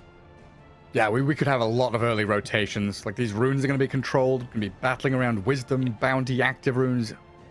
All of that chaos early on, because Tiny Bat good at rotating. Lion Spirit Breaker, same story for them. You've got this kind of, Lycan TB, Enigma, Morphling, quite static in the side lanes. But then you've got Timber and Snapfire who can, spread out wide and jump into these early fights as quickly as they possibly want to. Should be an exciting one for sure. Should be, definitely. If Tiny was some different position 4, I would say lean heavily towards Azure Ray's draft. It's just that, I don't know, this is extremely difficult hero to make it work. With Enigma, I think that's doable, because you have, you can pull the lane back, toss back into Eidolons, they split. Suddenly, there's ton of damage with Avalanche, but it's been a while since I saw him being played as position 4. Yeah, it has been. And it might be one of those little surprise things that Gaming Gladiators, they've not scrimmed or practiced against, might catch them off guard. We'll head into game 1, though, and pop ourselves into the match proper to see Gaming Gladiators coming out on the map, smoked up. Early ward already placed by Azure Ray in that mid lane. Getting a little bit of vision and tucked in quite defensively, protected against a lot of these sentry placements. Sitting around there with Somnus, he's already cocking his gun. A Scatter Blast. Just cancelling the animation on it. Nice little sound effect from it. 2 shotgun heroes. Morphling, Snapfire. I miss the old shotgun morph build. Do you? It's well, maybe I don't now that I said it. You instantly delete the hero, but since the changes to E-Blade, it doesn't work that well anymore. So you're going for different items. Can they get some Eidolons? 2 already. Make it 3. Yummy, yummy. A little bit of experience in gold. Just reclaiming that. The battle begins. What did he use Eidolons on? Lycan Wolf, I believe. Okay. That makes sense. You kill my wolf, I kill your little demonic conversions. And there is Lycan himself. Ace down at bottom. Magic wand, triple branches, tons of stats. A flame break level 1. Tofu trying to give back as good as he's taking here. Batrider reasonably tanky though. There's trading blows. I like how Tianming goes back and forth, hiding behind that tree. Where could I possibly be? What a surprise. Just disappears. Suddenly TP's bottom. Another flame break. Yeah, Tofu being bullied away from connecting with that bottom lane again. A bit of a walk to go. Going to tango up and swap the branches out for that bit of efficiency. And that leaves Ace in a 1v1 against Lou. Morphling loses out pretty heavily in that one. Has already lost the majority of his HP. Very low on HP. Hey. It's Morphling. He's always going to be low. But the mid matchup, this is the one that I want to watch. 7-0 from Quinn. 6-1 from Somnus so far. Going into bottlenecks. Rod of Atos. This has been the new hybrid build on mid Snapfire since she's universal hero. So you get the damage, you get the lockdown. Yeah. You can stop Spirit Breaker from charging into Rachio. Whew. 20 HP on him. Very close to death. Blood Grenade used from FY. I think now that I might see it in action, you have this 3 grab slow when you throw it, 3 throw, plus Blood Grenade. It's just that Tiny consumes so much mana, so much gold on consumables as well if you want to be buying Blood Grenades, Mangoes, Constant Clarities running. So his Blink Dagger timing is going to be... I also want to see what he buys. Is that going to be some kind of a drum build, or he picks up the Blink Dagger immediately? Because we don't usually see position 4s just sitting in a lane and farm up. They want to be active as much as possible. There's that magical damage burst on mid lane. As soon as he hits level 3, starts to put some pressure onto Quinn.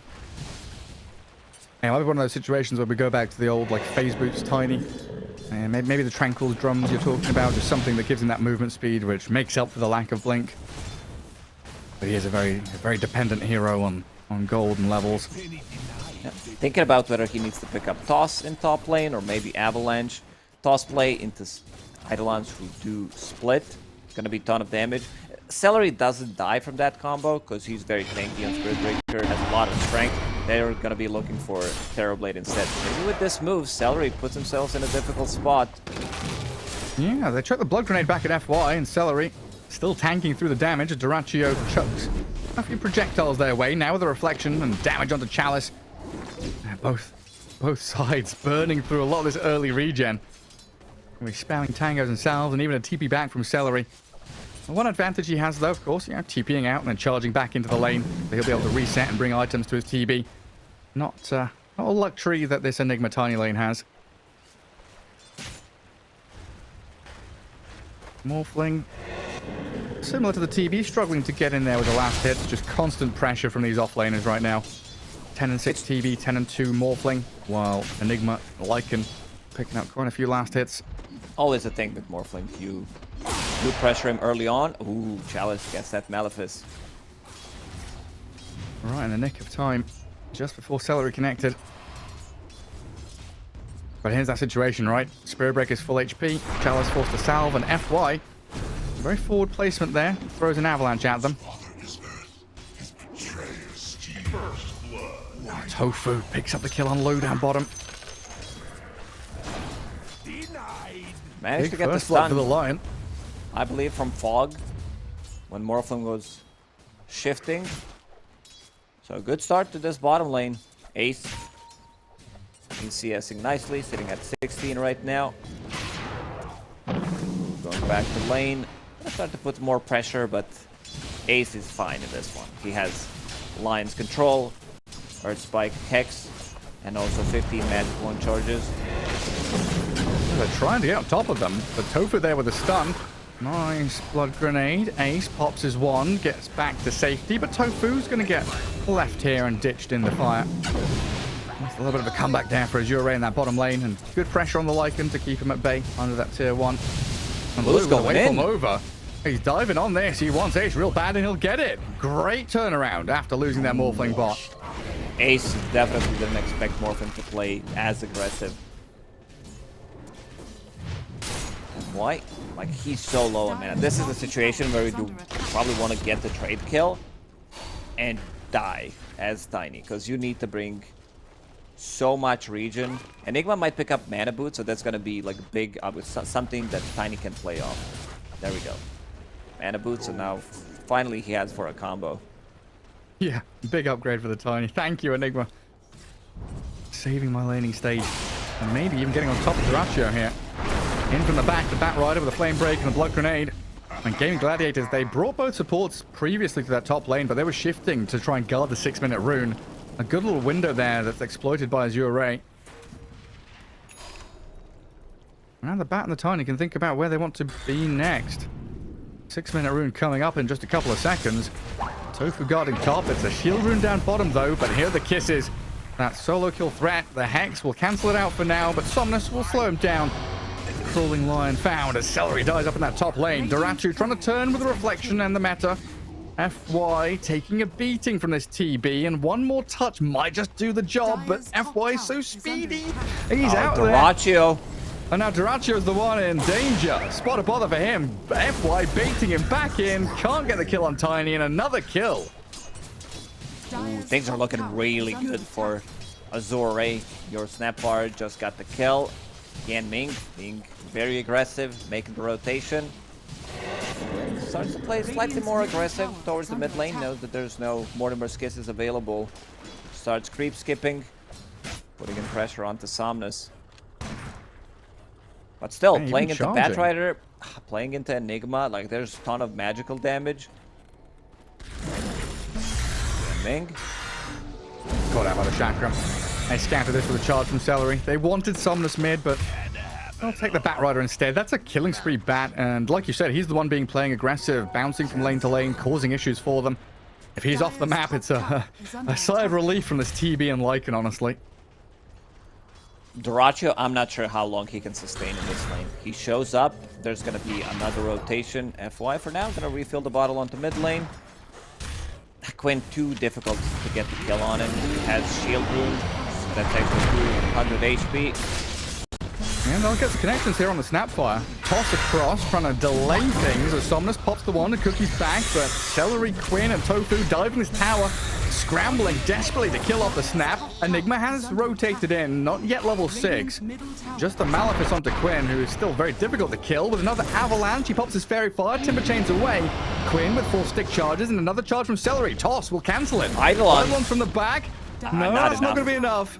Celery and Tofu holding the line. Maybe the Spirit Breaker will die with his Malefice on him. He pops his stick. He can't charge away just yet, so drops in the end. Gaimin Gladiators doing a really good job killing off Snapfire first. She's the most magical damage, the only hero that kind of threatens the kill. Onto that Timbersaw. Cookie into Kisses. I'm not sure if Kisses were needed to grab the kill there. But this should be tower for Azure Ray. Yeah, should be the good catapult. Snapfire and Morphle go to work on it. And this is what we were expecting. 9 to 3, 9 minutes in, lots of rotations into mid, plenty of action coming out of those side lanes. Even seeing that Enigma TPing and being aggressive in mid, even without Black Hole. Celery and Tofu pairing up to battle against this Bat Rider. Hexing and stunning the Cookie to buy time, saving Chan Ming. Thinking about turning there after the flame break, but realizing Gaimin Gladiators weren't continuing. Tian Ming involved in 7 out of 9 kills. Level 6 on Bat Rider pre 10 minutes. This is really, really good. They're gonna smoke up. Lasso, they want to get the big kill. They would probably look and try to kill Timbersaw, but Quinn and Duraccio staying off the map for now. Not showing. FY will be managing to get some farm on the mid lane.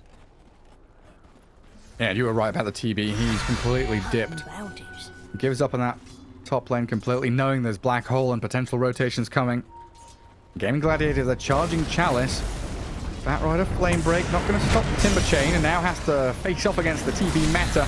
Lasso's the real one, but the turnaround from Gaimin Gladiators strong enough.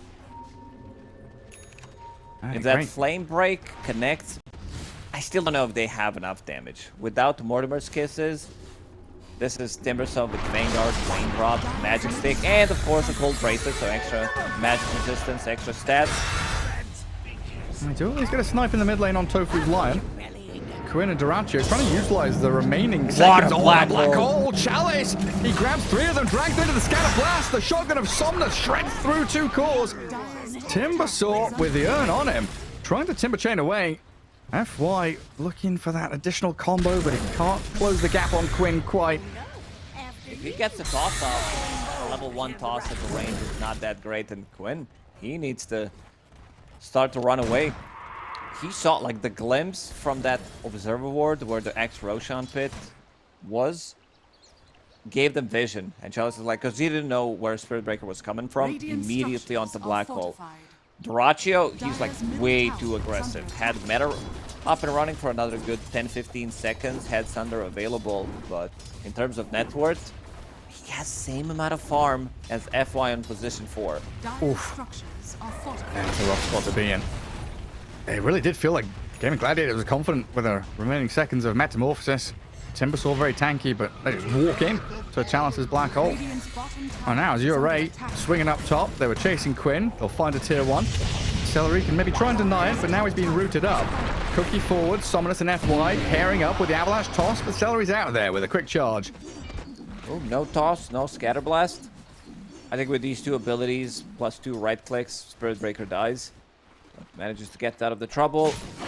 This also like leaves Blue in a situation where he's like completely fine. Like the hero doesn't care too much about Lycan. It's only Spirit Breaker, Lion, Lasso. Do they have enough damage? It doesn't look like it. He's a quick old walk. Maybe with Somnus and FY joining in, this will allow them to get back on top of him. Man, Azure Ray, they're just playing together so well. Everyone clicking really nicely.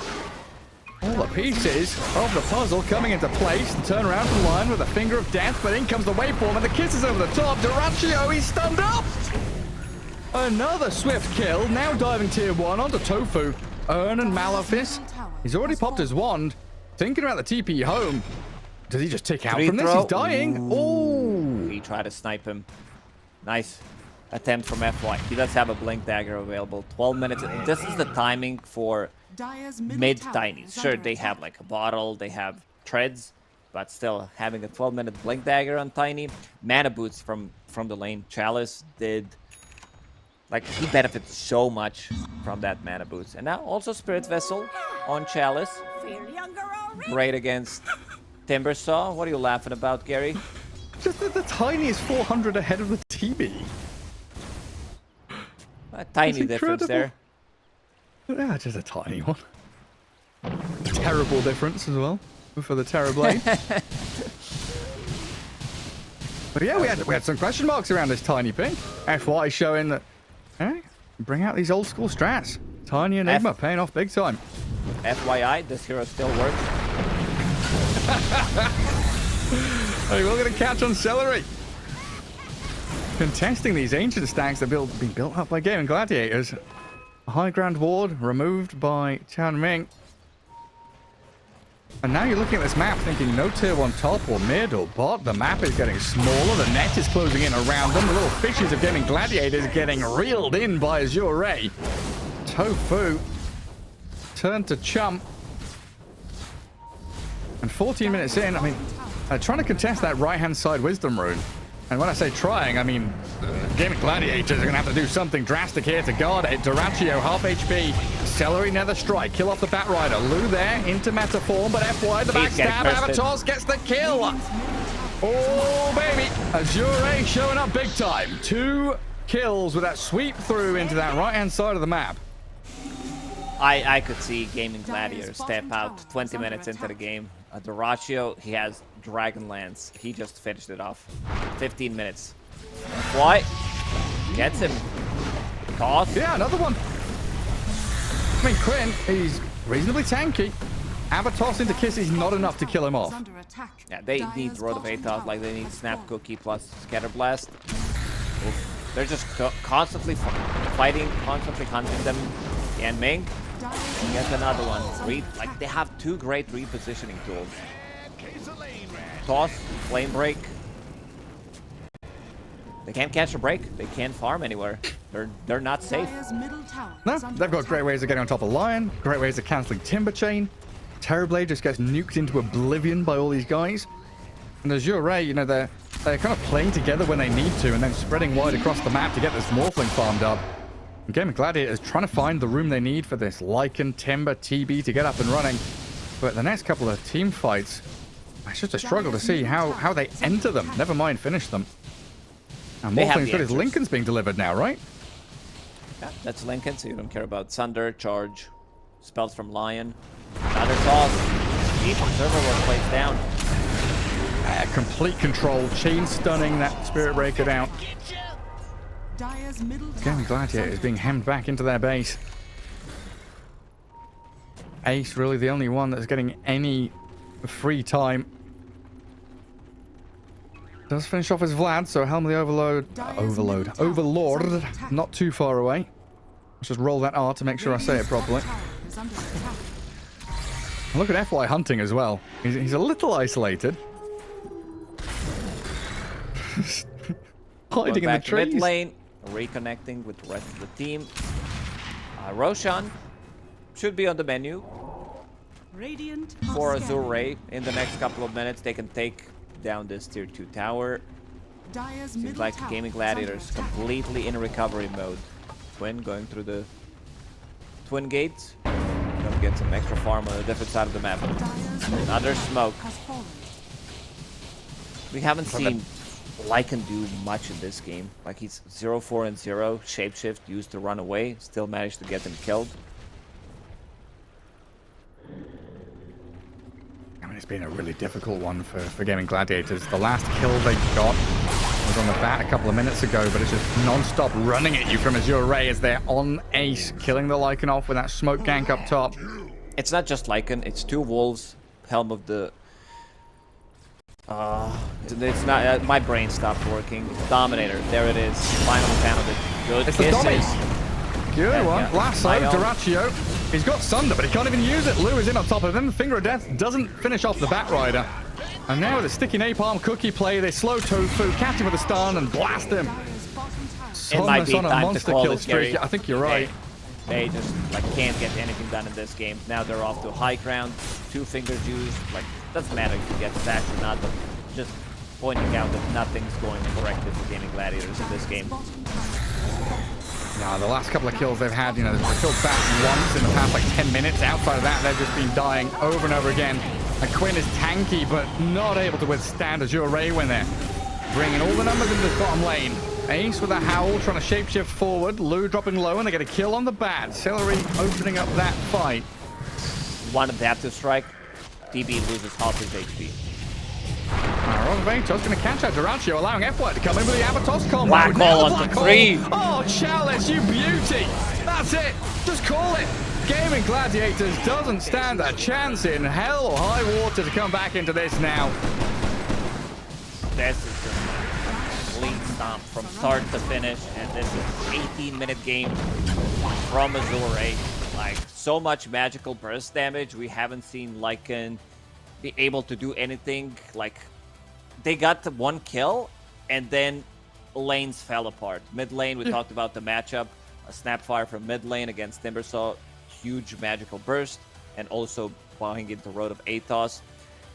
I don't know. I think we might see more of position 4 Tiny. I had my doubts, but when paired up with Enigma, this is the combo that I like really liked when it was meta 6 months or so to go back in time.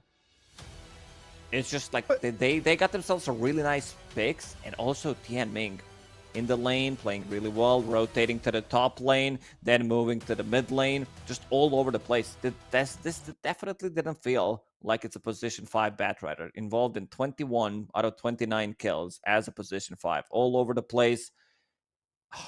How many kills? Like 5, 6 total Gaming Gladiators managed to get? Yeah, very, very few indeed. I mean, the Batrider felt like he was just following the algorithm. Like, you know, get a kill bot, check. Go through twin gate, get a kill top, check. You know, move from lane to lane, bouncing around, beautiful stuff. Oh, there's that old saying, right? You can't teach an old dog new tricks. Well, the old dogs here just bring out an old trick. The tiny Enigma lane, they just, you know, screw it. We'll bring some old strats to the table. Something that Gaming Gladiators, you know, nobody has played against this in a year, maybe longer. And they're showing that it can absolutely still work. Somnus with the mid Snapfire, that's very meta and on brand for the Bali Major right now. And he's showing that he can bring out these newer mid laners. But my goodness, Azure Ray really showing up after the first couple of days of group stage not really going their way. Getting a victory against Gaming Gladiators is massive. In a convincing fashion, that is. I don't know if they draft like this in the second game. It's just, I don't know, just felt like they stayed one step ahead, and Gaming Gladiators, Azure also camouflaged their draft so well, like which heroes are gonna go where until the end. Pretty much they had all the options left on the table, and in the end they go for the right one. Snapfire from the mid lane, Tiny 4 with Enigma, Chalice. All it took was like 2 black holes, that one in the river and then another 3-man black hole to end the game. Beautiful stuff. And of course, it's only fitting that our sponsor shout out for this game is actually the official travel partner of the Bali Major. Create your special moment and start traveling now with AirPass, as we've got the tiny airlines coming into play for Azure Ray. Game 1 all wrapped up, as we'll take a quick break and come back to find out what happens in game number 2.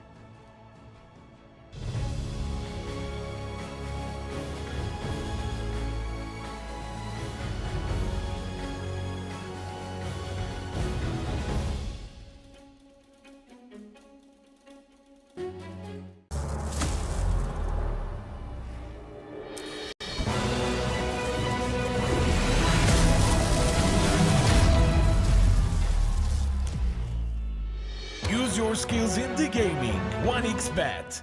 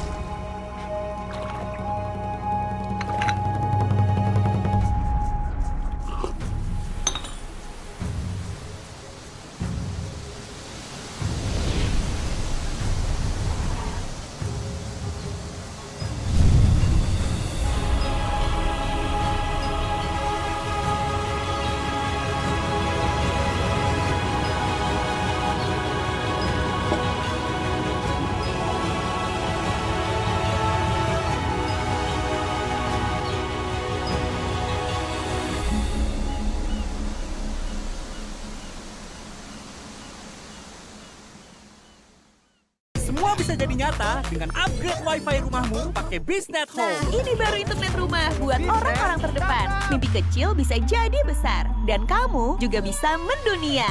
Jadi, siap wujudkan semua jadi nyata?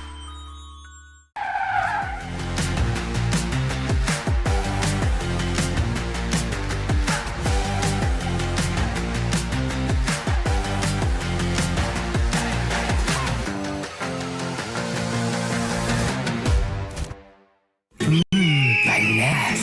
Di oven nih. Hai. Ya kelar. Wih. Nah ini Super Oven si paling seru. Mau gini seru. Mau gitu seru woy.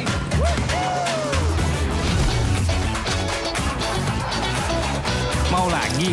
Lagi. Terus aja lagi. Super Oven seru roll di oven.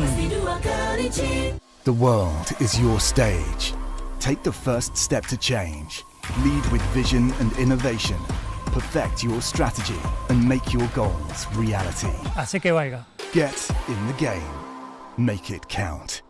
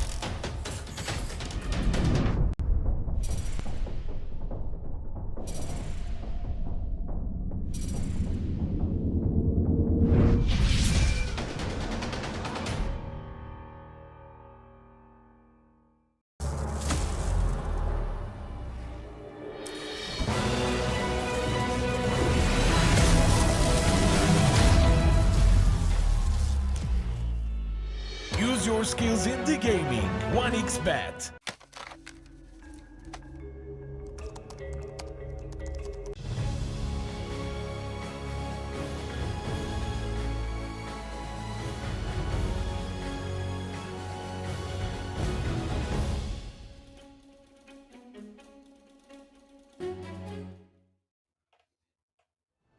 Welcome back to the Bali Major group stage here as we round out the day with one final game. It's Gaimin Gladiators up against Azure. And my goodness, this Chinese stack really showed up for game one of this series, Lacoste.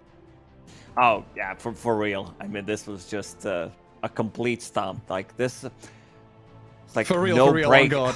Yeah, no breaks. No cap. They just like, no cap. Yeah, no... what's the one that I'm looking for? I don't know. I don't even know. But yeah, they just don't stop. Constant running at them. No real time for Gaimin Gladiators to try to recover. Just like Terrorblade, he's like 700-800 HP hero, gets bursted by one Scatter Blast combo. Tried to join some of these earlier fights, help out the team with the damage, but just didn't happen. Every single fight, he's dead. Yeah, it's non-stop. No time to recuperate. They come in, they break your legs. You can't go to physiotherapy or anything. No time to get a cast put on. They just destroy you. Absolute ridiculous performance from Azure. Every single player doing their job to perfection. And that draft set them up gorgeously for it as well. Something that, you know, Gaimin Gladiators, we talked about it, right? They've not really faced against Morphling at the Bali Major so far. They've played it a bunch. Like 50% of the games they've played it, 50% of the games they've banned it.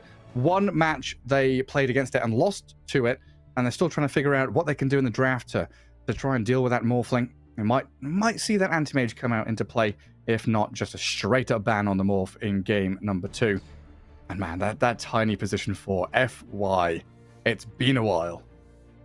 It's been a while. Strong lane duo. Mana boots, again, I'm going back to my point that I made. If he buys any different item, I think this game is completely different. So I don't know if you want to buy like, I'm gonna be rushing, I don't know, Hand of Midas, whatever. Most of the time you do buy mana boots on Enigma anyway, but it's just like he was thinking about getting Urn earlier on, and then it's like, we need mana. My Tiny like can't do anything without it. So instead of giving FY hard time that he needs to buy blood grenades, mangoes, clarities, he invests into mana boots, and suddenly just like we go at them. And I've been mostly impressed, like most impressed by Tianming in the previous game, because he's not that type of a player that, you know, is well known to the community of playing with these like big name Chalice, Somnus, FY. You know, these are some big shoes to fill, and he's fitting in nicely. Like even during the Chinese DPC, he looked very stable, doesn't have that much competitive experience, but playing with these guys, it's like you play for 3 months, you have 1 year of experience. Yeah, and that role can be maybe easier to fill if you're one of these players that plays the saving support, right? You're playing Undying or Ench or Oracle. You stay in the lane and you know that your job is very straightforward, it's very linear, and you know what you're doing every single given moment of the game. But as a Bat Rider, position 5 there, he's playing aggressively in the lane, pulling, stacking, making sure his Morph is having a good time, going through Twin Gate, ganking top, moving to mid, guarding runes. It felt like he just had free reign and control of his, you know, his own life was just unfolding in front of him and doing whatever he wanted. Whichever path he wanted to go down, he was sprinting down it. Really spectacular performance from Tianming. I think I agree. The MVP in that game, just setting things up, because it was like this perfect confluence of events for Azure. I think you hit the nail on the head. If it was a different item from the Enigma, it's a different game. If it's a different move from the Bat Rider, a different situation in the mid lane from Snap with the kisses and the plays around the black hole, everything was perfect.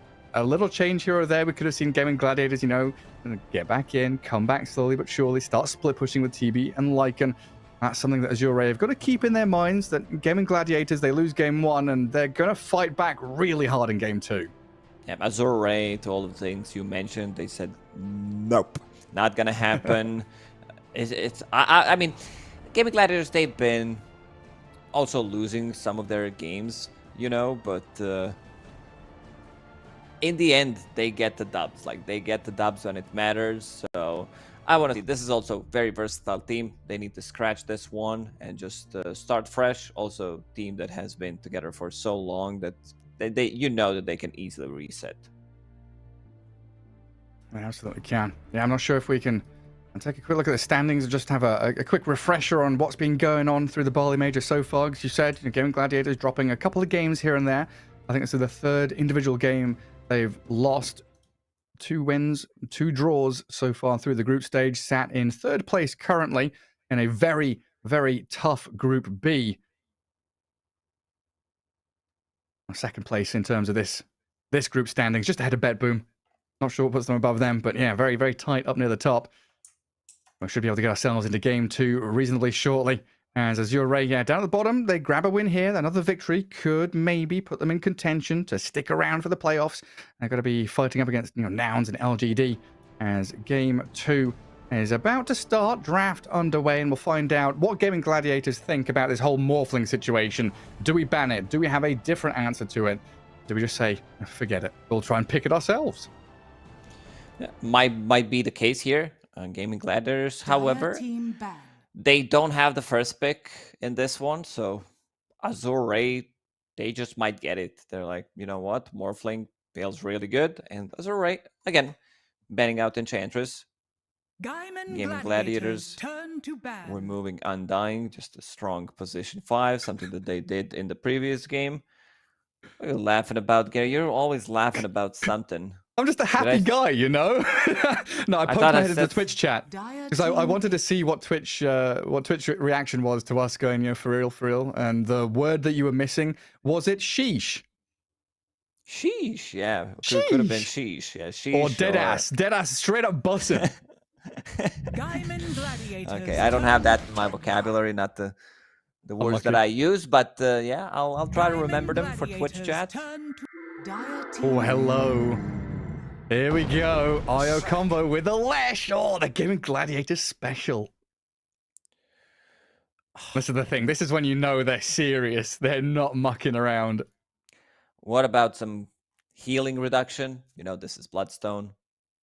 10 IO. seconds remaining. Lesh combo, so how do you deal with it? 5 seconds If this was not Pugna, I'd say this is a pretty damn good Ancient Apparition game.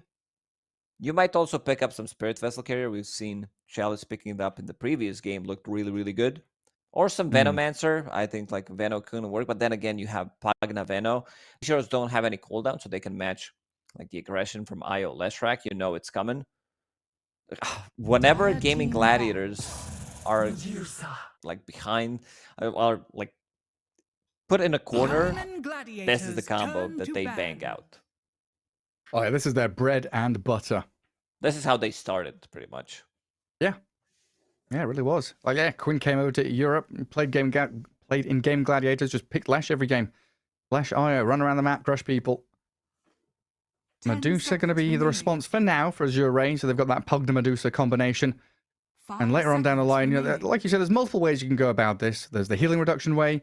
Against IO Lesh, you can also think about that immediate burst damage and nuke. Yeah, Storm Spirit, Beastmaster, Skyrath Mage, these kind of gap close and quick action heroes can just remove an IO Lesh before they actually get that continual damage and healing output going. Yeah, could be one way to deal with it. I'm down for that reduction in healing. Looking at bans from Azure Ray, Anti-Mage gone. No real surprise there. We've seen Darkshire as well being very efficient against Medusa, make illusion, wall. Maybe if the game lasts long enough, you pick up Aghanim Scepter. Then you have another illusion. If they want to remove another one who deals well with Medusa, like there's I'd say good amount of heroes, because like you have Pugna, so there's gonna be Slark. There's also, they can't pick Pango because they already have Lesh, but there was another hero that I had on my mind but forgot about it. Help me out, Gary. You're an analyst. I can't read your mind. I can't read your mind. You're too far away. If you were sitting next to me, it would be Shadow fine. Demon.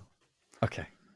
Shadow Demon. I wouldn't mind seeing that. You have like setup for Leshrac stun.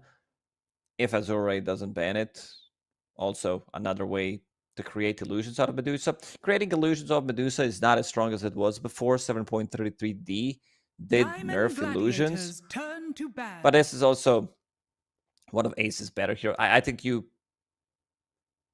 mention any of Ace's hero and you'll be like, oh, this is one of his better ones, because he's been so like 20 stable from the off lane. 20 signature heroes. Usually, signature hero, you have like 3, 4, 5 maybe. But Ace is like, yeah, half of the hero list is my signature special. 5 seconds remaining. I guess one advantage here as well, as your Ray has, they know that Lesh is going mid. That's pretty much guaranteed. So they don't have to be too worried about these kind of pangos or anything slipping in. They can just focus on those off lane and safe lane heroes, like you're saying, that deal with the Medusa. There could be something low, like some burst damage you wanted to see. Queen of Pain, definitely up there. Just to be able to find IO, kill him immediately. There's also potentially a Snapfire again for Somnus. I want to see why Rubik ban. Okay, there's the Shadow Demon that we mentioned. Just another save. This whole lineup, whenever they play with Leshrac, does give them multiple saves. You have like one tanky guy who runs in, soaks up most of their damage, then the mech comes, Tether, maybe some Lotuses, Disruption. So they're going to be looking to... I think on side of Azure Ray, you can't be picking up any long cooldowns because Gaming Gladiators, they will run at you. Yeah. Non-stop. Show them that game one, potentially a fluke. Honestly, this like multi-layered support situation reminds me very much of the old OG, when it still had Miracle on it. And we'd have double supports like, you know, Crit and Fly picking up this IO Pugna or IO Oracle and just healing people up, get one guy at the front, you know, Husker or Leshrac, whatever, chuck them forward. Get Monkey. Aggressively. Monkey right now. I'm a big fan. Against Nigma, Eidolons do have magic resistance. It starts increasing as you get levels. but they're not resistant to physical damage, so that's one way to deal with them. IO Monkey feels nice. Against Medusa, it's a good matchup. The only thing you care about is repositioning tool against your Wukong's command coming out from that toss. Yeah. That would be a pretty solid pick. Oh, hello. Another IO partner, IO Bristle. I mean, same kind of story. Physical damage against Eidolons, good in lane, and even more tempo. This really is a bulldozer of a lineup from Gaimin Gladiators. Yeah, their longest cooldown is Cold Spray right now. They're going to be running at you. This is nuts. Like, they literally have no cooldown. That's it. They're just going to be constant fighting, trying to punish. Like Black Hole, Medusa, Stone Gaze, try to bait some of these abilities, reset. Even though Enigma is not about the Black Hole anymore, it's just like if you misuse it, if they survive long enough, their entry to the team fight is going to be much, much easier. And it's a little flexible as well, right? This could either be Ace or Duraccio. Usually it's Celery playing the IO, which usually indicates position 5, but Gaimin Gladiators has ways to swap their lanes and their roles around potentially. I want to look back. So they've played Bristleback 3 times in the last 3 months. Ace played it once, Duraccio played it once, and third game was Duraccio. So yeah, 2 out of the last 3 times it was Duraccio, but they've definitely got a splash of Ace in there as well. Yeah, I could see them running it. Maybe setting things up with IO Bristle, but knowing that he's playing into Eidolons, I think this like physical damage from Bristleback is what they want to have against Eidolons. Dire team ban. Yeah, because Azure pretty locked into their lane stage. Medusa, Tiny Enigma, last pick mid for Somnus.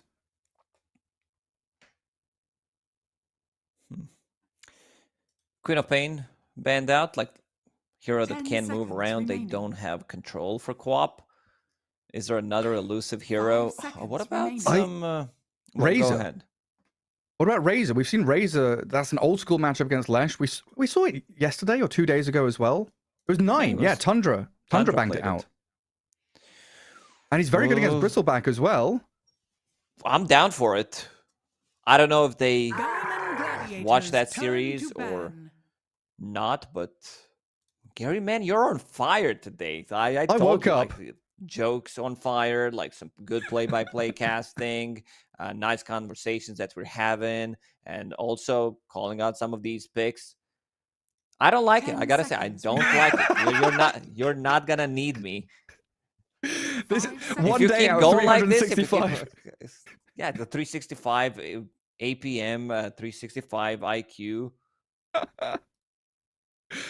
Don't worry. The other 364 days, they're all yours. You're the one with the brain switched on, and I'm just the Neanderthal slamming my voice into the microphone.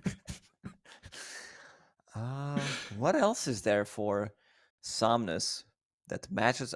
Because Leshrac, he's a really strong like hero. I'm just, you know what? Do you want a break hero? Viper. I was about to mention it. Like against Leshrac, break against Bristleback. Yeah, that could be a decent one. I do like your Razor suggestion. There's also one that I think could work out. It's Zeus. Can I guess? Oh, damn it. Okay. Snapfire in the end. The ones that we mentioned got banned in the end. Gaimin Gladiators. They do have last pick. If there wasn't, it's a stupid thing to say, honestly. I might just not. I'll say it anyway. If there wasn't Enigma and Deuce in this game, I would say I want to see a Somnus Shadow Fiend, but it's just often SF ends up needing to be the primary carry. I go for a Timbersaw in the end. So that's a way to deal with Bristleback. Very tanky hero can maybe withstand that constant aggression. I don't know, man. Medusa Enigma feels a little slow up against this Lesh Bristleback. I mean, I'm still down for Monkey. Like, you can even play Monkey on the offlane with IO if you want to pair him up, or put Bristle on the offlane. And I just like it against Timber builds.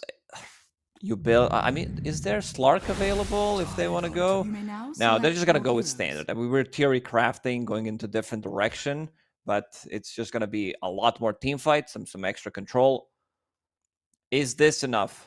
from Gaming Gladiators. I did like their opener, IO Leshrac Shadow Demon. Do I believe in Bristol? It's been a while since I saw the hero being played, so not sure how strong he is.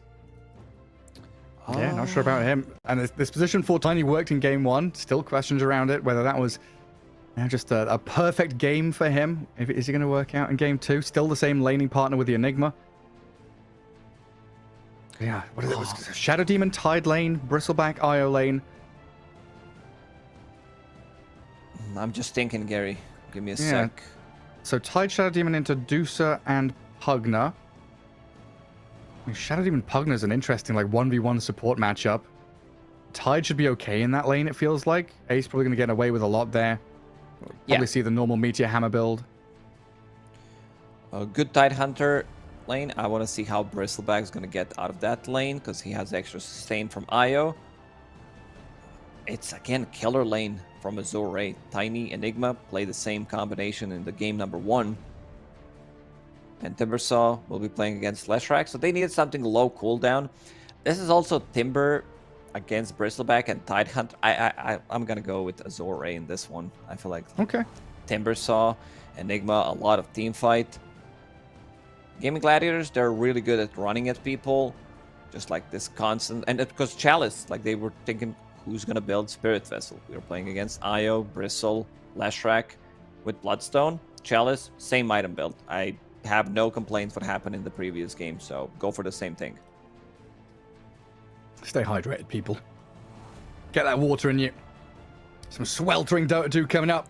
Game 2 about to begin here. Gaming Gladiators up against Azure as we get into the thicker things. Day 3 of the group stage about to end, and this Chinese stack needing some victories to round things out here. I'm honestly leaning Gaming Gladiators. I do like this caveman Dota of run at you, low cooldowns, charge forward, and get into action.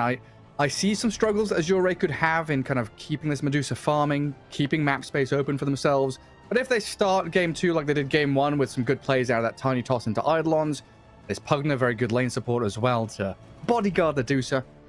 And Timber against Leshrac in that mid lane. Quinn against Somnus, always a beauty to watch. We'll find out how it unfolds. And game 2 already underway for us. And where Azure going? 5 men smoked. Down into bottom lane where Duraccio is all alone. Also, speaking of itemization, we mentioned Chalice, Urn of Shadows, which he will turn into Spirit Vessel. Medusa, I think in this one, I don't know if you need Butterfly. I think you can skip it as your second item. So it could be Manta, Scotty, into Silver Edge, into Mana Burn. I think you get Diffusal Blade in this one against Bristleback, against Leshrac. We'll have to see, but I'm down for it. Just because break mechanic, also Scotty healing reduction, and you're playing against Bristleback, Leshrac. These heroes don't care about your Butterfly. I mean, what was it? It was Tops and Gyro, right? Back at TI 9 or whatever it was. The counter to the Bristleback was that Diffusal Blade on the Agi carry. Want to see it come out from the Medusa here. Medusa, she builds into Manta, and then those illusions also burn mana. Yeah. Plus, you can have an upgrade, Diffusal 2, aka Disperser. I love the old school stuff that we bring, it's not Diffusal 2, but Ice Frogs. It's a wink and a nudge. Old stuff back, yeah, exactly. If you know what I mean, it's a Diffusal upgraded, yeah. Well, Duraccio and Celery, Bristle, IO safe lane, Enigma and Tiny for Azure Rain with Chalice and FY down there. Some good harassment already. Duraccio needs to be careful. He's dead. Blood grenade. He is? My goodness. Really underestimating the power of that tree toss. Okay. That's a huge start for them. I mean, Gaming Gladiator, Duracio's going to be scratching his head, just going, oh, no, not again. FY gets the block on a small camp, and now can bring some items onto the courier. What is he bringing? Another blood grenade, magic wand. This is going to be a lot of spam, so they can use their magic sticks. IO on level 2, he dies in this one. Blood grenade onto Chalice. Let's see. For chasing. Soul spray stacking up. Chalice dead. Gaimin Gladiators strike back as Tofu kills off Chanming in that top lane. Ace and Tofu both dropping pretty low here, but doesn't look like Lu will get the cross kill. No trades for him. And I keep poking my head into that mid lane. Both of them keep dropping pretty low. Quinn and Somnus just battling it out over every single last hit. So far, Quinn with a slight advantage, but 2 creeps coming under tower for Somnus. See if he gets one of them. No. Lashrak got buffed, so no surprise that the Gaming Gladiators are playing it. Like all 3 abilities got buffed pretty much. Level 3 means 2 points in Lightning Storm. Quinn going for the solo kill. Waddle just arriving for Somnus. 2 water runes available. Quinn might be able to pick up both of them. Somnus' courier is still far away from it. Yeah, he's being held away. Look at Needs this to go for that range creep. Backpacking Ironwood branches. Let's see if Quinn decides to force him to pick up that water run. He will do so. Yeah, he has to. No choices for Somnus. Quinn, yeah, starting to build that advantage even further. As down at bottom, they were attempting another dive onto Chalice and FY. And Gaming Gladiator is picking up the pace in that bottom lane, finally unlocking their level 2s, so a bit more impact from that Bristle and Io. But now we need to start dragging that wave back, because it's so important for Bristle to have a long lane to chase in so he can stack things up and not necessarily dive under tower. Let's start manipulating that creep wave. Grab some Lotuses. Utilize all of your free time. Yeah, that's the big one. You have Healing Lotus on Io. Also, there's going to be Headdress, pop a stick. For now, it's going to be Bristle holding it. But there's a lot of pressure onto Somnus. Not an easy matchup for him by any means. That seems super challenging.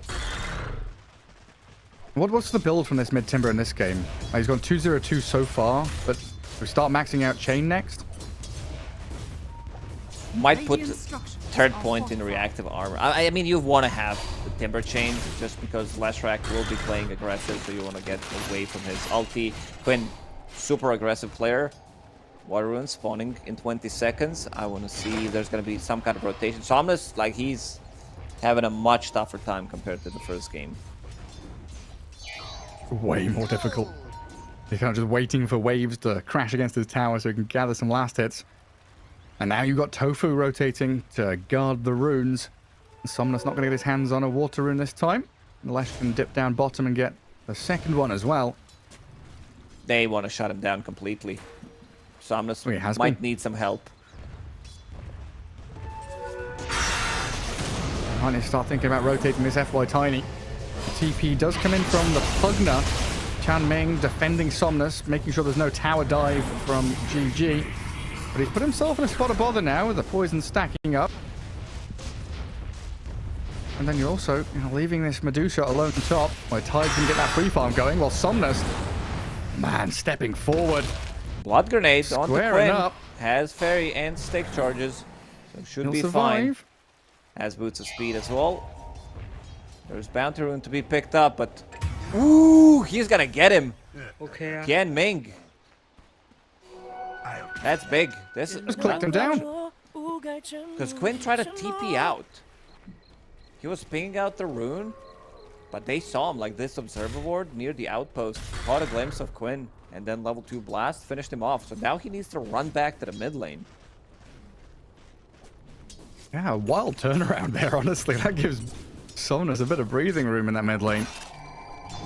And continually down bottom, Duraccio just stepping up against FY. Chalice being forced to salve and bring that additional regen down bottom for himself. And Gaming Gladiators, just in terms of last hits and his lane pressure, starting to look good. Executing their draft as it's meant to be.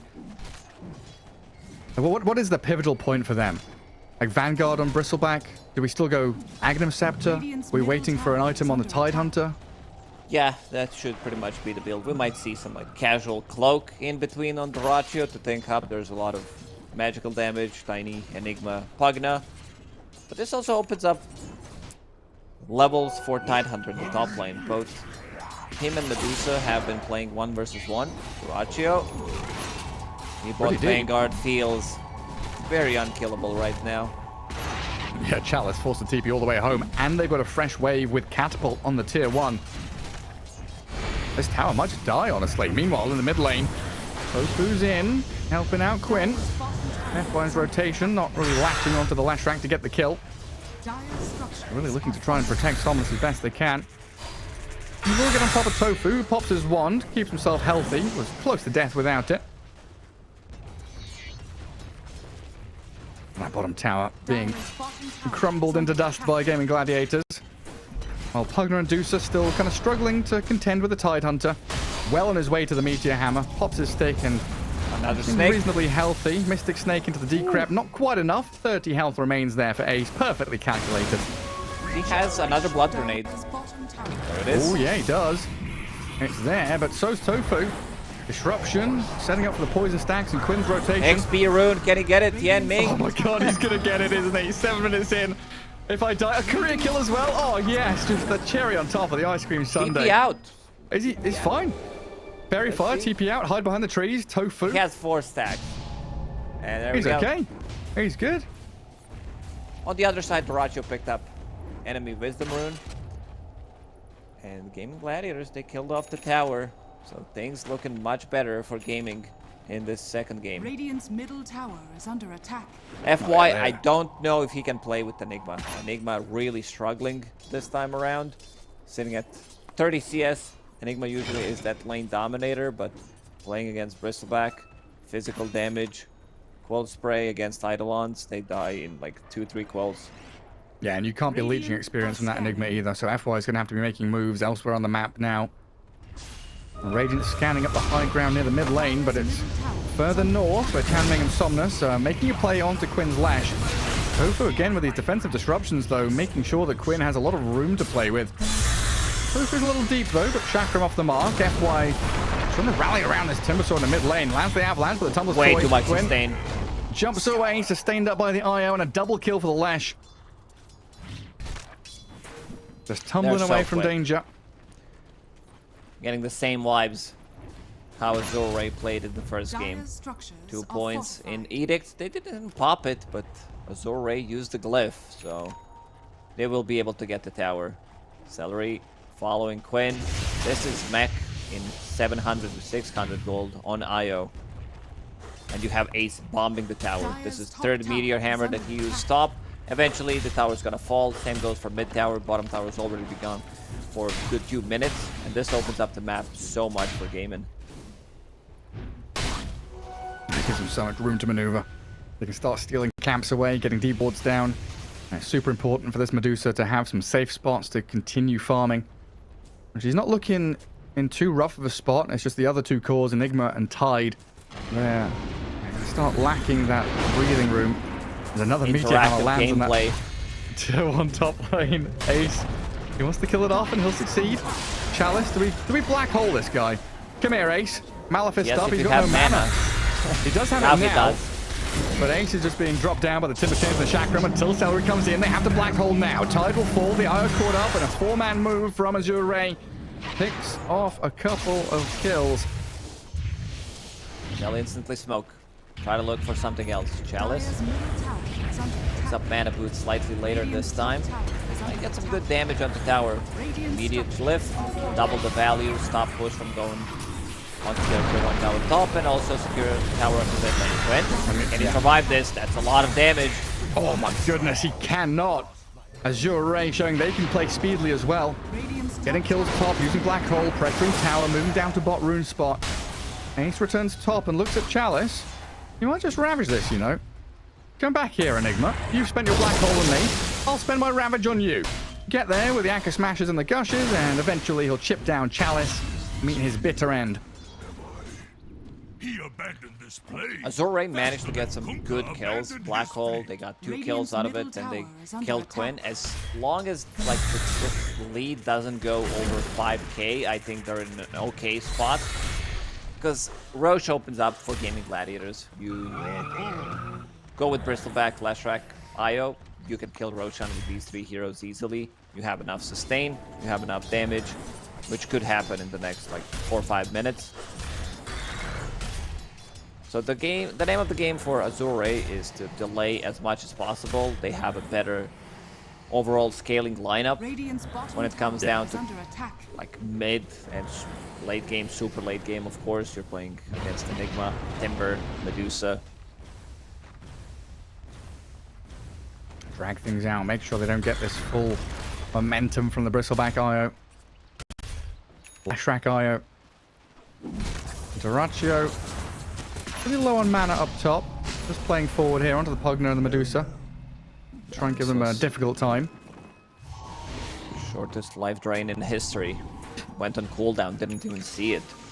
I didn't even realize it was cast, honestly, if you had not said anything. This is the big timing. Quinn has his Bloodstone coming to him. Aghanim Scepter on Bristleback. You know, it's gonna come out in the next 2-3 minutes, depending how much farm he manages to get.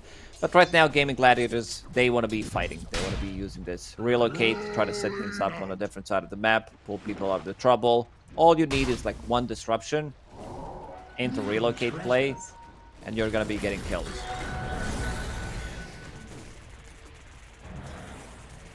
And Ace is the perfect hero to try and bait them in. Aggressively moves forward. Chalice, he's stuck around thinking, hey, it's just a Tide Hunter down here. He's already spent his Ravage, but the relocate forward. Chalice, Midnight Pulse down, but no Black Hole yet. Ace being surrounded, FY's in with the toss back, trying to reposition Quinn, but he doesn't get the job done quite as he intended. Life drain ends immediately because they needed the decrypt there to save FY. Now Somnus back onto Tofu. Blue trying to chase. Azure, 5 members of their squad down here defending this bottom lane against Gaming Gladiators' aggression. As long as they can defend without losing any heroes, like even though the execution there was not perfect, Chalice pretending that he had Black Hole, like goes in, Midnight Pulse, and pretend that he's like gonna go and cast it, win, glitter, back. Yeah, set up everything with that disruption into the slaying of the Dusa. Snake Lady gone, Somnus follows as he was all purged up, and now Chanming in trouble to the real Quinn. A double kill on this Lesh. GG, they put their foot down. No more messing around. Come in for a second bout. I'll be able to clear out the enemy ancients while this has all been going on. Bristleback, we talked about his axe timing. He's getting there. Complete free farm for the last minute and a half up in the top lane. It's coming. In the next minute or so, you're gonna have huge timing on Gaming Gladiators. Mech completed on IO, Bloodstone. They need this healing reduction. I think if they had Spirit Vessel in the previous fight, maybe they could have gotten 1 kill. Celery, trying to pick up XP rune. Oh, he gets stunned up. He's turning up the Tofu. Meteor Hammer, the Black Hole on just the IO, but it's cancelled out. Big pole, Mech up, and away he goes. AR get outplayed. Oof, this is massive. I mean, using long cooldown, this is 3 minutes without Black Hole. So it does give Gaming Gladiators pretty nice room to breathe. Leshrac going into Kaya Sanj next. Rajo has been on low mana for the last like 10 minutes. He constantly doesn't have mana. Needs IO to replenish some of it. He needs another Soul Ring. He's just constantly using it and he just never has mana. Up a top lane. Tofu, Celery setting up here. Moving on to this FY Tiny. Pretty important for him to try and get that Blink Dagger quickly, and he was only like 150 gold off of it.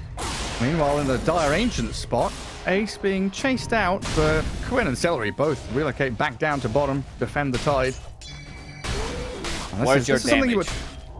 Yeah. That's biggest concern. Like, this is also fighting 4 versus 5. Bristleback is not even joining. When he joins, Tide going for pipe. Leshrac will have another item. Just like, there's gonna be way too much sustain. Another Glimmer on Celery coming out in the next 2 minutes. Okay. They gotta pick off any kind of a kill that Azure can get is a good kill. Yeah, delay. Now, something you pointed out in game 1 around this Tiny, very rarely now do we see these supports get given a lane just to farm up to their primary item. That's where FY is struggling. Laning stage didn't go as well for him this time around. Still going to get like a 16-minute blink, 3 minutes slower than the previous match. Which is okay for position 4 Tiny. Quinn lands a stun. I'm running a little low on mana here, but FY towing the line between life and death to toss Quinn under tower with Eidolons there. And they stun him up and control him for long enough because Celery with that mech and heal burst. Quinn is kept alive for now. Pops his Bloodstone, thinks about turning. But AR once more. Numbers. Numbers, numbers, numbers. 4 heroes, 3 cores, in fact, down in that bottom spot. As Gaimin Gladiators, they reposition themselves. Tofu around Ace. They're thinking about fighting, but they're under dire vision, which immediately gets dewarded. It looks like might be an okay fight until Leshrac pops a Bloodstone, suddenly back to full HP. This game is like, if you misuse your abilities, can they get a kill on Tofu? Yes, they can. Spirit Vessel already onto Quinn. Does have the Illusion Room, will dispel it.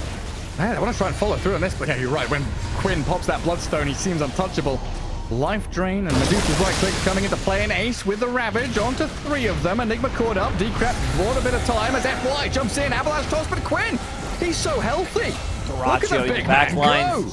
Tianming dead. Duracio's backline backstab takes down the Pugman, and the relocate out will return Quinn to Fountain. TPing to mid-tier 1 to try and continue the fight, and Duracio opens up on the Timber. And now Medusa left isolated, all alone, stranded on an island. Black Hole Mana burned down. Black Hole is there, but no damage will follow through. FY is being blown up. Duracio, he will die eventually to tower hits and that Black Hole helping out, but Quinn and Ace keep charging forward. Somehow Lou is still alive and Ty will buy back to continue the fight. Another Split Earth landing. Chalice about to fall. The Avalanche toss onto Quinn, doing very little. And the Meteor Hammer. It'll connect to slow down the advance of Azure Ray. Tianming, he's in. And then he's out again. I want to fly around this Ace. These fights gonna get Ace. He's super tanky as well. Io pops up. Same with the Shadow Demon. They have these saves available. They just keep on throwing spells at Quinn, but he's brushing it off. It tickles him. Somnus trying to dance around, and Quinn out of mana now as the life drain top Somnus back up. Meteor Hammer cancelled by Ace. Another Avalanche, and FY there with the help of the Whirling Death. Kills off the Tide.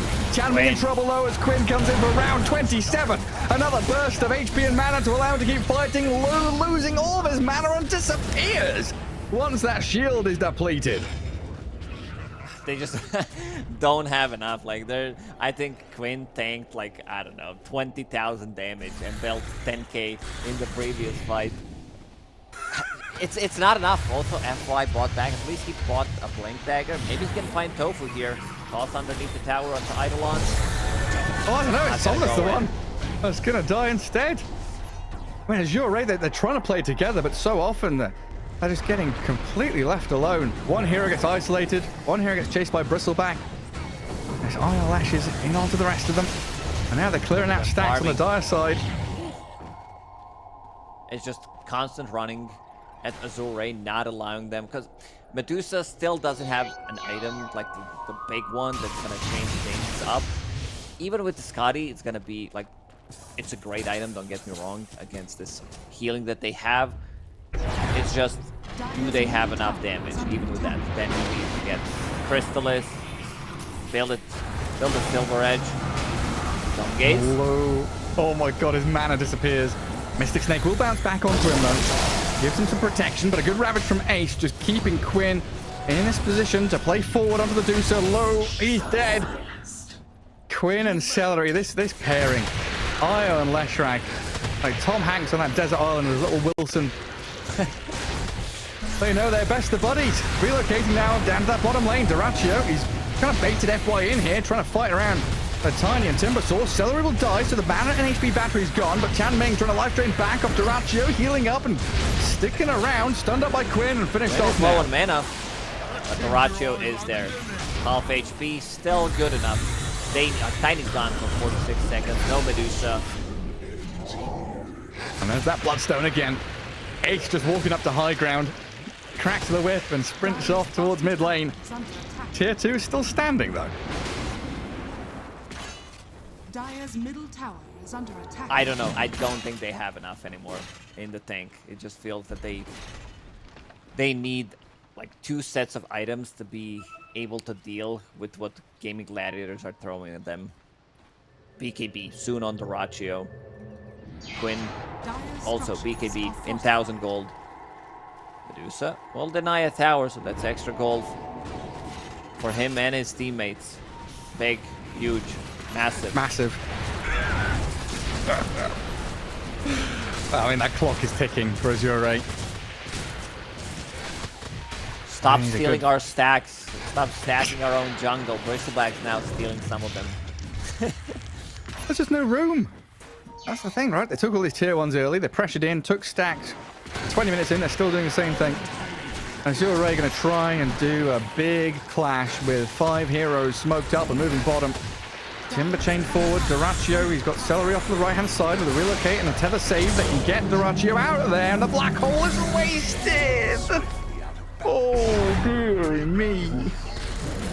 I mean, without black hole, they're just gonna keep doing what they can do. Just run at them, but with greater speed. Run! There are trees everywhere! There's a bristle everywhere as well! Chalice trying to TP home with a decrypt save, but 2 whacks of that massive mace. The bristle back makes short work of them. Gaimin Gladiator is 14k in the good now. And a blink on Tide to round it all off, still having Ravage ready. Where's Ace getting his items from? This is Pipe, now has Blink Dagger available.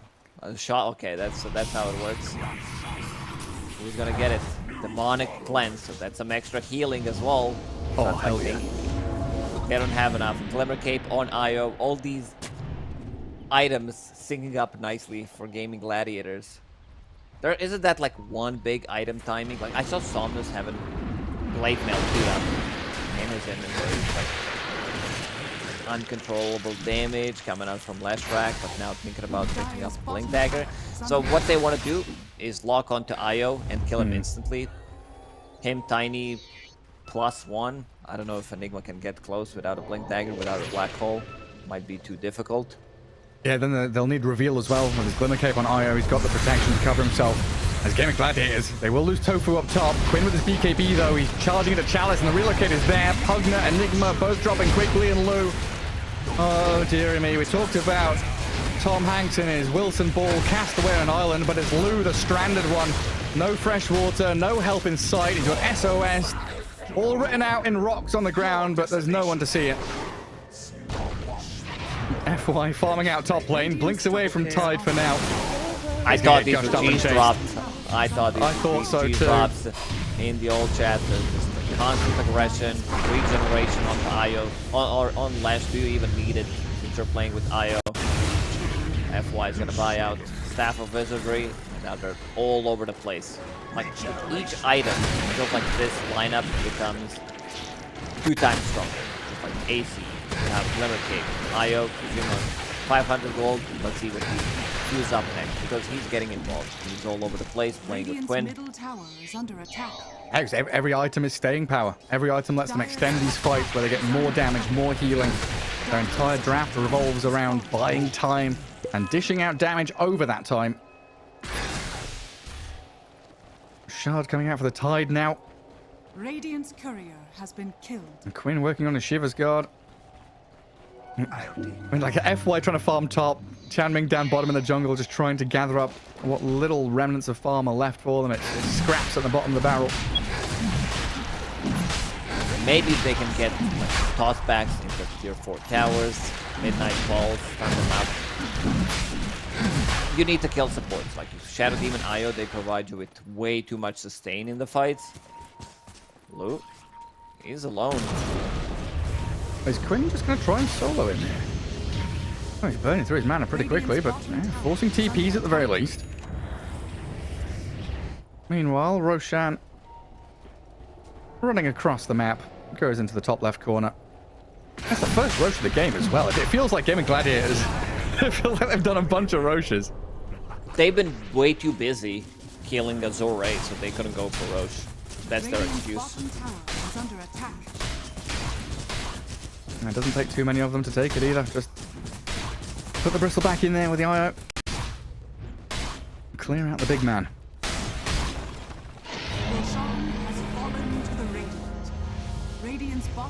Well, next fight. Azure, they're going to have this Scardy Man to do so. And no BKB for Chalice. Enigma, yeah, so often we see him like top of the net worth. He farms incredibly well, but Chalice has been completely shut down by this bristle pick. Timbersaw shut down by the rotations in from the IO and Shadow Demon. Of course, Quinn, exceptional in those 1v1 straight matchups. As Ace is going to spot out Chalice here. Malefice there, but the Split Earth lands. Quinn and Ace will pair up nicely. Take that Enigma down and delay his BKB even further. FY, he's behind enemy lines, trying to maybe cut the creep wave, buy as much time as you can. Let's see if he's gonna be able to do it, or if Gaming Gladiators punish him. Shadow Demon's already punished. there. He needs some kind of a follow-up. Oh, nobody coming. There's more important things to do on the map. Go collect some lotuses for your IO. He needs more than just a great healing lotus and a couple of normal healing ones. He wants that block of cheese. Somnus. Just disappears. He's supposed to be tanky. Kaya Sanj. I mean, you can tell, like, the neutral item that he has, that he wants to play a longer game. Philosopher's Stone on Timbersaw. He's in recovery mode. And they get Celery. Scotty is now online. So that healing reduction is going to be available. Nothing left in the tank. Black Hole Ace. Quinn going to cancel it with a Splitter. Tide Hunter already spent his Ravager. A bit of a weird one. I think he thought he was blinking out. A great relocate save as Duraccio goes deep into the back lines. A couple of taps of the Pugmy. He's gone through the life train. And FY slow to a crawl with a viscous nasal goo stacking up all these globs of nastiness. Duraccio's first life down, but matters not. Aegis is there for him to respawn. Come back into the fight to battle in towards the fountain. Duraccio's going ham. He's looking at Loon. Can I solo kill him? Oh, don't mind if I do. Drain all your mana. Burst through your HP pool. Dive into fountain. Kill off Summoners for the double kill. Duraccio, you absolute beast. Force the GGs in a 1-1 tie here. Duraccio. Oh, he's not even going to die until the game ends. He got saved. Disruption. We don't see it on screen because they already won. But yeah, Duraccio, QW gamer probably needs a new keyboard after how many times he pressed Quell Spray and Viscous Goo in this game. And whatever hotkey his Soul Ring is. He got a lot of use out of that Soul Ring, that's for damn sure. Yeah, what a performance. Like, they had a really good draft that does run at people. At one point, you felt maybe if Azure Ray got a couple of, like, maybe 2 good fights that would delay what Gaming Gladiators are trying to do. But this has been, as you said, their bread and butter once they were formed as this team. IO Leshrac, it's just that they completely turned around what happened in the first draft. They're like, we're going to pick something completely different. You want to run at us? Well, we're going to run at you. Show it how it's done. Yeah, run it back. Entire series, 1-1. Great game 1 from AR. A Gaming Gladiators showing what they're made of. No slouches, no pushovers, absolutely not.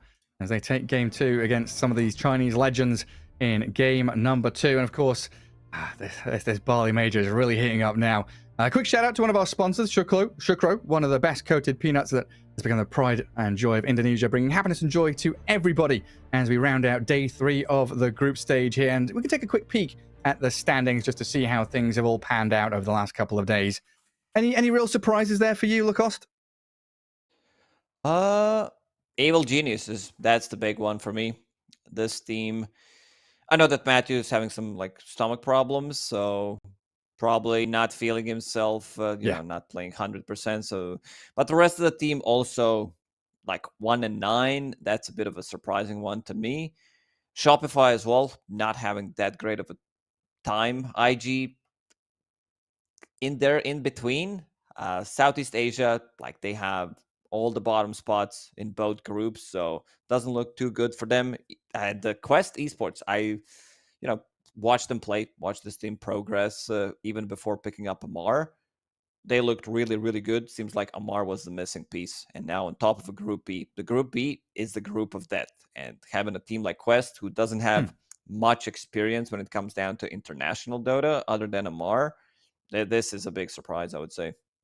Yeah, supreme from Quest. Really, really good stuff to get themselves at the top of the table. And we can take a peek also at tomorrow's schedule, heading into day 4 of the group stage for the Bali Major. Starting things off, I believe, again, with Sunsfan and Jenkins. The first 2 series for them, Tundra, Execration, LGD, 9 Pandas.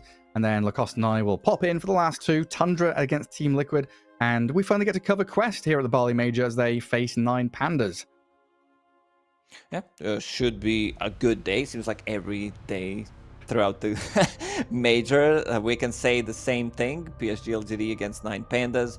That should be a hype one. And Tundra against Liquid. We saw this matchup like 15 times in the last, I would say, 6 months or something, because they've been constantly on top playing against each other. And then the last series, also 9 Pandas against Quest Esports. I think this is also going to be very entertaining. I'm also going to decide like where these two teams are going to go. Quest looking really, really hot right now. So if they can keep the streak going, tomorrow they have some interesting series to play. This is going to be, I'd say, the most interesting one. Yeah, day 4 looks like there's a lot of battles at the top of the table. And in particular for the series we're covering, should be an interesting one. But that wraps things up for day 3 of the group stage here for the Bali Major. Make sure you pop over to the other streams, find out what's happening. Tons of Dota going on. We'll see you all tomorrow.